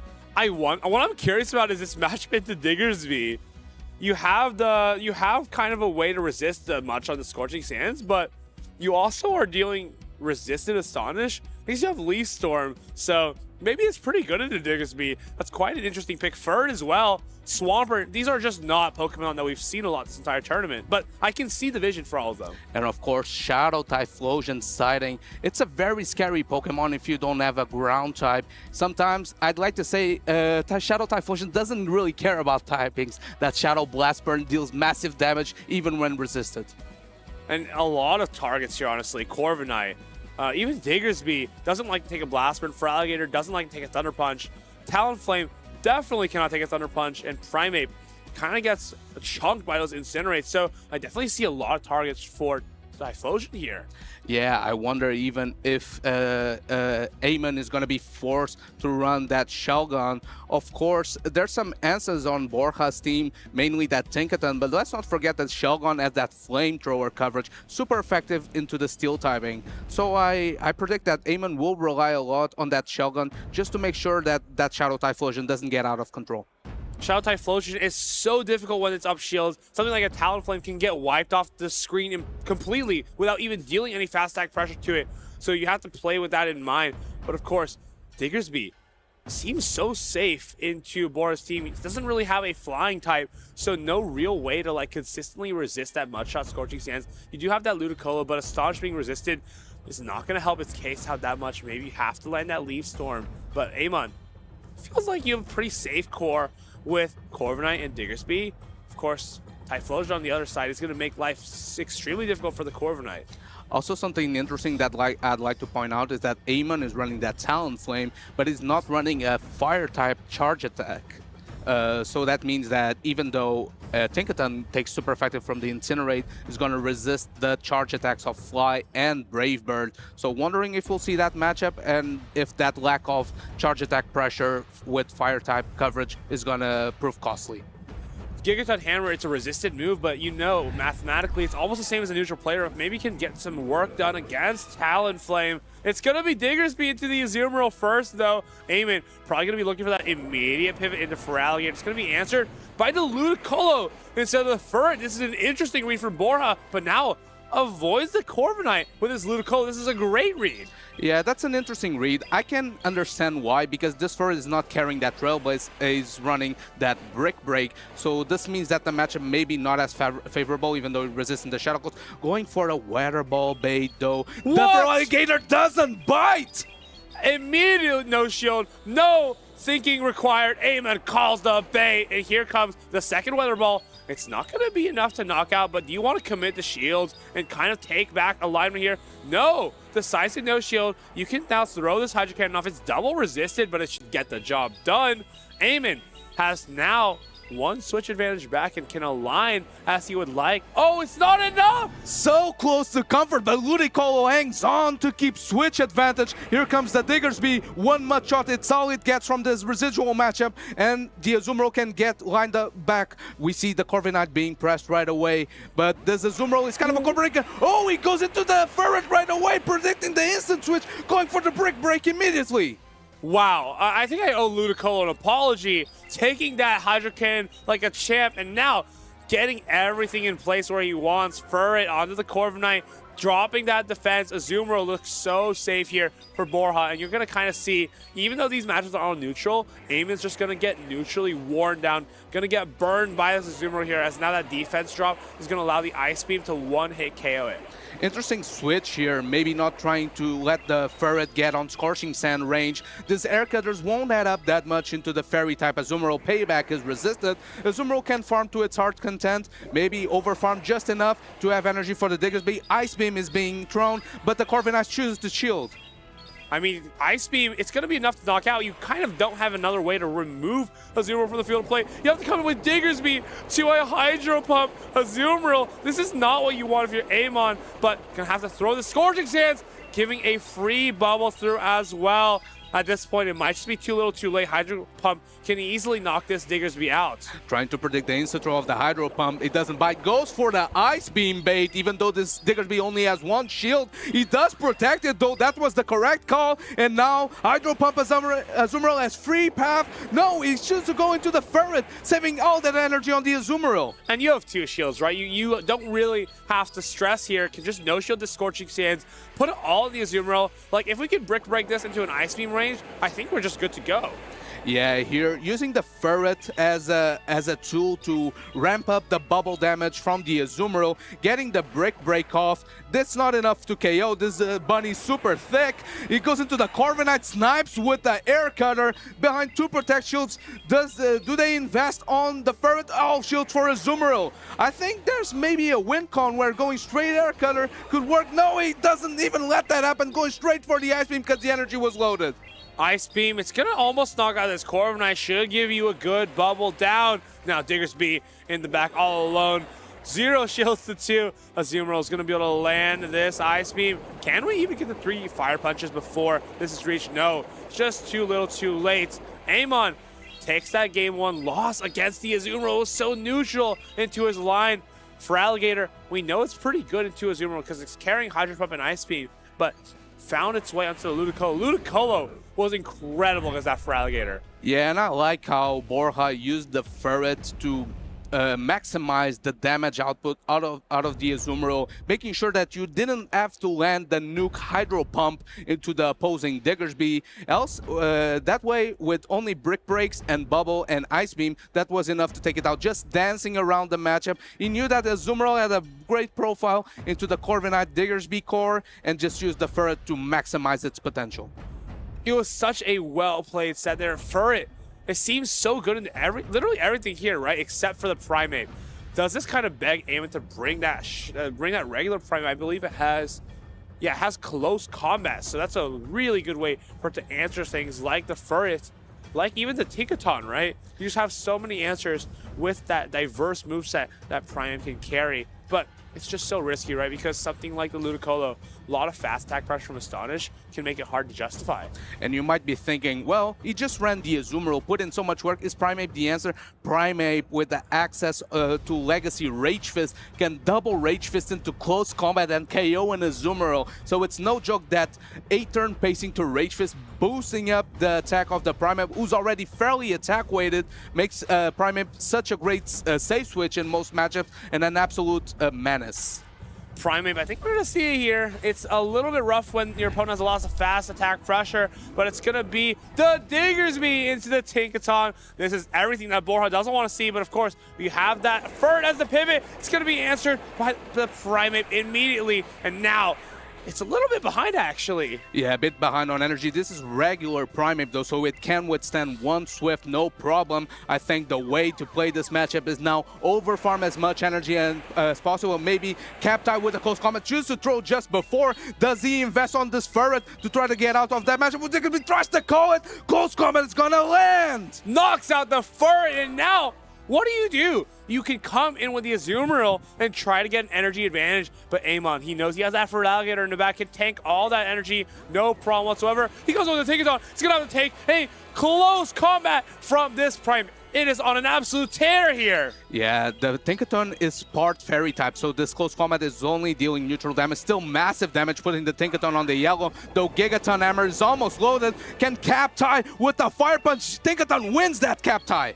Incredible damage is about to come down on this Diggersby. It's a bulky Pokemon, but wow, it takes almost half of the Diggersby away. And now Azumarill comes in. It's going to be taking the Scorching Sands, but Amon knows that Feraligatr is ready to go in the back, has the ability to resist all these moves. You can even farm up more onto the Diggersby, but Feraligatr, understanding you don't have to shield anything here. Still got 2 shields, so maybe you want to commit 1 to a Hydro Pump, but you can just sweep the back line here with the Feraligatr throwing on perfect timing. Hydro kind of comes through. Yeah, I like this play from Amon. He didn't charge attack priority the Tinkaton, but he did use that energy to good use to put this Azumarill so low that a couple Hydro Cannons plus the Shadow Claw will do massive damage. The Feraligatr behind 2 Protect Shields fears the Hydro Pump damage. Gonna shield an Ice Beam though. Ice Beam is not going to be able to connect with the Feraligatr. Would have done a whole lot of damage, but you just don't want to take that risk. Hydro Pump does do a lot even when resisted. Tries to make that catch on the Tinkaton, but he was stuck in that bubble. Amon can just Shadow Claw this Azumarill down, can throw the Hydro Cannon whenever he wants at this point. 2 shields committed to the Tinkaton. Can it get through this Feraligatr and the Diggersby? It's going to be hard. Feels the Burst Protection. The Tinkaton trying to race, not before the Diggersby gets onto the field. It's gonna race for another Gigaton Hammer. It's locked and loaded. It's gonna maybe pull the last Protect Shield out of this Diggersby.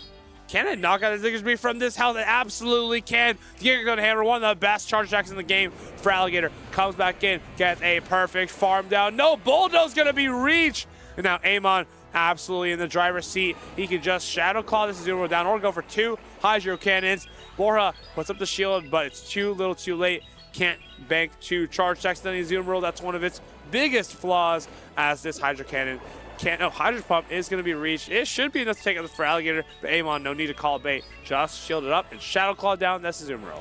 Yeah, this Feraligatr taking advantage of the lack of fast move pressure in this game number 2. Amon is going to be able to tie up the series, keeping his hopes alive. He wants to be regional champion in his home country of Czech Republic.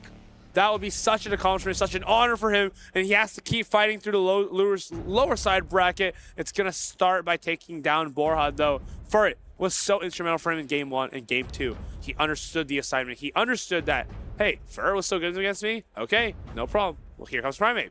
Was such a great read by Amon with the team composition, art countering Borja in the lead and in the back line. Of course, he even got some energy on the Diggersby before going into the Primeape. That's what having the regular version of the Primeape does that for you. It allows you to maybe tank a lower energy charge attack like he did with that Swift, went for that close combat, and even reached the close combat versus the Tinkaton, putting in massive work, a lot of value from that Primeape.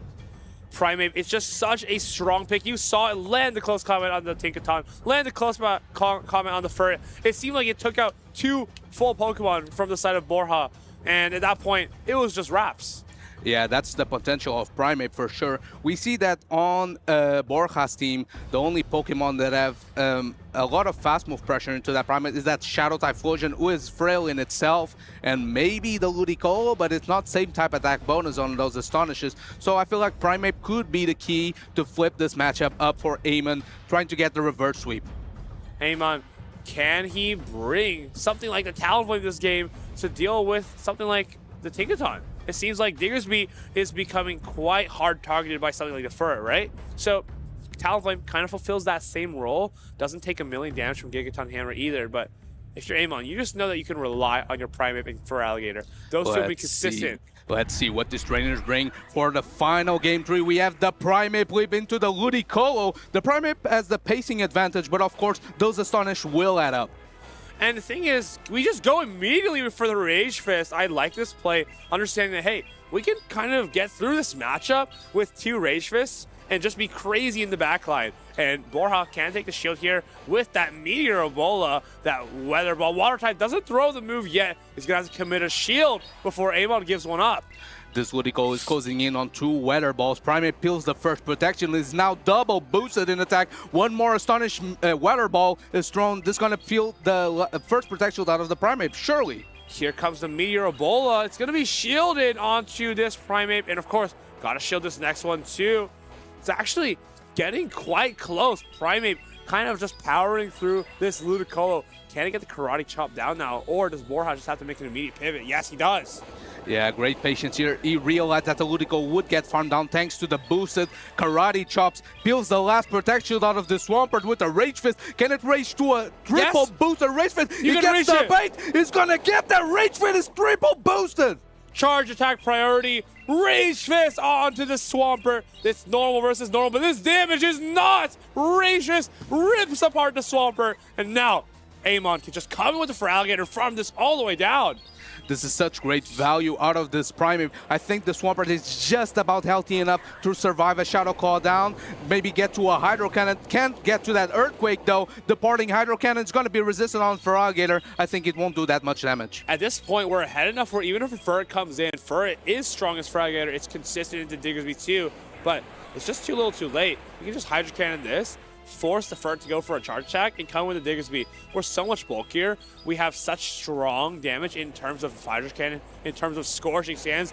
We don't have to worry about anything. Just going to go into this Diggersby, take this Brick Break to the face, but we saw that Feraligatr 1 away from the Hydro Cannon, and Scorching Sands can start to be thrown here from Amon CZ.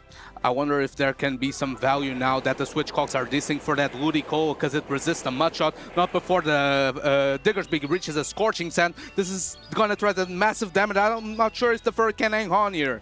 Scorching Sands onto the Ferret, hangs on, but gets to the Brick Break. Is it too late though? I think that Ludicolo doesn't have energy, so it should be just the Diggersby cleaning the game up here for Amon. Yeah, the resistance of the Ghost type is going to be crucial for Diggersby in this matter. Reaches a Fire Punch, and Diggersby is going to be able to clean up house. Amon is going to be able to reverse sweep and keep his hopes alive here in Prague. I mean, it all came down to bring that Prime. It was so critical for both games. It put in an absolute shift, and Amon understanding that goes for that farm down on this Ferret, and that's going to be a finally gets rid of the Ferret. Got a little close there, but we got the job done. Amon CZ is going to be advancing to losers round 5 as he continues his run here in Prague. What a great adjustment by Amon, and I like the Primate pick. Is a fighter that deals neutral damage into the Tinkaton, which is the main fairy type. Close combat dealt like 60% worth of damage, and since you're the regular version, you can even no-shield potentially a bulldoze. So Primate might pull some strings here as Amon climbs the lower bracket in the Prague Regional Championships. It's so strong, and I'm surprised that we actually haven't seen on any teams today. I was considering it if I were to play this tournament, just because of how good it is into something like a Tinkaton, but more like the Shadow with Rage Fist and Ice Punch. Close combat, though, definitely a strong argument for close combat here, as it absolutely decimated those Pokemon. What would you need Ice Punch for in this meta, though? What's your really target? Just Altaria and Togekiss.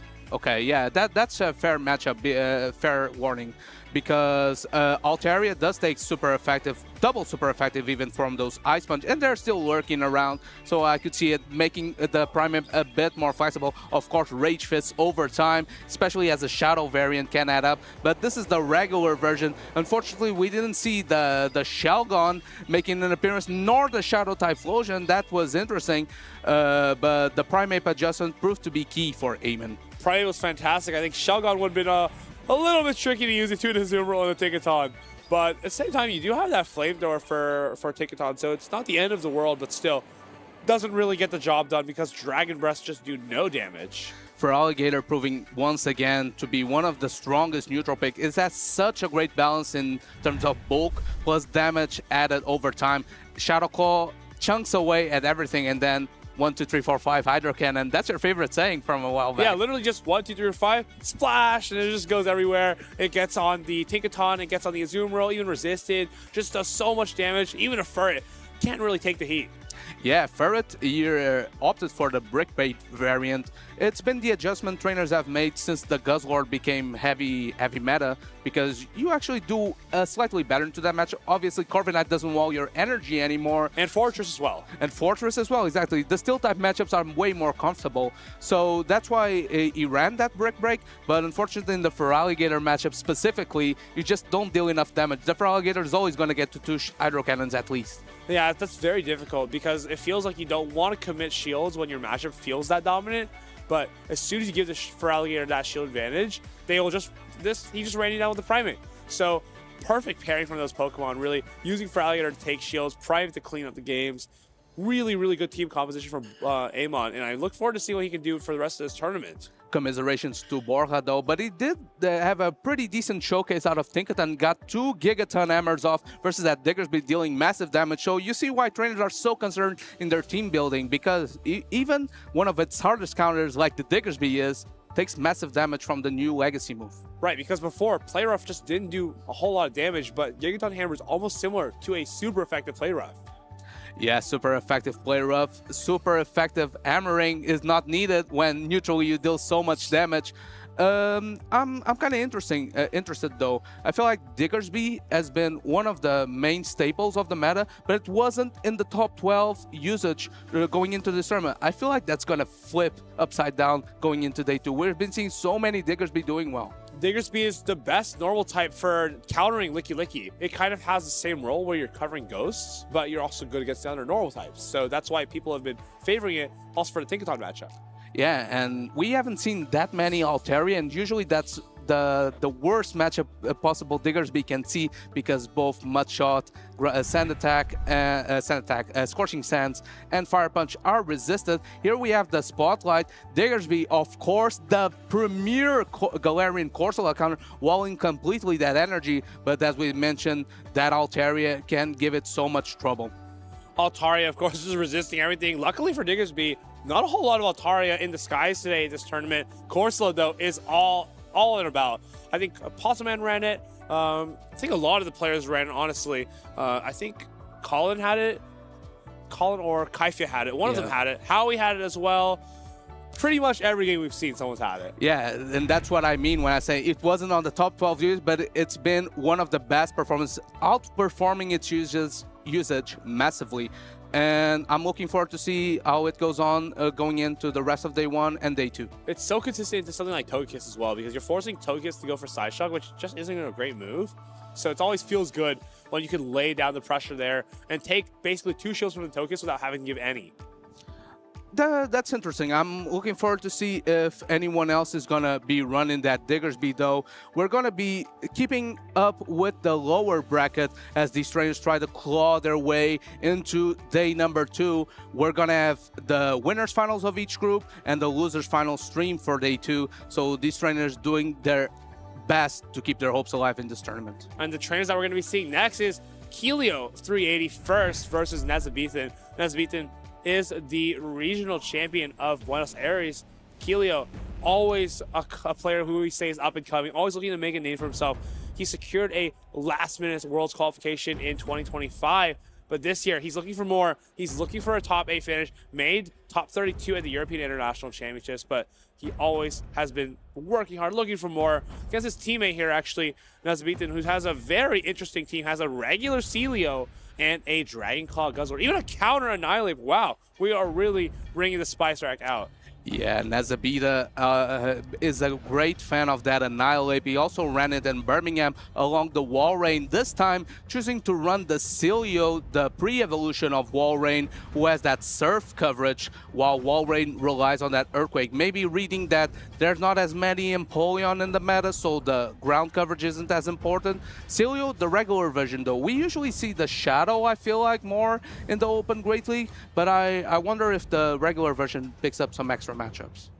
Yeah, I think both of these Pokemon are just so dominant because they have so much fast attack pressure, so much charge attack pressure too. Just feels like they're very neutral when you can avoid, I guess, a couple of specific matchups, especially Annihilate. Doesn't want to see Corsola, but It's nowhere to be seen here on Keelio's team. There is the Jellicent, but Rage Fist can still do quite a lot of damage. And of course, Keelio is on that Bug Bite Fortress train. We've seen it put in so much work during the stream. Of course, he's also pairing it with the Ghost-type Jellicent. Jellicent, maybe a hard meta call to break that Tinkaton plus Water Core, because usually Jelly has a dominant matchup versus most Water types if it's not like a Greninja.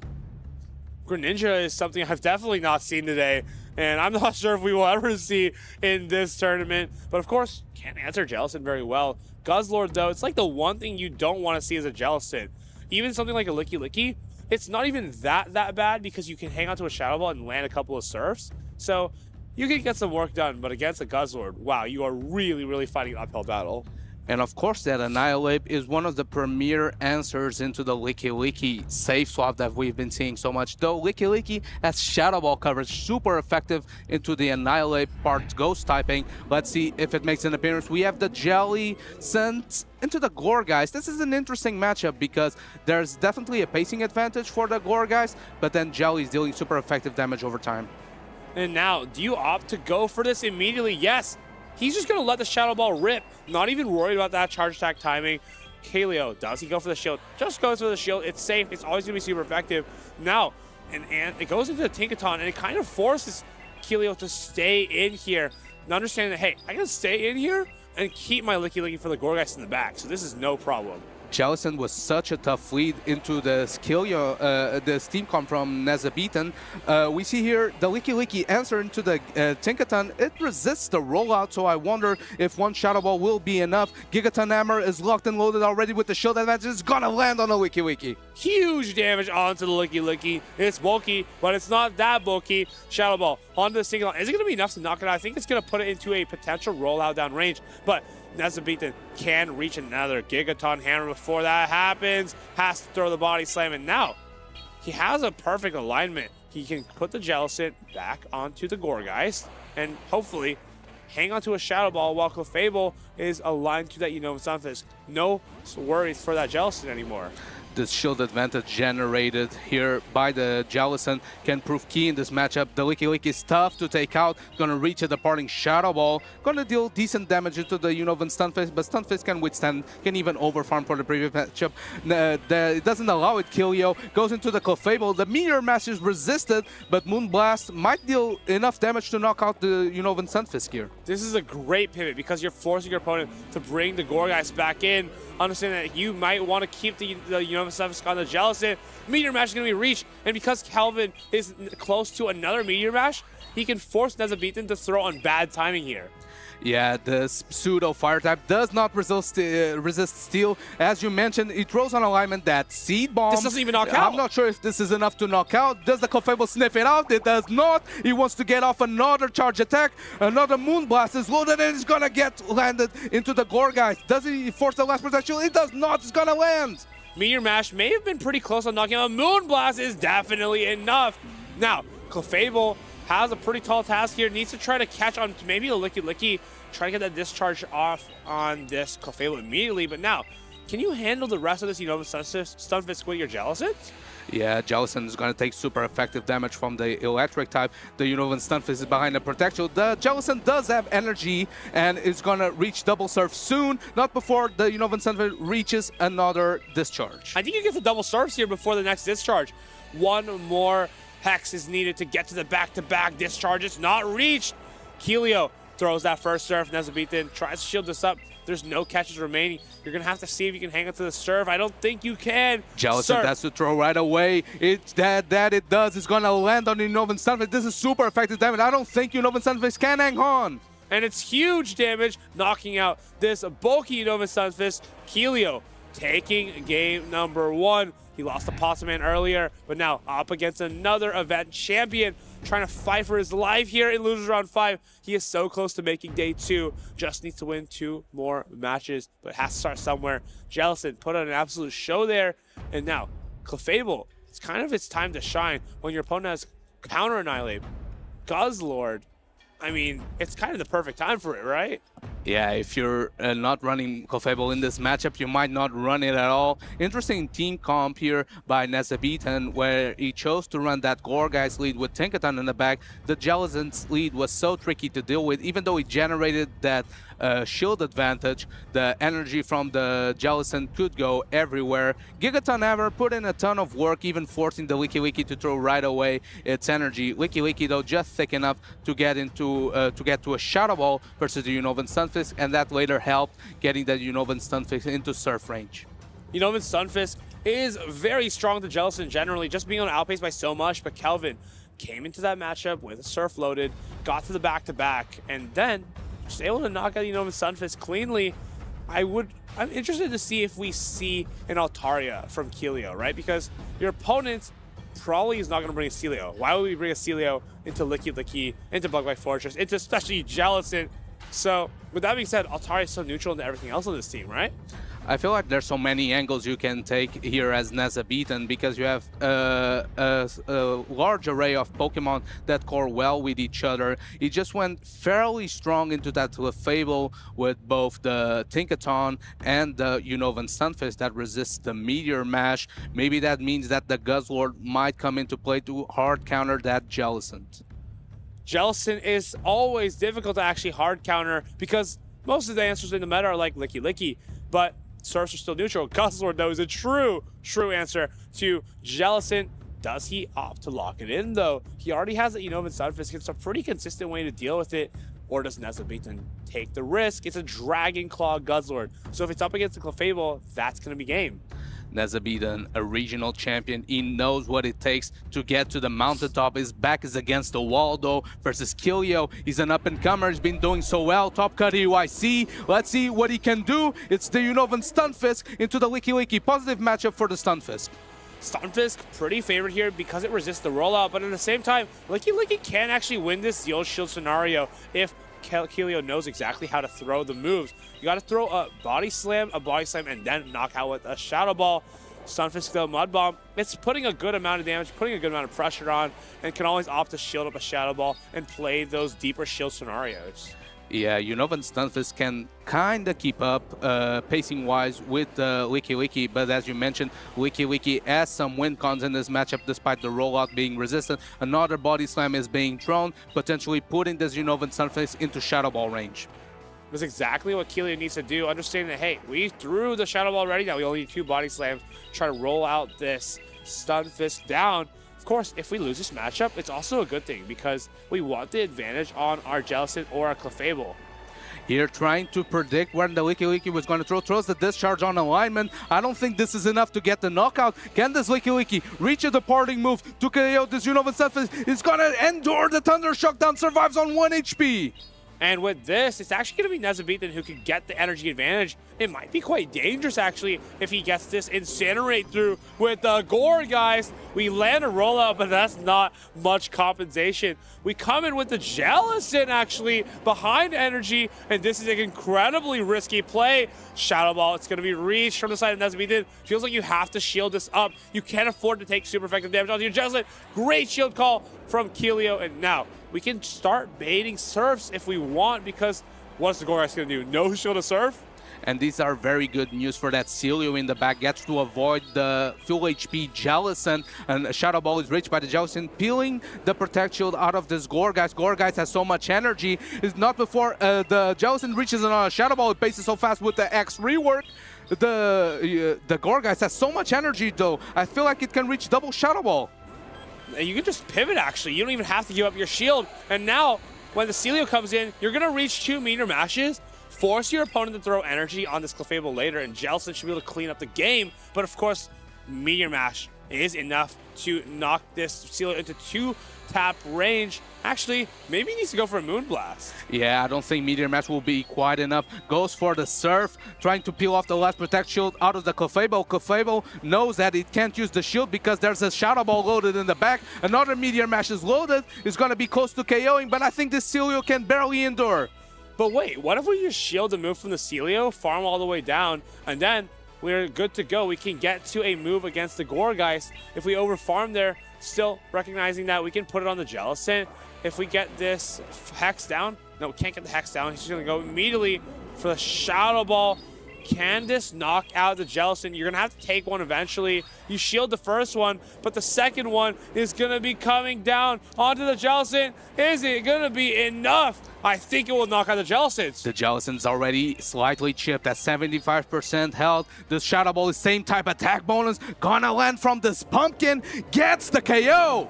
Helio, pretty much, I feel like he had that game locked and loaded if he had gone for a double up against the Celio, have a medium mash to throw against Celio, have a medium mash to throw against the Gorgeist, you're just good to go. Yeah, that could have been an option, but maybe was afraid to use that last Protect, maybe misjudging how much energy. Charge attack priority. Yeah, he was maybe misjudging how much energy the Gorgeist had.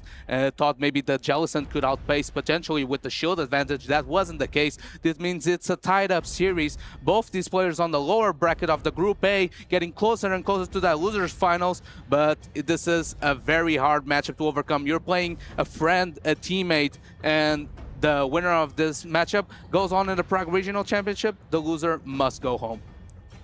These stakes could not be higher. That's kind of what I love about seeing these losers rounds in day number 1. Feels like these players have so much to play for. These game 3s feel so intense. You can see these players, they're so focused. They're like hunched over their screens trying to figure out how they can out-comp their opponents in game number 3. And of course, Nezabithan is reasonably high in the leaderboard, maybe trying to get his way into the travel award race. Kilio as well, having his place fairly locked in. So far he's been doing well. As you mentioned, he top cut the European International Championship earlier this year. And he's been doing well, he's been improving. He's of course the brother of Colin 6, who's a better mentor than your own brother, who's the final boss of Europe. Yeah, seems like so many brother dudes are coming here as well. We saw Ptoan and his younger brother Jorge. We'll see maybe a little bit more for them later on in today's stream. But for now, these trainers are taking their last moments to lock in teams. Does he lock in the Guzzlord? Does he bring it for the Jellicent? We're going to see a lock-in here, and I think it's going to be quite difficult for Calvin. Yeah, we're gonna have lock-ins decisive game number 3. We have the Guzzlord in. It finally comes out and locks in on the Jellicent. Great read by Nezabithan. Here comes the Clefable, and look, Nezabithan doesn't have a direct response. Has to come in with Sunfist. This doesn't seem the most ideal. Slightly delayed swap though. The Unovan Stunfist can take a Moonblast, no problem. I don't think the Fairy Wind damage will add up enough where a Meteor Mash will be. Gets the defense drop on the Unovan Stunfist. This makes this matchup so much harder to overcome. You can't even make this up. That's a 10% chance for Clefable to drop the attack of Unova Stunfist. These Mud Bombs are now not enough to 2-hit KO the Clefable. Kilio maybe with the plot armor here, getting the low chance debuff with the Moonblast. This Mud Bomb is not adding up. He needs another one to even consider threatening a knockout. Moonblast is reached. And now, how do you deal with this Clefable? You can come with the Gorgeist, but you're basically begging to take a Moonblast from this Clefable. You let it and then you take the knockout, but you can't come with the Guzzlord. You're going to take this Moonblast. Oh, goes into the Jellicent, hard pivot, goes into the Guzzlord, switch lock. Maybe thinking Wiki is the key for this matchup. I don't hate this at all. He understands that he's got good matchups to the Gorgeist across the board.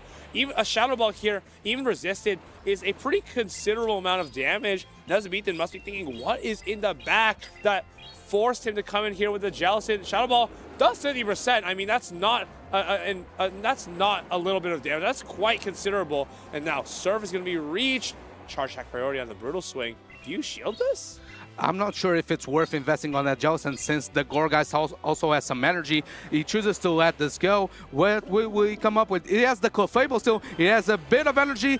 Gets to the Meteor Mash just before the Brutal Swing is loaded. Does he invest on this Guzzlord? He chooses to invest in it. And can he even Dragon Tail down? I feel like Clefable is too healthy for it. And here comes the Gorgeist onto the Licky Licky. You have neutral seed bombs. It's same type attack bonus, but it doesn't look like it's going to do a lot of damage to the Licky Licky. 2 shields remaining. You got to shield something at this point, so you might as well shield that seed bomb up. Can you go for a bait here, or do you just go straight for the Shadow Ball? Yeah, and I wonder if that Clefable can still pay dividends in the later part of the matchup, because he was able to transfer the Incinerate. The Meteor Mash might be close to being loaded. The Licky Licky is going to do as many rolls as possible, doesn't throw its energy. Another seed bomb is reached. This is interesting, right? Because you are getting into a range where even the Incinerates and the Dragon Tails are going to start adding up. You could throw this Shadow Ball, which is going to get shielded now, but when Nezabithan comes back in with the Guzzlord, has the window opened. Try to switch in, back into the Guzzlord, gets the catch! This is resisted damage, but the Guzzlord is already so low. This is roll out down range. You get the Shadow Ball down onto this Guzzlord, you come in with the Clefable! You can shield this, right? I think you have to shield this. You get the Fairy Wind Sneak. He chooses not to. He's gonna trust everything on the Licky Licky. Licky Licky gets the rollout down. Can he reach a Shadow Ball on this Gorgeist? I don't think it's enough. It's gonna get KO'd. Gorgeist gets Incinerate down. Incinerate down on the Licky Licky. It seemed like Kaleo had everything going for him there, but at the last second, it seemed like Guzzlord clutched it out. As soon as I saw the Shadow Ball not being thrown early enough to get the shield, I was like, wait, there is some opportunity here. Guzzlord came back in to take the Shadow Ball from the Licky Licky and clean up the game with that Gorgeist. I wonder if Kilio is now thinking about, should he have shielded that Clefable in the end game, because he got a Fairy Wind Sneak when he versus that Guzzlord, and if he does shield it, I think he gets at least one more Fairy Wind, so it would be one Fairy Wind away from the Meteor Mash, or fairly close to it. So I feel like it could have made a difference in the end game. Maybe not trusting in it, maybe thinking the Licky Licky had a bit more health that it actually had. Licky Licky just barely not getting into that departing Shadow Ball. Gorgeist gets Incinerate down, and Nezabithan is still alive in this matchup. What an absolute nail-biter there. Kind of up to the last second, it felt like, and it was an incredible display of gameplay there. Even having that Clefable just be completely free into his team, getting the Moonblast debuff on the Unova Sunfist, still coming back from that, getting the job done with the Gorgeist. We haven't seen Gorgeist a whole lot today, but when we've seen it, I feel like I've been pretty convinced. Yeah, Gorgeist is kind of... It's slow. It's kind of a weird Pokemon, because it's a grass type that can beat steel types. It also walls a lot of common Pokemon in this meta, like the Mud Bomb, Aquatail, Quagsire, the Unovan Stunfisk, even though we did see Cockshack KOing once in a lifetime. Yeah, that's a pretty rare occurrence. But yeah, Gorgeist has a great profile in this meta, walls a lot of important cores. Here, the Shadow Ball catch being massive for Nezabithan. Just goes into that Clefable and catches the Brutal Swing, but I feel like maybe if he shielded this move, he could have gotten a Meteor Mash onto the Gorgeist. I wonder. Yeah, it's so difficult, right? Because this Gorgeist has so much HP, you would have to reach for the Moonblast almost. But that was probably our best chance, if anything. Yeah, maybe that's exactly what Killia thought, that the Meteor Mash, I mean, he's the Clefable player, so he probably knows the Meteor Mash damage range is better than anyone out here in this tournament. So maybe the WinCon was indeed trying to go for that Shadow Ball. Unfortunately, just one turn behind, couldn't get it off. I mean, that was such a great ending. We saw those Incinerates come through fast and furious, doing so much damage, even not same type attack bonus, but this Pokemon, Gorgeist, has so many other moves that can allow it to deal strong damage to his opponents. Yeah, and here we have the Gorgeist Spotlight, putting in a lot of work for Nezabithan right there. Was able to peel off shield advantage versus the Jellicent, and of course as a Ghost type, has a slightly better matchup into the normal type Licky Licky, because those Incinerates and same type attack bonus Seed Bombs do add up. Of course, the key win is that Unovan Stunfisk. It resists everything from that ground electric type, though you don't want to see it versus a Talonflame. Talonflame resisting Incinerate and Seed Bomb. That means that you have to reach all the way into a Shadow Ball to get a chance in that matchup. Shadow Ball, though, it does do a lot of damage to something like a Talonflame, so honestly, it probably can take some zero-shield scenarios if you can swap the Gorgeist first. Of course, it's not the ideal situation, as these Talonflame usually incinerates all the way down. Yeah, and speaking of Talonflame, we haven't been seeing it a lot. I feel like the Gourgeist pivot was because trainers wanted that fire type damage without taking super effective from the water types, from the rollout, from the Licky Licky. It's an interesting pivot. It's sort of a middle ground. Of course, you don't get same type attack bonus on those Incinerates, but in terms of double super effective damage into the Fortress, it does It's pretty good. It's pretty good. Fortress, especially when it has Volt Switch, just feels like it's so far behind. Yeah, Fortress, though, has been running Bug Bite for a lot of this tournament. I wonder if the Bug Bites add up enough where you can maybe do something in that matchup versus the Gourgeist. Maybe that's why trainers maybe sometimes opt for the Bug Bite. But if you're around even energy, even HP, yeah, that's a dire situation. A lot of dire situations, but I don't think we've seen Gourgeist actually onto a Fortress today yet. I've seen on some, even some Quagsires, but Shadow Fortress, I feel like we haven't seen as much of it as I would have expected, actually. And of course, who better to tell us about Gourgeist than Nezabithan himself? We have a winner's interview ready. Amanda, take it away. Thank you so much. Yes, I'm here to spill the tea here with Nezabithan, our next Day 2 competitor, someone who's like very familiar with this circuit and doing well in tournaments. Andrew, tell us about the tournament run so far. Anything specific, or how are you feeling about it all? How am I feeling? I wasn't going in super confident because I hadn't had a huge amount of prep time with my team. My team's a little bit unconventional. So I'll take where I've got to so far. I've had some good games. I've had some like slightly more sketchy games. But yeah, I'm fairly happy with how it's going so far. One thing that surprised me so far is the fact that there's so many dragon-type Pokemons in this, quote, Tinkaton meta. Right. What inspired you to bring the Guzzlord to this tournament? I think one thing is Tinkaton's often got like multiple counters or bad matchups on teams, so Tinkaton players often feel uncomfortable using it. I mean, I know in this matchup there were like several things I had to be worried about aligning the Tinkaton on, and I have one. So I felt like Guzzlord could often perform well, and because of its dual type, it covers quite a lot of things. You have the water resistance against things like Feraligatr and Jellicent, grass resistances, so on and so forth. So yeah. So you had a Gourgeist on your team as well, and I know you said you have kind of a unique team composition. Did you come up with this team yourself, or was it something that you guys had kind of talked about as teammates and friends? No, this was something I came up with myself. I was trying to make a CDO work because I kind of like the idea of it. It was a bit unfortunate in this recent matchup that he had a Jellicent, but I managed to keep the CDO away from the Jellicent when I used it at least. Yeah, so I was trying to make a team around the CDO work with maybe slightly mixed results, but it's going okay so far.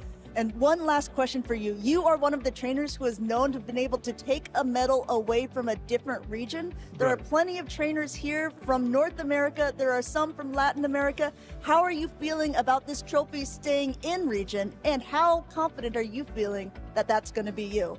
I wouldn't say the chances of it being me at this point are particularly high. There's still a lot more rounds to win to get there.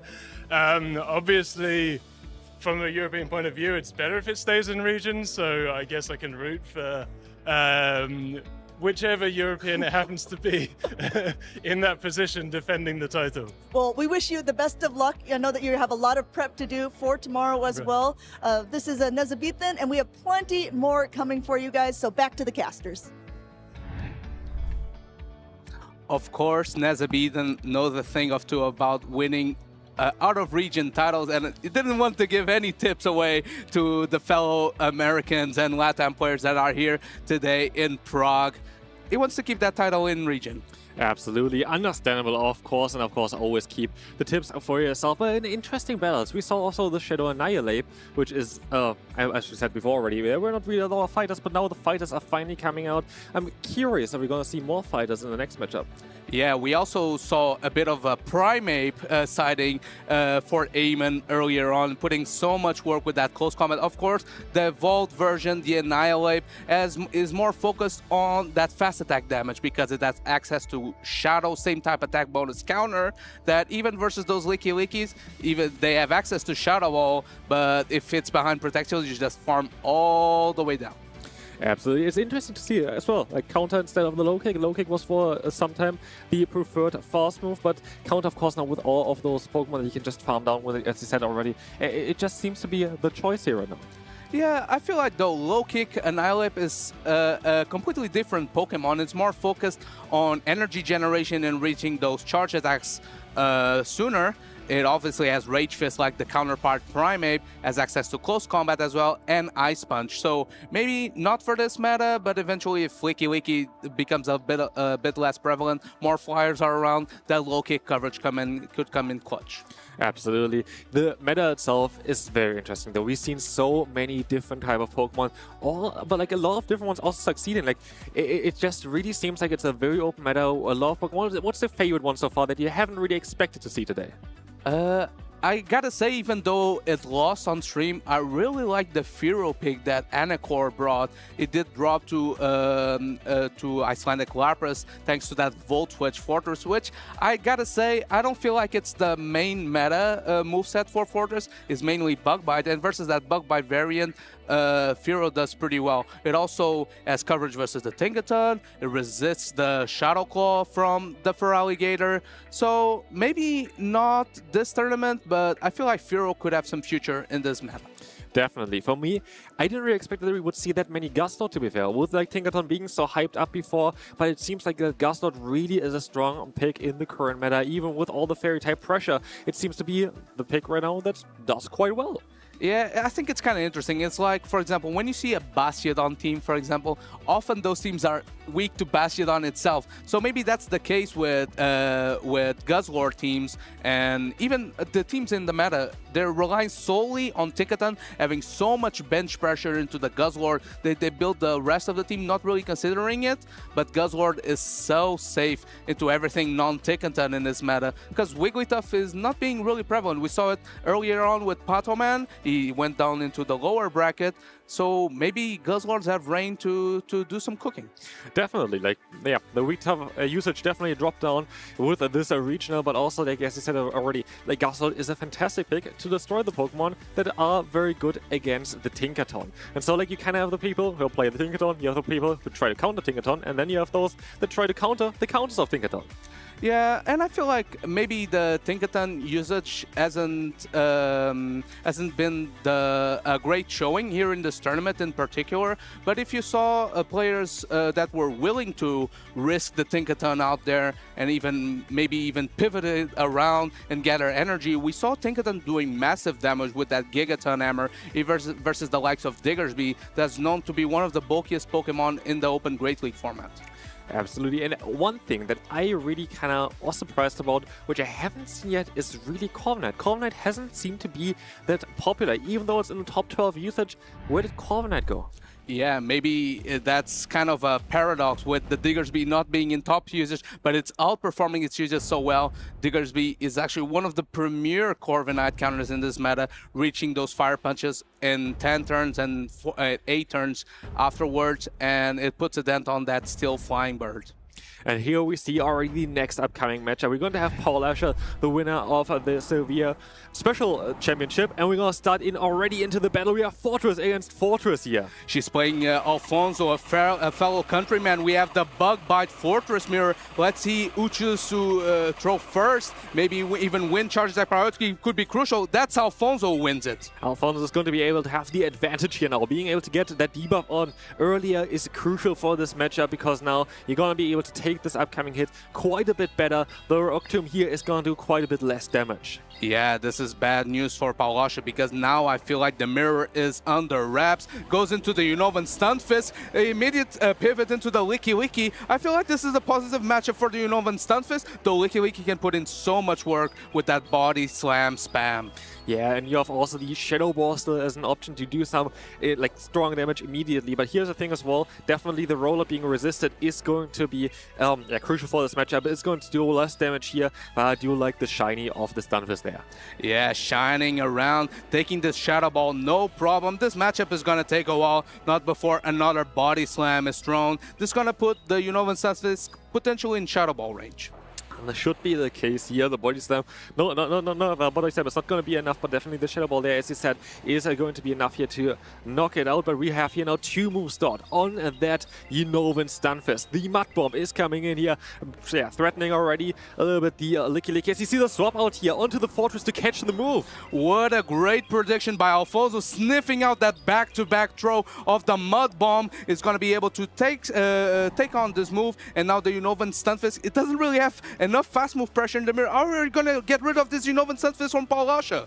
We see here actually the mirror matchup coming up. We're going to have now that Stunfisk against the Stunfisk, but we see as well on Paulasha's side there is going to be the Togekiss in the back, a Pokemon where Stunfisk is going to be very, very strong against. So do we see here Protect Shield coming up? We do. There's going to be some super effective damage. Of course, we don't want to see that here against the Stunfisk, and we have, of course, the Mud Bomb on the other side as well.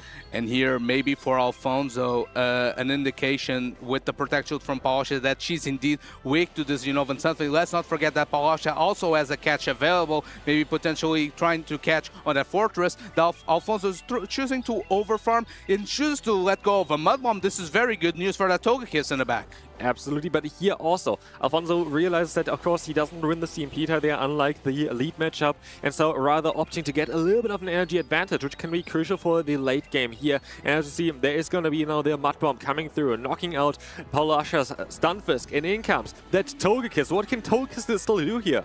And this Togekiss is packing Dazzling Gleam, so that would probably be enough along with the packs to get a knockout on this Unnovan Stunfisk. Shields the discharge. This Unnovan Stunfisk has so much energy stored though, is over farming as much as possible. Goes for the Aura Sphere Braid, tries to pull off the last Protect Shield from Alfonso. She does do that, and now it's a matter of she able to catch a move on that Fortress. You're gonna see here the discharge coming through. It's gonna do some super effective damage against the flying type over the Togekiss, but it's not going to be enough, or is it? Let's find out here. It's not going to be enough to knock out here this Togekiss, but another discharge is reached very, very soon after. But no, in comes that Aura Sphere. Is it going to be enough to knock out that Stunfisk? I think this Unnovan Stunfisk will barely hang on. The question is, can it survive a farm down from the Fortress? Is that the move was great patience by Alfonso, sniping that Bug Bite down, and he's still alive. He can maybe withstand 1 or 2 packs from the Togekiss. He chooses to go instead into the Licky. He has a Body Slam stored.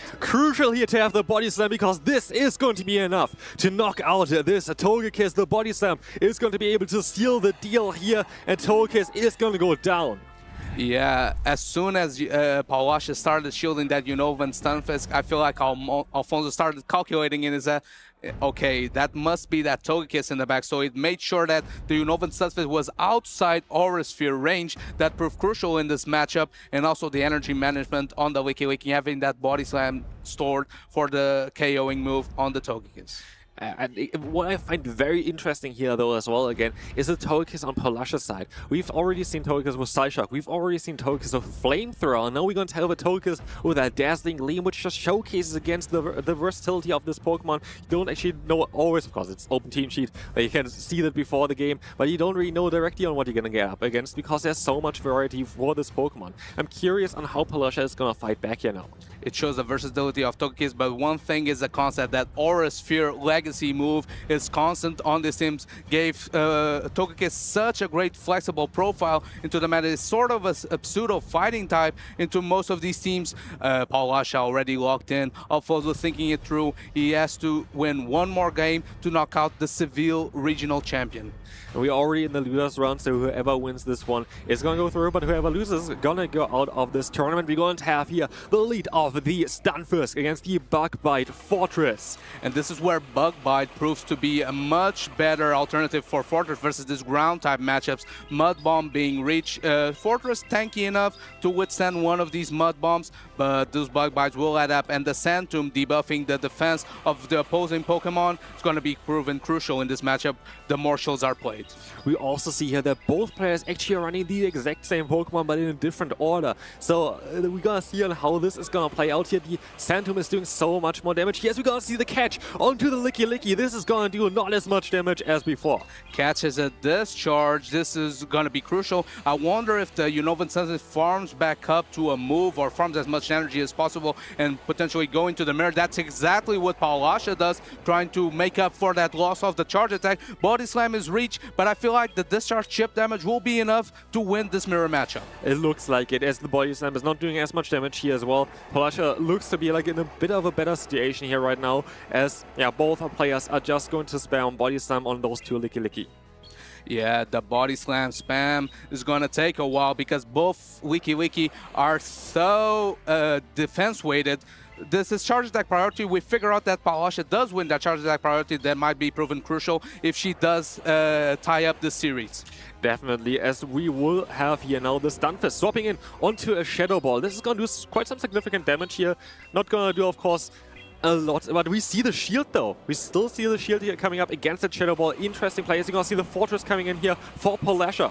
And this is a shield advantage. Shadow Fortress with Bug Bite, non-resisted. This is gonna put in so much work. First Mud Bomb coming through from Alfonso. Does the Fortress shield it? She does shield, and now it's gonna reach that Santo, throwing it right away to debuff the defense of the Unovan Stunfisk. And now both players also know each other's teams fully now, so there's no secrets anymore. There is going to be the Phantom coming in, and also, like, look at the Bug Bite damage. The Bug Bite is just adding up so much, and Fortress can still take this Mud Bomb here, no problem. Fortress choosing to no-shield this Mud Bomb. This means that it's going to have a shield for the end game still. Can the Unovan Stunfisk outpace? I don't think it will. It will charge attack, but I don't know. For the Fortress Rise for the Pharma, it barely hangs on. 1 HP.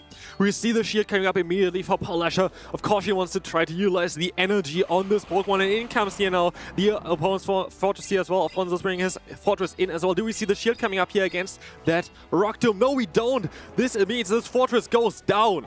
Choosing to put all hopes in the Licky back. It has a bit of energy. Can it even Body Slam from this range? Is so low. Alfonso chooses to not to do it. Is going to throw the Shadow Ball, guaranteeing the knockout. Can this Licky put in enough work to clean up the end game? We're gonna see here most Licky coming in as well for Paulasha, and now there is not a lot of HP left on Alfonso's side here as well. The Shadow Ball is trying to come through there for Alfonso. Let's see, we're gonna see the shield coming up as well against that Licky's Body Slam, and now of course I think Alfonso knows already this game is over, so let's go for a Shadow Ball against a normal type Pokemon. Yeah, maybe trying to get into Paulasha's head, throwing the resisted charge attack. But these trainers are friends and just having a good time on site. This is a tied-up series. Paulasha is hoping to keep her momentum from Sevilla alive. Ties up this series. We're going to a game number 3. Very interesting that both players decide to bring the exact same Pokemon against each other. And at the end of the day, like, of course, how you play it out is always a kind of one thing that decides the game, but also maybe on how the lead matchup played out there. Yeah, maybe the order was the difference maker in this matchup.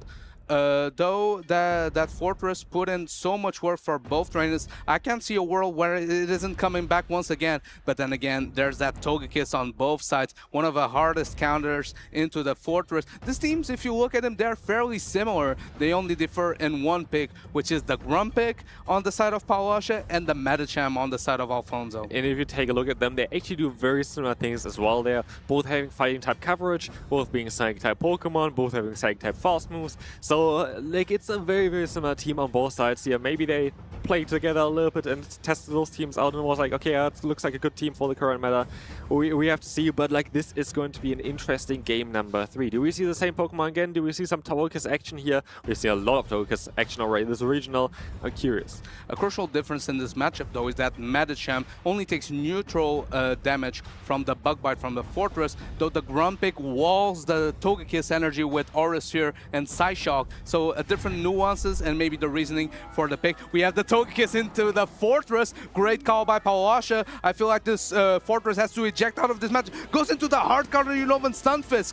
That's an interesting play, going into the hardest counter straight away, having taken though the Aura Sphere, and this is still going to do some solid damage here. Aura Sphere, very strong move, and yeah, as you're gonna see, it's gonna do quite a bit of a dent there into the Stunfisk, and we see the mirror matchup now. So we have now Alfonso though with a bit of an energy lead here into this matchup. I believe this Aura Sphere is enough to put the Unovan Stunfisk from Alfonso in double Mud Bomb range. I'm not sure if double Mud Bomb will be enough for Alfonso, and that's gonna be the difference maker in this matchup. Let's see here. here. We're going to have the Mud Bomb coming through from on both sides, basically. And this is apparently like a 3-shot here for both of those players. As we're going to see, there's going to be another Mud Bomb coming through, and again, another no shield.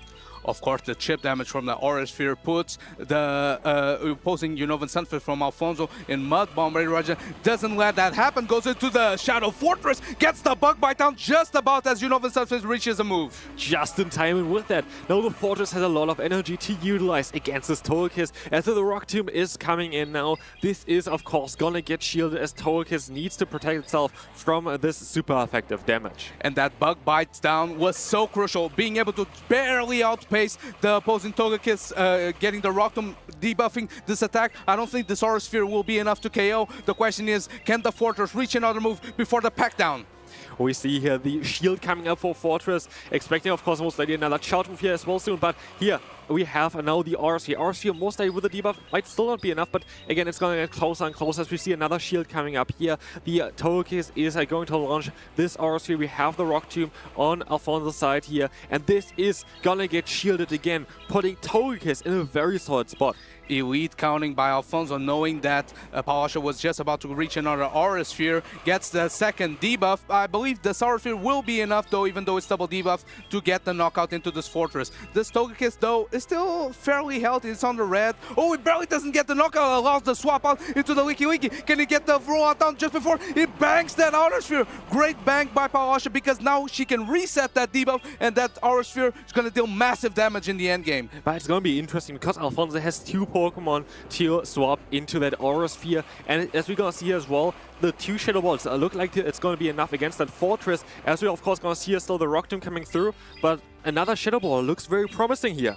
I don't think this Rock Tomb will be enough to KO this Leaky Leaky. This means the Shadow Ball is going to go through, and then can the Fortress withstand the Shadow Ball to maybe the Togekiss only having to throw the Charge Attack on the back Pokemon, or does she have to waste energy on this Leaky Leaky? I feel like the Togekiss is so low, it's going to get rolled out down. Alfonso gets the win versus Palasha, knocking out the Seville Special Event champion.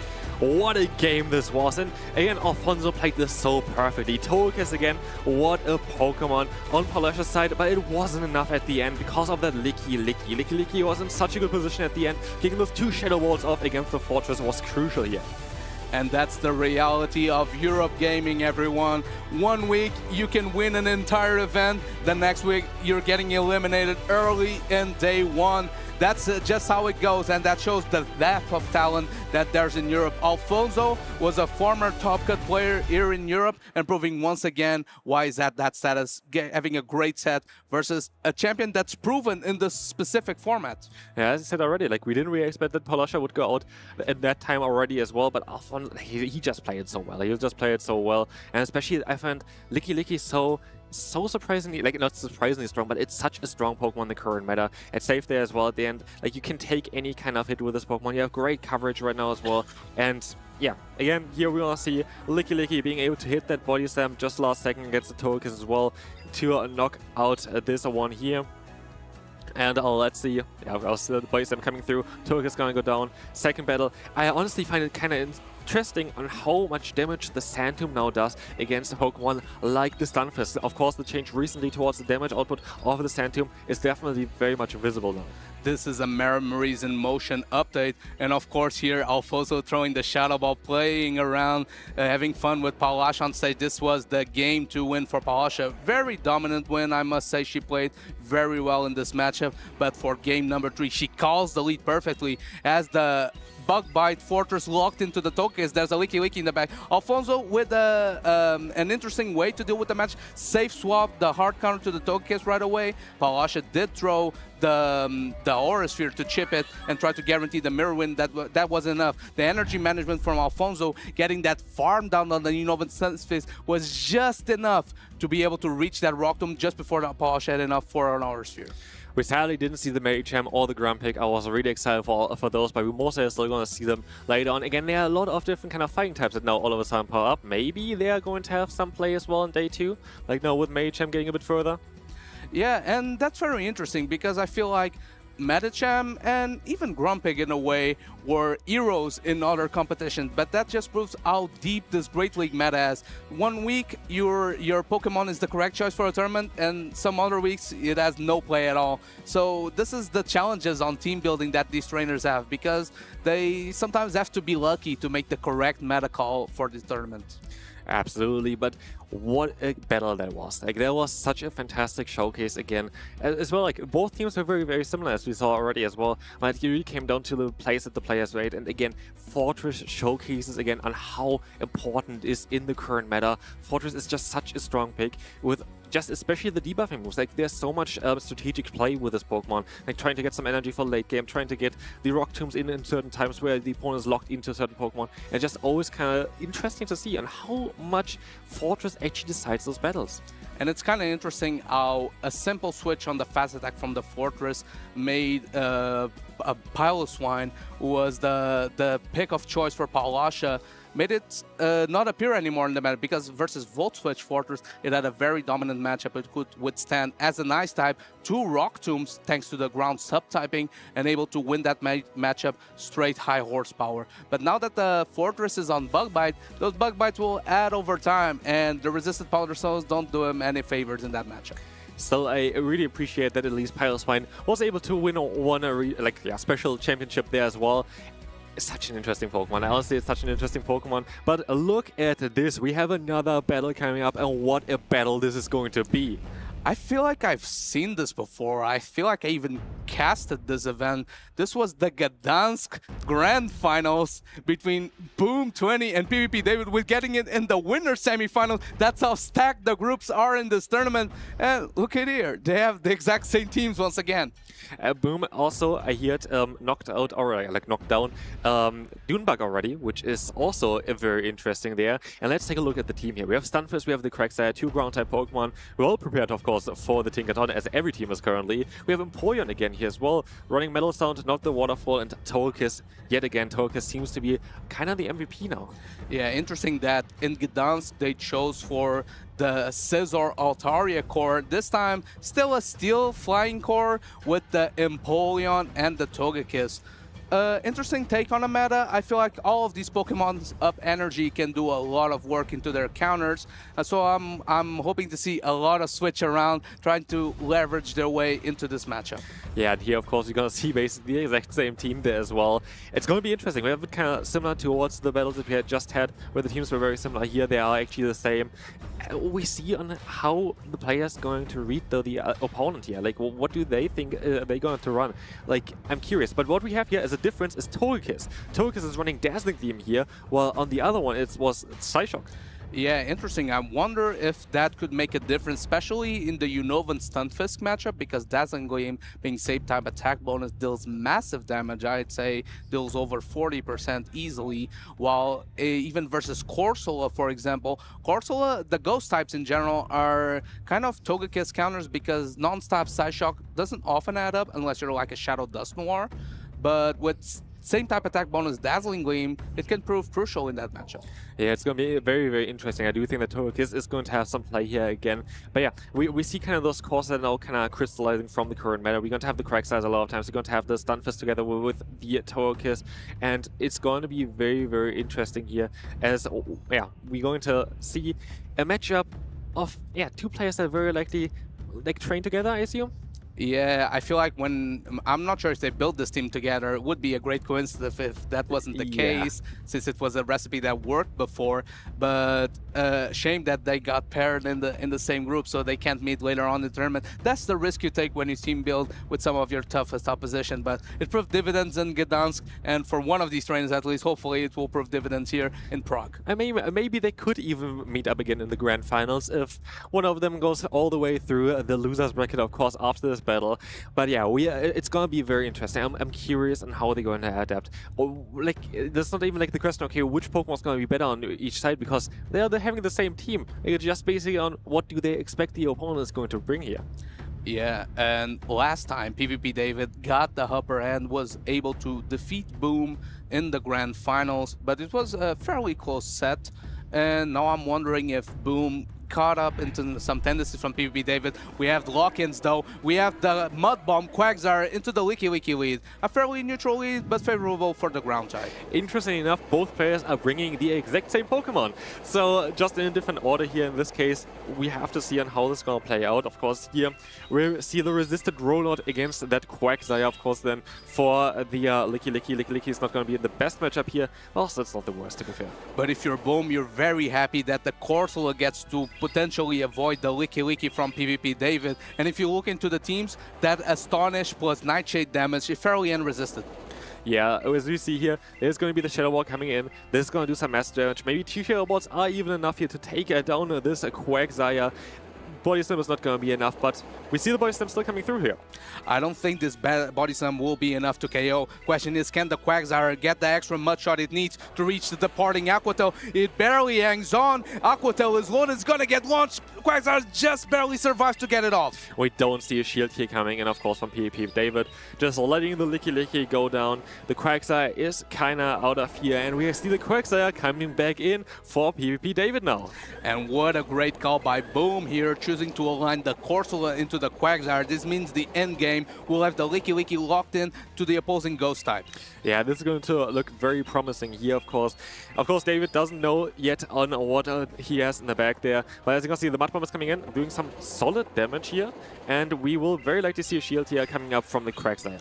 One of the main strengths of Galarian Corsola in this neutral matchup is the Astonish damage adds so much that it pressure shields early even though it's slow. Aquatel is loaded, no shield again from Boom, is comfortable taking it because Licky Licky can look pretty good in the back. Yeah, Boom here is going to be able to just utilize Licky Licky because there is no matchup where Licky Licky is really bad against either. It's such a neutral Pokemon. There is no there's literally no Pokemon on PvP David's side where Licky Licky wouldn't really want to go up against. Charge attack priority. Boom valuing the Corsola damage here. Gonna maybe potentially peel off the last Protect Shield out of this Quagsire. And now Quagsire has to race into another charge attack to KO this Corsola. Can it get it through? Aquatel is reached. And I feel like it's fairly outside the rollout there in range, though it chooses to invest on the Corsola since the Licky Licky is out of the way. Here comes the Mirror Corsola. Oh, and goes into the Licky Licky right away. Maybe he could have gotten off the Nightshade, but I feel like this matchup is looking pretty good for Boom now. Yeah, for Boom, it's looking really promising. At the end of the day, we're going to have a normal type with a Shadow Ball against the Ghost type Pokemon. This is a very, very dominant. The Shadow Ball is going to be able to knock out the Corsola in 2 hits there. And as you see, yeah, PvP David, I think, already knows this game is over. He doesn't even want to throw any charge anymore. He just lets the Shadow Ball come through here. And this is going to be it for game number 1. And Boom is going to be able to take this one home because of the better alignment. That's the risk of running this tandem of Licky Licky plus Corsola, because there's always a chance you get stuck on the wrong side of that matchup. Maybe the way for PvP David would be to go outside that type of matchup, maybe relying on something like Empoleon that has pretty decent neutral matchup into both. But then again, there's that Mud Bombs, Quagsire, there's the Unovan Stunfisk, putting some pressure on that Empoleon, and maybe that's why he didn't leave the bench for game number 1. I do think that the trainers here most are going to change the team a little bit. I'm not going to bring the same 3 Pokemon, because I do think that especially in this case here, it's very likely that Pokemon like Stunfisk could have some play, just being nice and neutral against something like a Licky Licky, but I also wouldn't be surprised if we would see here the Togekiss coming in soon. Yeah, here Boom in the mirror matchup is on a driver's seat because, you know, as a 1-point lead, maybe he can even risk a bit extra, though he's still considering his chances, maybe trying to pivot around some of the Pokemon that were on the bench, throwing a different angle into PvP David. Yeah, we have to see on what the player's going to decide to do here. Of course, both have the exact same Pokemon like the other player. And it's going to be interesting. It's just going to be interesting to know what they're going to think now. Because, yeah, PvP David now 1 game behind. He has to win the next one. And Boom is looking in a promising position here right now. Yeah, Boom has a very good track record in the Championship Series. He's only done a few tournaments, but I believe he top cut every single one of them, proving that he's one of the most consistent battlers in Europe. Of course, PvP David is known for being a multiple-time regional champion, former World's top 8 as well, so no slouch. Of course, he also won the Gdansk Regional Championship versus Boom. Yeah, I faced that Boom actually won his first regional he ever attended to, didn't he? Yeah, I believe so. He won Lille in 2024, I believe, or 2025. So very, very impressive there as well. He knows what he's doing. He's confident in himself, and yeah, I'm curious on how this matchup is going to play out. I wonder if PvP David is coming back, and I wonder on how these players adjusted their teams. Yeah, we see the adjustment by Boom. He brought that Empoleon, gets the Licky lead, which is fairly solid because you resist the rollouts. Stays in with the Empoleon because of the turn advantage, is able to throw a Hydro Cannon just before the Quagsire reaches a Mud Bomb. Of course, we see a shield coming up here. The Hydro Cannon will have done a ton of damage as we see the swap out straight away into Boom's own Quagsire, taking the Awkward Tail now. Mostly no shield coming up here in the beginning, as Quagsire can easily survive one Awkward Tail. And I wonder if fighting for switch advantage is the way here for PvP. David, of course, is already down a Protect Shield, but it has the energy advantage. Goes for the Mud Bomb, gets shielded by Boom. He wants to keep that alignment of the Empoleon versus the Licky. And in comes another Awkward Tail from Boom here. Two of them should be enough to knock out PvP David's Quagsire at this point. First one is coming through. Do we see the next one back to back? We see here CMP tie, and Boom is going to be able to win this one. This can be very, very impactful for this battle. I have a feeling maybe Boom knows a thing or two about this Mirror Quagsire specifically versus PvP. David goes for the charge attack priority, he does win it, and he chooses to invest because he wants to keep that Licky aligned into Empoleon, though. This means that Licky without Protect Shields can actually throw Shadow Balls into the Empoleon and deal serious damage. Yeah, now we see the safe play going for the Awkward Tail straight away, going to knock out the Quagsire of PvP David to keep up the momentum here, to keep up the alignment, and this is going to be very interesting. Now we're going to have, you know, still Quagsire getting to another Awkward Tail. Yeah, and I wonder here with this Aqua Tail chip if there's some value for Boom to go into the Mirror instead of going into the Empoleon, because now, he chooses to throw right away the Body Slam, doesn't want to take any more damage from this Quagsire, maybe hoping it isn't able to switch out because he has that Unova Stunfisk in the back, then it's going to pivot right away, but then again, that Empoleon has that one turn advantage once again. It's going to reach that Hydro Cannon just before the discharge is ready, and this is going to deal massive damage on the ground type. This is going to do so much damage, and it's going to put it as well into range for a Shadow Ball from that Licky, putting Boom in such a good position right now. Mud Bomb is reached. It's going to chip away at this Licky pacing away into the Shadow Ball. It's going to be enough to knock out. Can the Unovan Sensor reach another move? It does, and this might prove crucial on the Licky Mirror in the end game, but Empoleon is still so healthy. He only took Mud Bombs and Mud Shots and Thunder Shocks. Yeah, we have, you know, a Shadow Ball very likely coming out soon. This is going to knock out that Stunfisk. Stunfisk is not going to be able to take on this Shadow Ball from Licky, and now it's only one Licky against another Licky, and that Empoleon. Precise clock management by Boom, throwing the Shadow Ball just before the clock was up, avoiding a catch on the Mirror of the Licky, and now with this chip damage, it's going to be in Hydro Cannon range, reaches the Shadow Ball. I think it's barely not enough to KO, and the rollout won't do enough damage. I feel like Empoleon is going to be able to close this game out for Boom. Empoleon is going to be able to survive this rollout, and in comes that Hydro Cannon, Community Day move, and it's so strong, it's so devastating, as you're gonna see here, the Hydro Cannon knocking out that Licky, winning the set for Boom 20. And in the grudge match, the rematch of the Gdansk Regional Championship Grand Finals, Boom takes the win this time. It's gonna knock out PvP David into the lower bracket, and this means Boom has a slot on the winners finals of his group for day number 2. Yeah, very well done, and I find those battles always interesting. When they have the exact same team, it doesn't really matter directly on what Pokemon you have. There's no advantage there. You have to kind of be reading the opponent's minds. You have to see, okay, what are they going to run? What should I run? How should I adjust? And Boom did such a great job there. Especially if it's versus someone who you probably team build with. You know how they play. Sometimes it can get in your head, and if you're caught in the wrong side of the mirror matchup, just like that Licky from David wasn't aligned to the Corsola from Boom, that can prove costly. Of course, both trainers pivoted away from the Corsola mirror. Maybe Boom realized, oh, if that's me on the next game, that's going to be bad news, Barrett.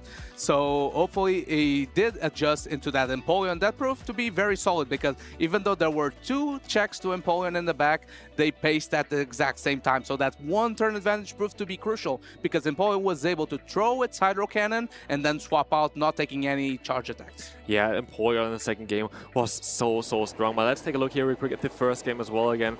Here, the Licky is going to be able to knock out that Quagsire with a Body Slam. Again, Licky is such a crucial Pokemon right now. It's such a strong Pokemon in this region. We see it on nearly every team, and for good reasons. Pokemon is very difficult to take down, but also the Shadow Ball coverage that we see here right now as well against the Empoleon. Not enough here, but generally such a good move to have. You know what walls the Licky charge attacks? No, actually. Tyranitar, a favorite of yours. Do you reckon Tyranitar can work in Show 6 Pick 3? Tyranitar only really works in like those limited metas, but I do enjoy this Pokemon, especially with the recent update to like Dragon Breath on this Pokemon made it just quite a bit better. But yeah, it's a very interesting typing actually for Tyranitar. It has, I think, the most amount of weaknesses of any Pokemon with the Rock and the Dark typing. Yeah, it does have a lot of weaknesses, and this meta is not kind to it. Though it got a rework to Dragon Breath and to Brutal Swing, so it paces quite fast, but as you mentioned, maybe more suited to those limited metas. It had some play in the European International Championship meta. Some people were looking at it as a pseudo dragon type, but it didn't even end up making. Maybe it made top cut, like 1 or 2 trainers made with it, but it wasn't a favorite pick for the trainers there because those Beedrills were around and they were nasty. Yeah, like the Beedrills with the Bug Bite, that was quite a bit too much for Tyranitar. But Tyranitar has access to the move Fire Blast. Maybe an idea for the Tinkatons currently?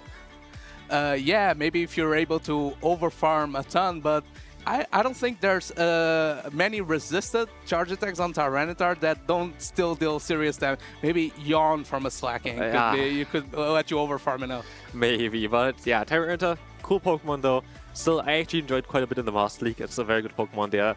It's just very nice as an anti-meta pick. This is exactly where Tyranitar is cool, but what's your favorite anti-meta pick so far? Anti-meta pick so far.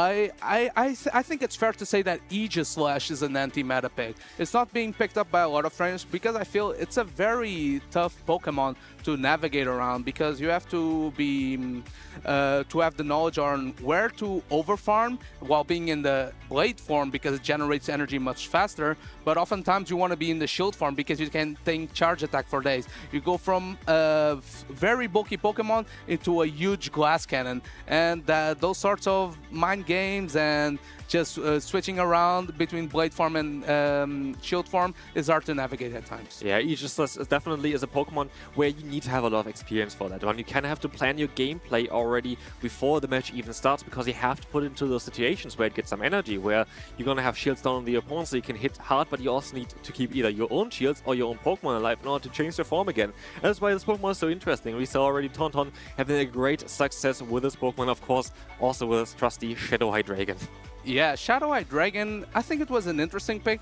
I'm not sure if it was as dominant versus Licky as I would like it to be, because I felt like the Brutal Swings didn't add up enough and pretty much do body slams from Licky almost KO'd it. But as Tauntaun mentioned, it has some play versus some of its counters, like the Annihilate, having access to Fly, and of course the Legacy Brutal Swing being same type attack bonus in a Pokemon with such high attack. It's a 35 energy move, so you get to them quite quick. I can't wait to see it again tomorrow at the regional as well. Of course, the matchup against Corsa would be an interesting one to take a look at as well. There are a few targets for this Pokemon. Feraligatr would be an interesting matchup for the Hydreigon, but I think it's mainly there in order to support actually the Aegislash there in the back as well, because you're going to have the option to get the shields from the opponents, being able to hit hard with those charge moves, and you kind of have to just shield early there. Speaking of form-changing Pokemon, I feel like another Pokemon that could have interesting play now that Electrics have kind of a valuable role in this meta could be Morpeko, because it does...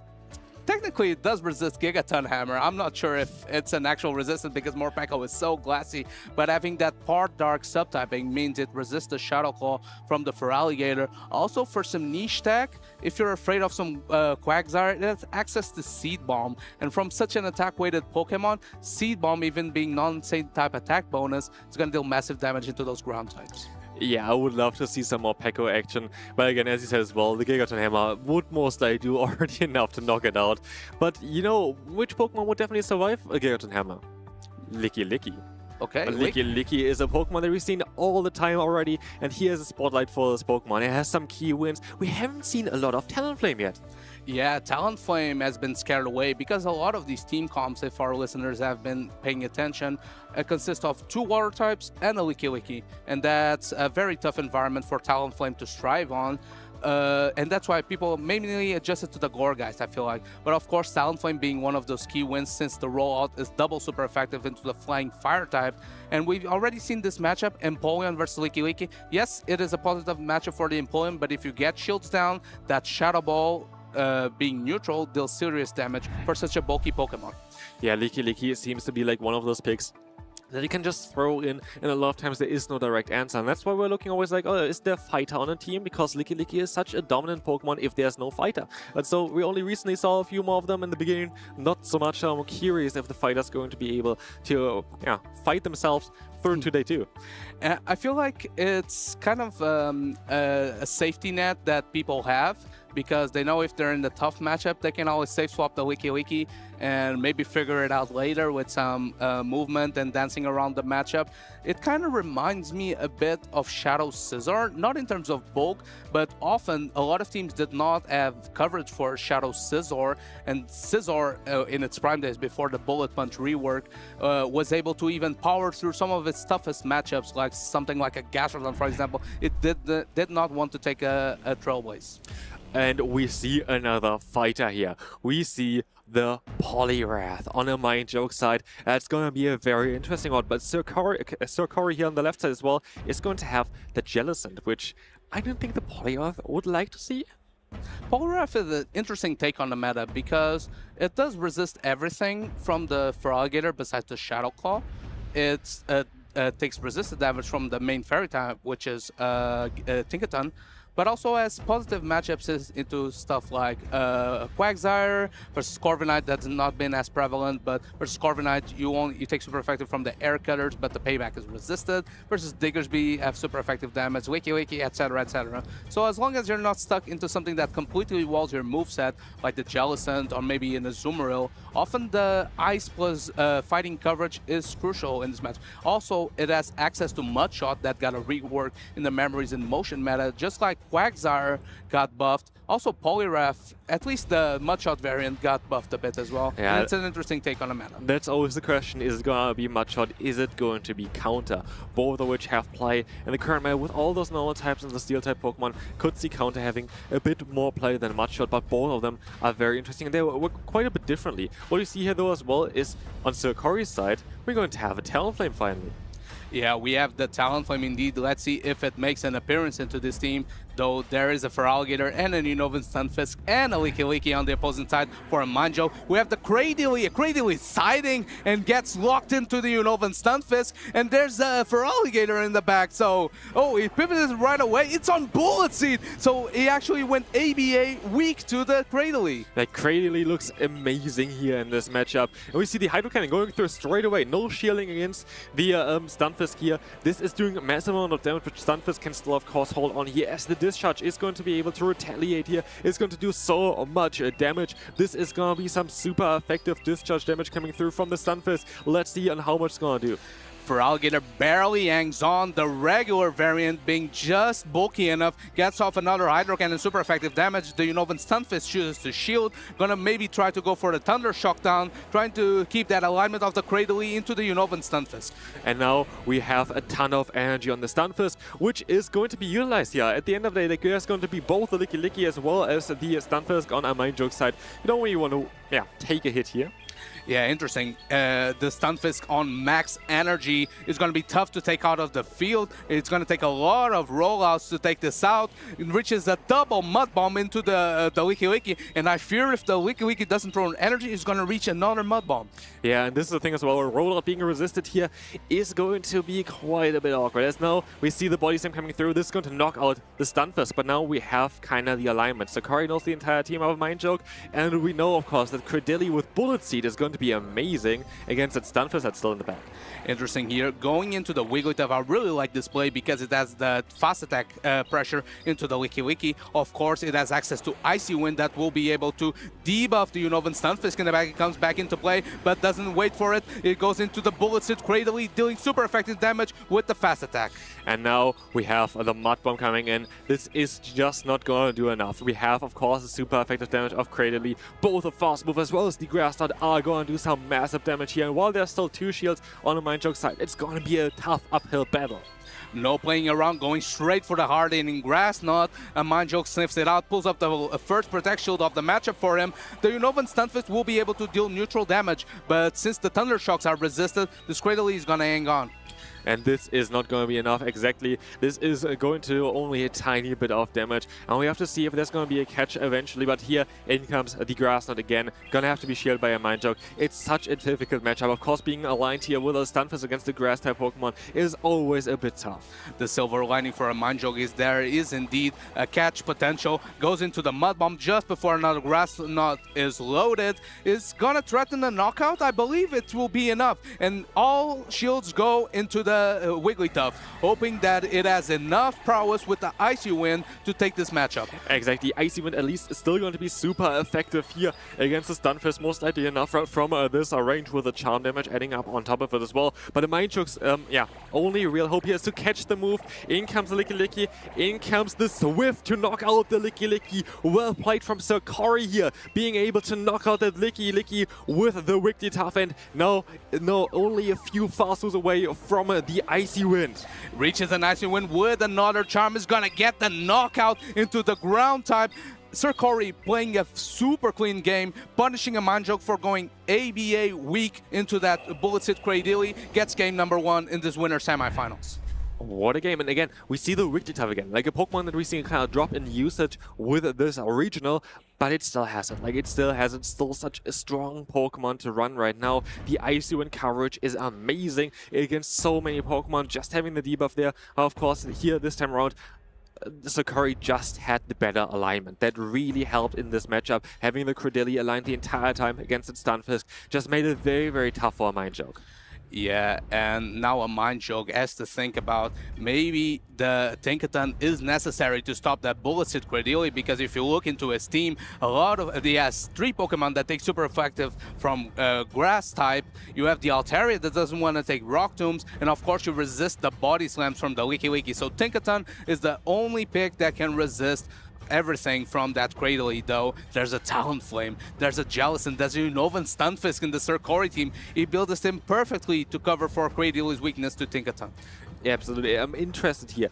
How are the players going to adjust now? Are we going to see the Tinkaton? Are we going to see the Poliwrath? Poliwrath also has, of course, here, in this case, counter in order to do super effective damage against that Cradily, but also has to be a bit careful because there's still going to be the Grass Knot, which is going to do some super effective damage back. It's going to be a very, very interesting one here. I could see Sakura maybe trying to predict that as well and bring in that Jellicent, because it's going to be good against the Tinkaton. It's going to be good against the Poliwrath. And do you think that a Mind Joke just has to change up a little bit?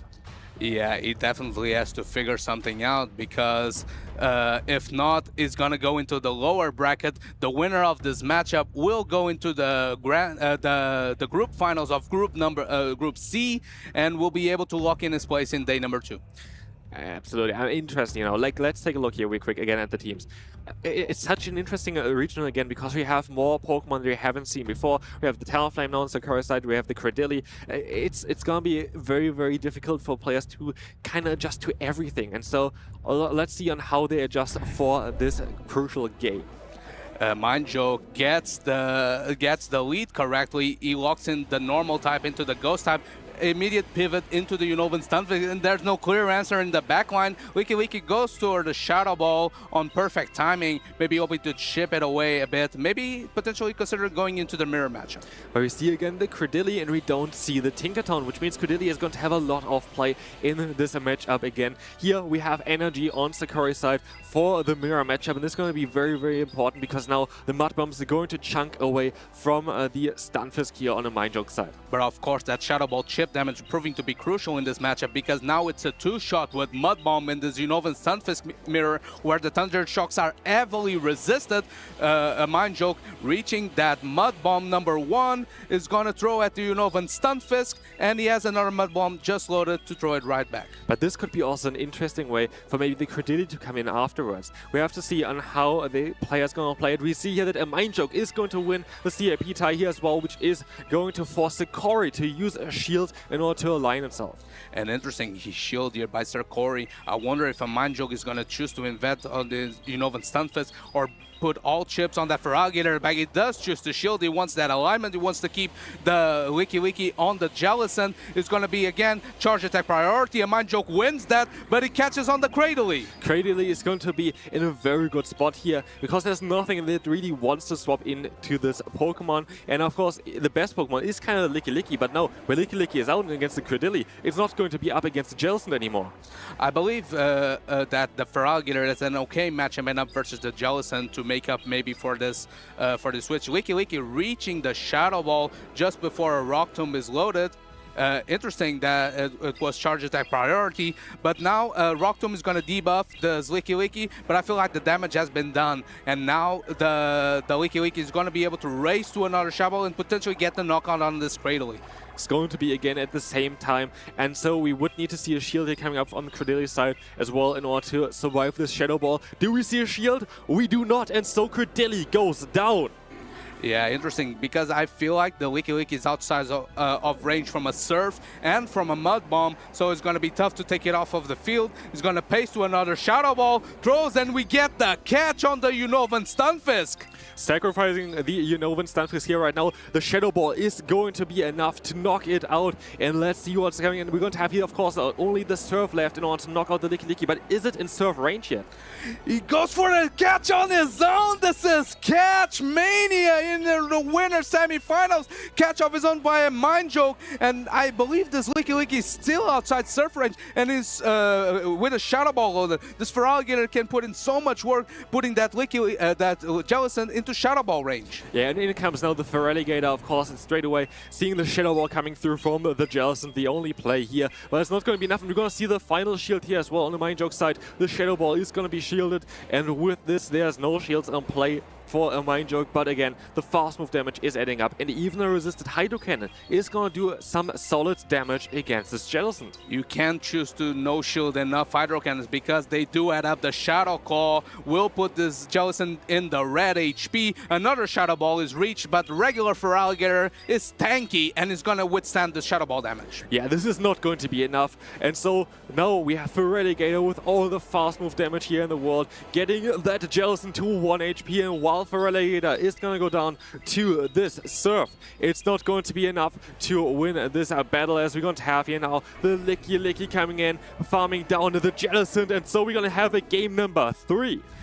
A Mind Joke still alive in this matchup, dancing around, is able to keep that alignment of the Licky into the Jellicent that proved to be crucial. Catches from both trainers trying their best to keep themselves in the winner's bracket, but absolute cinema. Catch on the Unovan Stunfisk from before, and a Mind Joke answers right back, catch of his own. Yeah, 2 big catches there, and we have a game 3, and it's so fantastic because we have like here 2 very unique teams going up against each other, and I'm curious on how they're going to adjust again. One versus one here already, so it's going to be the crucial game. Whoever wins this is going to go through, and whoever loses this one is going to go into the loser's bracket, but of course can still fight his way through to day number 2. I feel like a pick that's fairly neutral into what Sir Corey is bringing is that Altaria, though. Wigglytuff was lurking in that game number 1 and put in so much work for Sir Corey. I wonder if he relies on that again, and if a Mind Joke keeps the Altaria on the bench, trying to not get it matched up.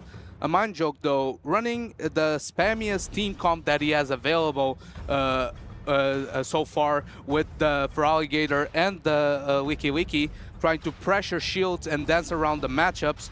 Let's see if he has what it takes to keep himself alive. in this winner's bracket. I'm curious if we're going to see now the Tinkaton, because we saw now twice already that Sakori was using that Credilli. Of course, Tinkaton is such a good matchup against this Pokemon, so it's just going to be interesting now. Do we see Credilli even again? Like, is Sakori predicting that the Mind Trick is going to bring the Tinkaton? It's like those mind games now. The third game is always the most interesting one, because both players have the intel now on each other to see on what they're very likely going to bring. And yeah, it's going to be a fun one. It's going to be an exciting one. I'm curious who's going to be able to win this third battle. Gradilli has been putting so much work into Sir Corey, but there's the Tinkaton like you did predict, but it faces a Wigglytuff, and I believe that's a Bug Bite Fortress in the backline is going to get swapped into the Fairy Steel type. Yeah, there's no real other choice here. You wouldn't really want to go straight into the Stunfisk, because then of course a Mindchoke would just swap out. And now in comes the Gigaton Hammer, doing still some sort of damage while resisted, but look at this, half of the HP is gone for that Fortress, and in comes now the Stunfisk. At least we're going to have here some Sandtomb that's going to be super effective for Sir Corey, but it's not going to be enough to threatening this Stunfisk. Laying the hammer is Tinkaton, but now I wonder with this Sandtomb going through, the Fortress is still behind 2 Protect Shields. Is there an investment on the Fortress with 2 Protect Shields trying to flip that negative matchup versus the Tinkaton? First Protect Shield out of the Unova Stunfisk, but maybe the damage has been done. This was charge attack priority, and I feel like Fortress has enough in the tank to flip this matchup. Maybe, but then again, we already see here that there is going to be the Stunfisk in the back, and there is no Pokemon that can really take on Stunfisk on the Mindchoke's team as well, especially if you have that shield advantage. So here, Sakori is opting to go into the Wigglytuff, take the hits, keep the shield advantage for the Stunfisk, knowing that there's not really the greatest answers for this Pokemon, especially as the Stunfisk on the Mindchoke side now just went down. Maybe hoping to catch that Feraligatr Tinkaton core off guard. Of course, the Tinkaton as the Bulldoze covers versus those electric types that resist the steel typing. Maybe hoping for a debuff here that would make the Licky Licky matchup a bit easier. Very smart move here, trying to get the debuff, and he's gonna be able to get this one. Very lucky, but this is gonna help out a lot in this matchup, because now the damage is just going to add up more and more from that Licky Licky. And of course, the Mud Bomb, while it got reworked recently, is not going to do that much. We're gonna see the shield coming up here as well. Licky Licky is going to be using a shield as no shields on a Mindchoke side now.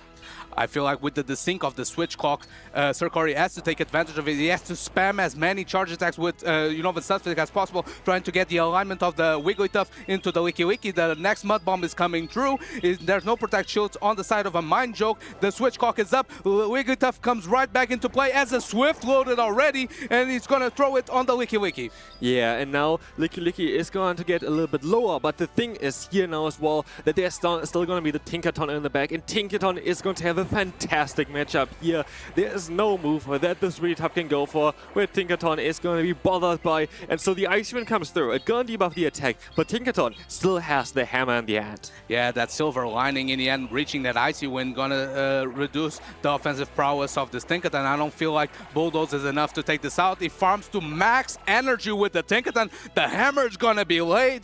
The Wigglytuff is gonna no-shield, putting it all on the Unovan Stunfisk basket. Getting out the hammer, knocking out the Wigglytuff and getting the Bulldoze just to try to again get another debuff onto the Stunfisk. We're gonna see the no-shield on Sir Corey's side. It's gonna be such a close battle here. Do we see back-to-back debuffs from the Bulldoze? We do see that, and this is going to be very interesting, because now Licky Licky is going to be able to do a little bit more damage here, but there's still going to be the shield left, and here now Tinkaton is going to go down to the Mud Bomb. Yeah, Mud Bomb coming through, gonna take out this Tinkaton. Now the Licky Licky has to pace to 2 charge attacks, going for a body slam.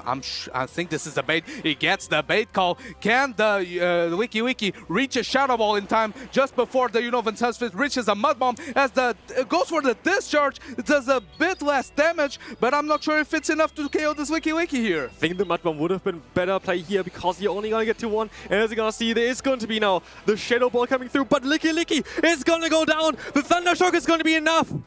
Sir Corey throwing the discharge, maybe giving a sliver of hope to a Mindchoke, but not enough in the tank for that Licky Licky, barely not reaching that Shadow Ball. Sir Corey locks his place in day number 2. What a game that was. Like, this was the back and forth the entire way. Sir Corey cannot believe it either. This was such a close battle. Yeah, and interesting play by Sir Corey there, choosing to, instead of going for alignment with the Bug Bite Fortress, he chose instead to invest on chip damage with the Wigglytuff, and then 2 shielding that Unovan Sunfist. The lack of fast attack pressure into that Unovan Sunfist proved to be crucial because Unovan Sunfist withstood just enough charge attacks to get the win there for Sir Corey. Yeah, very well done from Sir Corey there at the end. I think that was the right decision there to let go of the Fortress and keep the shield advantage for the late game, because he realized that the Stunfist just didn't really have a good counter there. The worst one would have been, say, the Altaria, which we haven't seen yet, and especially with the Fairy type. In this meta, Altaria sometimes rather stays on the bench there. And again, also very smart play there, getting the energy on the Wigglytuff, keeping it for later on, knowing that the Licky would still be there around there, or any other Pokemon to take the hits instead of the Tinkaton. Yeah, and kind of interesting that we've seen already at least 2 stream matchups where the Bug Bite Fortress was stuck in a position of ABA in a way, and it was able with energy management to set up either the opposing Pokemon or set up itself to get enough energy to get super effective moves off, showing that Bug Bites do add up. I do kind of want to highlight here the Credilli again as well. Credilli was amazing in the first 2 battles already. Didn't come in the 3rd battle, but it's a Pokemon that we haven't really seen at all yet. And it's a Pokemon that actually dominated competitive play for quite a bit of time and kind of then disappeared, and now it seems to be back. And it's such a bold choice to bring this Pokemon in a meta where we predicted a lot of players would run Tinkaton. Yeah, it's a bold choice, but if you look into Sir Corey's team, he protects himself from that Tinkaton so well with the Talon Flame, with the Unovan Stunfist, also the Jellicent putting in so much work. Though Sir Corey was so confident that the Tinkaton wasn't coming out that he went ABA weak to it in the final game. Even though the Tinkaton was indeed in the lead, he managed to figure it out and locks in a place in day number 2 in the winners finals of its group. The final was just so amazing, like the Thunder Shocks there at the end, just before the Shadow Ball was reached. I couldn't believe it. Like, this was such an amazing game, number 3. And again, congratulations to Sir Corey for that win. Like, that was a fantastic battle. Like, this was breathtaking. I can't wait for more. Of course, a mind joke going into the lower bracket, but is still alive in this tournament. He's been known to do fairly well in the European circuit. He goes to pretty much every tournament, and he's always in the race for those travel awards and travel stipends. So hopefully he can get enough championship points to get him further in his way towards that objective. I think so too. And you know what? There were quite a few Pokemon like Galarian Corsa that we've seen already. Pokemon that are fully evolved, and I think there's a very talented trainer. I want to tell you something about it. Hello trainers, my name is Jonkis and today we are diving into the world of a not fully evolved Pokemon. Those unlikely heroes that haven't reached their final stage yet, but still have a huge role in competitive Pokémon GO. Over the years, these Pokemon have quietly built a strong reputation. Ghost types like Dusclops and Galarian Corsa were brought by its Axon and Patoman to win international championships in both America and Europe. And some not fully evolved Pokemon have even decided the biggest stage of them all, the World Championships. Lickitung has already been a vital part of 2 winning teams. First with Dancing Rob, the first ever Pokemon GO World Champion, then with Yikai0904, who also piloted another not fully evolved Pokemon, Charjabug. That little bug and electric type didn't just win Worlds, it also won multiple regional championships already and has already proven itself again in the 2026 Championship Series. So but why would trainers choose a Pokemon that can still evolve? There are 2 main reasons for that. Reason number 1, they can take hits better. A great example for this is a comparison between Charjabug and Vikavolt. On paper, Vikavolt looks stronger, with way more attack and the ability to reach higher CP that even allows it to have play in the Ultra League. But that higher attack comes with a big downside in the Great League. It pushes Vikavolt's combat points too high before it can pack enough defense or HP. The result is a glass cannon. Lots of damage, but not a lot of staying power on the field. Charjabug, on the other hand, can take those hits way better. It sacrifices some of the damage, but in exchange it becomes far bulkier, soaking up hits that Vikavolt never could. The same is true for Galarian Corsa, which steals not only the spotlight from its evolution Corsola, it is so far one of the most used Pokemon of the 2026 Championship Series. So what is reason number 2? Reason number 2 is going to be the better movesets. Sometimes not about bulk at all, it's about the tools the Pokemon has access to. A great showcase of this was Spartan L's 17th Murkrow in the Monterey Regional Finals. While both Murkrow and Honchkrow share the same fast move off pack, the charge move options sets them apart. Honchkrow leans on moves like Dark Pulse and Brave Bird, which hit hard but take a while to reach. Murkrow, however, gains access to the moves Drill Peck and Foul Play. Both are cheaper, fast-charging moves. This lets Murkrow pressure shields, deny farm downs, and stay active throughout the battle. So not fully evolved Pokemon aren't just stepping stones. They have been proven threats that can even win World Championships. The question is now, which one will take the spotlight next? Only time will tell, but I can't wait to find out.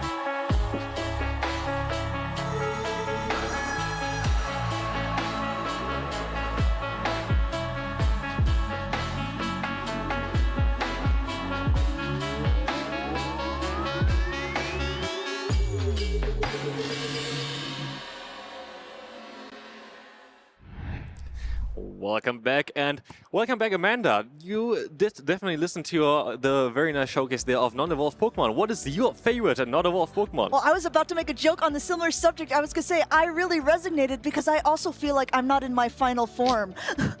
But I do enjoy a good Murkrow play. I've played that for a little while in Go Battle League also, and I think that it can hit very hard, but it also is a bit of what we call a glass cannon. Yeah, it is definitely a bit of a glass cannon, but it's a very cool choice because you have like the Galarian Moltres, which is also a dark and flying type Pokemon, which also I've seen players already run in this tournament, still even with Tinkaton, but basically Murkrow is a bit of an easier Pokemon to get. There are a lot of different unique picks, a lot of things that we weren't really expecting to see, things that I know you were hoping to see, like that Aegislash, but there's so many more trainers coming up, and if you're looking at the screen now, we have the Reeve on the left-hand side from Germany, and we have Galaxkabolton, our Lille Regional Champion from a few seasons ago on the right, and if you know Galax, you can already guess one of the 6 Pokemon that is going to be on his team. We're looking at you, Leaf Tornado Superior. It's always Leaf Tornado Superior. There he brings us to every single tournament. It's so cool to see that he has basically a signature Pokemon the entire time with him. And so, you know what? In this meta right now, when there's so many water-type Pokemon like those Feraligators and like those Shadow Quagsires, I think that Superior might be a key pick again for Galax. It's a very interesting team here as well. We see Fortress, non-Shadow, with a Volt Switch. We see the Umbreon, and we see the Alolan Sandslash, like Pokemon that we haven't really seen here today again, which showcases again how wide the meta actually is. And now on the other side of the Reeve too, we're seeing a Malamar, which we've been seeing quite a few more of those than what I was expecting, but the Psywave damage has proved to be pretty impactful in this tournament. Along with the rest of his team, double Psywave users. Take note of that. We have the Grumpig as well, being able to power up quite quickly to those dynamic punches and also Shadow Balls. And of course we saw the Alolan Sandslash on the one side there, double weakness to the fighting type damage, and we have 3 Pokemon here. They have fighting type coverage, and none of them is a fighter. We have Grumpig with Dynamic Punch, we have Togekiss, which we've seen plenty of already, with the Aura Sphere, and then we have the Malamar, my friend, with the Superpower. And now the big question will be, since this is the first time we've seen either of these trainers on screen so far, what are they going to bring for this actual tournament in Prague? The Reeve was actually a trainer who had just knocked down Rise to Occasion to the loser side of the bracket. Fun fact for those of you following along, all of our players to watch at the beginning of the tournament are now in the loser side or knocked out of the tournament. So that just shows the depth of talent we have here in Prague. Yeah, there are so many crazy good players, and we see the Superior against the Togekiss. This is not where you want to see it. Definitely not for Galaxkabolton, but definitely for the Reeve. Now going ahead, immediately swapping out into that Volt Switch Fortress. Now actually Togekiss, since it did have a little bit of an energy advantage, opted to stay in and throw an Aura Sphere here. Wants to get some meaningful chip damage off from that Fortress, and now we see a swap into that Malamar.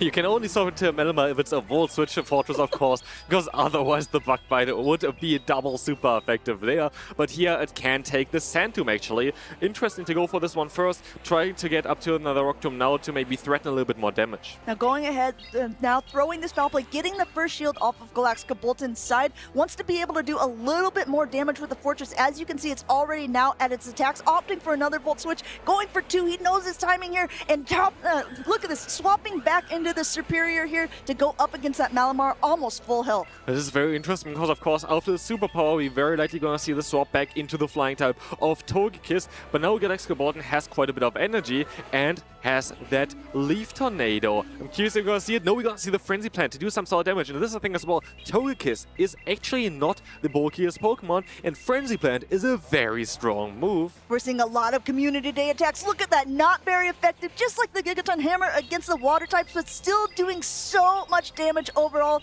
The Reeve responding back in kind, saying, get out of here, Superior, knocking it down, and we'll see what comes back in. It's going to be that very low health Fortress, has to throw an attack before it gets farmed down. It absolutely has to throw an attack here, and at least it's going to have another one stored for afterwards, but I'm curious on which Pokemon is coming in here. Now it's going to be that Licky. We see the swap out into the Umbreon, a Pokemon that we haven't seen here yet today. If you guys are thirsty, you maybe want to go use this moment to get a glass of water, because these are 2 bulky Pokemon in the Great League format. Umbreon now throwing that first foul play. Licky takes it, still in the green, swaps back into the Malamar. Malamar's Psy Waves aren't doing much, but actually just going straight away for the Superpower, getting that last Protect Shield off of Galactica Bolton's side, because this is a good move, because the Superpower, the first one, is going to be doing the most damage. It's going to be very interesting. I would assume exactly the Reef is going to use a shield here in order to do some nice damage with that Superpower, but what we still have is the Fortress in the back with the Rock Tomb then for later on, so that might be the case that we see the debuff then onto the Licky, and then there's no Pokemon to clear the debuff. This is going to be super effective, but it's already been debuffed a little bit. Umbreon hangs on, still in the green, double debuff, and now there's actually a Snarl down from the Umbreon, coming back into the Licky, and this is what Galactica was saving it for, but look at it, unable to get off that Rock Tomb, a Body Slam coming through. I don't think that Galactica Bolton is really happy with this play directly, because he wanted to get the debuff off, of course, against that Licky. Licky still here, having a shield, having the energy, having the Body Slam. It's in a prime position to finish up this first battle. While Umbreon is super bulky and can resist the Shadow Ball, it's not enough against so many Body Slams. This Licky has so much energy, and this is one of my favorite things to see is Umbreon getting attacked, because I think the animation is so cute. We're going to get to see it a couple times, because Body Slam number 2 coming through still probably won't be enough to knock out the Umbreon, but guess what, Junkus? There's a third on its way. Yep, there is going to be a third on its way. We're going to see the last resort here, and the shield coming up as well from that Licky. I think Galactica Bolton knows already it's going to be a very tough battle here, but yeah, one more rollout, one more Body Slam is all that it needs here. The Licky is going to be able to knock out the Umbreon, but you saw already on how interesting the Umbreon is yet. It's a very interesting Pokemon. We haven't seen it yet that often, but it's super bulky. It can take hits like no other, and it's honestly, it wasn't really bad there, even though it wasn't aligned in the matchups that we wanted to be in. I think Galactica Bolton's big problem at the end was we saw it, he swapped out, he was trying to debuff that Licky. Not only that, get off the damage of a Rock Tomb onto that Licky as well. Unfortunately for him, wasn't able to do so, as the Licky was able to throw first. Fortress went down, and the Reeve took game number 1. Yeah, and here, of course, we had the lead matchup that wasn't really ideal. We had the Flying type against the Grass type Pokemon. I'm curious. Not only that, mono grass, right? Yeah. Because you know that if Galactica Bolton is playing, he's running it with all grass attacks. Yeah, especially here with this Pokemon. No, like we saw already the Frenzy Plant coming in. It did still do some solid damage there, but it's just not a great matchup, especially when you have the double weakness to the Togekiss there with the Umbreon still on the back. There was just not really the greatest alignment there for Galactica Bolton, so I'm curious on how he's going to change up the battles, or is he going to do that? If you think maybe, okay, if I stay with the same Pokemon, maybe my opponent's going to change up a little bit, and then maybe I'm right again with my Pokemon. It's also true, when you're playing sometimes you think to yourself, what could I have done differently? And if you think that you lost because of not something your opponent necessarily did, but maybe your own user error, then there's no reason why you wouldn't run a similar team back, right? Saying, okay, let me have a chance to prove to you that I'm going to do this better. It wouldn't surprise me to see Galactica double down, but we'll have to see, because there are so many different Pokemon to choose from on the side of the Reaver that are quite interesting into Galactica's team. Yeah, we have to see and how this is gonna work out. We have again a lot of starter Pokemon here as well in this region. We have the two Feraligatr here, we have the Superior again as well. I'm curious on what Pokemon they're gonna bring now in this matchup. Do we see no Stunfisk coming in because maybe they think, okay, Superior just wasn't really doing that well in the first battle, should be safe now. We have to see on how they're going to adjust. You know, we talked earlier on about the fact that we don't see as many Talonflame because of all those water-type Pokemon and because the Licky is so popular. But I suppose if you are running a grass-type Pokemon, maybe you are scaring away the potential waters, and maybe it could be a time for Talonflame to shine against Fortress or something similar. Unfortunately for Glax, there's no Fortress to be seen on the Reeve side. Yeah, actually very interesting because we've seen so many Fortress here today. There is no Fortress to counter for that Talonflame, but we're gonna be able to move on into game number 2. We see a Fortress, but of course on Galaxcabolten's side. Galax not getting the leads that he's looking for game 1 or game number 2. A quick pivot now into that Shadow Feraligatr, which also doesn't want to take the attacks from this Unova Stunfisk. Puts up a Protect Shield immediately while he just starts to gain some energy. These Hydro Cannons, though, are going to be coming in against anything, and they're going to be doing nice neutral damage. And again, yeah, Galaxcabolten doesn't get the leads that he really wants to see here. We have now the Licky coming in, of course. Oh, actually using a shield straight away against the Feraligatr. Yes, Hydro Cannon always gonna do some solid damage, as you said.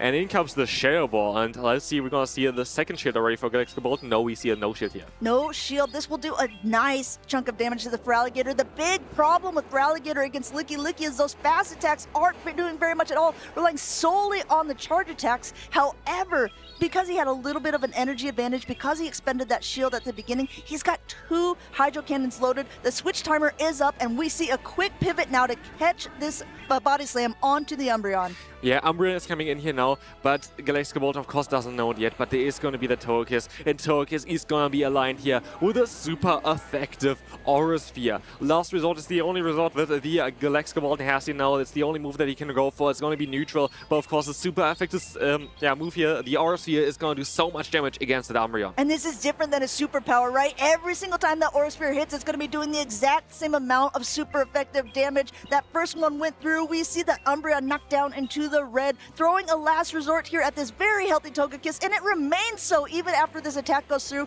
Aura Sphere already loaded up, next one coming through. This is looking very difficult. Here we will see actually a shield coming up with that Umbreon, trying to save this Pokemon and trying to swap out here with the energy. No, we're gonna see another last resort coming in to try to weaken up this Togekiss a little bit further, of course. And now this is going to be a bit of an interesting matchup. A very likely Galaxcabolten is going to swap here into that Fortress, trying to Volt Switch it down, but we see the swap out straight away into the Unovan Stunfisk. Yeah, there's no Malamar, but there's still some psychicness going on by the Reeve here as an immediate pivot out, not letting that Volt Switch damage go through to the Togekiss. Didn't want it to get knocked out here, and coming in with the Unovan Stunfisk. Since this is a Volt Switch Fortress, that means these fast attacks once again are not doing very much damage. Galax is really having to rely on charge attacks solely to be getting through the Reeves team. Yeah, and this is going to be a very tough one here. The Sand Tomb is going to be adding up, but again, with no fast move pressure against a Pokemon like the Unovan Stunfisk, it's going to be a very tough battle. But we know as well still, there is going to be the charge move on the Feraligatr. Maybe it's going to come in clutch here,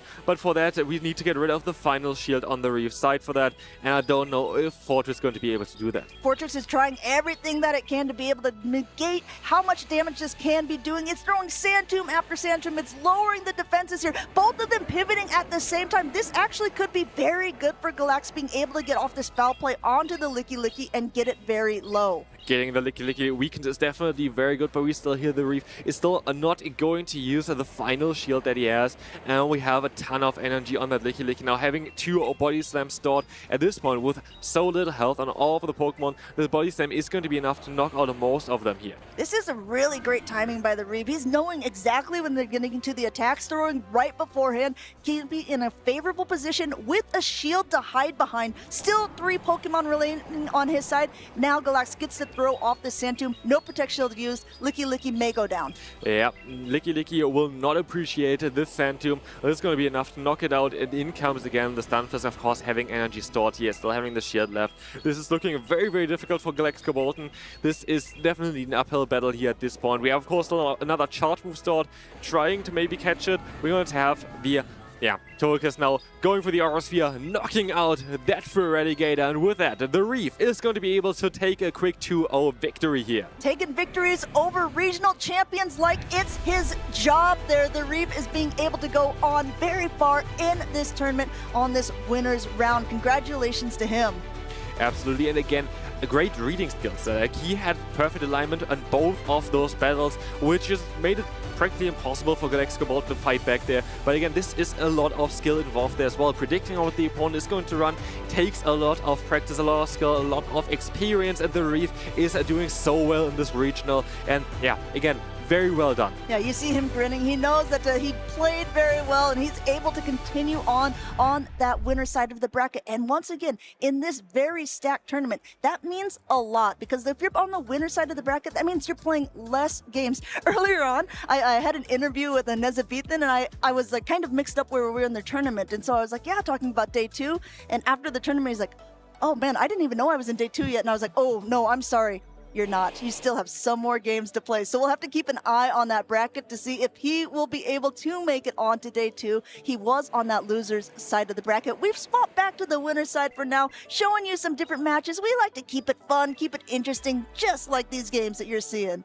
Yeah, I found it very interesting though. I found Galaxgobolt's team here very cool to see as well, like on how unique it was and how many different Pokemon we've seen here already today that have all some play in the current meta. I love the Umbreon as a play, but also again, I do feel actually that Fortress might be better with a Bug Bite in this meta. I know we've been saying this for a while. We've seen cases and counter cases for it, right? So we know that a lot of top trainers have been using those Bug Bites, but we've also seen Icelandic Lapras, a few others being able to make it on with Volt Switch. The debate will continue on into day number 2, because I think there's still going to be quite a few fortresses there. Definitely. It's going to be very interesting on how the graph is going to look like for day 2 in terms of the usage. Which Pokemon are going to be more common. I expect the Diggersby going to be finally on that one. I'm curious about Corviknight. We haven't really seen Corviknight, even though it was supposed to be a very common Pokemon today. I know. I think that we've been seeing it quite a few times in Go Battle League and other tournaments as well. It's been kind of consistent, right? It's never been one of those Pokemon that is going to outright win the round for you, but it does put in so much damage. You have potential to boost your attack also with your charge attack, so there's a lot of different ways you can play around. But yeah, it's an interesting way that the meta has kind of shifted. Perhaps Corviknight, recognizing that there's so many Shadow Quagsires, Feraligatrs, maybe wanted to go for a little bit more neutral play. Yeah, maybe, but we also saw already the premier flying type Pokemon right now is going to be the Togekiss. And maybe it's just because of the extra damage, because of the extra coverage. We saw on this Pokemon like 3 different movesets already. We had the Psyshock, we had the Dazzling Gleam, we had the Flamethrower.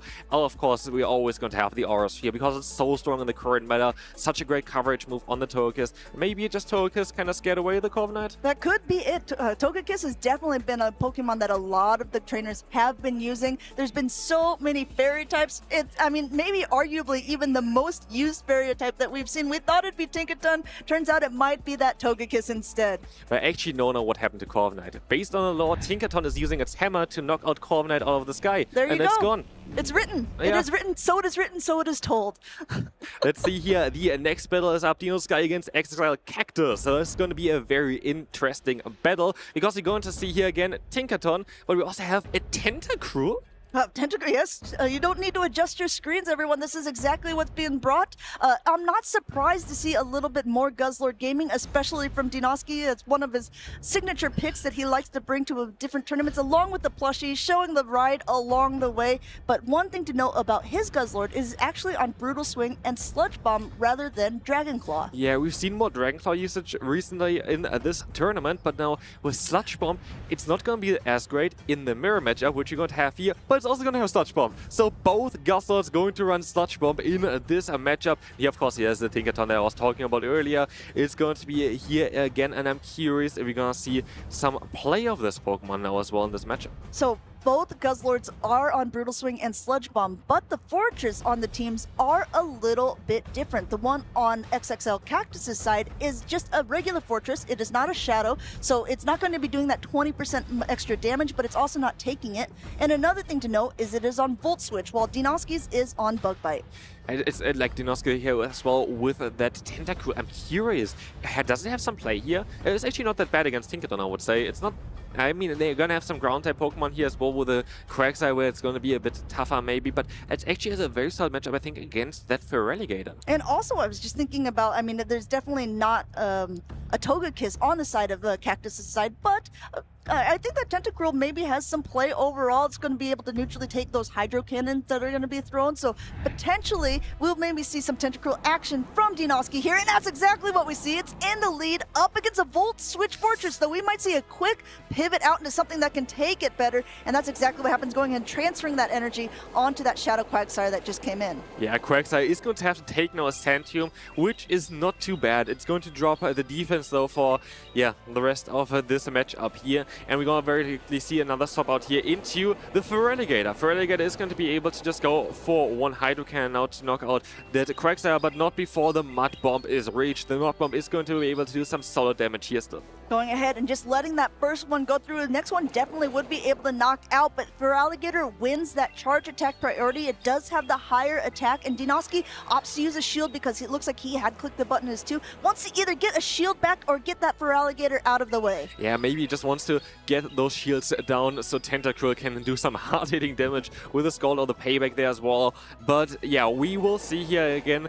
Maybe, can you reach the Aqua Tail in time? There's going to be the swap out here though into the Licky to try to catch a Hydro Cannon, and this Hydro Cannon is coming up now against it. No shield coming through. XXL Cactus patient there, wanted to make sure that his attack wasn't going to get caught on anything. I think he was hoping more that it wouldn't get caught on the Tentacruel, but saying, okay, I would actually throw a Hydro Cannon anyway.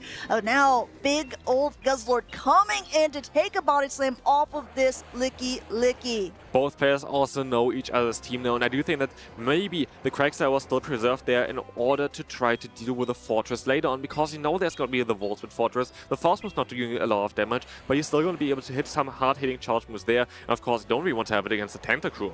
Go on ahead now, going for that first brutal swing. I'm not quite sure if one will be enough at this range, but I think it just gives an opportunity for more farm with the Guzzlord as well, because its fast attack is going to be doing a lot, and actually catching the second one now onto the Tentacruel. Dinoski dancing around here, trying to get a lot of the attacks caught on Pokemon that is not going to be doing as much damage. But no, it's time for Fortress to come in. Fortress having access to the fast move that's going to be super effective, to Santum that's super effective, and double resisting the acid of that Tentacruel. It's going to be a tough battle for the Tentacruel as the shield is coming up here, but also we still have Scald here, which has the chance of debuffing. It's saying, okay, I got debuffed here, I know it's guaranteed. Dinoski's hoping for a debuff. He at least got that shield off the Fortress side here, but no, it doesn't look like any debuff for him, and now the next Santum is already coming through with a very, very healthy Fortress on XXL Cactus's side. This is going to be enough to knock out the Tentacruel here for sure.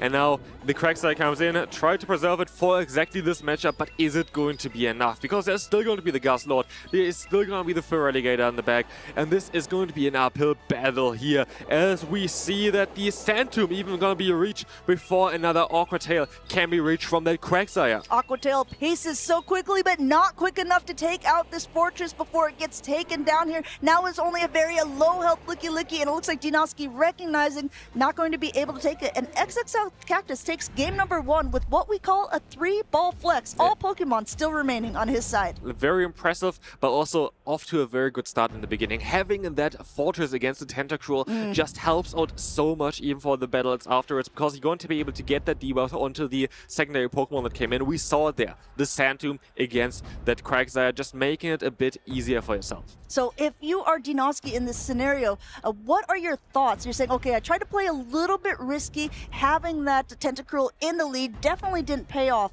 Do you double down on it? Do you come back? Or do you completely kind of mix about your team?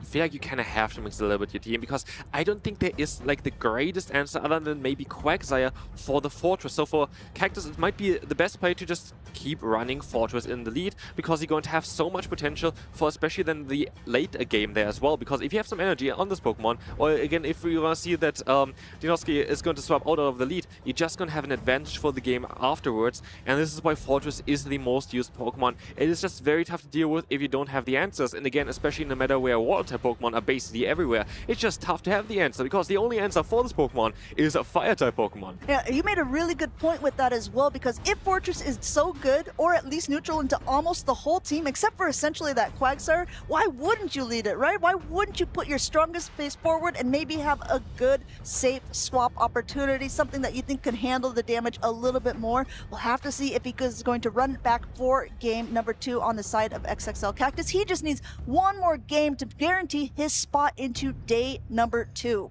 Because it's going to be the Volt Switch version of Fortress as well, we could see maybe Dinoski trying to go for the Gastradon as an answer for that, resisting the fast moves, at least going to have a little bit of a neutral play there. But again, it's going to be very tough to deal with the Volt Switch version here. Maybe Volt Switch is better than Bug Bite, who knows? We'll have to see. Both of these trainers going in. It looks like XXL Cactus is going to stay in with that Fortress in the lead. Shiny at that, a little bit of a, bragging rights here at the beginning. And now Dinoski has opted for a little bit of a safer pick in the beginning with that Licky Licky. Licky Licky is just generally very, very safe. There's like no Pokemon that really wants to deal with it, and especially as you don't see the Tinkaton here, which would resist as well the fast move rollout. We're going to see here that Licky Licky is going to have a very solid time. Fortress using a shield earlier, of course, as we know, there's going to be the Rock Tomb coming in anyway, which makes the consecutive Shadow Balls afterwards quite a bit weaker. Yeah, going ahead and just saying, okay, I'll shield up the first one, knowing that the next ones aren't going to be doing as much damage, and this is a little bit of an extra security on the side of Cactus here. Going to let this one go through. You see that even though it does connect, it barely knocks it down to the yellow and still has a ton of energy on his side, throwing right before the next Shadow Ball is available. Rock Tomb is a reach. Rock Tomb would knock out the Licky Licky, and Rock Tomb will knock out the Licky Licky. As we're going to have here still a ton of energy though on that Fortress, which is going to go up against one of the other Pokemon here. Dinoski is going to go into the Gustload, but the Rock Tomb is coming in after. If you're taking a peek now at the backlines, keep in mind that Dinoski's Fortress is on Bug Bite, and there is going to be that Guzzlord on the side of XXL Cactus on the back. So even though this might not look super advantageous, especially after that Rock Tomb went through and another one is about to, the backline could still be interesting. This is definitely a very, very good point here, because like the answer directly to the Fortress kind of goes down because it's the Volt Switch Fortress here, and of course against the Guzzlord, the fast move pressure is insane from Bug Bite Fortress, and then against the Feraligatr, especially with the shield advantage that you have currently, it's actually looking quite promising. And we see making sure to see what comes in. Now we saw the Guzzlord, now in comes that Fortress. Feraligatr is coming in, but it has a little bit of energy deficit there. Now, this first Hydro Cannon is going to go through. It is going to get that first Protect Shield. But if you're looking, the Sand Tomb is also almost ready on the side of that Fortress. And Sand Tomb is going to be amazing here because it's going to drop guaranteed the defense that off that Feraligatr. We see the No Shield coming in, and maybe Feraligatr can still get to another move. But then it's going to be just the Guzzlord against the Fortress. And then also, you're going to be able to have the Rock Tomb there in order to debuff the Guzzlord for the rest of the game. Going ahead, using the Protect Shields wisely there by Dinoski, knowing that these Hydro Cannons are going to hurt way more than anything that Guzzlord would be able to throw in the back. And just to your point here, Jonkus, going to be able to get up a little bit higher. Instead of opting to go for that Rock Tomb, which is going to lower the attack of the Guzzlord, he's going for the Sand Tomb because these Bug Bites are already super effective and they're now going to be doing even more damage. The damage is incredible. Look at this. That's disgusting. The Guzzlord goes down in a few seconds. One of the bulkier Pokemon here, but against the Bug Bite, no chance. Num num num. That Fortress just ate away at that Guzzlord's health, taking game number 2 for Dinoski and tying up this series in the winners semifinals. The last round for these two trainers today. Amazing gameplay though from Dinoski here, trying to change up a little bit there, but actually in a way where it really worked out well for him. He tried to just put everything onto the Fortress, hoping that there's not going to be a Ghost type in the back, hoping there's not going to be the Tinkaton in the back with a Bug Bite, and it worked out so well there. And I'm curious, how are you gonna play it now as Cactus? Like, what are you gonna adjust? Are you gonna bring the Tinkaton now? Like, what's gonna happen now? I mean, definitely seeing that there is that Guzzlord on the other side. Dinoski saying, I'm not afraid to bring it. Maybe puts Cactus in a different position, saying, okay, now I'm recognizing my opponent's play style. Often, when you don't get a chance to play each other so very often, you kind of like have to take a few different risks or saying, kind of using game one as a testing, right? Okay, how does my opponent play? If we do have a same Pokemon like a Guzzlord, maybe we can find out who wins that charge attack priority, because that's great information to have for a secondary game. So really, this third game, anything could happen from either of the trainers. Yeah, I'm curious on how they're going to play it. Are they going to try to play it safe, bring Pokemon like the Licky? Are they going to try to bring stuff like the Tentacruel again? I want to see the Tentacruel. Honestly, such an interesting Pokemon for the current meta. But yeah, we have to see on what we're going to have here. Now, do we see some Gigaton Hammers today? Let's find out. Licky back in the lead, it looks like, here for Dinoski, but now up against that Tinkaton that we saw on Cactus's bench. It looks like it's coming out to play here. We've seen it connect a couple times. The Gigaton Hammer does a lot of damage. Not enough to knock out a Licky, but it is enough to knock it very low should Dinoski choose not to shield him. And it looks like a last-second shield there. Very good call from him, keeping that Licky nice and healthy. That would have done a lot of damage, of course. But also Shadow Ball is coming through now, and 2 Shadow Balls are nearly enough here as well. Let's take a look at the damage as we see the no-shield immediately from Cactus. This is going to put them close to half of the HP, as now the rollout is coming in, put it now below that stat, but in comes another Shadow Ball. It's not going to be enough. You know, Cactus knows that as well, going to go for the no-shield immediately, but now Dinoski has to make a decision. Do you want to use both shields immediately to try to, get not as much damage on the Licky here, or do you let this Gigaton Hammer go through? Yeah, the big problem is with Licky and a lot of the Pokemon that people are opting to use these tournaments is that the fast attack pressure isn't very much at all, so the rollout down seems very difficult. But speaking of some pressure, now the Quagsire is coming in, and Cactus's Quagsire has a little bit more of an energy advantage because it came in first. Dinoski's soaking up this first Aqua Tail onto his own. I'm curious if Dinoski tries to do the exact same as in the second battle, trying to bank everything there for that Fortress at the end. As you're gonna see the Aqua Tail spam now. Aqua Tail is coming in here straight away from that Quagsire, doing some solid damage here. And yeah, maybe another one is gonna be enough. And it looks like a Cactus not even bothering to go for the charge attack priorities. Maybe he knows something about his own stat attribution on his Quagsire. Says, okay, I'm probably never going to win that charge attack priority. I'm just going to get a ton more energy. Basically 100 now, and now he's going to start letting the water fly. Yeah, we have the Aqua Tail knocking out the first Pokemon here, the Quagsire on Dinoski. And as you're gonna see, we have now the Fortress coming in. Do we see the swap here onto a charge move? No, we're gonna have the Aqua Tail coming in first. And do we see a shield coming up, or do we let the move go through? We see the shield coming up, and now this is gonna be a tough one. Can you still get to a Stone Show, or do you rather go for the Aqua Tail? Yeah, I mean, the thing with Dinoski is, right, he hasn't seen the third Pokemon. He doesn't know, well, which attack could be coming in. You always want to shield up the most meaningful, the most hard-hitting attack. Unfortunately for him, it actually might have been this Hydro Cannon that's going to be coming through. Wants to get as much chip damage off as possible onto the Feraligatr, and we have to keep in mind that the switch timers are misaligned for these two trainers. No shield here from this Feraligatr as the Body Slam comes in now. Next, we're gonna have the shield coming up here. A very interesting play, of course. Like maybe Cactus saw it as well, that this was not enough to get to this Rock Tomb there. So now it's gonna be interesting. We have the Hydro Cannon now. Hydro Cannon is gonna be able to knock out the Licky. I think Dinoski is going to be a bit in a difficult position here. Yeah, he recognizes it as well. I really liked that play by Dinoski, though, forcing him to throw energy because the Shadow Claws wouldn't be enough. But XXL Cactus, very patient about it, charged up a little bit extra energy, recognizing that he could still outpace Dinoski, throwing this Hydro Cannon and taking himself to day number 2. What a play there. This time around, the Fortress wasn't enough, but the Feraligatr showed why this Pokemon is so strong in the current meta. The Hydro Cannon, the fast moves, the charge moves. It's just such a strong pick in the current meta. Pure water type, it's just amazing. You know, so many water types here for XXL Cactus. We have the Feraligatr on his team, the Quagsire, we have the Popplio on the screen overall. So it looks like he's really favoring those water types in this new meta that has been released the first time here in Prague.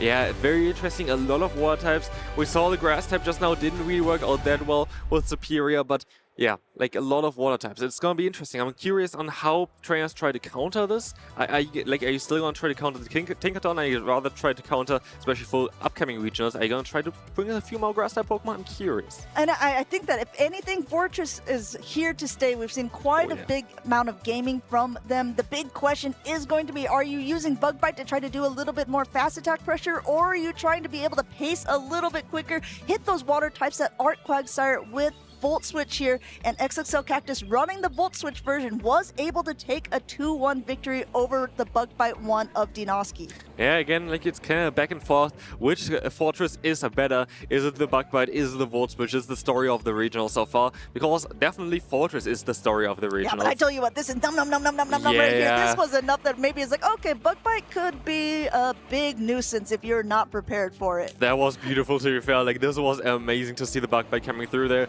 But again, here we have that Hydro Cannon for Alligator. Such a safe Pokemon. You see it on so many different teams just because it's such a safe and amazing Pokemon in the current meta. You have so much charge of pressure with the Hydro Cannon, with the Ice Beam, and of course a Fast Move even. Like, against all those Ghost types in the current meta, it's quite nice as well to have Shadow Claw. And keep in mind, this is only day 1. These were the winners semifinals, and these were two trainers that were both like relatively familiar with day 2, being able to make it quite far, even get podium finishes. So this is like already such a big tournament. We mentioned it earlier. Every person from our players to watch is already knocked out or in that loser's side of the bracket. So many new trainers have been able to make it quite far and already into day number 2. Yeah, it's just exciting to see. Like, you have so many different new trainers, we have so many different new Pokemon, we have such an interesting meta where we don't know what's coming up next. We don't know which team we're gonna see next. It's not gonna be like written already, oh yeah, you have to bring those type of Pokemon. We've seen so much variety here in this regional today, which is so fantastic. It's just so much fun to see. We've seen players running Hydreigon, we've seen players running Aegislash, we've seen a lot of different combinations there. And that's all due to this championship circuit, this Pokemon GO circuit that is so much fun to watch and play. And if you're interested in it, make sure to watch this video as well. Hey, do you want to play? Yeah.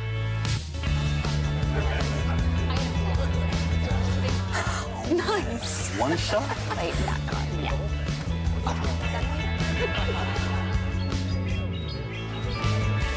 I'll use twin cannons. Great game, guys. Bye. See you next week. Come play at your local Pokémon League.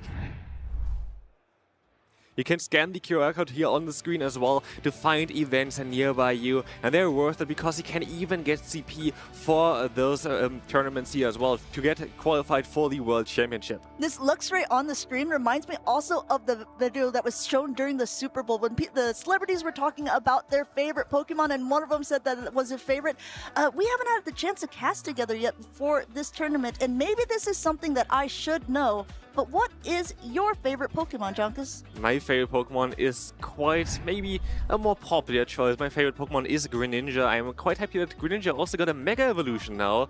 It was only recently released as a Shadow in Pokemon GO, so yeah, a lot of support for Greninja. I have to say, I was listening in a little bit earlier on, and I heard some of you guys talking about Greninja in the tournament and saying, like, I don't think we're going to see any Greninja in this tournament. But I actually talked to one of the players while I was out on the floor, and I don't know if we'll see it on stream, but there is a Shadow Greninja in this tournament. That is exciting, but of course now for you the question, what is your favorite Pokemon? My favorite Pokemon is Sableye. So I will say that it's a little bit cute and a little bit creepy, and those seem like good life goals to have. That seems definitely like good life goals to have. Sableye, a Pokemon that of course have been seen a lot of times in regional championships as well. So far not really in this one, most say the Licky are scaring it away. But we're going to have another huge matchup here. Let's take a look at that one. This is going to be up against two Titans, two regional champions of their own right. And also someone who I said already is in day 2. He could be if he is able to make it past Ptoan. This is Nezabithan, someone we saw playing earlier with a little bit of a spicy team, running a Celio on it, running a Shadow Annihilate with counter. People have been saying, where are the fighting type Pokemon? They're on Nezabithan's team. Yeah, Annihilate, a Pokemon I'm very much interested in. Bosses Celio. I have seen a lot of players currently, especially in the top of the leaderboards for the Go Bad League, running that Celio, especially even the Shadows Celio, in this case it's a normal one.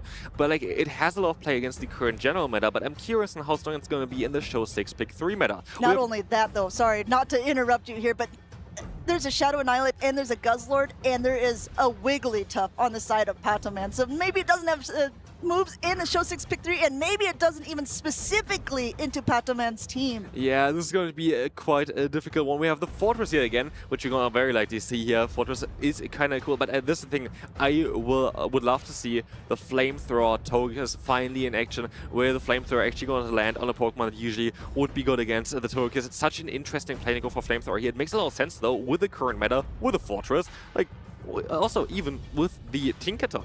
So if you are on the side of Nezabithan, you know, unless you're playing extremely risky, that maybe you don't want to bring both the Guzzlord and the Annihilate into a matchup where there's a potential Wigglytuff. This gives Patoman a little bit of an advantage of how he wants to play out these matches, right? Or is it one of those things where it's like, okay, I don't even need to bring that Wigglytuff because it's enough bench pressure to have it on my team?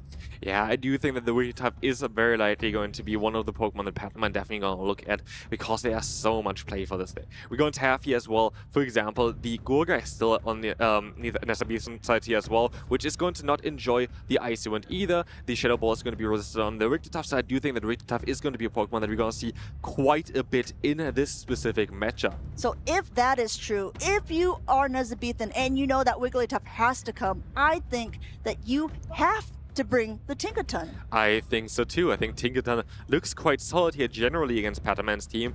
And yeah, unless we're going to have it lined up against something like the Stunfisk, I think it has a lot of potential here as well. Especially, I'm curious if we finally going to see the Waterfall Empoleon though. It's like one of the Pokemon I'm still so curious about because nobody else has run it and I haven't seen this Pokemon do like in play yet. But I want to see if it does well here. Well, we're going to see fairly soon as both of these trainers are getting ready. They're getting locked in to see who will have the potential chance of moving on to day number 2 here. We've had that Guzzlord in the lead, but we have a Bug Bite Shadow Fortress on the side of Patoman, an immediate pivot out into that Unovan Stunfisk, a safe pivot from the side of Nezabithan, and it looks like Patoman opting to stay in a little bit and going to absorb some of that damage onto his Fortress first. Yeah, and this is like where Fortress really shines. If you win the lead with this Pokemon, you're just going to get the energy, you're just going to have such better matchups afterwards because they have those guaranteed debuffs with both Sand Tomb as well as the Rock Tomb. Sand Tomb coming in here doing super effective damage and dropping the defense straight away. But actually, what we see here is that Patoman stays in, and for good reasons, because if you're going to take a look at the Pokemon in the back there's not only the Fortress against the Gastrodon, there's also going to be the Wigglytuff. It's going ahead and saying, okay, that's okay. I'm playing super heavy into that Guzzlord just in case it's going to come, and that's exactly what happened. Yes, Patoman had to expend a shield, but he's coming out still with that Fortress in the lead, and he's going to be able to throw off yet another attack at whatever comes back in.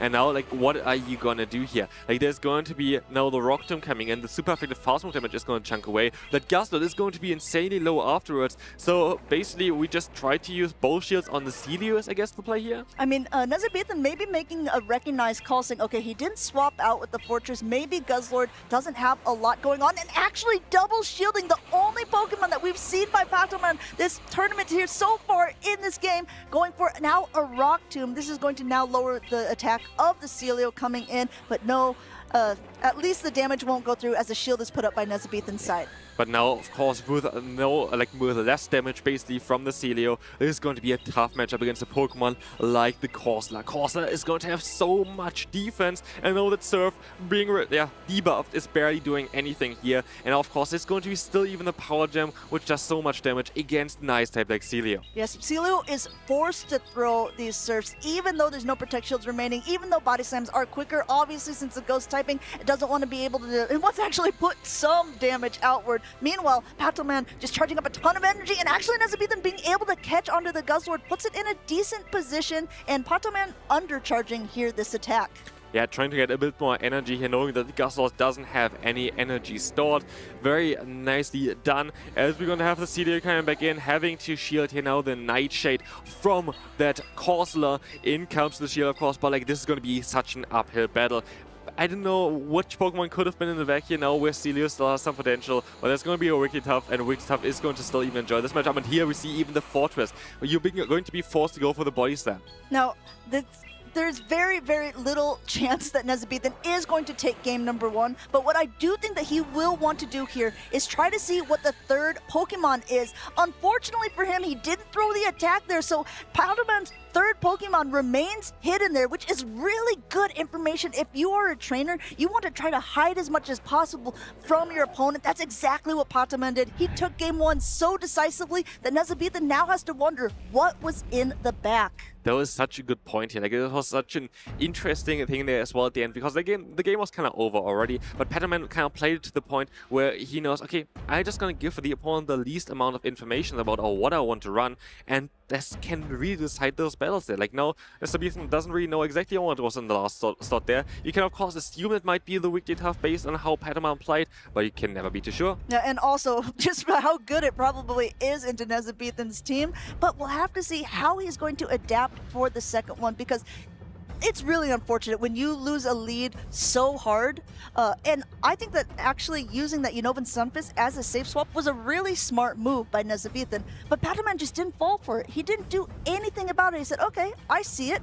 I'll get it out of there. I'll stay in with the Fortress. We saw him double shield the first Pokemon, and Nezabithan couldn't even see what there was until the end. Yeah, I'm curious on how he wants to adjust to it now. I do think that Ptoan very likely gonna play it very similar to what we just saw, because it looked so dominant there. Like, I don't even know what we can see here that can kind of count it. The one Pokemon that I would like to see in the lead now, though, is the Gourgeist. Maybe we're gonna try to catch off guard that Fortress there would be quite interesting. But is it too predictable? If you're leading a Shadow Fortress the first time and you see that there's an Incinerate user on the other, are you like almost daring them to bring it game number 2? Could be the case. We have to see on how the players decide. We have the Shadow Fortress against a Tinkaton in the lead. This is actually okay, you know, for Nezabithan here, because neither one of their charge attacks are going to be doing so much damage at the beginning, but the Bug Bites also aren't going to be doing too much, and the Gigaton Hammer is already available, so this is going to be able to go through. We saw it happen earlier on, though it's not going to be very effective. Steel on steel damage. This is a Shadow Pokemon, and it does knock it below half health. Yeah, it's crazy and how much damage this move is doing here. And we have the Phantom coming in. Of course, Ptoan is deciding to get a ton of energy before throwing any damage here onto that Tinkaton. We're going to have the Phantom coming in. Super effective damage, but we're going to see the swap out now. And the Gourgeist coming in and countered now by the Corsola.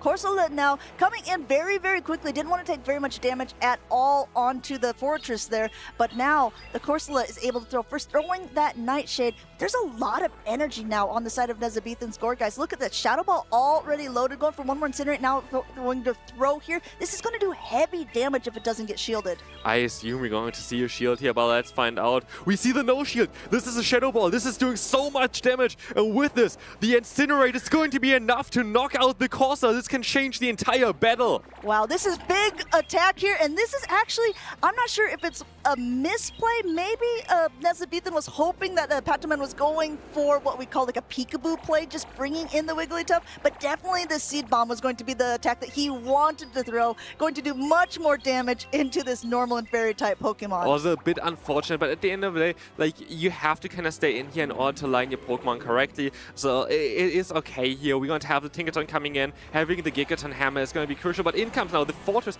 and we see actually, okay, the Phantom coming in. It's not going to be enough. We saw it already before. Like, we see the no shield coming in. That's a very good play, but the Bulldoze, I think, was placed as well at the same time, and the Bulldoze is coming through here now. Do we see a shield coming up? We have 2 shields still on Ptoan's side. Exactly. We have all these shields still to play for here. Yes, finally using a shield on Ptoan's side, and now we see the pivot into that Celio. This is where Volt Switch maybe would come more in handy, definitely being able to do more overall damage, but this Celio is already able to get to a Surf here.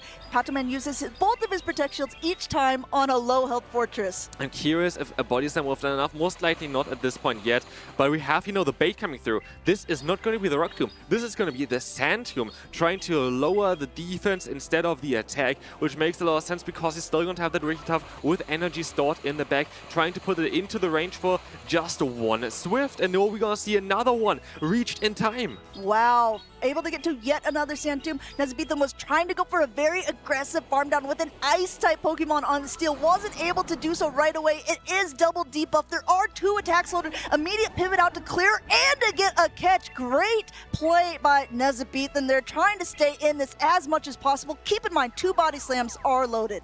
But is this Surf now going to be enough? It's going to be a very, very close. Let's find out. Can Celio bring this back? The catch was absolutely crucial. The surf is going to come through. Is it going to be enough against the Wigglytuff? It is going to knock out the Wigglytuff. Surf's up, says Celio, and taking game number 2 is Nezabithan here. Really fantastic matches, and Nighttime Clasher said it a little bit earlier on. It's always interesting to see the loser side of the bracket, right? Because the winner side, it's a little more relaxed, but the loser side, they have a ton to play for here. They're playing for their tournament lives. They're playing to be able to continue on. They keep their hopes and dreams of winning Prague alive. Yeah, and honestly, like that Celio at the end, what a play that was. Trying to farm on the fortress, it looked like it didn't really work out that well, but at the end of the day, it worked out perfectly. Getting up to the surf against the Wigglytuff, that was such a crucial moment for the battle. But yeah, the loser side is so interesting. One loss basically here and you're out for the tournament, but you can go still all the way if you win your battles. And this is going to be a crucial game number 3 coming up very, very soon. I'm excited. What do you think are the players going to run now? I mean, I think if you're a Nezabithan, game number 1 definitely scared you away from bringing the Guzzlord too much. If there's 2 Pokemon and the Ptoan has really relied on them to be able to get him this far, maybe we're going to see the Guzzlord benched for this 3rd game. I don't know though, maybe there could be some potential risky plays. Gourgeist really put in a lot of work. Yeah, Gourgeist definitely put in a lot of work.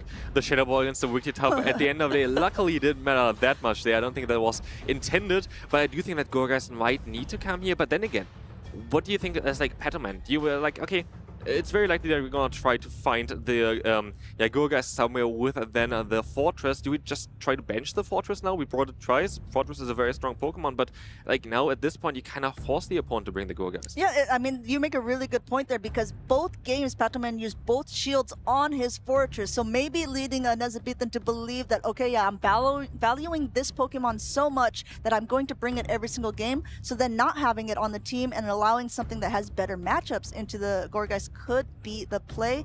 But that's what's so exciting about this game. That's you have 6 different Pokemon, but you have different players' mindsets, and that could change throughout the day too. That can change the experience of the tournament, or even what we call a grudge match, playing the same player earlier on in a tournament and playing them later and saying, okay, I know now the tricks, I know what I want to play against this team. Like we saw already a lot of play here from that course down Patoman side. I'm curious if we're going to see it again. We have the Celio in the lead against Wigglytuff. That's quite neutral. This is a neutral matchup here. Of course, the Charms are going to be doing a nice chunk of damage to whatever doesn't resist it there. But Celio is going to just be able to charge up a little bit quicker, and now throwing, once again, another Surf. We saw that it does a pretty decent amount of damage overall, and it looks like Patoman is going to let that first one go through. This is going to open up some play for later on, but we're going to see the swap out into the Corsair again. Corsair seems to be a very popular Pokemon here for Patoman. We see the swap out into the Tinkaton. With this, you're going to be able to avoid some of the maybe unfortunate matches that you don't really want to be in. But actually, Patoman's team doesn't really look that great against Tinkaton in terms of the Pokemon that he brought. Yeah, I mean, it looks pretty neutral across the board. Wigglytuff obviously doesn't really want to face it, and we saw how often those different attacks Sandtombs would be able to lower the defense, but even still the bug bite damage was not very much. Going ahead and shielding up that first attack there on that Corsola. Corsola is still quite healthy and has a lot of energy to its name, so it wouldn't surprise me to see the next one go through at the same time here. Gigaton Hammer coming through on the side of Nezabithan, getting that Protect Shield off of Patoman's side. No shields on Patoman's side now. This is a very interesting, as now we see the Nightshade coming through. Are we gonna see a no shield here as well for the Tinkaton. Tinkaton is going to go down, but we still have the Fortress in the back, but we also still have the Gourgeist. We have the Gourgeist, we have a fully loaded Celio, and Nezabithan, if he's really playing that mind game, probably knows that there's that Shadow Fortress, or at least is hoping there's a Shadow Fortress in the back. If he can get this Corsola out of the way, with 2 shields remaining, he can really go to town. But even if there wouldn't be the Fortress in the back, actually energy on the Gourgeist is gonna go up against basically every Pokemon on Patoman's side. Gourgeist is looking in a prime position here to do quite a lot in this battle. Yeah, Nezabithan saying, show me the 3rd Pokemon. I'm not making the same mistake in game number 3. In comes the Fortress, and in comes the Gourgeist to counter. keep in mind that there's still some energy on this Wigglytuff, and the Icy Wind is going to do a nice chunk of damage. It's going to be the most heavy-hitting attack, shielded up by Nezabithan, but it is going to lower the attack of the Gourgeist for the rest of the time that it's in it. The Seed Bomb is still going to chunk, hopefully here. This should mostly still be enough in order to knock out that Wigglytuff, and then we have the Incinerate even with a debuff. It's still, it's going to be not enough to knock it out yet. One more Force Move is all it takes, but this might be even more beneficial here because you're going to be able to get to the Shadow Ball even faster, maybe before you even get to the Rock Tomb. This is big. This Shadow Ball will connect. Yes, it is debuffed, but this is super effective damage on the fast attack. This is a heavy-hitting charge attack, knocking the Fortress so low here. The Fortress trying to do everything it can, but it can't do much. Nezabithan is going to be able to win this battle with this. Patoman is going to be knocked out of the competition, and Nezabithan is going to be able to go up to the next round, to day 2. Yes, congratulations to Nezabithan. They're able to take out what is arguably one of our best Pokemon Go players right now with Patoman. He's been top cutting in almost every tournament that he's played recently. He was our back-to-back EUIC champion, but Nezabithan says, don't count me out. I am a champion in my own right, and he's making it on to day 2. At least at this point you didn't lie to him. He's actually in day 2 now. Well, actually, I'm still can anyone confirm for me here? This was the losers semifinals. Are the losers finals played tomorrow as well? I'm gonna keep an eye on the chat. Or maybe it's still another one. I mean, I keep getting this guy's hopes up, and by the end, he's never gonna trust anything I say again. I know, but let's take a look here at the battles. This was fantastic though. Like, this was absolutely fantastic. I loved also the Tinkaton there. Tinkaton just pressuring those shields early on in the last battle, but let's take a look here at the first one. We're going to have, of course, Patoman quite dominant in the first one, but then like Nezabithan just adjusted and was able to come back from it. Yeah, there was really, really good gameplay. When you have a Pokemon like that Wigglytuff that's so strong for a Patoman, I don't think that he had a bad team composition. I don't think that he played bad at all. He had really, really good catches. He knew exactly what he wanted to do. But unfortunately, at the end there, it just shows how important alignment can be sometimes, especially when you have such polarizing matchups. It won him game number 1 with that Bug Bite Fortress into the Guzzlord, but it did lose him the game number 3 with the Gourgeist against the Fortress. Exactly. Like, Gourgeist, I feel like was kind of the difference makers there as well. Just having the Incinerate as an option in order to deal with the Fortress was so important for this matchup. It's a Pokemon that I do think is going to do quite well in this tournament just because on how unique it is, what it can do in the current meta. We've seen so many Steel types, we've seen so many Water and Ground type Pokemon, and you're just going to be good against all of them. And then, as an extra on it, you also have Shadow Ball as Ghost type coverage for those Corsolas. So you're saying, okay, you know what? No matter what you throw at me, at least Gourgeist might have some sort of an answer for it. We've seen so many heavy-hitting Shadow Balls so far at this tournament. It looks like, arguably, Tinkaton Hammer, yes, amazing attack. Shadow Ball might be the attack of this tournament. Yeah, Shadow Ball has been quite useful for a lot of different Pokemon. And it's like, it's such a strong move. Like, even on Licky, you rather go for the Shadow Ball than for the Body Slam in most cases there as well. It's just such a strong one now. Especially like now with the 50 energy, you're going to be able to store up 2 at the same time, which is, yeah, very important in a lot of cases. Yeah, I mean, we saw that a little bit earlier. That is one of the bummers about it, a Pokemon like a Azumarill. It can't stack its attack. So no matter what, it can't have 2 Ice Beams back to back. It has to do at least 1 bubble first. Being able to have energy to store for later has proved very crucial for a lot of these players in this tournament. Yeah, absolutely. And I'm curious on what we're going to have next. Like, there are so many exciting battles that we had already, and it's just going to be more and more crazy. We've seen a lot of top players getting knocked out, a lot of top players getting those to day 2, and a lot of new faces that done quite well for themselves.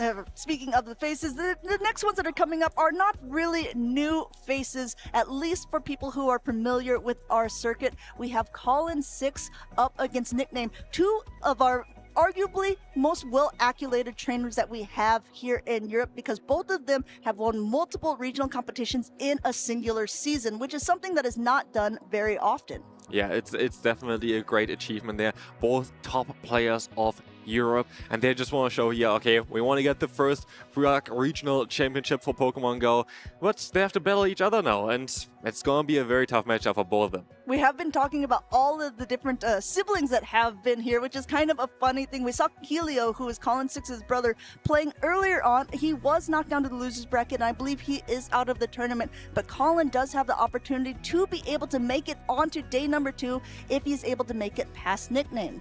It's going to be a tough one. That nickname, such a strong player. Like, such a strong player. Had a great last season as well. And now he's back here.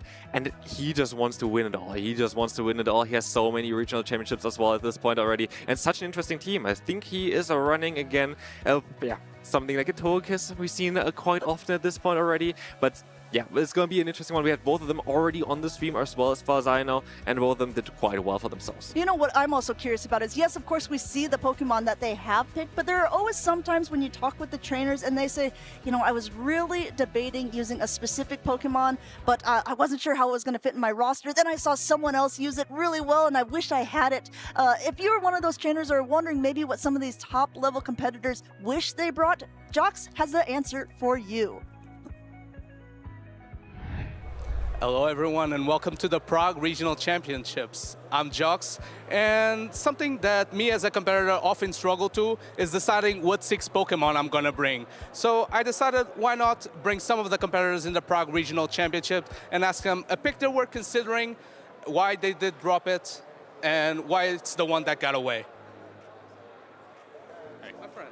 Welcome in to the Prague Regional Championships, talking about your process. Hi, so I'm Jamie. The pick that I was considering was Quagsire. It had such a great matchup into the newly buffed Tinkaton, but in the end I ran into too many Gorgeist, too many flying types in practice. I just couldn't make it work. Yeah, Quagsire though, it's a staple in the meta and a lot of people are running it, but maybe it's going to prove dividends for Jamie down the line. Let's go into another competitor. Hi. Hi, I'm Frika, and yeah, I wanted to bring a fire type like Charizard again, but in this meta with all the water types, I just decided to drop the fire completely, and yeah. All right. You know that fire type is a very good typing into that Tinkaton, but often if you're facing Feraligators, Quagsires, Licky in the same team, it's kind of hard to bring, so comprehensible. To another competitor. Hi. Hi, my name is Inadequance. And the pick that I wanted to run was Shadow Giratina Altered Form with Dragon Breath. Currently, I just got a little bit anxious about that. That matchup is not so great with Shadow Claw. And then Tinkaton got access to Gigaton Hammer. Now Dragon Breath won't hurt that at all, so I went with Shadow Claw anyway. Currently, I can't really say whether that's the right option to go for, but hopefully future me can look back at this and say, you made the right choice. So pretty much his pick was Giratina. That still somehow made a way into the team of Martine. Of course, the Giratina master, once again, trying to win a championship with Giratina. And of course, last but not least, hi. Hi, I'm Betty. Talk me about the pick that you were considering for this tournament. I saw a lot of success with Fortress, specifically with Bug Bite in recent tournaments, but when I was practicing for the past few weeks, I was really struggling to get the alignment that I needed to do well with it. So that stayed at home. Yeah, it's a Pokemon that often struggles versus flying types and even fire types, so it requires quite a bit of setup. So not everyone stays, and sometimes it's often hard to run. So comprehensible. Well, let's hope these trainers made the right choice in the end and go far in the Prague Regional Championships. Back to the casters. It's always so fun to see what people are considering bringing to tournaments, and also just seeing some faces that we're not as familiar with in Europe. I know that Betty is very, very popular in the grassroots tournaments. She sets up a lot of things and helps those tournaments run really smoothly, so it's really cool to see her here in Prague. Eric, if you were playing, what would be a Pokemon that you would consider playing, but maybe only consider, maybe it wouldn't be on your team? I wanted to try something like Mantine or Zapdos or Emolga. Something like a flyer that resists like the Tinkaton moves, can take care of Feraligatr and like Diggersby. Something like that. I don't think it would have gone very good because not that many people use Tinkaton, but that's beyond the point. We should be focusing on, though, is a nickname in Colin. Yeah, who also have no Tinkaton at all on either side. Proving my point. It's something that I was quite surprised by. I was talking to Dunebug, actually, and he was playing Corviknight, and he was playing Talonflame, and he was noticing that no one really had Tinkaton, really. So it kind of felt like his team wasn't able to do what he may have wanted to do. But these players, let's see what they want to do. We're going to be getting into game number 1 pretty shortly here as these 2 3-time regional champions face off against each other Yeah, these in are loser big semis. names. These are big names, and this is the loser side of the bracket, which is already crazy. Coming in now with the Feraligatr up against the Empoleon, being able to reach his Hydro Cannon first. You see them not throwing right away because neither one of them wants to get their attack caught. Drill Peck comes out from Colin, and it's a pretty good time to throw it. You will be able to get this next one on charge attack priority if you choose to do so. Feraligatr, generally pretty good against Empoleon, just is going to be giving up that 0 shield scenario as you lose charge attack priority to the Empoleon most of the time. Yeah, depends on the attack stat of them there. You see, not very effective, and it looks like he's opting to go for it while going for another Shadow Claw on the side of Nickname, going for that shield because, like you said, losing that 1 shield scenario, but now still has a ton of energy on his side. Swapping into the Quagsire here, we have a double water team on the side of Colin 6. Whoa, we're throwing the Aqua Tail actually on charge attack priority on the Feraligatr. I'm actually a bit curious about this since it doesn't actually knock out, and it looks like Nickname will be able to throw the other Hydro Cannon as well. Maybe Colin has a little bit of a trickery up his sleeve here because he does get that last shield off of Nickname here in this first beginning part of the matchup. Feraligatr double shielded, then still pivoted out. Normally you wouldn't see a Togekiss swapping into a Quagsire with no shields, but this Quagsire on Colin's side is running Mud Bomb and Aqua Tail. And I almost feel like most of the players today are running Mud Bomb and Aqua Tail. The question here is, can Colin get the 2 Aqua Tails against the Togekiss? 2 are just going to barely not get the knockout against the Togekiss. You see this first one here, does about 48% of damage, and actually going to pivot to the Empoleon. It's going to lose charge attack priority though. Going ahead, just throwing up a little bit of extra energy, throwing right before an attack is available. There's still a shield left on Colin's side, so Nickname wants to make sure to get that out of there or at least get the Protect shield. And now it's up to Colin. What's coming back in? Coming in with the Licky Licky, but the Licky Licky is going to have to take an Aura Sphere. It actually catches on his own on the side of Nickname. Now the key here is that Nickname has a Hydro Cannon bank and has 2 rollouts worth of 4 packs worth of energy on his Togekiss, meaning that he can get a move on either of those Pokemon. Colin, on the other hand, has a shield, but not much else to his name. Yeah, Colin has the shield. He has a little bit of the health to his Licky Licky, but that is going to start dwindling down here.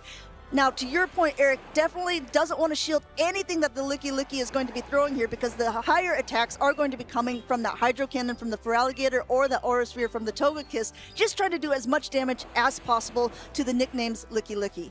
But eventually you're going to have no choice. Comes in with a Quagsire, recognizes that, hey, he's going to have to throw this Body Slam immediately, but if we shield this, we might be able to get to an Aqua Tail. Nickname, though, it's his turn to try to catch. Does he go for the catch? No. I love this. You take the Aqua Tail, you save the Body Slam, you farm down with the Togekiss, and then you launch the Aura Sphere at the other Licky Licky. Let's see if you're a Psychic-type Pokemon here as the Togekiss comes in. He's able to completely do so there, knock out the Quagsire, has an attack to boot, and there goes the Aura Sphere. No Protect Shields remaining on either side. Licky Licky's gonna have to take it all. Colin gonna be 1 game away from elimination now, and he doesn't look really concerned. This is business as usual. He understands that, hey, if I went into this thinking I was gonna get a 2-0, it's the same thing. Nothing has changed for me. And he just needs to refocus and consider what went wrong in that last game. Absolutely true, because we have to remember there's so many times that just because you lose that first game doesn't mean you're going to lose those matchups. We've seen reverse sweeps. We've seen crazy plays by Colin 6, who, as a reminder, was the finalist at the European International Championships just in February. He's really good at piloting teams. He knows the ins and outs of the Pokemon that he plays, so it doesn't surprise me to see him calm here, and we'll have to see if he'll be able to take game number 2 off of Nickname. This is honestly one of the most important things of being a top player, is being mentally composed when you're literally a game away from elimination. And you could even go tournaments where you face maybe 8 to even 10 elimination games and you still get like top 3 in the tournament. So it's very stressful, but once you know how to overcome that, you're ready for anything. Nickname earlier was knocked down to the lower side by Aegislash and Hydreigon from Tauntaun. Colin, don't remember who he was knocked down by, but he's here as well, fighting for his life in the loser semis. And these are important games for these trainers, right? Because both of these trainers are very well known within the circuit. Both of them are used to being on either, not even necessarily the winner's side of the bracket, but at least day 2 competitors. And obviously, it's almost an expectation. Yeah, exactly. And when you're at this point where you're already in the loser side, it's dwindling down to the end of day number 1. You're tired. You've been battling for quite a while because you are in that loser side of the bracket. You have to keep up that mental fortitude to be able to win these games. Nickname just needs one more of them to be able to secure his spot here. Colin 6 has to go play off of the back foot. We'll see what that back foot is. It looks like Colin actually locked in pretty quickly to his match. Nickname actually, on the other hand, is taking his time, still thinking through the matchups. That's always interesting for us, right? Because we get to see when these players are locking in and kind of plays to like a different mental game. Colin locks in quickly, confidently. He's sure of what he's doing. And Nickname, maybe a little bit more careful. Which is interesting considering he's up a game. He's still trying to walk through the weeds, I suppose. And we'll see if that paid off. It's going to be a stun fist into the Licky Licky in game number 2. How do you play this out if you're yourself, Eric? Because this is a rather neutral matchup overall. Looks like he doesn't want to play it now. He wants nothing to do with it. It's going to be an immediate Quagsire swap. It's responded with a Feraligatr. Usually pretty good for the Feraligatr, but now Mud Bomb puts quite a bit of pressure on it. Going ahead now, just taking the first one there, knows it can tank at least one and just charge up a little bit of energy and will win that charge attack priority, throwing right before the next one is going to be available here and getting the Protect Shield off of Colin 6's side. Now, honestly, if you're Colin, you don't really have to worry about this Hydro Cannon. It's not going to be enough to knock out, but he decides that he wants to keep his Quagsire. Much more important is since he realizes Nickname might not have Togekiss this game. If he had Togekiss, he would have most likely brought it into the Feraligatr. However, Nickname, it seems like he's saving his Togekiss or something. Going ahead now and throwing yet another Hydro Cannon. The first one might not have threatened the knockout, but this one, they're getting it pretty darn close. Gets a second Protect Shield off of Colin 6 here in this middle game matchup here, and actually now opting to throw the Aqua Tail. It's a little bit of a bait. It gets the shield, but it also could have gotten the knockout with the Feraligatr this low. Yeah, this is so interesting to me because he chose to counter swap this Quagsire with Feraligatr, even though he has Togekiss in the back. And I wonder, what is he trying to save his Togekiss for? Well, we'll have to see because how he wants to play this out because the Quagsire is down. No Protect Shields on either side here. Shadow Claws are not going to be doing too much damage to this Licky Licky, but this Hydro Cannon is going to start packing a punch. What he has to be concerned about now is that Clefable with access to Moonblast and Meteor Mash. That's perfect coverage for Nickname's team here. Looks like he just gives those rollouts to the Licky Licky. It's going to come into the Unova Sunfist. And what is that read that he's trying to make in the back with the Togekiss? We were back to where we started, but this time the Licky Licky is down a little bit of energy, but up a lot of her. Going and swapping now into that Clefable, into that Unovan Stunfisk that now has a bunch of energy on its own side here, throwing now the Mud Bomb before the attack is available. And I wonder how you go about this as Nickname. You know now, okay, Togekiss wasn't so good in the back. They've got a Meteor Mash load on its Clefable. Can we make a Moonblast catch onto the Togekiss, though? That could be the play that could keep Nickname in this series. As in the meantime, just wants to do as much damage as possible onto this Clefable. It is pretty low, but there's so much energy. He tries. He tried to go for the catch, was unsuccessful to do so. This Moonblast will be able to do a good chunk of damage to that Unovan Stunfisk. Puts it down desperately into the red. Now the pivot comes into the Togekiss, but it's a little late. I wonder if this is maybe not enough and you can actually reach an Aura Sphere against the Licky Licky. If that's possible, the Aura Sphere should be actually enough to knock out the Licky Licky. Doesn't have a Body Slam though. No, doesn't have the Body Slam loaded yet. This is so close here. The Togekiss is just on a sliver of health, but this Aura Sphere is going to hurt that Licky Licky. Licky Licky goes down here. The Clefable comes back in. I think it's going to be a simultaneous knockout here. Fairy win, Thundershock, 2 knockouts at the same time. Nickname, it was starting to look pretty dire, honestly. But the Clefable, Meteor Mash, just not enough to knock Togekiss out of the sky. Aura Sphere reached at the perfect time. Peck, Thundershock, and all of a sudden, we're back to 1-0. It's what you've been saying all week so far. Absolute cinema here in the losers semifinals between Nickname and Colin 6. A tie means that neither one of these trainers won the matchup there, so we're still in game number 2 of this best of 3 series, and it also means that they can use any 3 Pokemon that they want in this next battle. They're not locked into what they brought into that previous round. I've seen Colin just play a lot of Quagsire in all his games. It doesn't seem like he's afraid to swap it at all. I noticed one thing is that his Quagsire seems to be quite bulky. It was able to hang on to a Togekiss Aura Sphere and enough Pecks to make it to 3 Aqua Tails earlier against one of his opponents with a Togekiss. So that being said, it's probably why he's so comfortable swapping that Quagsire, not really afraid of anything. Nickname, on the other hand, it seems like he's been playing a lot of Licky Licky. always trying to catch something on a Licky Licky, keep the energy on an aggressive Pokemon like Feraligatr. I mean, we've seen quite a few Shadow Fortress in this tournament. It is indeed the #1 Pokemon that has been brought day #1. Nicknames is running Bug Bite, so it would be doing better into that Shadow Quagsire than the Volt Switch version. But when you have other Pokemon on the team of Colin 6, like that Gourgeist, or potentially things that can knock it out with the Bug Bite damage not doing so much, do you suspect Nickname will be bringing it at all against Colin? I think Bug Bite Fortress is so difficult to bring whenever your opponent has something like the Gourgeist. Luckily, though, for the Bug Bite Fortress users, most teams, I feel like, don't have Gourgeist. So that might be why it's so common. Gourgeist, I think, only accounted for about 20% of the usage in today's tournament, while Fortress was on almost half of the teams. Absolutely true, but we did see earlier on Nezabithan able to knock out Ptoan because of that Gourgeist. I wonder if we'll see any of these matched up with these two opponents here. As a reminder, this is the loser's side of the bracket, loser's semifinals, which means whoever loses this is out of the tournament. We have a Feraligatr up in the lead against the Licky Licky here on the side of Nickname. Nickname going ahead, just getting a little bit of energy. You see that those Shadow Claws aren't very effective, but those Hydro Cannons will start to hurt. I think Nickname at some point is going to try to catch a move on his Licky Licky, maybe even a Shadow Ball. If you're Colin, I wonder if you just throw Body Slam all the time here because it's low risk and it basically guarantees damage onto anything. Exactly. He tries to make the catch. Colin throws the Body Slam. Everything that's planned so far. Colin knows that high-level trainers will try to do high-level catches, and he says, nuh-uh, not on my watch. You're going to at least take a Body Slam before I swap out. Once again, using that Shadow Quagsire as his pivot Pokemon, he knows that the Shadow Ball would not be enough to knock out, but it will get it down to about half health. Quagsire is going to have to start putting in a little bit of work itself, just gaining a ton of energy here. Now, he's got enough energy for a Mud Bomb and an Aqua Tail. The question is, are those two charge attacks going to be enough to knock out this Licky Licky? Mud Bomb comes out, and now I don't think Aqua Tail's enough. So Colin actually opts to not throw the Aqua Tail. Going to take this Body Slam to the face and try to get back-to-back Aqua Tails before throwing. Or at least take it to the body, right? Because that's where the slam seems like it should be going. And the big thing that's really opportunistic for Colin there is that the rollout damage isn't going to be doing that much. Even so much that he's like, yeah, I'll let an extra one go through for free. Here comes the Aqua Tail, though, and the next one, yeah, he understands that he's going to come in back with Feraligatr. Not going to use that just yet.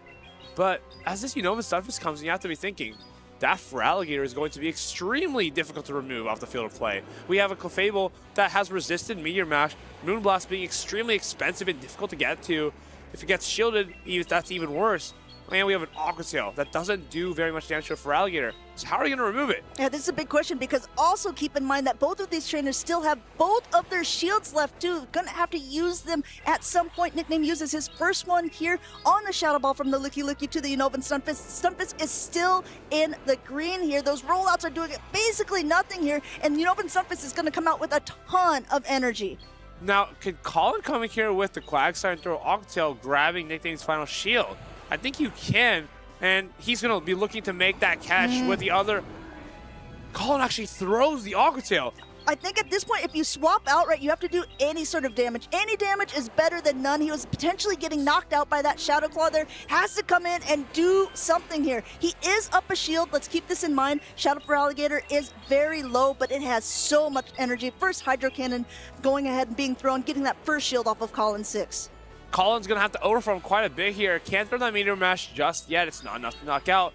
Colin going to look to overfarm as much as possible here before launching the Meteor Mash. Keep your eye on the switch timer as well on the side of Nickname. He still has a Unovan Stunfisk with a little bit of health and energy in the back here, using his Protect Shield up on the Feraligatr, which is almost to another attack. Colin is hoping that he's going to be able to knock out first, but guess what? That Hydro Cannon's already loaded.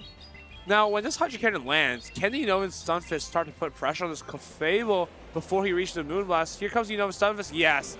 Can just throw that Mud Bomb, and that's going to be 2-0 for Nickname here, knocking out the Clefable with the Mud Bomb. Perfect combo play. I think this one came down to the Aqua Tail not being thrown to the correct target from Colin. Yeah, it was really quick reflexes by Nickname saying, I know that I can do it. Both of these trainers have won multiple regional competitions in a save season. Nickname hoping that he can do so once again, and this is a good step along the way. Nickname won 2 regionals back-to-back last year, making that 3, and now he's had a bit of a slow start to the year, admittedly, and this is going to be, I think, his first day 2 of the 2026 season. Yeah, you see him, he's very excited about this here. He knows that he's a good player, but this is absolutely a good point, Eric, because there's so many trainers who are not only in Europe, but we've had a lot of trainers coming over from North America as well that are playing in this tournament. And a lot of people, you see some names on a list and you're like, oh, of course they're going to do well. Of course they're going to be day number 2. But there's been a lot of even surprise picks who've been able to oust some of the giants, some of the titans that we have in our game. Such as Rise to Occasion, Dunebug, even Pocket. Those 3 have already been eliminated from the tournament. I believe Dunebug and Rise couldn't even get championship points. That just shows how difficult this tournament is, how difficult their opponents were. For example, they had it was HK Assassin versus Rise to Occasion just to get points, not even make day 2. Oh boy, yeah. Playing against another event winner just for some points, it doesn't get more difficult than that. And I know that the Reva player from Germany was able to knock Rise to Occasion to that lower side of the bracket. He also knocked Galactica Bolton there as well. So, I mean, there are definitely some trainers that you need to be keeping your eye on here in Prague because it is still anyone's tournament. Exactly. Rise to Occasion, maybe out of this one, but he is still one of the best in America. Europe, though, looks like they're holding down the ground. They're absolutely showing what they have here. And I think out of the North American players so far, only Sustenance Eater remains on that day 2 side. Oh boy, we'll have to see if he will be able to keep up that record. I think a lot of the hopes and dreams of those North American trainers are hoping that they can take this something out of their region to be able to take some points back to their own. But talking even earlier, with Nezabithan in the interview, he said, no, I think that we're going to be cheering for Europe here in Europe. Yeah, and honestly, if you look at the roster of players still left, pretty easy to cheer for Europe, all things considered, considering most of the players are still from Europe. Next match, though, it's going to be more trainers from Europe. I think a little bit of a preview, we have a Mind Joke up against Bakimi 1. Bakimi 1 actually did take down Out of Pocket in the loser side of the bracket already. Wow. So he's ready for more. Going ahead, wants to play these matchups. A Mind Joke, one of I would call one of the most consistent players in Europe. Everyone knows his name. He was never ever able to take a medal for himself, a true first place finish, but he's gotten so close so many times. And with the championship points, he's always been able to qualify for Worlds, which, as a reminder, in Europe is the 65 trainers with the highest amount of championship points after North American International Championships. Yeah, I think both these trainers pretty solidly in that running for the World Championships. A Mind Joke earlier did lose to Sir Corey, and Bakimi now up against him. We'll see if he can get through this counter Poliwrath, though. That is definitely a pick of all time. I know, we were talking about it a little bit backstage, and you are not a Poliwrath believer. Walk me through why you don't think this is the pick for Prague. It feels like it's very focused on taking down Pokemon such as Tinkaton, and maybe Licky, of course, with a counter, but it doesn't seem like enough people are running Tinkaton to, I say, like, justify that pick, right? Sure, okay. Especially when people are moving from Bug-Bite Fortress over to Voltswitch Fortress. It just gets more and more difficult to justify that as a pick. Otherwise, I think there's a little bit of life there, but even something like a Gourgeist, right? You're a water type, and they've had Incinerate, and they're still probably winning that matchup pretty comfortably. Sure, I'll counter that, however. Okay. What I've seen so much so far in this game is that either in the lead or in that safe swap position, we've seen Licky. True. And Poliwrath, I think, has a pretty decent matchup into it. It can tank a Shadow Ball, not super comfortably, but it can definitely tank it. And if it shields it, it still is coming out in an even better position. True. Just having an answer for Licky is huge because a lot of players, I want to say, almost have been using it as a crutch to get through the day. Like, they're happy to play a risky lead or lead into whatever, and they're like, oh, yeah, no problem. I'm just going to switch Licky, and that'll be that. I think one of the biggest problems, or at least opportunities, I guess, depending on how you look at it, with Licky, like we just saw in that last matchup, is the rollout damage for a lot of Pokemon that's not like a flying type or something that doesn't take, very high effective damage from rock type.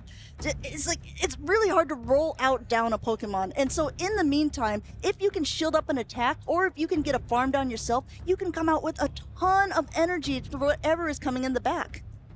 Especially, like, this is such an energy management heavy meta, right? You can see things like even Tinkaton. When you're up energy, you can flip matchups, such as the Gourgeist, because the Gigaton Hammer is so powerful. Corviknight as well, against something like a Poliwrath. Generally, it's not even that good of a matchup despite having the super effective attacks, but if we can get an energy advantage, have a boost going into it, we can change the dynamic just by managing our energy properly. Of course, I'm very, very curious to see if Poliwrath will come here. If it doesn't come here, I honestly don't know where you would ever be playing it. You have Empoleon, Licky, Quagsire as clear targets. Yes, but you also are targeted with that Wigglytuff, and I know that Mindjoke struggled with that against Sir Corey that had it on his team. Looks like taking a peek, we do see it in the backline, but we do see that Wigglytuff as well coming in with that Feraligatr now up against that Quagsire here, and Quagsire actually on the side of Akimi is throwing the Aqua Tail into the Feraligatr, and I think if Mindjoke is counting, he's saying, okay, no, that's fine. I definitely know I can tank that first one. He just let the Aqua Tail rip on the Feraligatr, and I wonder if that just is a good way for him to say, okay, I can always commit a shield here and just get the switch advantage, and we'll be good to go. You know, this is playing right into a Mindjoke's hands, though, because if you look at it, it has lured out the Wigglytuff because of that Shadow Claw damage doesn't do much, but now the Poliwrath can completely avoid this Wigglytuff. Bikini hooks up a shield here, though, wants to get some meaningful damage back into that Feraligatr, and it looks like he will be able to do so. They're going for a couple more attacks. They're going for 3 charms before throwing the Swift. And he's going to have to launch the Swift while the Feraligatr is only at 1 HP. That's not going to feel too great. At the same time, our Wiggly still has a lot of room to groove here. We can wiggle around, throw this Icy Wind on this Licky, and it's starting to look pretty good. We can get this Quagsire onto the Licky, and pretty much just try to get our Corv into... Oh! But we instantly pivot into this and basically ask for the Poliwrath to come in and punish this Quagsire. Poliwrath just starts punching here, and neither one of the attacks of the Quagsire are going to be doing too much damage to that Poliwrath here. But With even shield. still, Mindjoke puts up a shield here. Maybe wants to keep that Poliwrath as healthy as possible because he wants to have attacks to throw if the Wigglytuff comes back in. Now opting for that heavier hitting Stone Edge here. Still not going to be doing so much damage, but definitely more damage than that Aqua Tail to the Poliwrath. And now you still are going to have to throw energy eventually, otherwise Bakemi is going to get to another charge attack. A Mindjoke just happy to let this Poliwrath fall all the way down. And now you have to be scared because if a Wiggly can come in, it might be able to snipe you down with a charm. That's what he's trying to do. exactly what he does. Wiggly comes in, it's not enough. Dynamic Punch is going to land on this Wiggly, but he's now used this Switch Timer and is going to have to take an Icy Wind on his Corviknight, which will be quite detrimental for this endgame. Corviknight coming in, and that's exactly what happened. There's only this Pokemon. They're using a Protect Shield because a Dynamic Punch could be doing a decent amount. It's only an Ice Punch, but it is going, or Icy Wind, so it is going to be debuffed at this point, and that Licky comes back in to throw a Shadow Ball. And at this point, you don't feel like you need to shield anything with Licky in the short term because you already have that Corviknight debuff. 2 Shadow Balls aren't going to be enough, but let's see if you can get there with the rollout damage. Going ahead, and it looks like Bakimi is just continuing to charge up energy. There's no Protect Shield on his side. There is still one on a Mindjoke's side. There's a little bit of a Quagsire in the back, too, that we have to be wary of. Let's see how these trainers want to play it out. Going for that heavier hitting payback. Does a Mindjoke want to use his shield here? It's probably the most damaging move in this game, but still, he does go for the shield. And now, this Quagsire just can't reach that Aqua Tail. No, we actually let the Quagsire reach the Aqua Tail.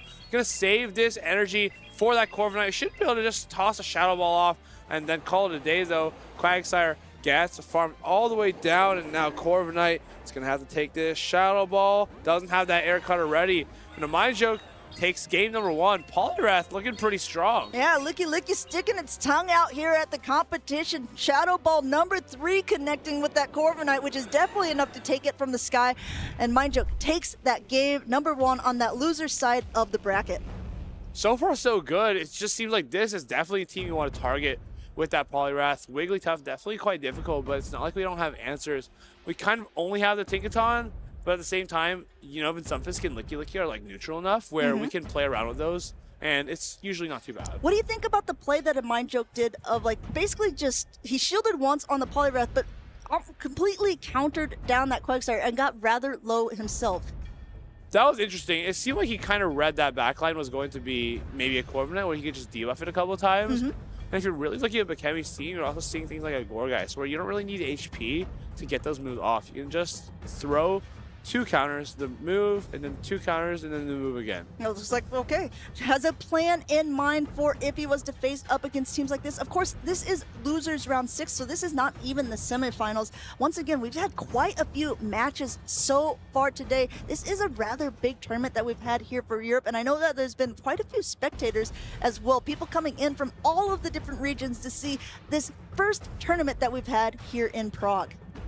This first tournament in Prague has been such a fantastic one so far, and it all comes down to these more interesting picks, right? We can all watch Altaria or Licky and Quagsire a million times in regionals, but when people bring things like Poliwrath, when they bring Pokemon like the Flamethrower Togekiss, or even a Waterfall Empoleon. I mean, that's kind of what we're here for, right? Right, we have to see what everyone wants to bring for this new tournament, and I think a lot of eyes are here to wonder, okay, how are they playing this in Europe? Because I maybe want to play certain things in my next tournament that's coming up. We've got the Feraligatr on the field up against a Corviknight on the side of Bikini. Let's see how these two want to play it out. Looks like both of them opting to stay in at the beginning. These Hydro Cannons are going to hurt more than the Air Cutters, but the payback is going to do a decent chunk of damage.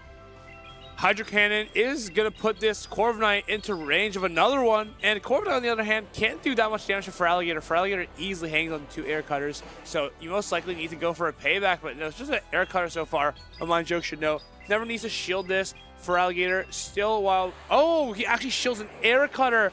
That is not good, as this payback will be able to get reached if Bikemi commits to shield himself now. And that's exactly what he's going to do, recognizing that this could be a potential condition for him to either get that first shield or knock the Feraligatr out in this first part of the matchup here, charging up a little bit extra energy and actually going for a double bait here. So payback would do a lot of damage. It got the first shield, and it actually gets his second shield too from a Mind Joke side.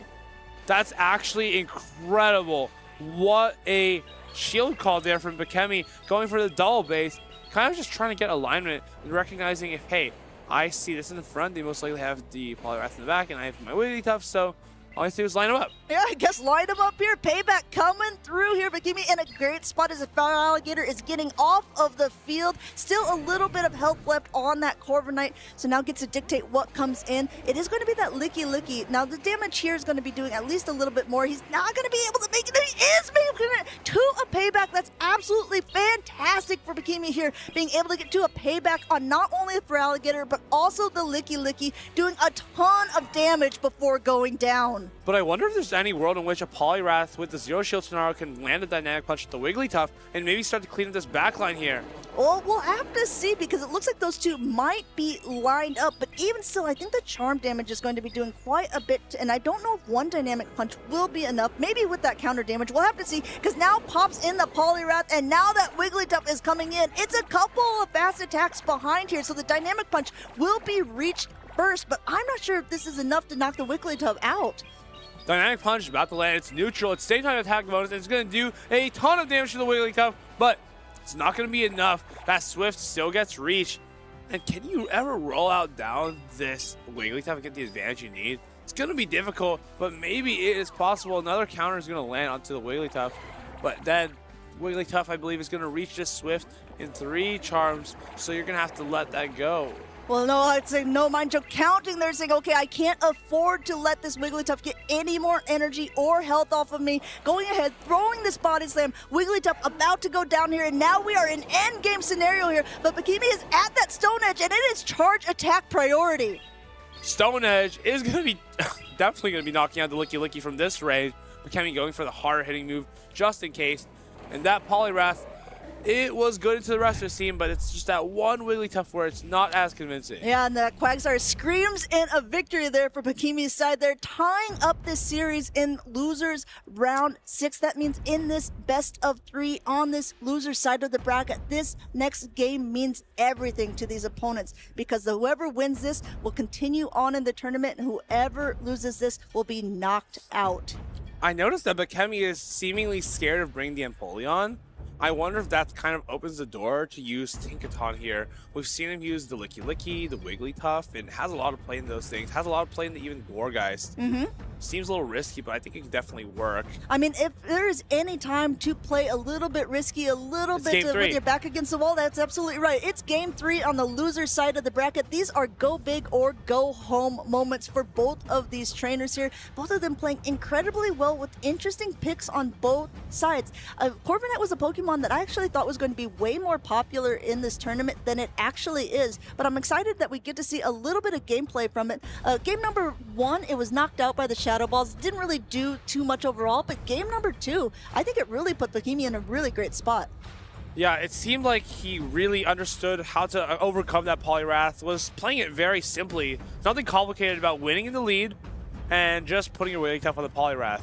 At this point of the tournament, some players try to overcomplicate things. They try to quote unquote do too much. But sometimes less is more.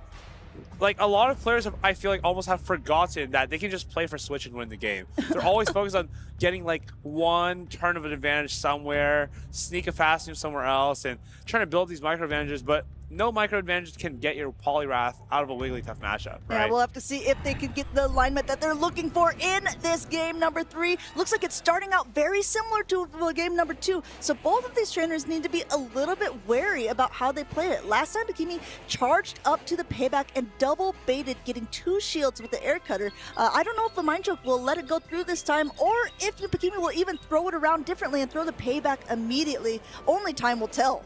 I think this is the most evil play you could possibly do. Your opponent expects you to throw a payback down because you've been baiting them so many times. And exactly that's the right answer. Another air cutter shielded and a boost for Bakimi 1. This is gone from bad to worse. A Mind Joke has to throw his Hydro Cannon now before that payback is reached. He's gonna get shielded. And do you ever try to catch his payback somewhere else? Goes for another air cutter. This is absolutely despicable from Bakemi. Does he make the call? He shields! Oh my goodness, second burst, same as the cutter first. shielded. What is going on in losers round 6? A Mind Joke, you can see the frustration on his face. He has basically given away all of his shields in the last 2 games on air cutters. And this time now, actually the quick pivot, you're saying like you need to do something different. Obviously, it's not going to work out the same way here. Quick pivot now into that Licky Licky that is going to be able to tank this. But we saw how much a non-boosted payback did to that Licky Licky before. This one does quite a bit of damage. And in comes the Wigglytuff. Hold up, fam. Let him cook. Yeah, hold the phone because Wigglytuff comes out for this Licky Licky. And what does that mean? It looks like the Feraligatr and Poliwrath are home free. Now going ahead, just trying to get as much damage off as possible onto this Wigglytuff, saying, okay, yes, welcome to Body Slam Spam here. Gonna try to get this desperately, desperately low. The big problem now is going to be you can't Shadow Claw down a Wigglytuff. But the Wigglytuff also can't really knock you out with a Swift, so it's a bit of a two-sided dilemma here. It doesn't knock out, but if you can knock out with the next charm, the Feraligatr won't be able to reach a Hydro Cannon. Let's see if that's the case. Does one more charm knockout? Yes, he decides it does. But it's a Poliwrath in the back. We're going to have to throw this Swift. It's not going to be enough to knock out. Can the Quagsire get the job done? This is a big, big problem now, potentially for Bakimi, because now it's going to get countered down. No, he doesn't want that to happen. Coming in with that Quagsire, trying to do as much as possible. And actually, a Mind Choke going for the Icy Wind, wants to debuff any attack that's going to come through, whether it be that Stone Edge, which is going to be a little more heavy hitting, or if that Aqua Tail like he threw the first game. Goes for the Aqua Tail. It's debuffed. He tried to slow him down, but it's just not enough. Feraligatr on a couple scraps of HP in the back. He's actually going to hang on here, but it's just not enough. Aqua Tail going to get launched at this Feraligatr. Bakimi 1 goes on to losers round 7. What an incredible way to finish that game off. Even when I thought it was looking a little bit dire, bring that Wigglytuff into the Licky Licky, he was still able to just out-neutral that Poliwrath in the back. I tell you what, bait after bait, turns out it pays off. What is this saying? You know, never not bait except when you're baiting. Bakimi could be teaching lessons on this. Absolutely masterful plays, stripping away the shields from a Mind Joke's Feraligatr and punishing the Pokemon in the back when the shields were down. I've never seen a more evil string of activities than this set. Air cutter, air cutter, air cutter, air cutter, boost, payback on the Licky Licky, completely knocks it out. That is just an incredible read on his opponent. And Bakimi 1 will be going on in this tournament. Very curious to see what he does. I think he has maybe made 1 or 2 top 8s before, but otherwise, this could be a first for him. Yeah, you see, I had to take out the suit. These battles are heating up. It is getting hot in here, trainers, and we'll see as these games start to get a little crazier.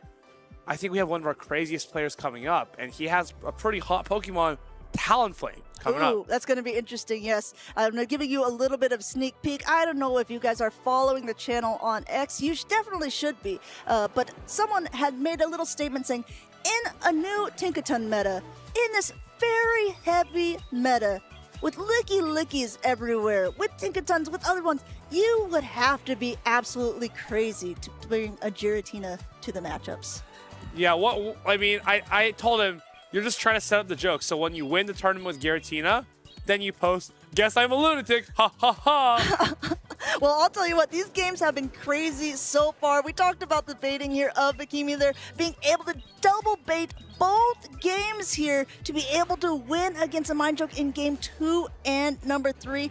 I mean, it's really playing into the whole thing, though. There are so many Wigglytuffs. We're seeing it on the screen. There's so many Licky Lickies. We're seeing it on both times. So I'm very curious to see how these next two trainers are going to be able to compete. But in the meantime, we have to keep congratulating Vakimi for a masterful class of how he played out these matches here, continuing on in the tournament. A Polish trainer who is really proving himself here in Prague.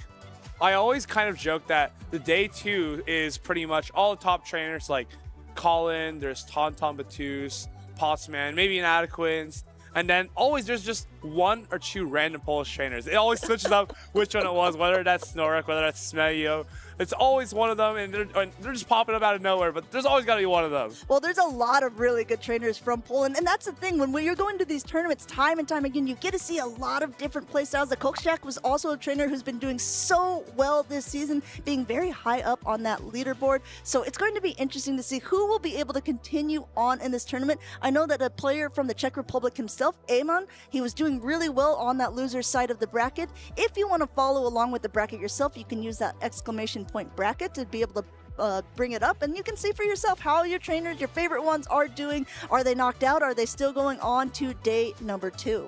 Yeah, and the exciting part is we kind of haven't played out the group stage yet. We still have a lot of winners finals to look forward to tomorrow, so it feels like we're leaving everybody on a bit of a cliffhanger as to who will be actually advancing from the groups, making it to top 8 tomorrow. For now, though, these trainers are just fighting for their lives in the tournament itself. A pretty interesting matchup here. Tentacruel from Dinoski, Giratina from Inadequins. Just, I think we've lost the plot, but at the same time, it's...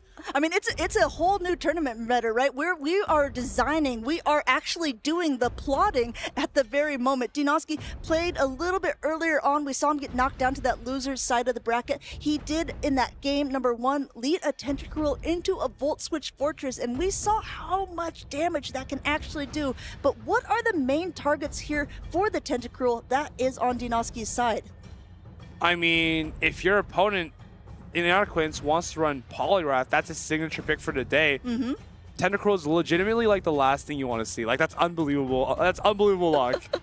Yeah, the one probably Tentacruel that you're seeing in the tournament, and you're facing it in losers round 6. Both of these teams being very spicy, bringing different Pokemon that we haven't seen too often. Yes, of course, we've seen those Licky Lickies, and we've seen those Shadow Quagsires. One thing to point out about Inadequins is that he is running Aqua Tail and Stone Edge. A lot of trainers have opted for Mud Bomb instead of Stone Edge, but it looks like he wants to kind of take better care of those flying type Pokemon, potential one-shotting those Togekisses and knocking them out of the sky. It's going to be super important to get rid of Togekiss in this meta. You know how prevalent it's been in pretty much every single match this entire tournament. There's Togekiss over and over. Swap, Aura Sphere, spam, double shield it. Every single play kind of revolves around that. So having like a consistent answer kind of feels like it's been the key of this tournament. Now the real question is, Inadequins has won a previous tournament with the Giratina. Is he just running it for show now? Or, for the love of the game. Or do you actually think that there is potential play against the team of Dinoski when he's running it? I mean, there's only really the Licky Licky that in my opinion is a horrible matchup for it. I think, I mean, Togekiss, it's got to be pretty good, right? Yeah. Togekiss is, yeah, I mean, but it being able to hit back, it also is running, I believe, Shadow Claw as its fast attack there. So to being able to just pace quite quickly, and those Shadow Sneaks can really start putting in work. I feel like a Shadow Sneak pretty much knocks out a Togekiss from full health. It's a Shadow Giratina. It's just the perfect mix of bulky and having a lot of damage. Of course, 2 Dragon Claws comes pretty close to knocking a Licky Licky out too. So you're not completely cooked in that matchup either. So we'll have to see what's going to be cooking with the Talonflame potentially as well. We haven't seen too many of those in the tournament. Only running Incinerate as its fast attack. Both of the charge attacks on that is going to be I hear the Talonflame. Oh, we hear it screeching as it reaches into the battle up against the Guzzlord on the side of Dinoski, running that Brutal Swing and Sludge Bomb tech, which is something that we've seen on a couple of the different teams against XXL Cactus, but not the one that's been running for other people when they opted for Dragon Claw. This first Brutal Swing going through, no Protect Shield used on Inadequins' side. And it looks like Anakor is just going to be trying to play out those zero shield scenarios. He's going to be just reaching for that Brave Bird, going to be able to get this shield immediately shielded by Dinoski, so that's a great call. Brave Bird comes through, and now Anakor tries to get to that fly. Dinoski says, nope, not going to let you get there. And this kind of sets up a perfect situation where Dinoski can now pivot to that Togekiss, lure out the Wigglytuff, and yes, pivot to the Togekiss. Keeps this Tentacruel in the back, though. The Tentacruel is actually surprisingly reasonable into a Quagsire, believe it or not. Yeah, I would guess so, because especially There's the no Mud Bomb. Quagsire exactly has no Mud Bomb on Anakor's side. This Aura Sphere is going to be doing neutral damage. You can see that the Wigglytuff is going to take that first one, even though the Icy Wind will now lower the attack of the Togekiss. Dinoski puts up his second shield here, so keep in mind he doesn't have any shields left to hide behind, even though he has Pokemon and a decent alignment with the team of Anakor here, going for yet another Aura Sphere. No Protect Shield used on Anakor's side. This is getting a little bit weird, right? Because if you're an Anakor, you can't actually fast attack down this Togekiss. You're going to have to be giving these shields away like candy now. Aura Sphere number 1 comes through. It's going to have to be immediately shielded, but you can start coming into the Tentacruel at this point, or even the Guzzlord. You have so many good options. You're forcing Anakor to go for the less efficient Stone Edge on both of your Pokemon. Now going ahead, this Brutal Swing will be able to connect. We did see that first attack with the Aura Sphere being shielded up here, and now going for the heavy hitting Stone Edge. Keep in mind, Guzzlord is a bulky Pokemon, and Quagsire doesn't have super efficient moves against it. The Wigglytuff really would have been the better Pokemon, still able to knock out the Guzzlord, but there is still an uphill battle for that Quagsire. The fast attacks of the Tentacruel aren't going to be doing too much damage to it, and there's still one Protect Shield to hide behind on Anakor's side, going straight for that Stone Edge, not messing around. Now this is going to get quite interesting because Dinoski has an opportunity to catch a Stone Edge. He's going to be able to throw this Scald immediately on the Quagsire, and with that, he kind of just needs to catch a Stone Edge and then use the Tentacruel to get to the next Scald and knock out the Quagsire. Well, we'll have to see how they want to play that out. Ooh, a little worse for the Wear too. As you hear those little sounds, that means the attack has fallen. He does try to go for that catch, but he's unable to do so. There's so much energy on this Quagsire. This Aqua Tail at such a low range should be able to knock out the Togekiss, but look how low that Quagsire is. Can he hang on to a Poison Sting? Is he at the Stone Edge? He's at the Stone Edge. He wins Charge Attack priority, and that's a knockout onto the Tentacruel. And Anakor making it look easy. Oh, not really. That was a rough one up until the very end. Wow, I think that Quagsire is just smiling with joy that it was able to hang on at that last moment. Everything was going to Dinoski's plan up until that last moment. And if you're Dean, you have to sit back and wonder, what on earth could I have done differently to prevent that outcome from happening? Yeah, I don't even know. Like, that was looking quite good. He came with the Togekiss. I think he threw one of the Aura Spheres with slightly suboptimal timing, so he could have taken an extra peck somewhere. And honestly, with that being as close as it was, you probably can't just concede fast attacks or concede turns just randomly for like no reason. Yeah, it's so difficult, especially with trainers of this caliber. You can't give an inch because they will take a mile from you. But those games were so incredibly close. Dinoski able to get that attack debuff, but Quagsire said, nah, ain't no problem. Able to get a Stone Edge off for that Guzzlord, Stone Edge off for that Tentacruel, and take out that Togekiss in between.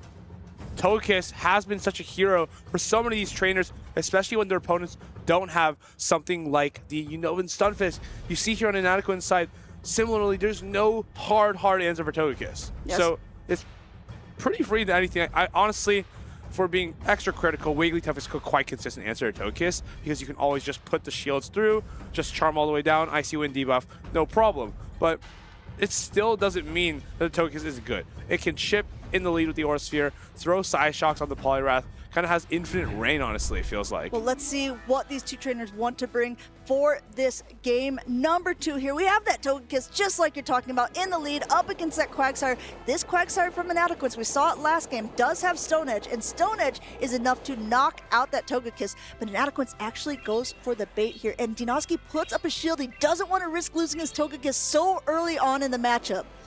Immediate shield, just thinking that, hey, even a even a Aqua Tail being shielded is okay, right? Because it's still a lot of damage. It's a Shadow Quagsire into a pretty frail Pokemon. Eric, are you watching this?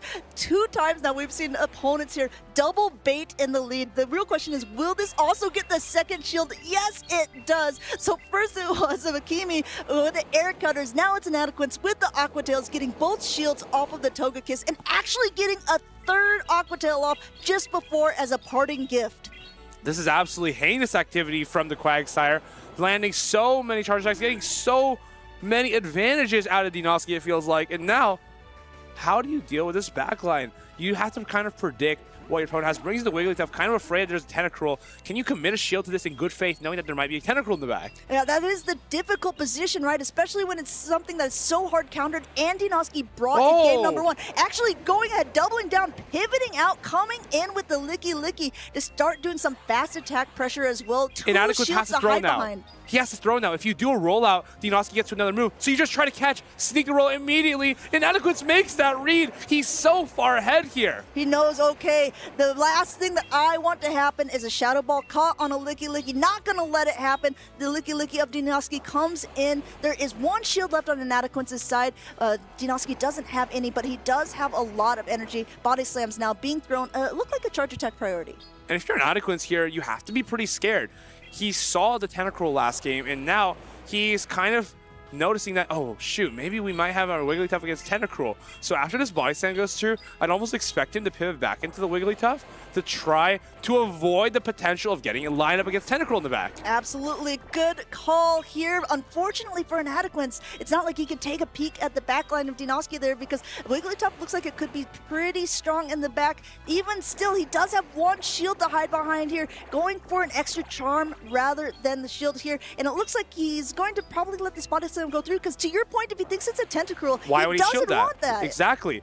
But now he sees the Quagsire. You can immediately see the frustration on his face. He's thinking, wow, I just outplayed myself. I completely made the wrong read, and now I'm being punished for it. Dinoski, a really, really nice call, kind of hiding the Quagsire in a weird way, just to like say, okay, if he doesn't know what I have in the back, then he kind of is playing with less knowledge than I am. I know all of his Pokemon. I can kind of toy around with that idea, and it's going to be throwing a Mud Bomb there. Inadequate looks very surprised to see that being thrown. This Shadow Ball is going to knock out, but we already know Togekiss is just 1 peck away from that Aura Sphere. Should be knocking out this Licky Licky. Looks at the team sheet, actually. Seems like he wants to verify if Dinoski's Quagsire was on Mud Bomb.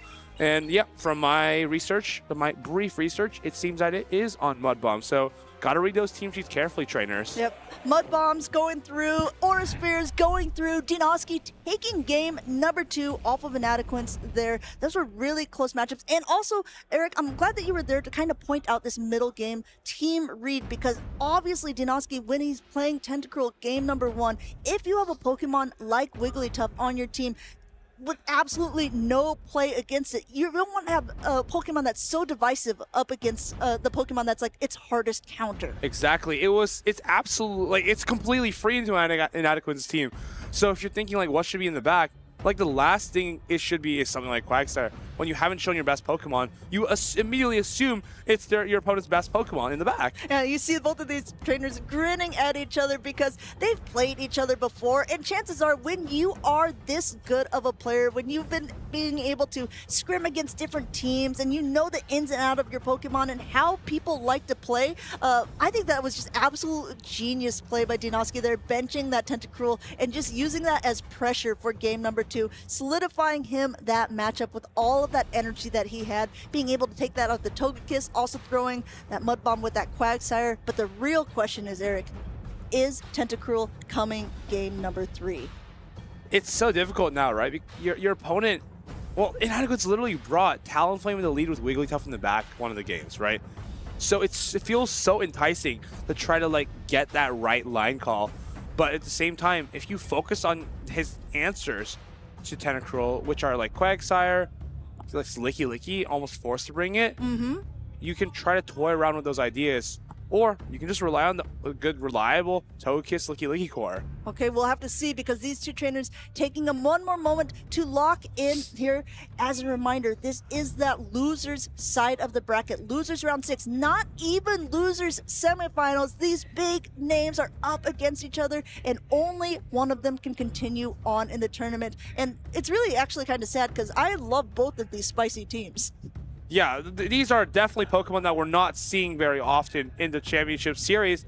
And as we lock into this next one, I think off the top of my head, Inadequates will not predict this line. We see a Quagsire in the front, which immediately means that there should not be a Licky in the back, because that would be way too weak against Poliwrath. So Inadequates is entering this match. Just keep that in mind. He's entering this match with the idea that Dinoski does not have Licky in the back. So when he plays this out accordingly, he has his Giratina in the back. He's feeling good because he knows that there shouldn't be a Licky in the back or a Guzzlord. Well, Inadequates, I will say also this, has been tricked about that time and time again by certain players. They were doing something a little bit risky to play against him and his playstyle. So while this is absolutely true, I will still suspect that he's going to play absolutely to his best advantage here. Lets this Mud Bomb go through onto that Licky. Not enough to knock out, I think, at this point, and should be able to get off yet another attack before going for that Shadow Ball. I'm very surprised to see these plays, because now you're going to lose the Quagsire with all the energy. You have to come in with the Togekiss, right, to get this farm down. And Inadequates is good to align his Giratina to his Togekiss, which sounds weird, but he's gonna, exactly. wow, he's so excited to get his Giratina on the Togekiss. It's not so often that you're like, oh, a fairy type Pokemon, let me go ahead and put my dragon on it. But yes, look at those fast attacks there. Going for the Shadow Claw, it's going to be able to pace quite quickly, and neither one of the attacks are going to be doing too much damage, although this is a Shadow Pokemon, so I have to keep in mind that it's going to be doing a decent chunk of damage. No Protect Shield used on Inadequates' side, just continuing to charge up here. Another one going through, getting that first Protect Shield, because we saw the first one brought it down to a little past half health. And now, like, are you committing to a Shadow Claw farm down? It's just so difficult to actually remove this Togekiss from the field of play. And once you do, you can't ever counter this down. If a Psyshock lands against the Poliwrath, that's going to be wraps. Oh, exactly. This Togekiss needs to get out of here. Inadequates wants it absolutely gone. Going for her, and now I think Inadequates might have to use his last Protect Shield, but he is going for an attack of his own, or at least at this point with the Togekiss so dry. Maybe we'll see if he wants to. Dinoski also using both Protect Shields. Look how low of health both of these Pokemon have, but if you take a peek at that backline, it's super advantageous for Inadequates. I think if you're Dinoski, you keep this Psyshock, just get into that Licky, because throws the Aura Sphere. The door is open. Hold the phone. Can Inadequates get to this? Can he get to a dynamic punch against this Licky before the Shadow Ball is reached? I think you're just one short, but if you just land this now, he goes over the energy.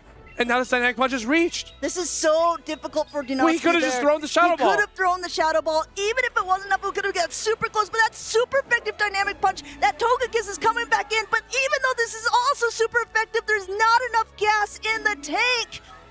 What happened there? Dinoski, he had it.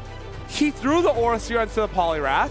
Yeah. He could have kept the Psyshock, went into the Licky, thrown a Body Slam, thrown a Shadow Ball, thrown whatever into that Poliwrath, and then charge check priority end for game. Yeah, this is so difficult if you're Dinoski. I know that what he did there was he threw a blind Aura Sphere because he thought that his Togekiss was quite low, wasn't sure what was coming in. That's not a bad attack if you think about it overall. No, absolutely okay, not. Sure, like it's Which is gonna why be, I'd it's argue gonna be you doing, keep it. Yeah, if it's a Wigglytuff, it's going to be doing a good amount of damage. If it's a Licky, it's going to be doing a great amount of damage. If it's a Poliwrath, if you just would have held on for one more, that Psyshock. Or you just keep it, because Togekiss wins charge check priority against Inadequate's entire team. Yeah. Giratina, Quagsire, Talonflame, Licky, Wigglytuff, and Poliwrath.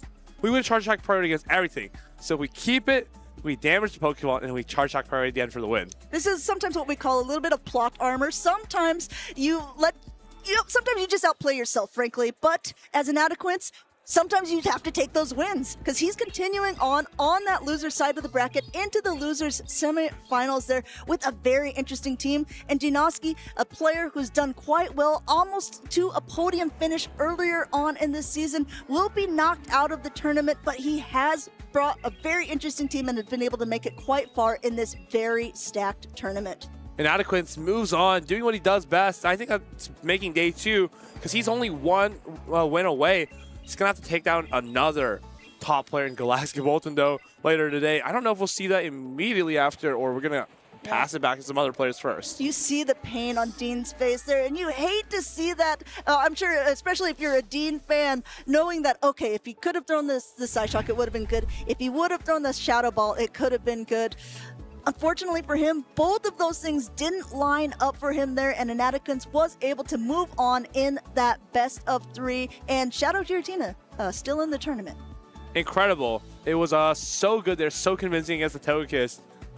Actually did so much damage with a Shadow Claw. You would never think that the Dragon type behind that much energy could put up such a fight against a Fairy Flyer. One thing that also shocks me, although it shouldn't, I mean, like, you've seen it enough times now, but if you're thinking on paper, usually that dragons are being able to go a little bit quicker, I was a little bit shocked that I'm like, thinking that it would not lose charge attack priority, but of course it does, because like you said, Togekiss wins against everything, but even still incredibly close matchups there between those two. Both of those trainers using both of their shields to try to keep as much health and energy on their Giratinas and Togekiss as possible.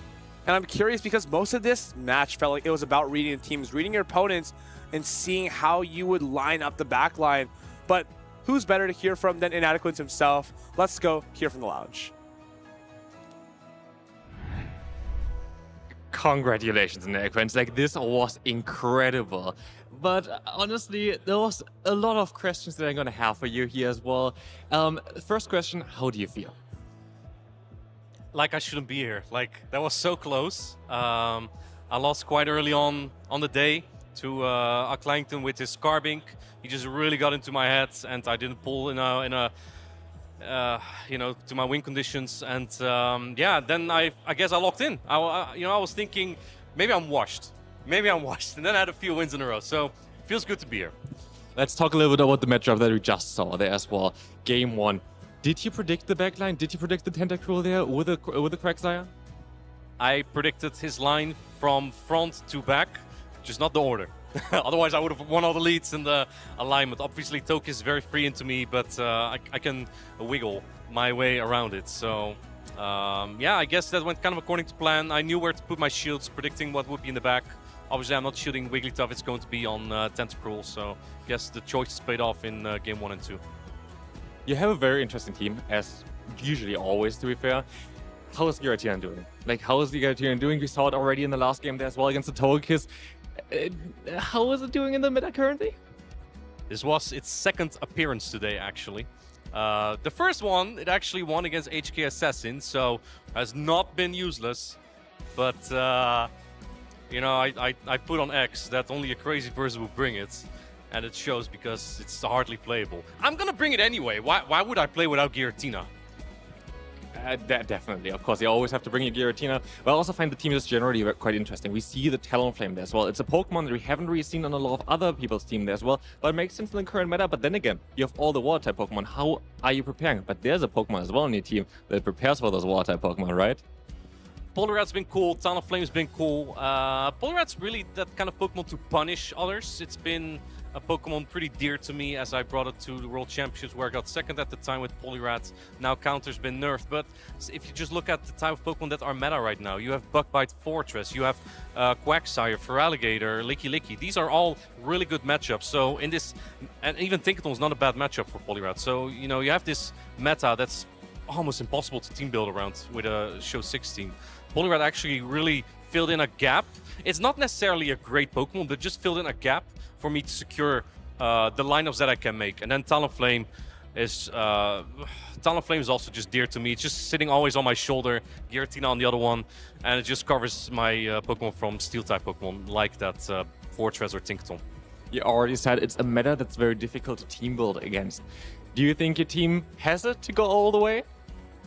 If people stop bringing Pokemon that align well into me, I can definitely win this. If I just, you know, have all my every Wigglytuff on Guzzlord every time, that saved me so much trouble, you know. Of course, this is more the first regional we're going to have access to Tinkaton. You decided not to bring it. What's your opinion so far about this Pokemon? Have you had troubles playing against it? Are you feeling you're well prepared towards it? So first off, if a Pokemon is too common, it's not cool. I don't want to play it anymore. But Tinkaton's actually not super common. I think that's mostly because of Steel type is a great defensive typing. Honestly, in my opinion, my personal opinion, Steel type should never be top meta. But the offensive coverage is just not that great, right? What do you hit super effective for with Gigaton Hammer? It's only really Wigglytuff, which already was kind of a winning matchup.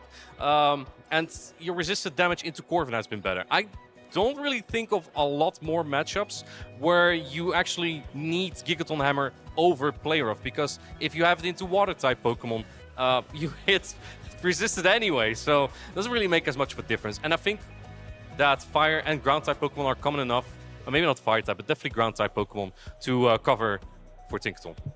Yeah, you were only one of the only players that actually brought a Fire-type Pokemon in the Talonflame. So far, do you think Talonflame is really good still in the meta, or is it a little bit difficult with all those Water-type Pokemon around? Well, this time I went for the Flying Brave Bird moveset on non-Shadow Talonflame. I've been using Shadow Talonflame for a while, but a lot of trainers have been opting for Quagsire with Aqua and Mudbomb. And then Shadow Talonflame would almost get knocked out by Aqua, regular would not. So then when I can get shields down, then I can Brave Bird and Talonflame goes brrr, and the Pokemon go down. Very nice intel here as well. I wish you best of luck for the rest of the tournament. Oh, thank you. I hope we're gonna see some Giratina action again on the stream as well here. But with us, I'm gonna give back to the casters. Wow, what an inspiring couple of words from Natterquins. If I could just align my Wigglytuff to every Guzzlord, that would save us a lot of trouble, make these games go by a lot quicker. But I don't think we're going to be seeing that in our next games, because I don't think that many people have Wigglytuff. Yeah, I mean, he's not lying, honestly. That would make his job fairly easy. Giratina's strongest soldier making his way into another day 2, this time in the lower bracket. But you can't count Inadequance out, even though Giratina hasn't been as profitable for him in this tournament.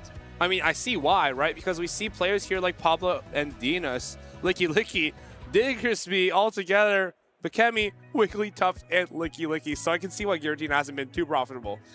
I think these are some familiar faces in our circuit. Pablo and Dinos, of course, had a crazy 2024 season. 2 medals and a top 8 in EUIC, facing Bakemi, who's now making one of his deepest run in a long time. We have the Empoleon lead into the Togekiss. He straight away into his own Empoleon, but now behind the turn. You just throw this Hydro Cannon and you run immediately into the Quagsire. At least I think that's what he's going to be doing here. Seems like the most optimal play, because if you don't have Mud Bomb on that Quagsire, you want to start putting it into range where you can Mud Shot down after an Aqua Tail. And this Hydro Cannon chip will be proven crucial since Aqua Tail and Stone Edge are both resisted.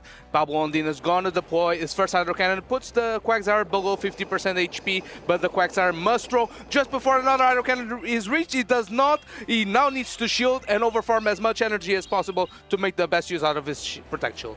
But this feels like a great play for him, because he can overfarm massively here, and his Quagsire, his energy is so strong into everything from Pablo and Dinos. It hits the Fortress and that Togekiss here. Of course, if there's a Diggersby or a Corsola, can hit those as well. It's going to be super convenient here as this Togekiss comes in. We can get off 2 Aqua Tails and then go into our Empoleon, trying to not let them farm down, because those Aura Spheres would start to knock out that Empoleon. Peels off the Protect Shield with the bait. Can this Quagsire get to a Stone Edge? One Mud Shot away, gets to it. And Pablo Ondina's discount is going to pull up the second Protect Shield. The Togekiss has energy, but now it has no Protect Shield to protect from that Hydro Cannon from the Empoleon. Goes into the Licky though. He throws the first Aura Sphere. Bakemi should still let it go. Incredible. Aura Sphere is going to land, doing huge super effective damage. And now Togekiss is going to start to look to clean this game up. Has those super effective Aura Spheres for the Licky and the Empoleon. If you can get the shield away, can you just go into the Fortress and start going ridiculous with those Bug Bites? Maybe trying to catch a move on the Fortress, over-farming as much as possible with the Togekiss. Shadow Ball deployed from Bakemi. Is this enough to KO the Togekiss? Is going to be so close. Let's see if it can knock this out. It's just a couple roll-outs away, but another Aura Sphere gets reached. The Togekiss is absolutely printing these moves out here. And of course, getting the knockout here, it's going to be Fortress against the Word. Volt Switch Fortress, though, in this matchup is going to take one Hydro Cannon for sure. And reaches a Sand Tomb right away. I think this Fortress now just has to fast moves everything down. Sand Tomb onto the Empoleon. Can we get the farm down? Oh my goodness, that is an absolutely disgusting amount of damage. And this Volt Switch going through should be enough to knock out that Empoleon. Quagsire in the back. Doesn't have enough HP to put up a fight here. Volt Switch down the Quagsire as well. This is actually, I think, the first Shadow Volt Switch Fortress we've seen today, and Pablo and Dinas making short work of that Empoleon. Actually, not Icelandic Lapras as well as Volt Switch Fortress that put in a lot of work. No, it's Shadow as well, if I recall correctly. And it put in so much work for him. Also paying dividends here for Pablo and Dinas, trusting that the Fortress would take care of the Empoleon in the end game. So I feel like he's kind of at Bakemi in a rough spot, because either you deal with Togekiss with a lot of energy, or you have to take super effective fast attack damage from the Fortress. Bakemi was in a tough spot, and Pablo Dinas took advantage of it. Just look at like how weak his team is against Togekiss, though, right? Your best answer is Empoleon, and we know that's a fake answer at best. Yeah, that is true. I'd argue that potentially Wigglytuff could be a solid choice into the Togekiss neutrally, just because you have that Icy Wind coverage and the charms add up over time. Of course, Togekiss has insane pacing with that Aura Sphere with Pack. So Togekiss, yeah, feels pretty flexible in this matchup. Togekiss, it has those. It's actually a little bit more rough in the Quagsire and Gourgeist. It's a little rougher than you want it to be in those matchups, but at the same time, it can get the job done. It's just that Empoleon and Wigglytuff are probably the most difficult. Wigglytuff, though, doesn't look very appealing for Bakemi. There's a Fortress, there is a Empoleon, and I think those are enough reasons, actually. I think that matchup versus Quagsire is kind of deceiving, because they can reach 3 Aqua Tails. Yeah, there's no problem in actually throwing the bait with Aqua Tail, because if it gets no shield, you just go straight Aqua Tail, and you put so much pressure into the Togekiss that eventually it will have to shield. So often there's no reason to go for the Stone Edge, but it's always nice to have that coverage in zero shield scenarios. Exactly. It's a huge difference for the Mud Bomb Quagsire, which doesn't really have as much pressure, but here, we're going to see how these shield and bait calls go. It's so critical, as it could literally like affect the entire game just off of one call here. Let's see this Aqua Tail. A shield could be very good for Paulo and Dinas regardless, because you kind of just land this Aura Sphere, pack all the way down, and you kind of go crazy with this Togekiss in the end game. And this chip damage will be crucial. You can see that Bakemi again is relying on that Empoleon Licky in the back line. So gets off the first Protect Shield out of the Togekiss charge attack priority. Togekiss wins that, but Bakemi choosing to invest on the Quagsire, trying to pull off the first Protect Shield out of Pablo and Dinas. I wonder if we ever just no shield here and then farm down with Volt Switch on the Fortress. But he's actually going to shield it. It's going to make it a little bit more difficult, because the Empoleon from Bakemi can come in now. Oh, actually pivots to the Licky. Kind of gives up that swap advantage that he could have gotten out of it. It's going to be throwing this Aura Sphere again. This Togekiss is absolutely printing Aura Spheres out. Immediate no shield. And I wonder if Pablo and Dinas goes for one and then a catch into his Empoleon now. Going for the same strategy as game number 1, but this time Pablo and Dinas as the Empoleon to soak in all this energy from the Licky. Empoleon now can overfarm to its heart's content and then throw a Hydro Cannon on charge attack priority on the second move. This is perfect play here. Hydro Cannon, charge attack priority with that Shadow Ball. Bakemi, does he commit the shield? Can he justify it? Not really. Now, putting it on the Empoleon, this is going to be difficult, because that Volt Switch Fortress lurks in the back. You want to shield something useful, but you're seeing all these moves that can be potentially thrown here. Hydro Cannon's resisted, but if you let this go, you put yourself in danger of being Volt Switched down. Also, with the resisted Metal Suns, I'm not totally sure if a Hydro Cannon will be enough to KO. It will be pretty close. Bakemi trying to overfarm as much as possible on the resisted charge attacks of the Mirror matchup. Goes for the Hydro Cannon. I think it will be enough to get the knockout. Now, did he overfarm enough for Empoleon to clean up this game? I think that Volt Switch Fortress will be too tough to handle. Fortress gets that Volt Switch through. He's at 1 now, which means he's forced to take 2 more Volt Switches. If he takes the current Volt Switch and 2 more, I think he just gets pecked down. Yeah, it's gonna be so close. The Volt Switch Fortress putting out the pressure here. Hydro Cannon is reach. He does not go for the catch, does one and throw, but this Empoleon is so low. I feel like it's good. There's gonna be a pack down. I think Togekiss comes here and just packs everything down. And I think he needs like 3 packs to knock out this Empoleon. And you just throw the Aura Sphere. You don't even need to throw the Aura Sphere. Let's pack everything down here. Quagsire, not enough gas in the tank. Pablo Andinas goes to day number 2. And Pablo Andinas picking up on his momentum from the Seville special event. He was top 16 there, and now moving on to day number 2. Beating Bakemi, who honestly had one of his best runs in recent memory. Pablo Andinas may be coming back to form to this 2024 season, where he was one of the best players in the world, honestly. Pablo Andinas, he was at the peak of Europe for I think it was like 4 or 5 tournaments straight. It was just over and over, top of the leaderboards, top of every tournament, grand finals, 3rd place, top 8 again. He was just on an absolute tear, and now he's kind of back into it. Always love seeing how excited he gets on his play. He's always like emoting at the camera or just making fun faces. Love to see him succeed. And it was kind of an interesting play by Bakemi, as you mentioned. He always pivoted that Licky Licky into the Togekiss. I feel like even though that is typically a positive matchup for the Licky Licky, it's kind of deceiving. You tank an Aura Sphere in opposition to but not really. But not really. It Yeah. does so much damage. And I don't think the non-same type attack bonus rollouts add up that much when Togekiss paces so fast to those Aura Spheres. Absolutely not. You can't even really knock out with a Shadow Ball, it feels like. It's just bulky enough to hang on to your moves, and it's just annoying enough with the Aura Spheres. And fortunately for Pablo Andinas, he had all the answers. There's no worries that Empoleon ain't coming back, because the Volt Switch Fortress, once again in this tournament, proving to be a good alternative to the Bug Bite variant. Two different flavors of Fortresses, but both having success here in the Prague Regional Championships. I think Volt Switch Fortress is such an interesting choice because it kind of assumes that people are using Tinkaton and Feraligatr, and it's fantastic into those. And most importantly, though, it's a fantastic into Togekiss, which many people are using. I feel like that's a meta read that makes sense, because if you are looking into practice tournaments and into what people were using, Tinkaton and Feraligatr were the top 2 picks. And what breaks that, it is indeed that Volt Switch Fortress. Though we have seen in this tournament that the Bug Bite variant doesn't do too bad either versus Feraligatr or Tinkaton, and gives a lot more sweeping potential to that Fortress behind 2 shields. The one thing that it just can't do is Togekiss, though. Togekiss has been a menace on almost every single team. Just coming in, just doing those backflips, throwing those Aura Spheres. It's so annoying when you don't have fast attack pressure into the Togekiss.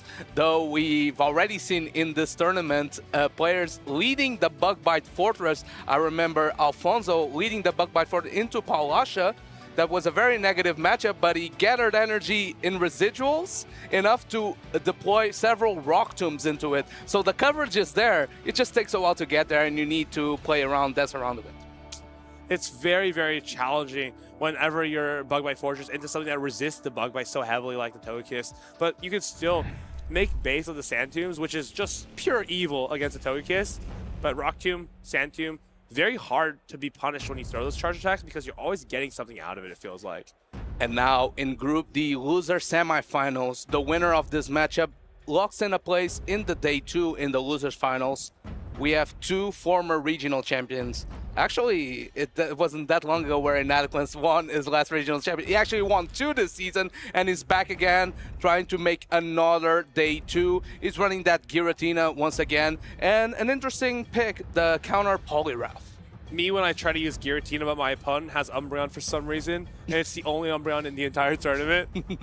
Yeah, I mean, that's probably how Inadequance felt when the Giratina gets locked in the Licky Lickies. So I feel like it's a similar vibe. Though he's facing Galaxka Bolton. Galaxka Bolton, of course, superior, strongest soldier, is running that Leaf Tornado Superior, is trademark once again, along with the Powder Snow Alone Slashat, a whole trustee of it, and of course, the Umbreon that you just mentioned. Umbreon is so strong neutrally into that Licky Licky Giratina core. I can't believe he's still running Superior in the Big 26. It is like Leaf Tornado still, Frenzy Plant, and honestly, it's fantastic into Inadequance's team. It feels like we have so many targets. Yeah, sometimes it's more important to keep yourself on brand rather than going These for are the hot both two meta. players who are playing to their own brand to the best of their abilities. They're really, really invested in the bit. It's cool to win, but it's even cooler when you look good while winning, and that's what these trainers are trying to do, going for their signature picks, trying to lock in a place in the day 2 of the Prague Regional Championships. I mean, you know they say there are no good Pokemon, there are only good trainers, and these two are some of the finest in Europe. Yeah, that's very true. Here, I'm trying to figure out what could be the plan for Galaxka Bolton. I feel like that the Alolan Sandslash is not usable at all, but the Umbreon, if it gets to avoid both the Wigglytuff and the counter Poliwrath, it feels like it has positive matchups into Inadequacy's team. It really feels like that Superior controls so many of his lines, especially because it's dominant into Quagsire, Poliwrath, Licky, and I would say even Wigglytuff doesn't like to face a Superior just because of how strong and bulky it is neutrally. Though Inadequance has that Brave Bird coverage in his Talonflame, the regular version, to have a better matchup into opposing Shadow Quagsire. And if you look at Galaxka Bolton's team, the only resistance to flying type attacks is that Alolan Sandslash that doesn't like to take Incinerate damage. Actually, Galaxka Bolton has 2 Pokemon that take 2 times super effective damage versus that Incinerate of the Talonflame, both the Fortress and the Alolan Sandslash. I feel like running the Alolan Sandslash would be absolutely evil. Like, he literally has Talonflame and Poliwrath. I don't think we'll be seeing that. What we will be seeing is Feraligatr, though, into the Giratina. And with the backline, I'm kind of curious how this is going to work because it doesn't seem like the Talonflame has much room to play. Feraligatr has become one of the premier anti-ghosts in this meta with the coverage move Shadow Claw, though Giratina gets to throw for us. Same type attack bonus. Dragon Claw is gonna land massive damage on that Feraligatr. Goes for the bait. Is it possible that you get both shields? Potentially, this Hydro Cannon will hurt the Shadow Giratina, though I believe it can withstand it. Choose not to throw the second Hydro Cannon. Goes into the Talonflame, gets met by the Licky. Here comes the Licky. Does he throw this Shadow Ball? I think you throw the Shadow Ball here because Body Slam is actually not enough to knock out. So if you're Galaxka Bolton here, you no-shield this. Okay, you shield this and try to get 2 flies off against the Licky. Galaxka Bolton going for the throw on alignment of the fly. This Licky I think is barely thick enough to endure, but Inadequacy investing on the Licky. He wants more rollout damage. Body Slam number 2 is coming up. Do we ever just shield this and just toss the fly off? I think this is fine as the Talonflame because Giratina is going to have to come back into this. Is this enough to knock out, though? It should be enough to knock out. Forces Giratina to come back in. We can use Feraligatr to neutralize the Giratina, and it's a Volt Switch Fortress, right?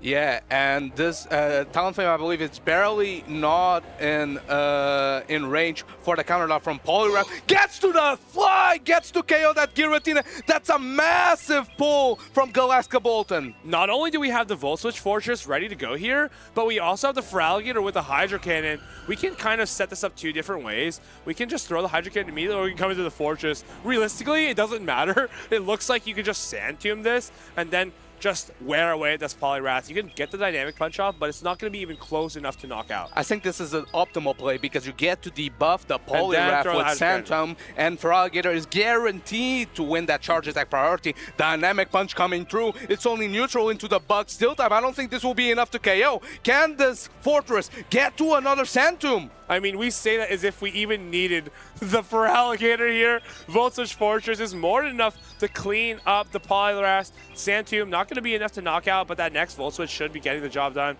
You can obviously just throw this as well. Galaxka Bolton, really interesting the way he played that. Yeah, interesting. And he even got Talonflame stuck in one of its worst matchups, that is that rollout Licky. Though the Shadow version puts up so much pressure, Incinerate plus Flies was threatening knockout, so peeled away the protections out of Inadequance, and now the Volt Switch Forces were at free reign in the back versus that Poliwrath. Just throw as many Sand Tombs as you want, the Hydro Cannon will take care of the rest. That was so crazy, especially letting the Dragon Claw go on the Feraligatr. Like, these are just crazy plays. I don't think I would have been able to make these plays in a million years. Yeah, maybe seeing that the Poliwrath actually has a very interesting matchup into his team, because you either have Dynamic Punch as super effective damage, you have very good resistances, or even versus the Superior, its Worth matchup, you have Icy Wind coverage, which helps versus the Grass type matchups. I wonder if we see the Superior being brought, though. Inadequate's definitely brought a couple of targets. Brought the Licky Licky, brought the Poliwrath, but if he goes strong to Superior, this could prove to be disastrous. I see disaster in the horizon. And I think you do too. Yeah, let's see if he does indeed do that. Gastradon is known for taking some risks in this matchup. He's not Superior's strongest soldier for no reason. Leaf Tornado Superior has often got him off of some tough situations, but now he's in a position that he actually can take risks because he's 1-0 ahead. And you know that to face inadequates and to get a win, sometimes you have to take some risks.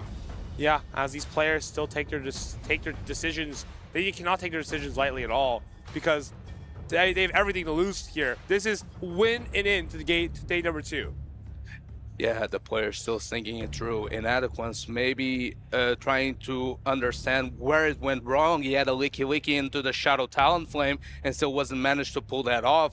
Is the Poliwrath going to be benched now that Volt Switch Fortress was shown? Are the Talonflames going to come into play?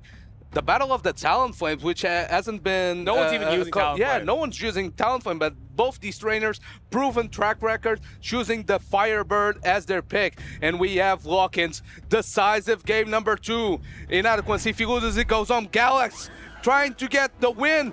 We have the Leaf Tornado Superior into the Wigglytuff. I feel like this is a decent matchup for Superior. Superior has a pretty dominant matchup here. I wonder if he goes immediately for that Leaf Tornado, though. It's his signature move at this point. Doesn't even need that Aerial Ace. Superior should always win this matchup pretty comfortably. It does take, I think it does take the 0 shields, because you can hang on to this Icy Wind pretty effortlessly. Yeah, besides being a very tanky mob, he has tanky Pokemon. He has access to Frenzy Plant, one of the best grass type attacks in the game. Frenzy Plant, the community they move is reached again, but it's already in Rage for Leaf Tornado. I don't think Inadequates will want to invest in this Wigglytuff, because if he gets the debuff, it's going to be dire. So what can we really do about this Giratina now? Because we can kind of stay in and just play for alignment, but now that Quagsire in the back is incredibly scary. And if you look into the backline of Gastradon, he has a lot of interest in staying in this matchup, because the Talonflame wants to avoid this Giratina at all costs. And of course you have the Umbreon, one of the elite counters to the Ghost Dragon type. But I feel like the Talonflame is just stuck here. Can the Umbreon muscle through everything on Inadequate's team? I find that unlikely. Well, a lot of Frenzy Plants into the Giratina, even if Resistor are adding up. This Giratina is at max energy. Here comes the Umbreon. That's a very good place to take all this energy, though. Umbreon is one of the bulkiest Pokemon in the Open Great League. You land this Dragon Claw. Do you throw another Dragon Claw into this and then try to sweep with the Quagsire? I think that's a great call. I think this is great chip damage, because now Quagsire can deploy multiple charge attacks, and since the Umbreon is already chipped, they will threaten potentially a knockout over time. Quagsire comes through. That Umbreon has already a Foul Play loaded. Choose to throw the first one. Quagsire is behind 2 Protect Shields. Let's see if the Umbreon can pull away at least one, so the Talonflame can do some work in the back. Foul Play is landing on this Quagsire. No shields deployed yet by Inadequates. I wonder if we can try to catch... Oh! Stone Edge is very aggressive, but I like it. I think you have to shield this. It's your last Pokemon, pretty much. You know, your Talonflame is going to have a difficult time in the back. The issue is, what are we going to do with the Talonflame? And I think this gives some indication to Inadequates on what might be in the back. The Umbreon usually doesn't use any Protect Shields, but shielding moves from the Quagsire. Quagsire closing in on another Stone Edge, not before the Umbreon reaches another Foul Play. This Foul Play lands, but the same problem continues. He has to shield if you're Inadequates. You can knock out the Umbreon, but then you have to throw the Stone Edge. You should make it an Aqua Tail against this Talonflame, and you're just good to go, right? I think you even might reach a Stone Edge. This Stone Edge is going to knock out the Umbreon, and here comes the Talonflame. It's energy dry. This Quagsire is already ahead on energy, closing in on a Stone Edge. It's going to get the knockout into the Talonflame. Inadequates is able to tie up the series. Stone Edge does about 200% damage to a Talonflame, gives it a salute. Quagsire knocks out the Talonflame, and we're going to a game number 3. Things are getting silly here in losers round 8. And I think earlier, I almost saw Galactica Bolton lock in Superior in the front with a Alolan Sandslash in the back, while Inadequance had Talonflame queued up.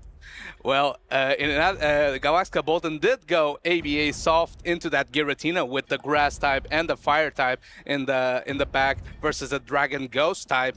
Though Superior actually put in a lot of work. He took out the Wigglytuff and put Giratina low enough. Though Giratina got so much value, so much energy, double Dragon Ball, put the Umbreon in a place where even Quagsire was threatening knockouts. And of course, that Talonflame without Protect Shield versus the Quagsire, it's a very dicey situation, especially when they have the Stone Edge coverage. It feels like Talonflame kind of just let Galactica Bolton down there. He was doing so good with his Superior, with his Umbreon, and if it was literally any other Pokemon, I think he was fine at the end there. Yeah, that's sometimes how the cookie crumbles because Inadequance is known for investing in that Wigglytuff, so if the Talonflame was there, it would be all good, right? So, but sometimes the read is not there. Of course, Inadequance also used the Poliwrath. Let's see what he chooses to bring in. This is win or go home for these trainers. These trainers, of course, very ambitious, trying to get into the race for that travel award in the European circuit. And getting into day 2 would give them massive strides to do that. It all comes down to this. We have game 3.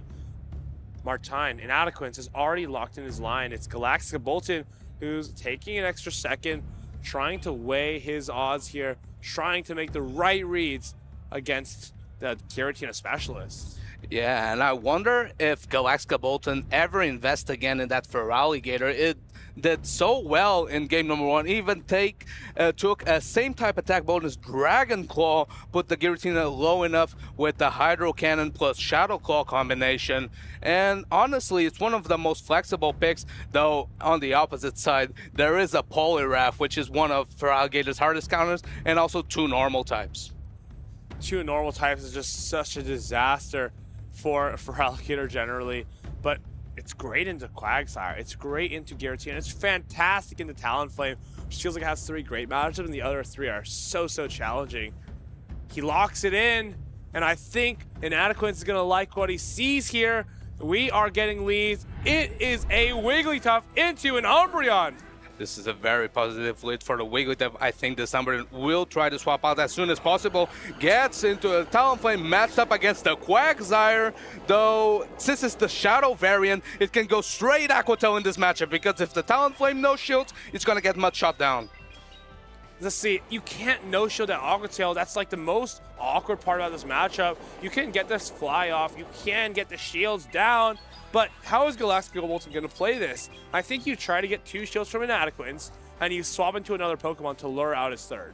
And of course, Galactica Bolton needs switch desperately because there's a Talonflame on Inadequace's team, and he wants to meet that Superior. Another Aqua Tail is loaded. 2nd Protect Shield peeled away from the Talonflame. Another fly comes through. I think Galactica Bolton's going to try to dance around, maybe swap out to avoid this matchup. Maybe you go back to the Umbreon. Maybe you go to the Superior, but this is going to be answered immediately by a Talonflame. You can see the look on his eyes. Inadequance gave us some inspiring words earlier. Just get the Wigglytuff on the Guzzlord, and everything else just saves the trouble. Well, you see, the proof is in the pudding. The trouble has been saved. Yeah, because he's getting the entire... We get the Leaf Tornado debuff. Leaf Tornado once again being thrown. I think Galactica Bolton wants to extend the matchup as much as possible here. Can we get a 2nd Leaf Tornado debuff in a row? Not enough. We have the Talonflame at 100 energy. It doesn't even need to throw its energy. Gonna farm it all the way down. Frenzy Plant, same type attack bonus. I'm actually kind of curious how much this does to a Talonflame. Talonflame has a Brave Bird loaded. Pretty much just launch on whatever you want at this point. Maybe you come in with the Umbreon and Wigglytuff will come in, but it's looking fantastic for Inadequance. Of course, being double debuff means that this Brave Bird won't pack as much of a punch, though this Talonflame is very much outside farm range. Maybe goes in with the Talonflame. No, chooses to stay in with the Umbreon, maybe trying to go for an aggressive Snarldown. If you can throw 2 last resorts at the Wigglytuff, do you potentially have a chance ever? Brave Bird comes through. It's not doing a whole lot. I wonder if you can just pivot into your Talonflame here. I thought I saw Vision for a second. I was wondering, maybe if you could catch a fly, sneak it, incinerate, be ahead on energy, knock out the Quagsire, but maybe that's a little bit too much to ask for. Quagsire comes in now, and that's all she wrote. Yeah, that Aquatail was loaded, paying attention in Adequance, doesn't stay in with the Wigglytuff for long, gets the knockout on this Talonflame, and now the Umbreon is just too low, has too much heavy lifting to do. This will be the end of the run for Galactica Bolton, and Adequance makes his way into day number 2. Fantastic team reads is what is so special about this trainer. It's one of his greatest skills, and it's not an easy thing to do, especially when you're playing against trainers who understand the matchups, understand how to pick lines to the best of their ability. Getting those calls right is what's going to allow him to save himself the trouble and get into day number 2. That's why I feel like this matchup versus Galactica Bolton could have been tough. Galactica Bolton is known for running some erratic lines. This is a trainer that's not afraid to go all in a certain line read. And if it's the worst case scenario, for example, a Talonflame being ABA strong into Superior Sandslash, like we were seeing, it was potentially being locked in, he just accepts it how it is. But if he doesn't get that matchup, he often has a good chance to get some wins. Honestly, it was impressive that he got through that Tentacruel of Dinoski. Now, he is able to get through the Superior Alone Sandslash core. That's like a core that pretty much doesn't lose to, it doesn't lose to anything except for Talonflame. So it's quite unlucky. Yeah, though the Giratina here making another appearance. Inadequance mentioned that he hasn't been using Giratina a lot. It proved to be very good in this matchup. Of course, Galactica Bolton managed to get the game number 1 on the back of the Volt Switch Fortress with Feraligatr. Even no-show that a same type attack bonus Dragon Claw on this Feraligatr, knowing its matchups in and out. But unfortunately, the third game was too much to overcome. Here comes the Stone Edge that got that one-hit knockout to get into the tied-up series. The salutes for everyone, every Talonflame out there. And goodbye. There goes the Talonflame. There goes the Talonflame. And there goes Inadequance. Moving on into day number 2 with one of the, honestly, this is one of the last crazy teams he's run. If we're going to be completely honest, this team is pretty normal. Yeah, I'd say so. I've seen him run some pretty interesting things. I think he actually did a tournament in Utrecht with a Rayquaza once, so no big deal. Though. Yeah, I mean, he tries his best, but he is the only trainer that I know that has been having success with that Giratina. He's already has 2 championships in this season, 2026, and he's looking for more. Him and Tonton Batiste working together to try to see who can find the silliest dragon. That's great. That's true. Imagine if we get Shadow White Dragon versus Shadow Giratina in the grand final. That would be sin. I'm not sure if is Tonton in the winner's side. I think he is, right? I think so. Yeah. Yeah, I think he is. He took down Nickname on the winner's side, made day 2 there. Yeah, and so Shadow White Dragon's great against Giratina. So it's still possible. I'm looking forward to see that. But though Giratina has that Dragon Claw coverage, so and the Shadow White Dragon needs Protect Shields to do its best. But yeah, that would be kind of cinema. I mean, Pokemon, yeah, that'd be absolute cinema. This Pokemon's been around for so long. So many people have used Dragon-type Pokemon since the dawn of the game releasing, honestly. But 30th anniversary celebration is coming up, so let's take a look at what that has to offer. Pokemon, so exciting, just been around for so long. What's my favorite? My favorite's the one that's got jet black hair. He's extremely fast. Limitless. So cute. She has a 12-octave vocal range. Can be calm. Powerful. Estilo como yo. 닮기도 한 것 같아갖고. He would improvise on the spot. Just always finds a way to make it funny. We both have very fast moves and can change the world using its mind. Jigglypuff is my favorite. Jigglypuff, Jigglypuff. Every single time you met a new Pokemon, it felt like you met a new part of yourself. He likes to sleep. Just like me. 뭔가 여러 모습으로 변할 수 있는 모습도. Sí, tiene muchas formas de superar a sus oponentes. Como mis chivias, por Dios, su love language. Sa loyauté, sa rapidité. She uses her voice to protect herself. It's homey, you know? Totally. That's why I love it. My favorite is Eevee. Mi favorito es Sira. Arcanine. Gengar. Jigglypuff. Luxray. So, what's your favorite?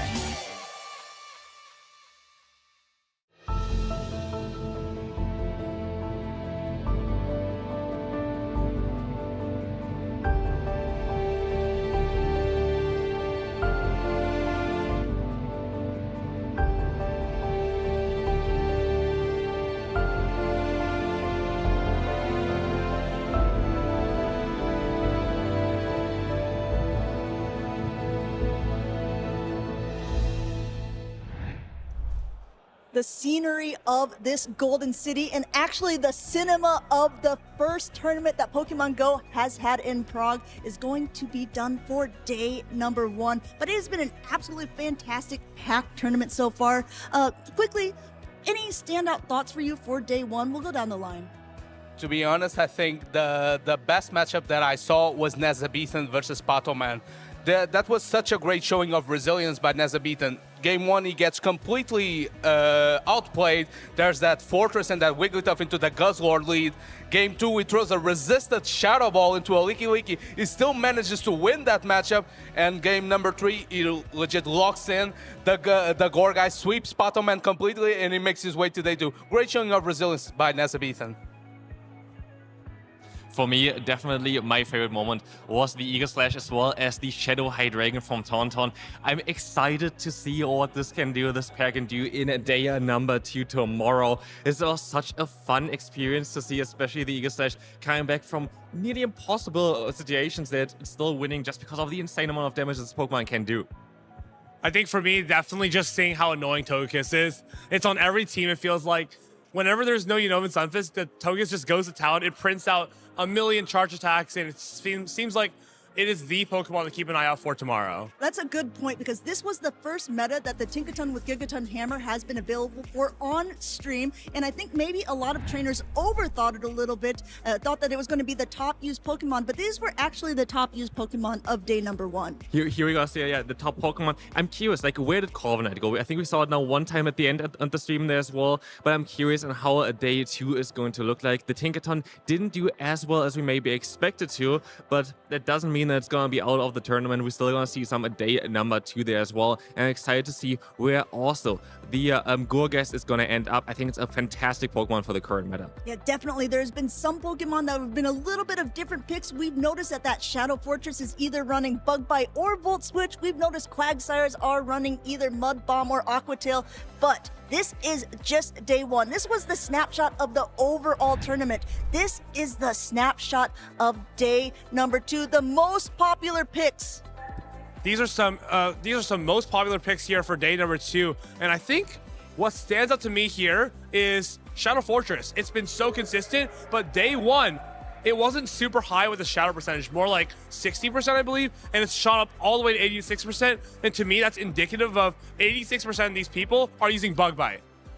Now, what about that? You're talking about the percentage there, 86% on that Shadow Fortress, but 100% on that Shadow Quagsire. So these are some of the Pokemon that we are going to be able to see in day number 2 from our competitors who have been making it on in this double elimination tournament. You're going to want to make sure that you're tuning in bright and early. We start at 9:20 a.m. here, and then also, of course, you might want to stay up late if you're in North America so you can be able to catch all of the action going on. There's so many different things that people are going to be bringing.